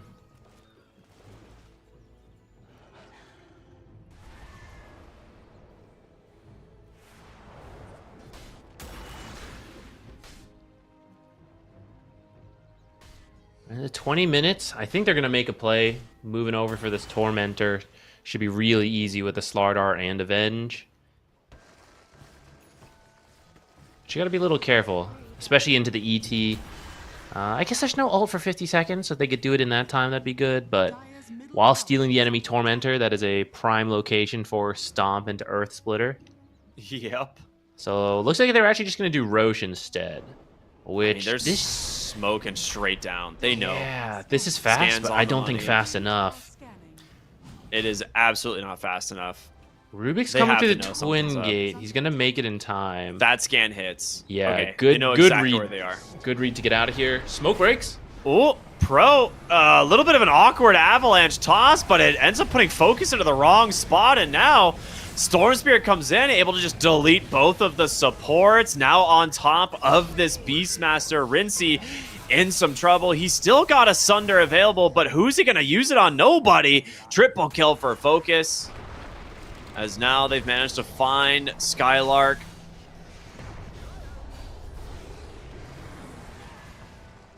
As they will continue to chase for more here. Pro under the corrosive haze. They've got vision for days, but they will back away for now. With essentially all 5 heroes up, they can't just go back to Roche. Yep. That's the advantage of being set up first and having the high ground. Venge from that high ground. Both smokes broke, or I actually can't remember if Radiant was smoked, but the smoke breaks. She sees the Tiny and the ET and immediately goes to swap the ET at the same time as Tiny blinks. So Tiny misses the avalanche toss because of that, and they get ET killed before he can really get off a good Earth Splitter. He's now in like this awkward position, and from there just better takes the fight. Gonna get Roche, and I imagine push straight down and try to steal this Tormentor as well, which Saib maybe should have been taking before, like trading Roche for this Tormentor. I think it might be too late now. Yeah. I say that, Focus left, so maybe they're not going to go push down there. That's usually what you see around this time when you have this lead. You just kind of like grab all the Tormentors and you cement like suddenly a 15k lead. Yeah, and you have the minus armor for this too, right? Like you can't bring Tormentor into negative armor territory anymore, which Are scanning. I mean was kind of stupid beforehand, right? Mhm. But still, it makes it go so much faster and you take so much less damage when it is sitting at 0 armor, which they can easily do between Wave of Terror and a Slardar.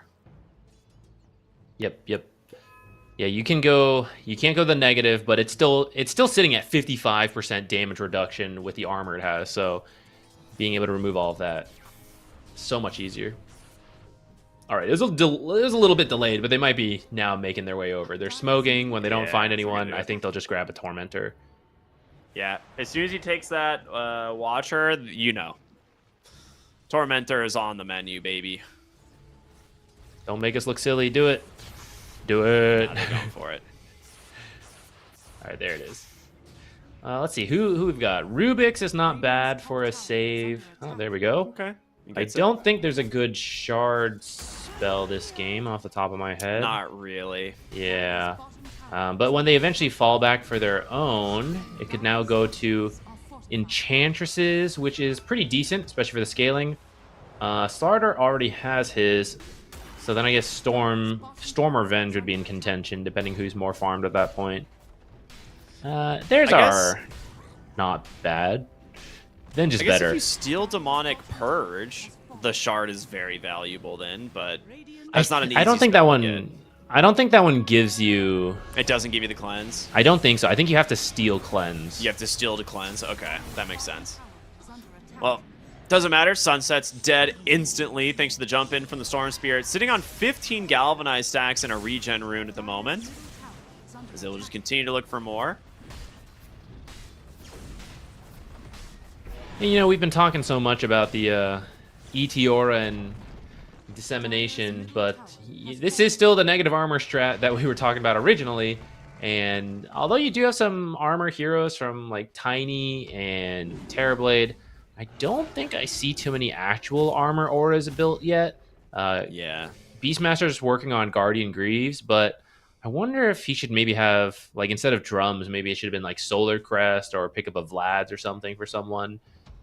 Or just even a casual buckler, just add in that armor. Yeah, I mean, right now he's got like a Storm casual zipping on the Wraith Band Tiny. queued up. Oh, yeah. That's so much damage. Pro Avalanche Toss doing some work. The Glimmer Capes to help keep the Storm alive. Pro's going to fall down. As Feels they like get a second Tormentor, and this one goes to the Enchantress. That's a pretty weird D-ward, I feel, from Tiny. I think you just send like a Terrorblade Illusion to do that safely. And that's going to cost him his life for that, and it might cost him some high ground damage. Oh, they're going to keep going. They get Slight Vision there for a moment onto Shadow Demon. I mean, they have the ward on the right side, and they're going to know about this now, but to de-ward that is certain death with the Slardar Blink and the Storm Spirit to follow. Yep. Beastmaster's going to try and cut top wave, but you're just losing your mid-tier 3 tower. Dire structures are fortified. So going high ground like this, they'll pop the Dire's fortification. middle tower is under attack. But Skylark with his brand new Aghanim Scepter, happy to sit in the puddle, tank up a little bit of this. Spartan's going to pop the sprites. Really, the most you can do Just at this worried point... about toss back, I guess, right? Yeah, it's like the toss back. And this is really all you can do with the Spirit is just like scout out and then stomp and then maybe throw axes. But this is what I was talking about earlier, which is like you really don't have the greatest wave clear without putting yourself at risk. Yeah. And looks like they're going to play it safe. now that all the heroes are up, but that's still most of the tier 3 down. So if you lose another fight, your barracks are gone.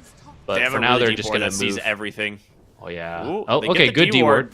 Slardar. I thought he was going to go in for sure. Oh, he does go in. He just gets instantly deleted with the roar and everything, but Storm Spirit is nowhere near this fight. Swap will get Spartan out to safety. Stomp's going to not connect. Slightly Aegis off just the mark, but expires. the Avalanche toss right as the Aegis expires. Focus goes in. His first life is gone. They just get another stun onto him, trying to get Glimmer Cape to save him. A second swap for the barrier. Another Glimmer Cape. He's going to live. Well, maybe live. We'll have to see with an asterisk. They get both supports now. Isolated Spartan trying to TP out of the corners. The Glimmer Cape on the high ground, and he makes it. That's a sick play. Very nice 4-staff up to the high ground. Even baits them to put an observer on there. At least it's not a bad observer for them anyways. Maybe a little hopeful on the Slardar blink. Thought he was just finding a Shadow Demon, which is a great pickoff because Shadow Demon is the save. So if you can kill him, who's saving him? But turns out the whole team was there, and Slardar, he got deleted real quick. Dude. Incy, though? That is a really good play from the Storm. He was here ready, knowing that this Wisdom Rune was an option. That being said, they're bringing the numbers, and Terrorblade survived long enough. Storm Spirit zips away for now. And the question is, will he make it out completely? Rubik's TPing in. Pro's going to get Vortex back in. Stolen Avalanche. Stolen Avalanche. Huge spell. Yeah. Literally huge with the increased right? AoE. Okay. Some signs of life from Psy, but still, it's a very big uphill battle. Focus is going for a butterfly. He's pretty close as well. And once he has that, this Terrorblade is not going to do too much to him. Terrorblade's also got a butterfly queued up, but... Well, Avalanche. Toss. The Rubik. Quickly brought down. All right, Saib finding a couple kills here. These are pretty valuable just kills have when the you're death ball 15k right now. behind. Radiant's middle tower is under attack. Radiant structures are fortified. All right, they're going to get mid tower. Dire's I feel like they, like, despite being 15, 16,000 gold behind, they can take a good fight if they have one pick off, you know? Like, Tiny's burst damage is still ridiculous combined with the Shadow Demon and the Elder Titan. Terrorblade with the meta is terrifying. middle tower has fallen. Yeah, I think that's what it comes down to is, are you going to find the initial burst kills to make the rest of your fight easier? And I also think that's why this Venge Butterfly is cool, because you can actually send the Venge forward, and you can kill her once with all your burst, but then it's on cooldown. And I don't know if your Terrorblade can kill her into the evasion. And she just hit level 20, so she's super strong again right now. This ward, they just... I mean, they have to know this ward was behind them. They just killed the Rubik walking over there to do this, but up onto the high ground they go. They 4-staff in a Centaur, but don't find him. Okay. I really thought Focus was going to go for an aggressive swap there to pull them back, but never mind. I think they're looking for a smaller pick-off themselves. Also, Roche could be up, so they shouldn't do anything too risky. At this point, you could lose Roche if you lose a hero or two, so they want to play it safe. Under attack. And do they have anything scouting this out? I think this Pine Cone is on the way. No. She found something better to play with. Alright, she's going to send a skeleton in. Hell yeah. And it's this timing is actually going to work out perfectly. By the time the skeleton gets in there, they're going to see Roche just spawns. And this time it'll have the banner, so you can use that. Terrorblade's Storm okay on at BKB. killing the banner. At least. Radiant are scanning. Oh, full BKB, yeah, that's good. Oh, the Radiant scan again catches them exactly. They know what's up. Skylark. Oh, they touched the Lotus pool, so they know they're in that area. Oh my goodness. It's scary. If they get eyes on Rincey, he is in a really bad spot. Instead, they're going to go ahead and swap aggressively onto the Elder Titan, and Focus puts himself in a rough spot to begin this fight. The Elder Titan in with the swap of his shard, but it's not enough. They get the kill on the Venge. He's back with the second life. Like, Rincey's just laying into the Venge. He's dead. Skylark rooted up. The Avalanche has caught him as well. They double buy back to the supports. All right, the Terrorblade does Terrorblade things. Like, if he's allowed to attack with a bunch of illusions, he does tons of damage, which I wasn't sure if it'd be enough to kill Venge, but with the help of his teammates, easily done, and then destroys the Slardar. I get the idea behind jumping the ET, but it just meant for most of that fight, Rincey was just attacking, because Storm went for the Beastmaster, Slardar. By the time Slardar went in, Rincey was already been going to work. So I don't know. I guess it is just hard to take that fight, but I don't think you can ignore the Terrorblade if he's already set up in position. You did get 2 buybacks at least, but I am with you on this. I think with Terrorblade seemingly being this farmed and not really affected too much by the minus armor, like, Vengeful Spirit does not win those trades. It's going to be on the Storm Spirit to actually kill him in the late game. And I think he can. Well, speaking of Storm Spirit, he's going to zip in onto the backside, go straight for the Elder Titan, and that's a dieback. Avalanche toss comes through. Storm Spirit's dead. What that's so much burst damage for Pro. He's going to be forced to BKB. He's trying to get out of here. Sunder will... Wait, who did he sunder? What? I missed it. I was looking at how much burst damage the Storm took. I think he tried to sunder Pro, his tiny, and I think instead he sundered, like, the Shadow Demon, or, like, one of the, like, max health heroes right next to him. Kind of funny. Right, Storm got killed in one Avalanche combo, Yep. and took just about 2,300 damage in that time. It's quite a lot. Yeah, Elder Titan, all he needs to do is send that spirit in, and good night. This is where you reach a little bit of an awkward part. There's actually not a normal aura builder on the side of Just Better.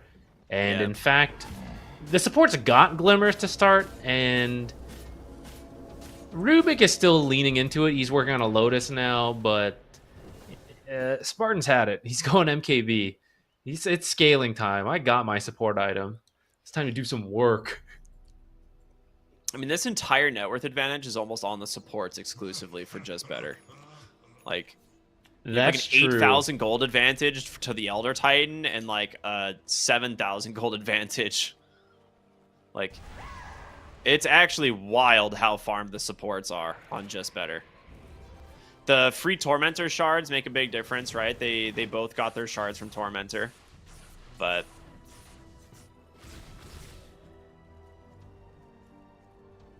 yeah, that's wild. Terrorblade just got a full BKB. I like the fact that he's just not caring about the evasion from the Vengeful Spirit. He's like, we're going to have damage to kill her. We have If I hit overwhelming her auras, we enough have roar. times, Yeah. I'll do it. He's just getting a Daedalus. And I think this is correct. It really is. Like, if he just dumps out damage in his BKB, he can kill pretty much anything. Yeah, I think that last Roche fight showed us that. Oh my god. I think the idea is right. Like, you want to take out the supports, you want to take out the roar, but it can't be in a full 5-on-5 where everyone's in position. It has to start with, like, some pickoffs. Oh boy, Avalanche toss into the roar. The swap's gonna save him. Demonic Purge is out. They will go ahead and disrupt the Beastmaster for now to get him some space, but that is Roar Avatos combo down. Rincey's just chugging in, looking for a target, doesn't get the reflection. You can just get out. I think you're happy Yeah. on the side of Just Better. One thing Yeah. to note is from Rincey in these fights as well, if he gets the reflection onto the Venge and he can't Manta it off, like, he gets Venge Aura for himself, which is like 70 damage. That's true. It's a 25 base damage bonus for his entire team. That's pretty good. And of course, the illusion doing damage to the Venge. Yeah, So it's pretty cool. I like this smoke chase a lot. They just go straight across the map. They know that the Tormentor is up. They see it go down. The smoke pops. They're Big going to jump in. avalanche. Who have they found? It's the Vengeful Spirit, the Slardar as well. And they've managed to get the disruption. There is no escape for Focus. The Tormentor is so costly. Dude, how These- much gold was that?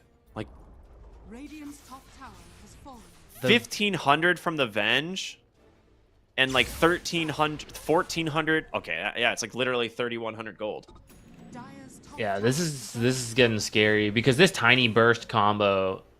So when he went on the Storm at their own base, the supports had not made it in yet, and that's why Storm lived. Yeah. But this jump here, both supports were in the area, so the natural aura, and I am going to assume the dissemination came out in time. Yeah. Because he's got a blink. It just means the burst is so fast, and you need, Radiant's middle tower. I don't know, I feel like you need to build auras because, or you need some kind of answer. If you don't think it's the auras, then that's fine, but something to answer this burst, because currently losing a core hero in 2 seconds is, it's not doing it for you. Dude, Shadow Demon is about like 1,700 gold from an Aghanim Scepter. He's going to be closing in on his level 20 talent. But yeah, he got Disseminate off in that fight and immediately did like 400 damage to both of them. So I had to double check the death summary on them. But yeah, he absolutely went in. Tiny is going to find the Rubik here potentially. No, he gets out. Terribly Amplify also damage. He wants chasing. to so badly. Dude, anyone he sees is dead. They're actually positioned It might pretty be a well. little He far, jumps in so actually. aggressively. His team is not behind him. Are scanning. Yeah. If Just Better knew that, they would have just wiped them both, but Yeah, that was potentially really dangerous, actually. Are scanning. Because it's still, like, these last couple fights have all gone the way of Psy, but it's still true, like, what we've seen from Just Better is, like, when they are focusing someone, they also do a whole bunch of damage with this negative armor. So it really is important to be careful how you take these engages and who is getting the initial pick off first. Which this time Slardar's Dude. about to show himself in this top wave. what a value jungle item for the Beastmaster. He comes across a Rattle Cage. So now he has Guardian Grease, Rattle Cage, Crimson Guard, suddenly sitting on 45 armor. That's a good one.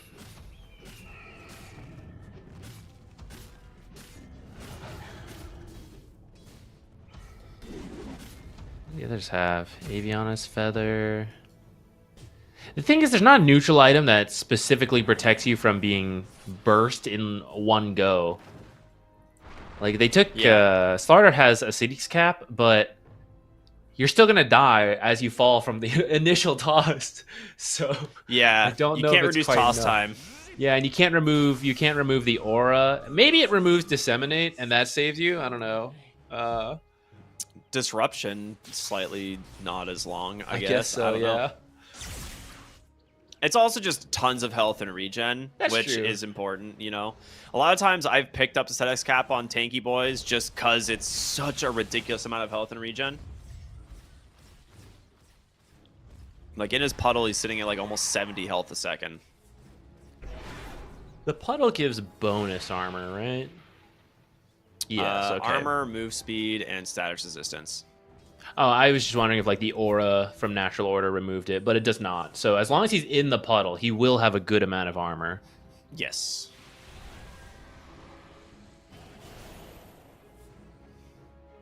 Now, whether or not it's enough to stand against a Metamorphosed Terrorblade, probably not. Probably not. Especially now that he's got a Crystallis working on a Daedalus. Yeah. Now, blessing here for Just Better. Roshan's spawn timer is 2 minutes. They know that this Skylark Slardar has just been zipping around the top lane here, just shoving this wave, being very annoying. And Slardar's actually TPing bottom right into them. Oh no, does he finish the TP? He does. He's just instantly dead.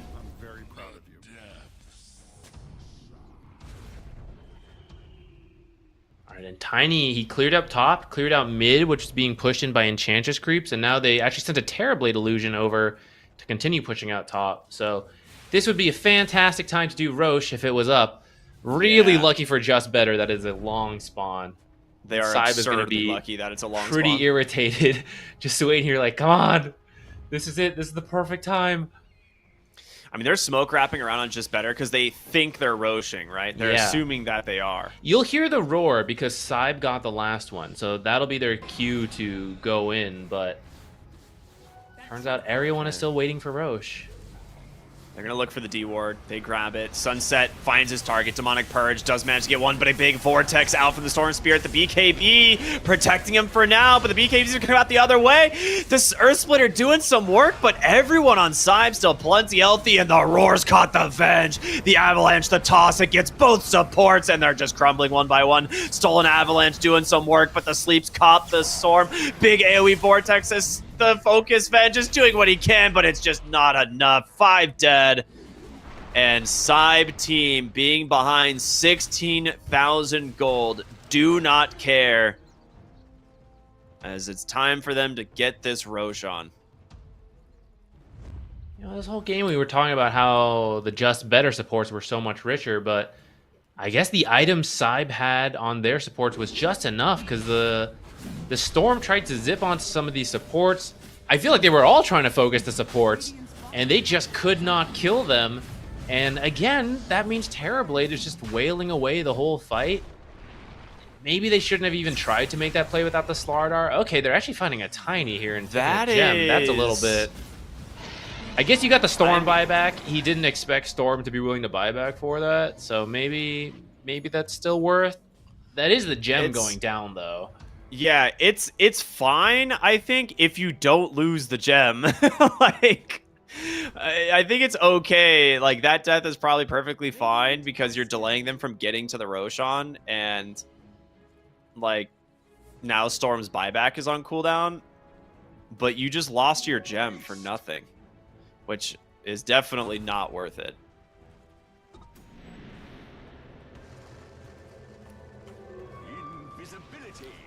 Yeah, that was literally like a 3,000 gold swing just from the Tiny. That's crazy. All right, smoked up here. Let's see what they can find. You're probably not expecting this play. Oh, the swap. They get the Terrorblade Manta. Comes out pretty quick, but Rincy is going to lose the Aegis immediately. Zeneca Zen gets the roar. He's on top of the Storm Spirit Force staff to get him some safe. The Crush comes out. Rincy's going to pop the Metamorphosis, starts laying into these heroes. Break onto the Slardar. He's got nothing, and now they're set on focus. Sunset, Disruption, defensive to keep himself in this big AoE Vortex for the Storm Spirit to clear him off, and that's it. Terrorblade's down. No buyback. Zeneca, he's got to do some work. Pro's back into this fight, but he doesn't find his target. He pops the BKB, and Focus... He wants to keep chasing Sunset so damn low, pops that smoke to get to safety. If they can get this illusion, they do, but Storm's not done. Vortex in, he's trying to find Sunset, but he's out of mana. Storm, you gotta be careful. You bought back a moment ago, and now he's dead. Spartan, he's the real carry. Sunset's gonna buy back into this game if they can get Pro. That's a dieback on the Tiny, and it might be enough. A Glimmer Cape, but no, Skylark's got him. This is an insane fight. Oh my goodness. 200 gold away from buyback on this Terrorblade. You might have been willing to buy back there for a fight that was so deep. So they wanted to capitalize on the Tiny being dead and find a kill, get that swamp on the Terrorblade. Fantastic start. They couldn't chain him as he respawned though, so he did get a good chunk of damage in, but a huge zip from the Storm just removed like half his health, and then they finished the kill before he could Sunder because of that. He didn't expect to take so much damage. And that was really scary diving so far in, but might have been the play they needed because they're working on a second set of barracks here. I guess with Terrorblade being up, it's probably time to go. Yeah, I mean, Shadow Demon could go for a disruption here onto Spartan. I think it's worth killing the Enchantress, but Focus is back now. Your Storm is still dead for 45, but so is your Tiny. Like, this guy diebacked. Bottom barracks are under attack. They're gonna go for All right, the they're gonna second look for the barracks. Enchantress. There's the break. Rincey's gonna come in. The swap to safety. Beastmaster on the backside gets caught from the crush, bashed up as well. He does have the roar. He's gonna throw it. Focus. His first life is gone. Buybacks available for him if he wants to get back into the game. They will get the spirit out for a moment, but a stomp. great stomp. Can they close the gap? They're looking for these heroes. Focus swaps in aggressively instead. He's gonna look for Zeneca, but he's not gonna get him. And now Focus. Fallen. I don't think he's making it out of this one. Stomp number 3 on top of him. And Saib, they lose 2 lanes of barracks.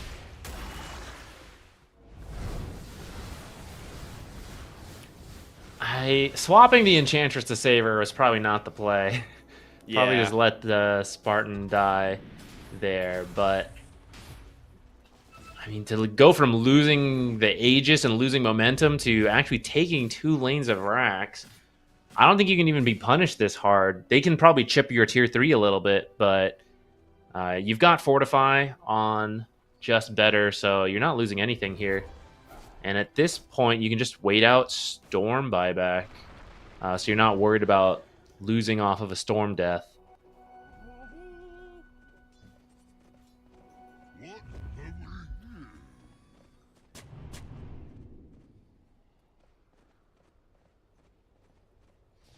I'm trying to figure out what you can do here on side because you started to make a massive comeback, but it really is that tiny death bottom, like losing the gem and then diebacking on the base defense that just completely killed their turnaround. Radiant's middle tower is under attack. Yeah, and then like fighting without him and then being forced to buy back. A lot of the way the fights work out for them is when the tiny combo just deletes someone immediately. Yeah. And you get to take the rest of the fight 5v4. And I think they kind of slipped up on that in these last couple exchanges with the tiny being dead and then having to buy back. So it just wasn't quite lining up. But it's not that just better can't kill you. You still got to respect it. It's just that when you delete one of them, you put them into retreat mode. And so they got to get back to that. And if they do, I think they can handle this, right? You got you can use Terrorblade illusions, boars can help you with the creep management. Still manageable. If you get mega, it's gonna be really rough because now the illusions of the boar can't really push the lane out for you. Dude, this game, Ninja Gear and Rattle Cage are so value for the side of Saib team. The fact that Shadow Demon can just stay perma-smoked on the backside is pretty dang strong. And that's definitely been keeping him alive for a little bit in these fights, but What do you it think does about need to be this? pro. What do you think about this Aghanims on Rubik? Stealing 2 spells. But I'm not... I mean, there's a lot of good spells. Don't get me wrong. I'm still just Not wondering... like an ag spell. Yeah. Seems good. It's just 2 spells, I think. It's just 2 spells that are good, I guess. Which is what? Avalanche? Trying to get Avalanche your... +1. Is he trying to get basically. Reflection? Maybe he's trying to get Reflection for ET. Maybe that's a good one to get to. That could be kind of cool. Well, we're going to see them. Focus. Okay, lines being drawn. It looks like they're going to back. They do not want to risk losing their base right now. So, Saib team have to address the 2 lanes being pushed. And they're going to go and smoke up.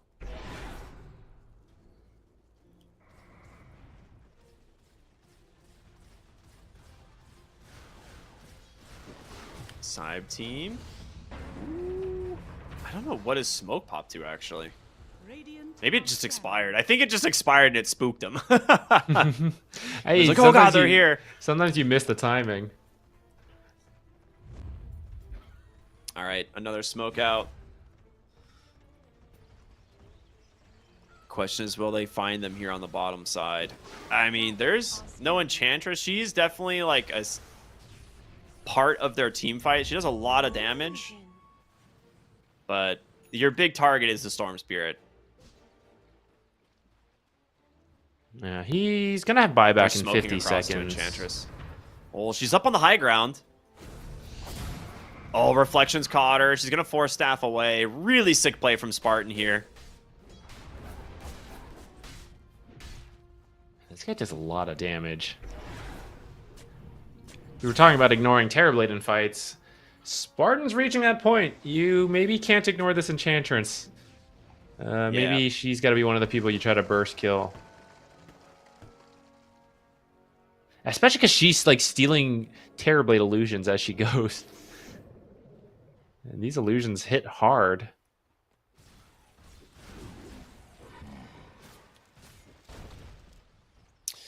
We're going to see the next Roshan timer here in a few moments, which could be a game-deciding Rosh. Like, it's incredibly close here.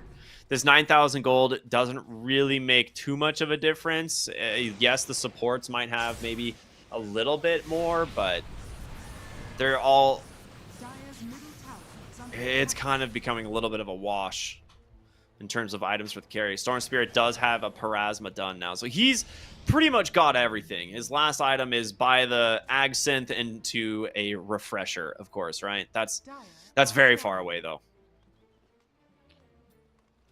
Yeah, Dire's we're getting reaching the things point out. where we start to see like how much can your support scale up and start carrying some weight as well. Which ET does have his Aghanims. So I mean this guy's gonna hit pretty hard. Didn't take the talent for it, but They are beelining towards bottom lane. Roshan is not up quite yet. Still going to be another minute or so. Does Beastmaster have a boar down there? Hold on. Either way, they actually get some vision of Skylark for a moment. Radiant are scanning. I don't see a boar down here. I could have sworn I saw Maybe it one. died. Yeah, I think he had a boar like wrapped around and run into the... Well, he's sending one now, so... Oh, no, it's going to be used to deward. What did he steal? He's the got avalanche? toss. He's got Okay, got the toss. toss. You want avalanche. He's going to try Yeah. again. Disruption's also a good steal. Earth splitter. I still think Tiny is reflection's pretty more sick. afraid to use avalanche now in vision. Oh, Pro taking a lot of damage from this Enchantress. The break is out. Focus with the swap to get him to safety, and that's quite nice. In comes the Storm Spirit, the Vortex onto 3. Nice Yules, though, to give Rincey some space as they pull back Focus. He's dead not once, but twice. On the backside of the fight, they find the Rubik. Focus gonna buy back. Rubik gonna buy back into this fight, and Storm's going back in again. Vortex again onto 2, but a really nice disruption from Sunset. Rincey just holding his ground for now. He needs to get a Sunder target. This Enchantress is just destroying him. The swap pulls him down, and he's dead. You didn't know you held could swap Sunder out of for Yules. too damn long. Pro goes in, tries to get this Enchantress. 2 tosses is not enough. The Avalanche and the Stomp will do it. He's going to buy back into this fight. Elder Titan goes in aggressively. He's still protected by the BKB. Sunset has just been here so damn long on the corner of this fight, but Skylark's going to find him. He's going to get safe for the moment thanks to this Ghost Scepter, but a big stolen Avalanche on the backside. And again, the swap to pull them down from the Cyclone. Pro so damn low, the Enchantress will finish off the kill. That's another buyback from 2 more heroes. Dieback on the bench. Skylark's dead. Storm's gonna buy back as well. He wants in this fight. The Rubik, a big kill here if they can get the Terrorblade, and they do! That is all 10 buybacks. That's 8 buybacks. Oh my lord. Who's even got that? Beastmaster and ET still have theirs. Both teams going to reset to think things through, but actually, I think Saib can just go for Roche. Is there an observer that spots them backing? Because if so, I mean, Slardar and Storm can run in there. Okay, this observer is going to see Slardar, though. The fact that I don't even think Terrorblade sundered. He got 1 sunder off, but I'm pretty sure it was in the first part of him TPing back. I don't know. This guy just could not get his hands on anybody. Yeah, this time they did a much better job of kiting him around. Oh, I potentially wasn't top side sure here. about the initial Seneca. swap. Spartan's huge. Can they actually kill him? The break is out. That's massive. A dieback onto the edge. This guy is really the big kill. Skylark protected by BKB. Big Vortex again, but he's got to get out of here. And the crash landing damage. A Yule's to stop the escape, and Skylark's dead. Has been killed. What a find from Saib. That's the refresher Beastmaster you want to see. These are getting wild. Okay, I mean, Sai backed off, feeling a little scared, even though it's 4v3, but I guess maybe that's what they were looking for, just another pickoff. Get 2, get Roche. This is going to be the free Aghanims to Tiny? Right?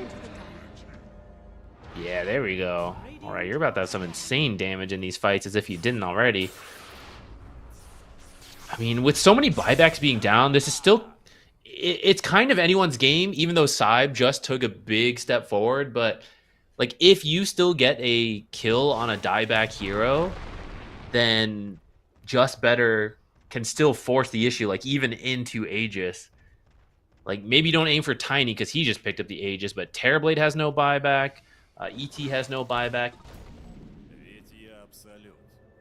Dude, I mean, Tiny's build is absolutely wild. He's got this Octarine, Wind Waker, bots too, Timeless Relic. Now gets the Ags, of course. He is... Like, Pro is actually doing a ridiculous amount of damage.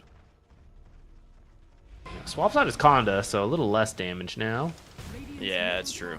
Up onto the high There's a ground banner, they go. right? Nope, Look here at the it is. banner. This is what I like to see. Drop that bad boy on the high ground.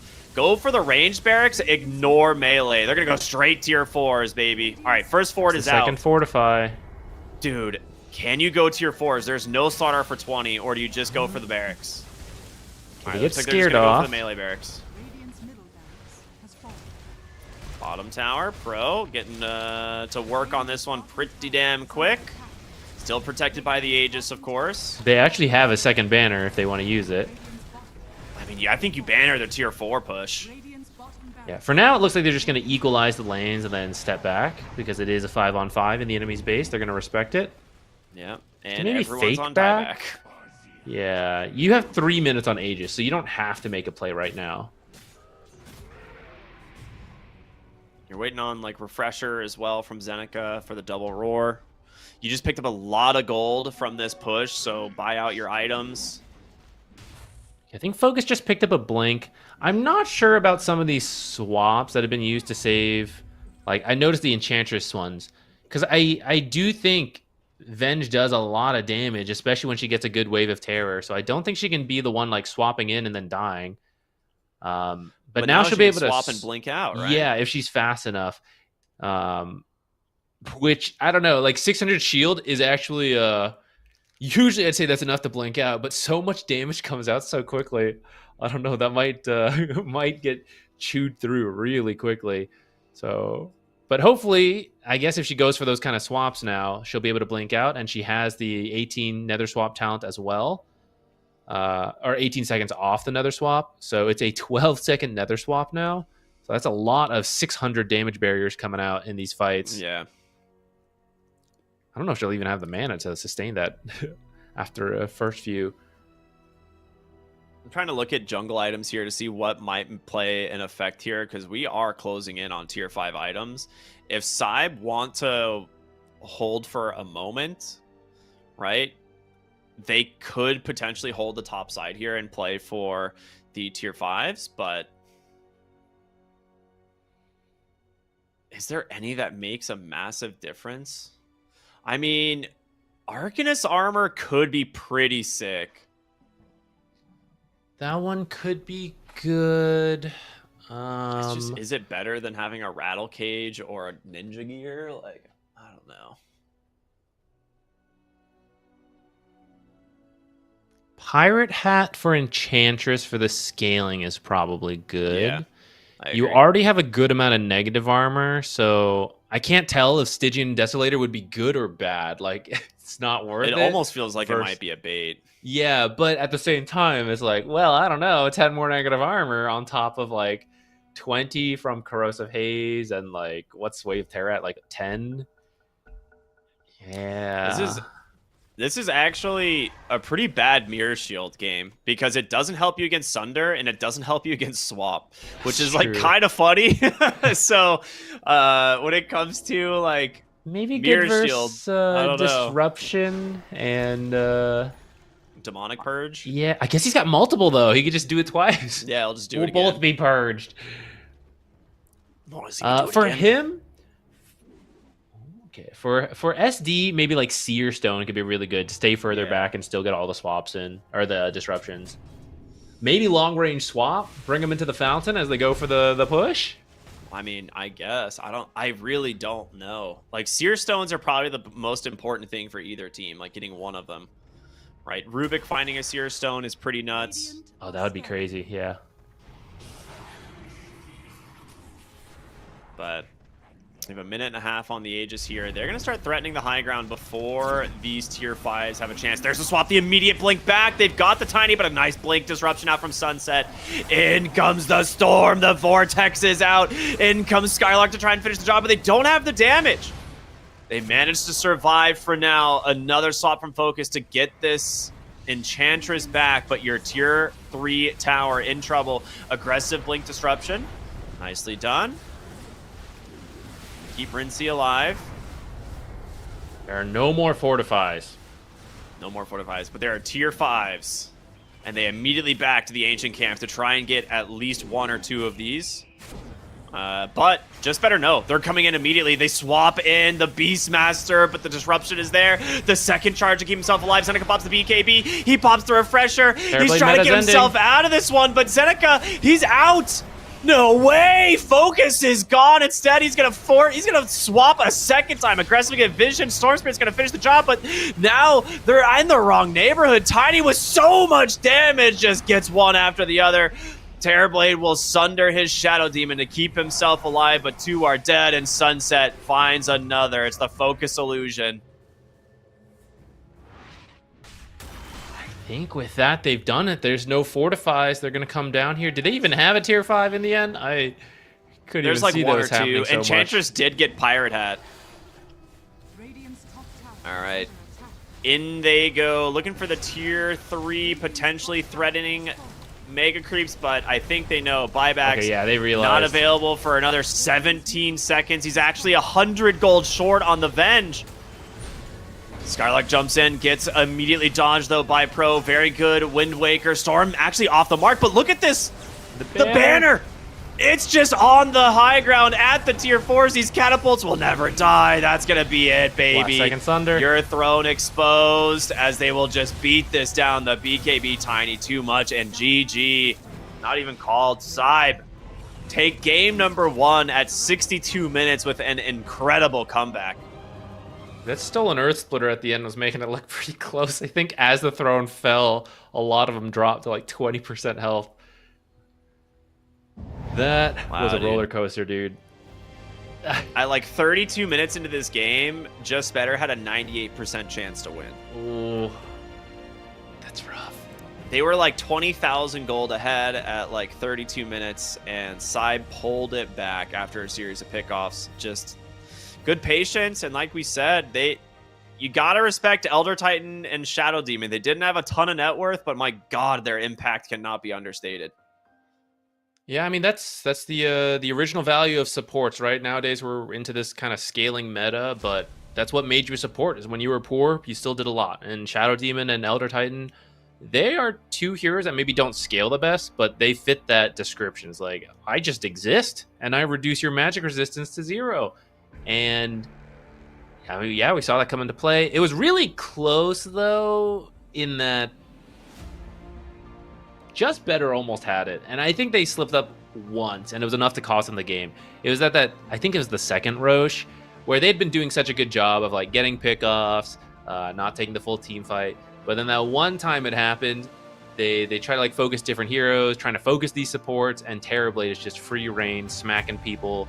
The tiny burst combo comes out, and they lost that fight so hard it cost them the entire game, which is feels bad for Just Better. So I'm gonna feel great. That's a great comeback. They're probably still going to talk about how to not end up in that situation so that you don't have to feel so much pressure to make such a miraculous comeback. But yeah, you're gonna be feeling good. You're gonna have the momentum going into game 2 after a game like that. Yeah, absolutely. I mean, that's a rough one to lose, but we'll see if Just Better can bounce back or not. We're gonna go to a short break, everyone. We'll be back with game number 2 here in our final series. Stay tuned. We'll see you in a bit.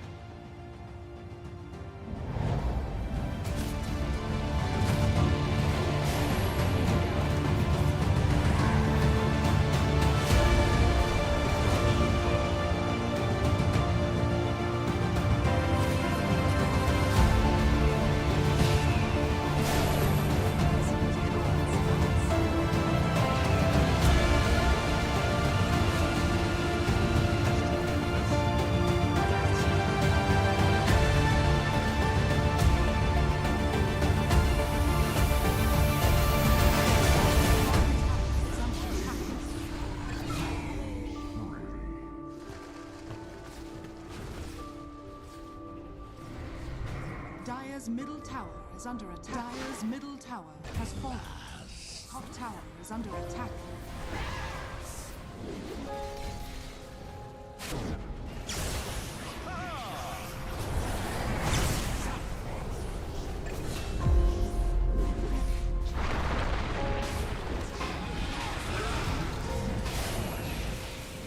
Radiant's courier has been killed.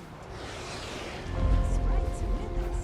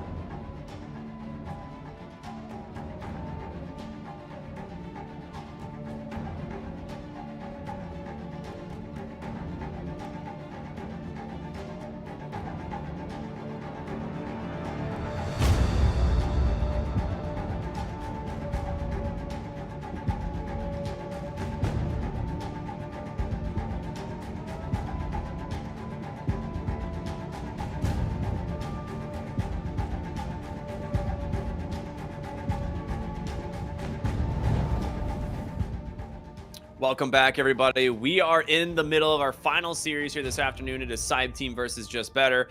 And after 60, I think it was 62 minutes, a ridiculous comeback gets Side Team the win in game number 1. Now, Zach, what do you do when you're Just Better after something like that? You had like an over 90% chance to win 30 minutes into the game and just get absolutely crushed in the late game instead. Yeah, you don't panic.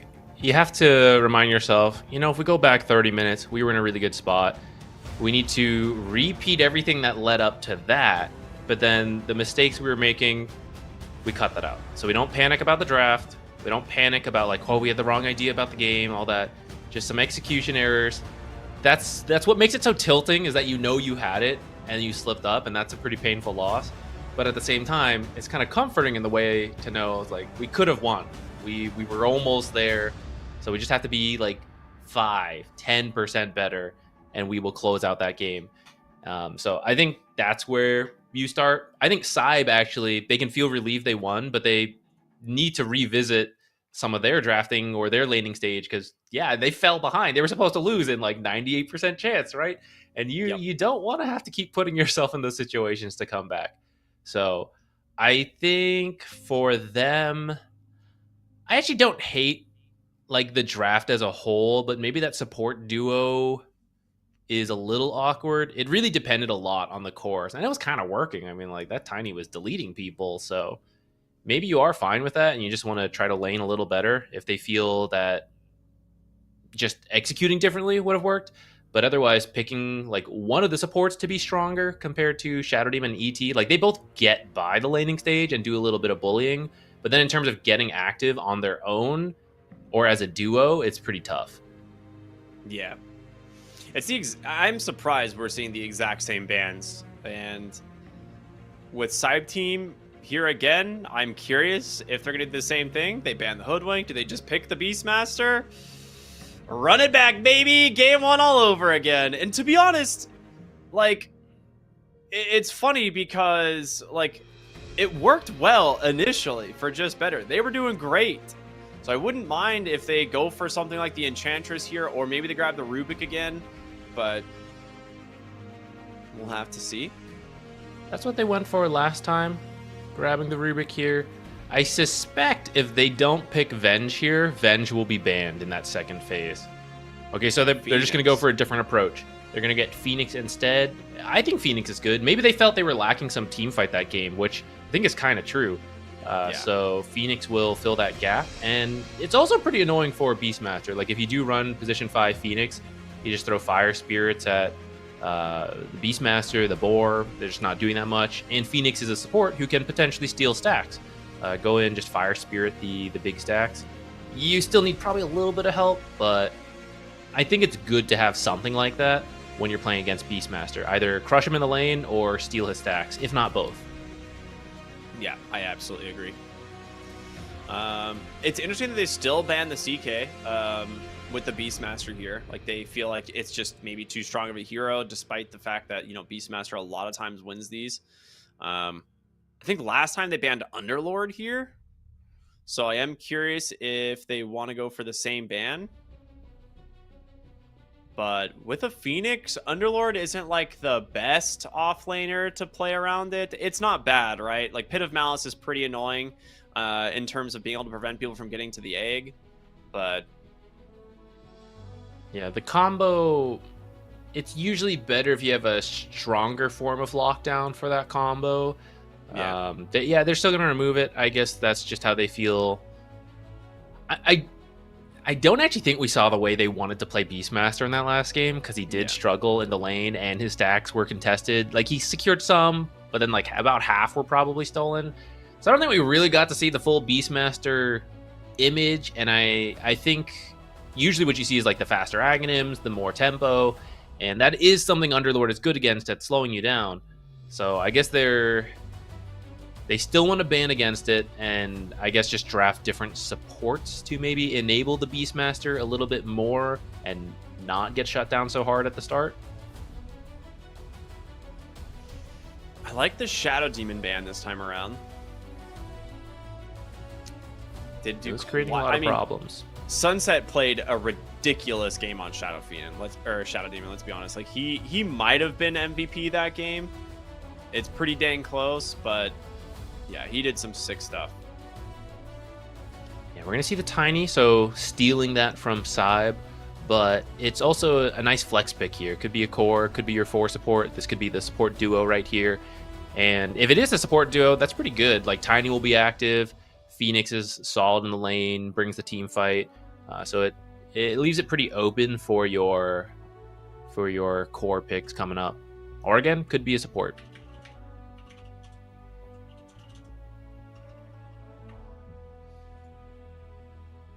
I'm just curious. Yeah, I mean, I'm fine with Tiny being a support here when you have a Phoenix. I actually think it works really well as a support. You can do some fun. Can you still do the interesting things where you like toss into a diving Phoenix and like drag them a bajillion feet away? I'm not sure on that one. I don't know if I've seen that in a bit.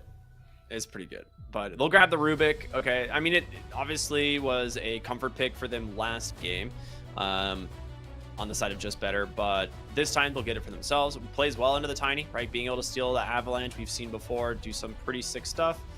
But you need something else, right? You need something else worth stealing to really make it count. He's also just one of the tankier supports against Tiny thanks to the innate, so getting that extra magic resistance makes it a little bit more difficult for him to die to like an Avatos combo. That's true. And there's our Jakiro again. All right, cool. Okay, so something cool about Jakiro here, actually. So first of all, attack slows are really good versus Tiny if you do run core Tiny. And if you were trying to have a better momentum-based game with the Beastmaster, Rubik will be a stronger laner, in my opinion, than the Shadow Demon. And then Jakiro will also add a lot of early pressure. I don't know if he's going to go Frost, Liquid Frost, or Liquid Fire yet, but either build brings more early power.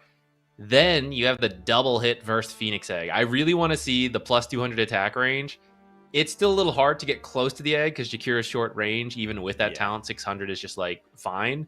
And then like if you get hit by the attack slows, then sure, you're still not doing very much. But it's kind of cool. It's a cool idea if you didn't want to pick like the Snapfire, for example. I mean, I like Jakiro a lot. I think kind of an underrated hero right now. I've seen a couple games like completely won off of the back of like an Ags macro pyre because there's just enough ground control in a team fight to lock heroes in place, and then you just drop a macro pyre and good luck fighting in that. So it's good stuff. I would like to see what Just Better want to do here, if they're going to protect the flex of the Tiny, if they're going to pick their carry into the Beastmaster lane, which you can absolutely do. Like you see Beastmaster Rubik's your off lane. You have a Phoenix already. You might as well pick your carry.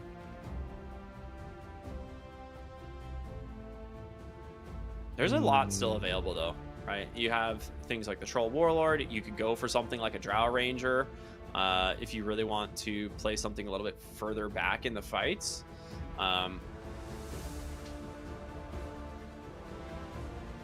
Yeah, I think I agree. Like a strong carry who would help shut down the Beastmaster would be good here because you have to reveal something. If you want to keep the Tiny flex alive, then you need probably your carry and one. So yeah, they're gonna go back for Venge. Oh, gonna get a Gyro actually. That still protects the Tiny flex, I think, which is nice because Tiny, Venge, Gyro can all flex between core and support. I think Venge is likely the carry based on last game. I think it did pretty well into the Beastmaster. But maybe they want to run Gyro as the one position and use Flat Cannon as a tool to try and deal with the Beastmaster.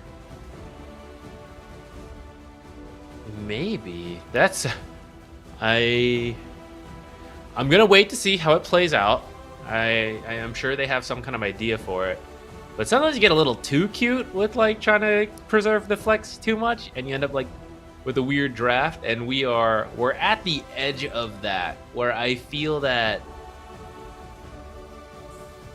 Phoenix Gyro is high damage support duo, but it's difficult to start anything with them. You're going to be leaning really heavily on Tiny, which there are still 2 picks to counter the Tiny. For example, maybe like a Monkey King mid matchup into the Tiny. Okay. I kind of like this. I actually really like the Monkey King pick. Again, a flex pick between mid and safe lane, but like you said, if it is mid Tiny, it should do fine. Can you just be swapped out? I mean, I guess you have that other facet, but I've even seen like core Tinies want Simeon Stride actually because it gives you so much mobility. Yeah, I think Monkey King still goes Simeon Stride. It's whatever. Like, you don't have to play around Wukong's command. You'll still be able to get like a Wukong's command boundless strike from the trees, and that might be enough to just like still find a hero kill. But yeah, I think I like the Monkey King quite a bit. All right, Morph Band makes me think it's core Gyro because you would have like max flat cannon. I mean, I guess like if you just Wave of Terror plus flat cannon, like let's say you ran 5 Venge. Because I think if you do want to run her support, she's better as a 5 than a 4. Wave of Terror plus Flat Cannon would be a lot of harass. You could run offlane Venge. I guess that could be interesting. We've seen it a couple times. Yeah, I guess it's not as popular. Is it okay versus Monkey King? I feel like Jakiro would actually be decent versus offlane Venge. It would actually, huh? Yeah, it would be pretty rough. They banned the Zeus here, though, so they're actually anticipating a mid pick here for just better. That maybe it's Tiny offlane. You know, maybe they're running 3 Tiny with a Gyro carry. I mean, that's the thing. It's very flexible, right? I think the idea behind Zeus is that right now their draft is fairly fast tempo, and you want to remove someone like Zeus who can very safely wave clear and just prevent you from ever pushing. Storm. I don't know what that one. I mean, he's a good mid, solid mid hero. Gets online pretty early. Maybe it's still the same thing. I feel like Monkey King mid would have been fine against that though, which I guess. So maybe they're not doing that. Maybe they're thinking of someone else who's weak to it. Okay.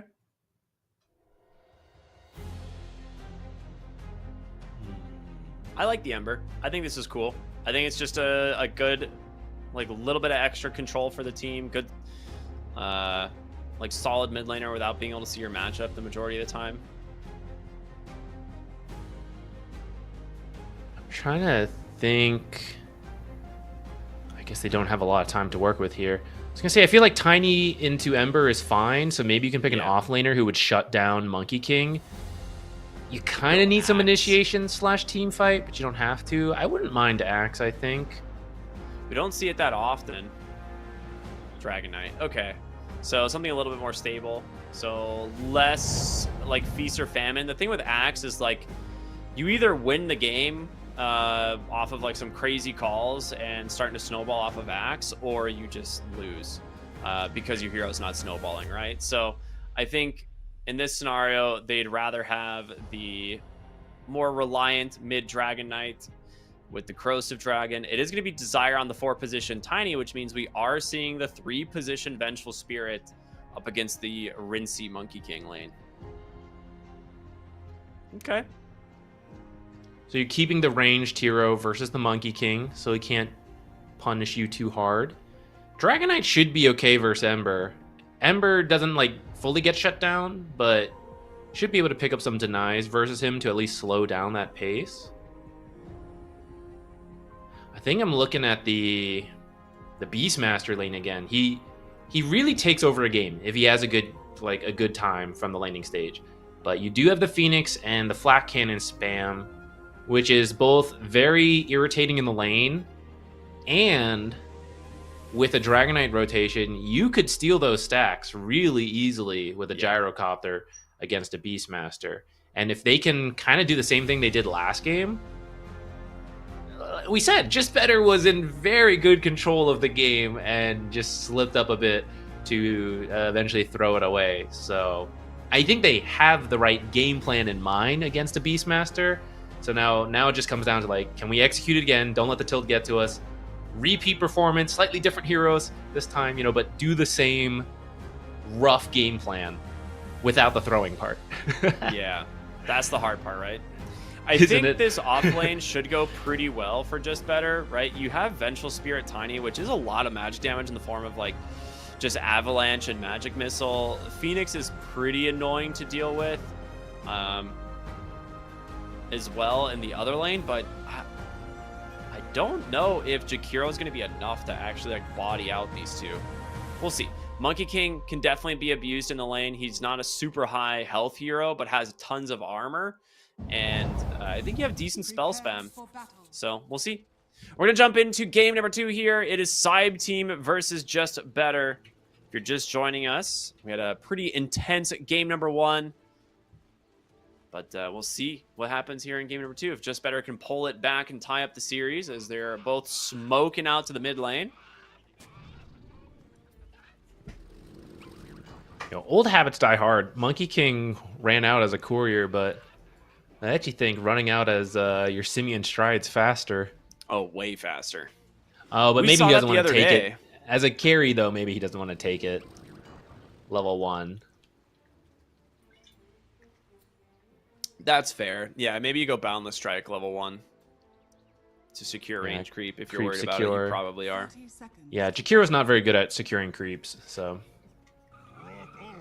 Did he go Liquid Fire? I think he did. Liquid Frost. Did he? Okay, he changed it last second. So, lots of damage from him. Everything else looks exactly as expected. Afterburner on the gyros. A little bit of a toss-up. Some people prefer the second call down. Dying Light Phoenix, huh? It's getting more popular compared to Hotspot.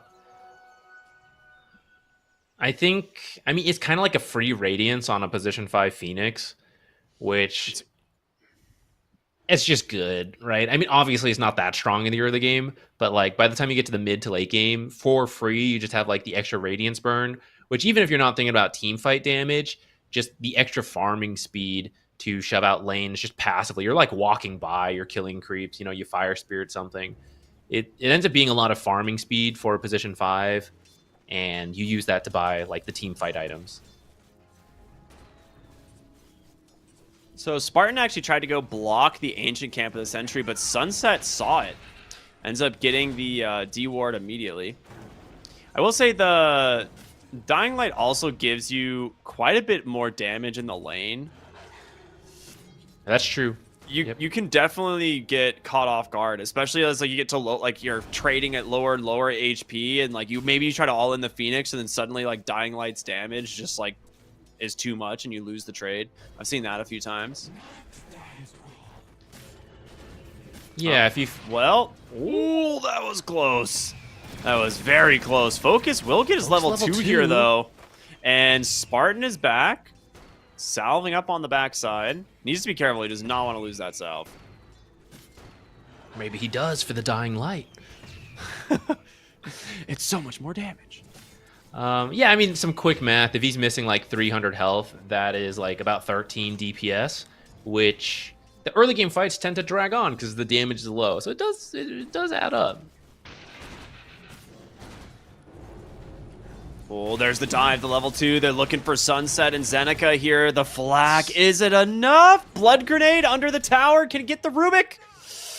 10 HP. He's going to live. Oh, boy. It's very close. Big commitment, but Rubik's... Oh, did he just... He literally just got a salve delivered. Yeah, Oh, he was good ready. heads up. He recognizes like we're getting a bunch of harass thrown our way, so we just need all the regen to get through this lane. It's so funny. Oh, hold that thought. Oh, never mind. Okay, just some casual tossing and harassing. He might be in trouble now, actually. Gyro's coming over. Okay. I saw him backpack all his items for the salve efficiency, except the blood grenade. It's so funny. Even pros are still getting used to the fact that like blood grenade gives you so much bonus health. He needed it just in case he had to throw it, you know? Couldn't risk the Oh, there you cooldown. go. There you go. We haven't really looked at the off lane here too much. So, ooh, nice toss back. Puts the Jakiro in a pretty rough spot. A little bit of minus armor as well. The tree toss, not going to be enough to finish him off as he gets the fairy fire there. Rincey going to go ahead and do what damage you can into the Vengeful Spirit, but we'll use the rest of these Jingu stacks. Just CS on the lane. He's doing fine, as expected, right? Like, the Monkey King not really struggling too much here. I take what I please.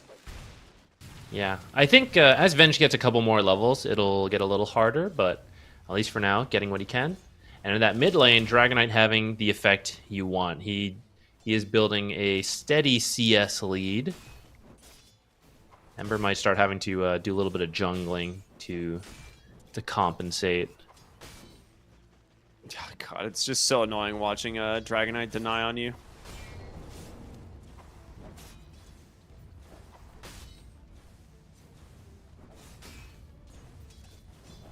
Yeah, he's having a great time, though.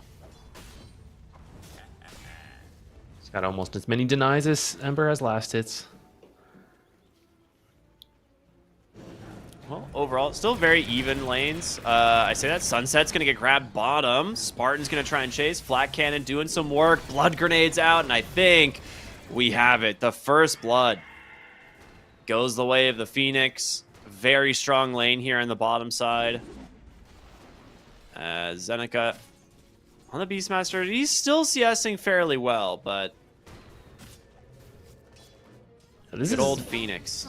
It's better than last game, I think. Mid lane? Oh, just barely not enough damage from those 3 points in the passive. How did he do that? This Dragonite so low, we were watching bottom. He's just burning. And him we're with back to Flame Guard. bottom. They're going on Zeneca. Another dive. Spartan's super low. He is going to die here, but Focus should have no problem finding the return kill. Dire's courier has been But yeah, Ember, 2 points Flame Guard early. He's just standing next to him in the wave, burning him constantly. 3 points Flame Guard now. Yeah. It's a cool way of dealing with the DK. Yeah, seems pretty effective so far. He's got He more struggled Changas on the early, way. but yeah, he's coming back.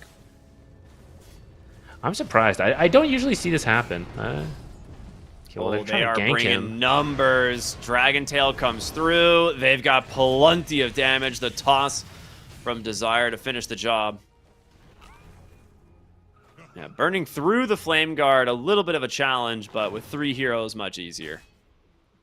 Yeah, and that kill will probably secure them the 6-minute rune because he's going to have TP in. But Dragonite stays around too long, and the supports actually just pick up a free kill on him.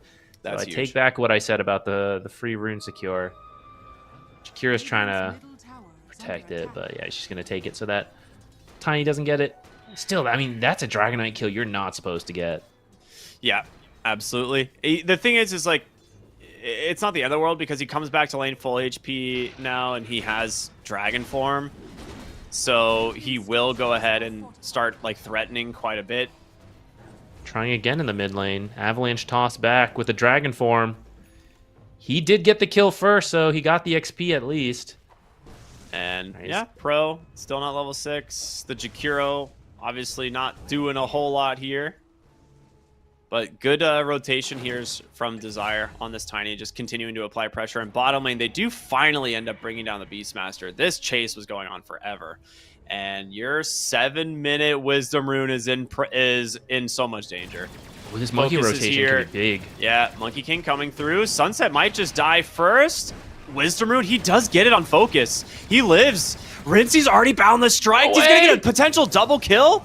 The Sunray from behind the wave. They got him. Oh no. How do you even see? That is the literal worst case scenario. And Zeneca, he's here, but they have level 6 on the Phoenix. He pops the egg.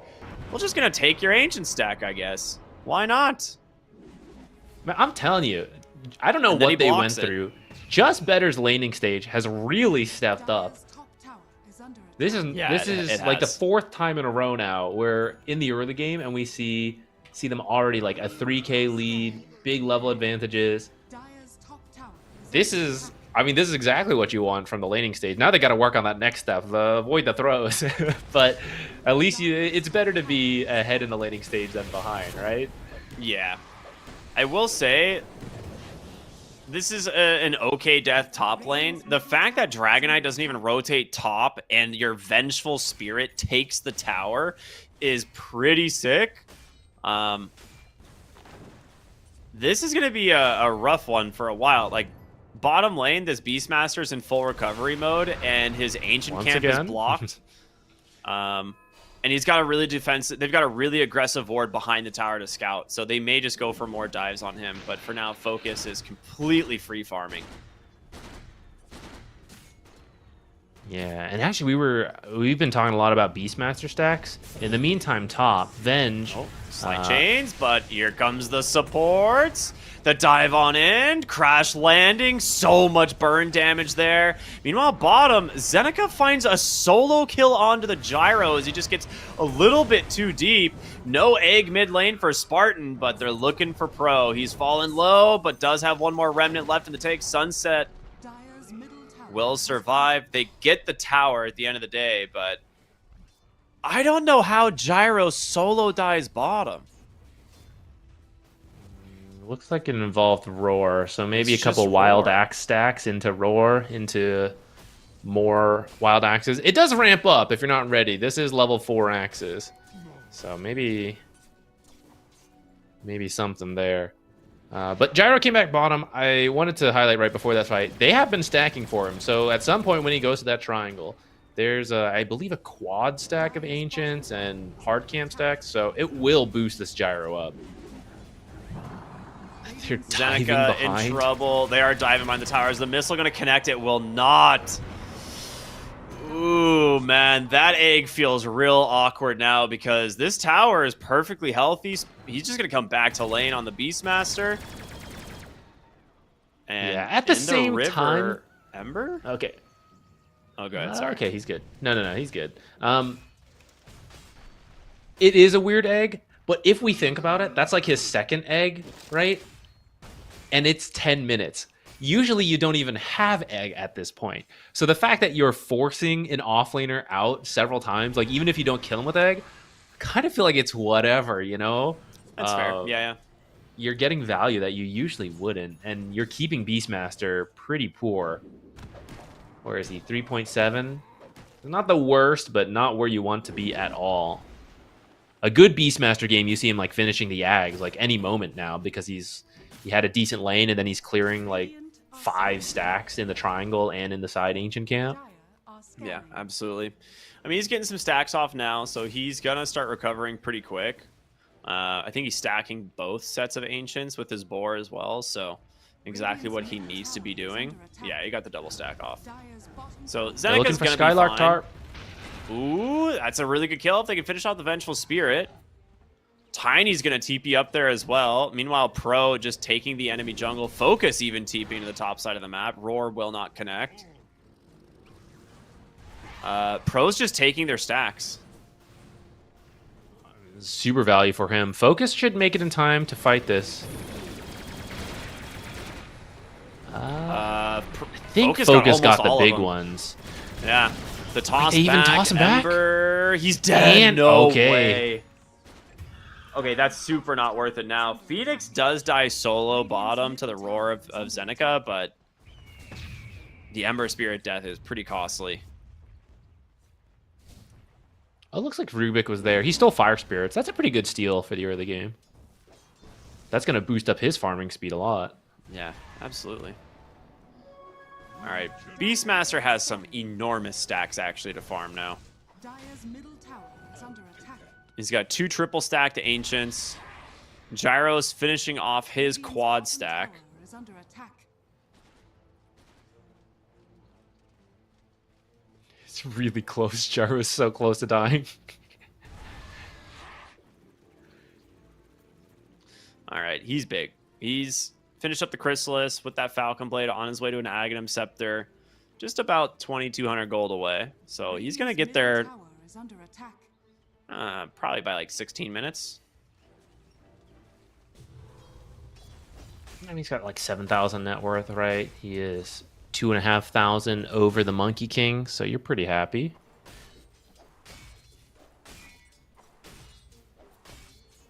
And Blink Dagger on your Dragon Knight does make things kind of scary if they do want to try and find some sort of gank, right? Like, he can easily join the team, and it looks like they will finally commit bottom.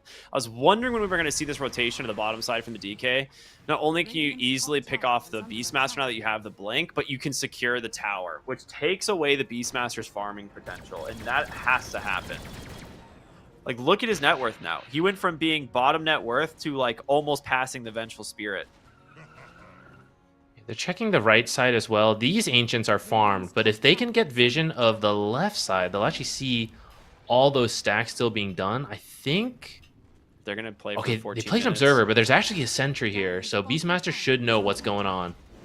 Radiant's middle tower is under attack. The creeps now killing the Observer, so now They're all Just coming in. Better should also know what's going on.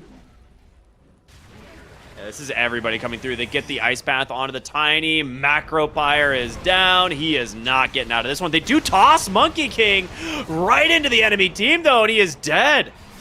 So much damage from the call down. Egg dropped right on the top of him. Focus did get another Wisdom Rune for his troubles. They lose the Jakiro. The question is, do you dive for more? They're thinking about it. DK, of course, with that Blink Dagger, has a lot of damage. But it looks like they'll back away. They'll take their 2 kills. They'll take the Wisdom Runes again. And they still got the tower, which was like one of their primary objectives.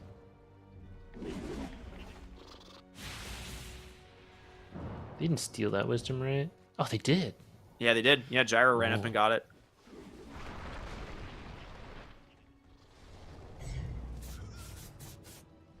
Yeah, Gyro got both the 7 and 14-minute Wisdom Runes from them. It's actually wild. Yeah, he's... So what level is he? 13? Yeah. Compare Plus that to the level 6 Jakiro. No. Oh, that feels so bad.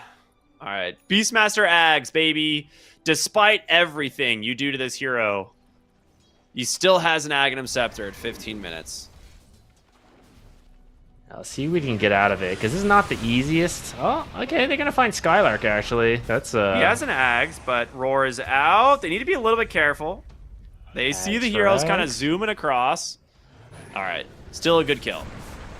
Phoenix in a rough spot here. Vessel is out onto Pro, but Flame Guard will protect him for a little bit.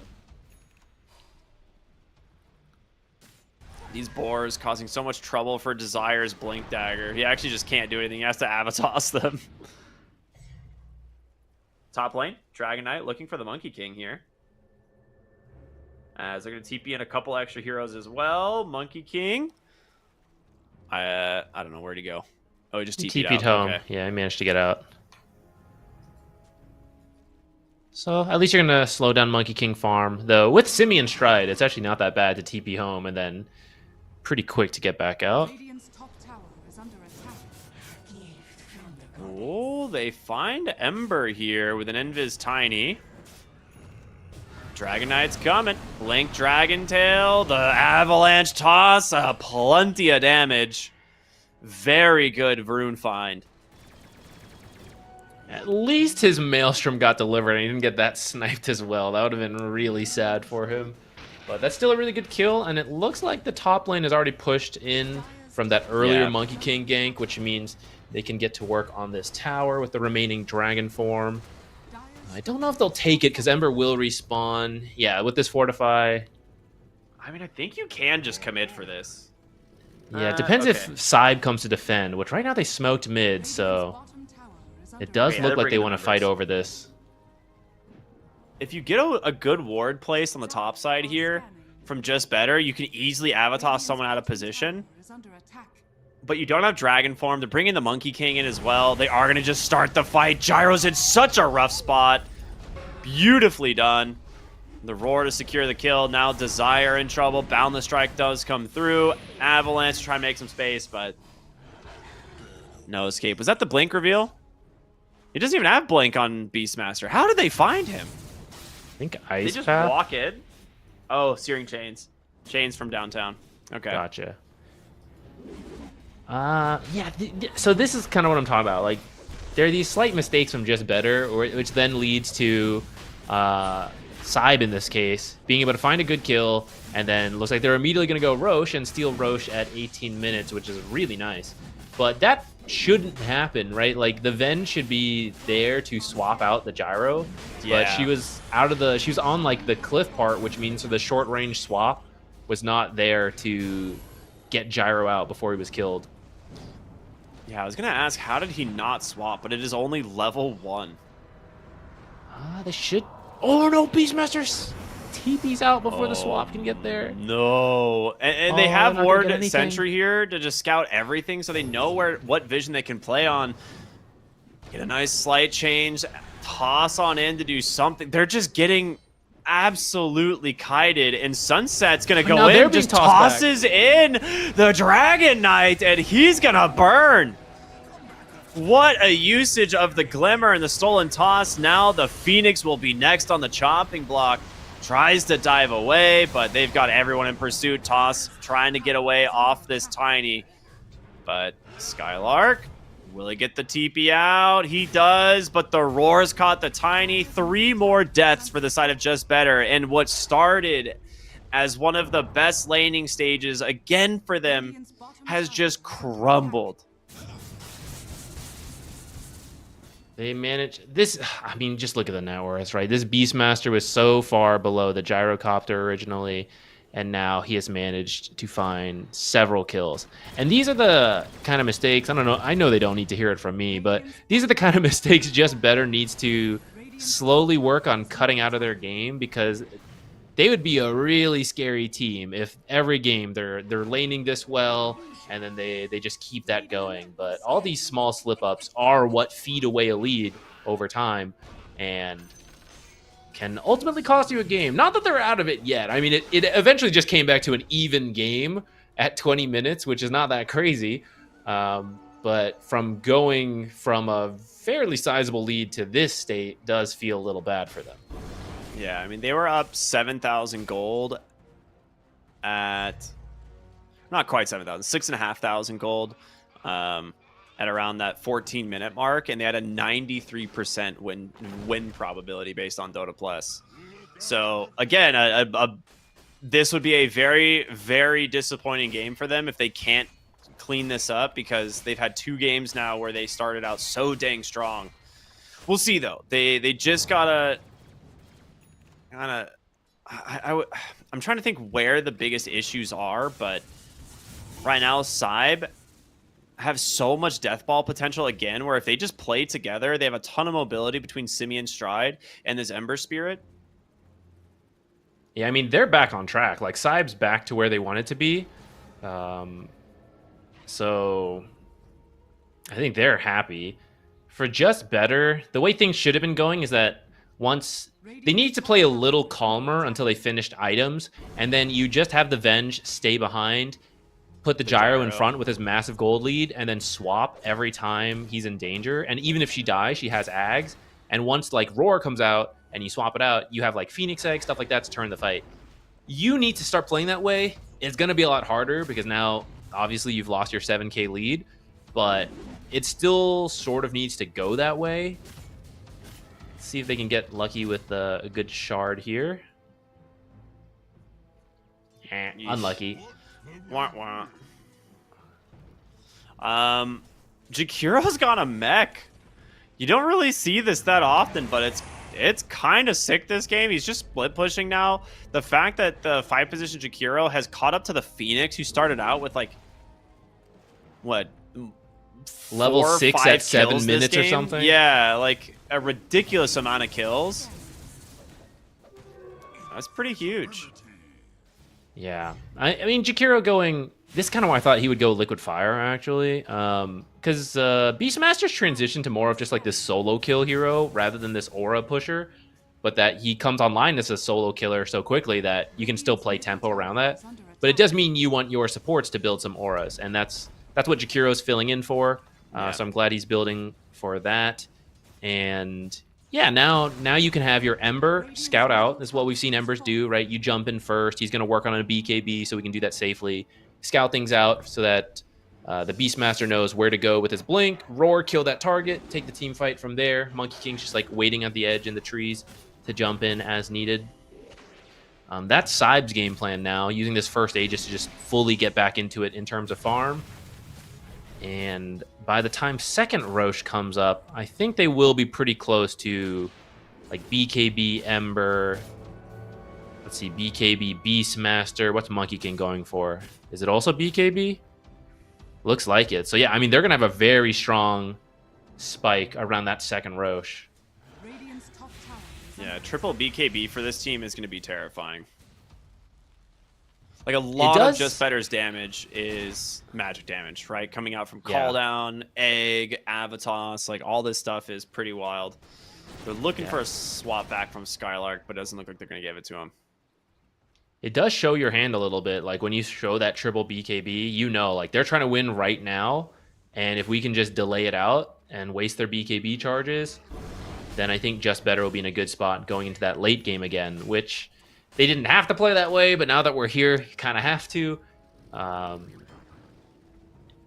guess they don't. I'm trying to think about how they'll defend the high ground. They're trying to get a swap right now. So it's just not fast enough. I mean, that's probably how they'll play the high ground, or this like more defensive game when Saib starts pushing up with these BKBs. Is that you do have swap, which pierces the BKB, so maybe you can get like a swap, avalanche tossback, stuff like that. Like really throw them out of position to get these key kills quickly. Or they get shard on Jakiro. Kiro. Does this one even do anything? I actually don't even remember what his shards do. It Okay, it max adds health that is max damage. health to the Okay. stuff again, but I don't Does know. that on also Liquid, trigger the bonus damage? oh, you know, I'm not sure on that part. It might be better if it does. It's not like a think ton in- of extra damage, but it's like, you know, it's useful. Dire Yeah, are I think in this game the lift save would have been better. Yeah. I'll watch him. Let me see if I can tell if Liquid Frost is proccing. Well, it's only a 2,000 gold lead here for Saib. You know, they've managed to kind of hold a slight advantage after they took it away from Just Better. The Gyro is still farming towards his next set of items. He has his BKB done, looking for the Satanic. As we see Blink BKB on the Dragonite, and of course the Aghanim Scepter going for the Manta next on the Vengeful Spirit. Can you stop this death ball of Saib team here? Radiant's top tower is under attack. I think it's tough. You can throw out Fire Spirits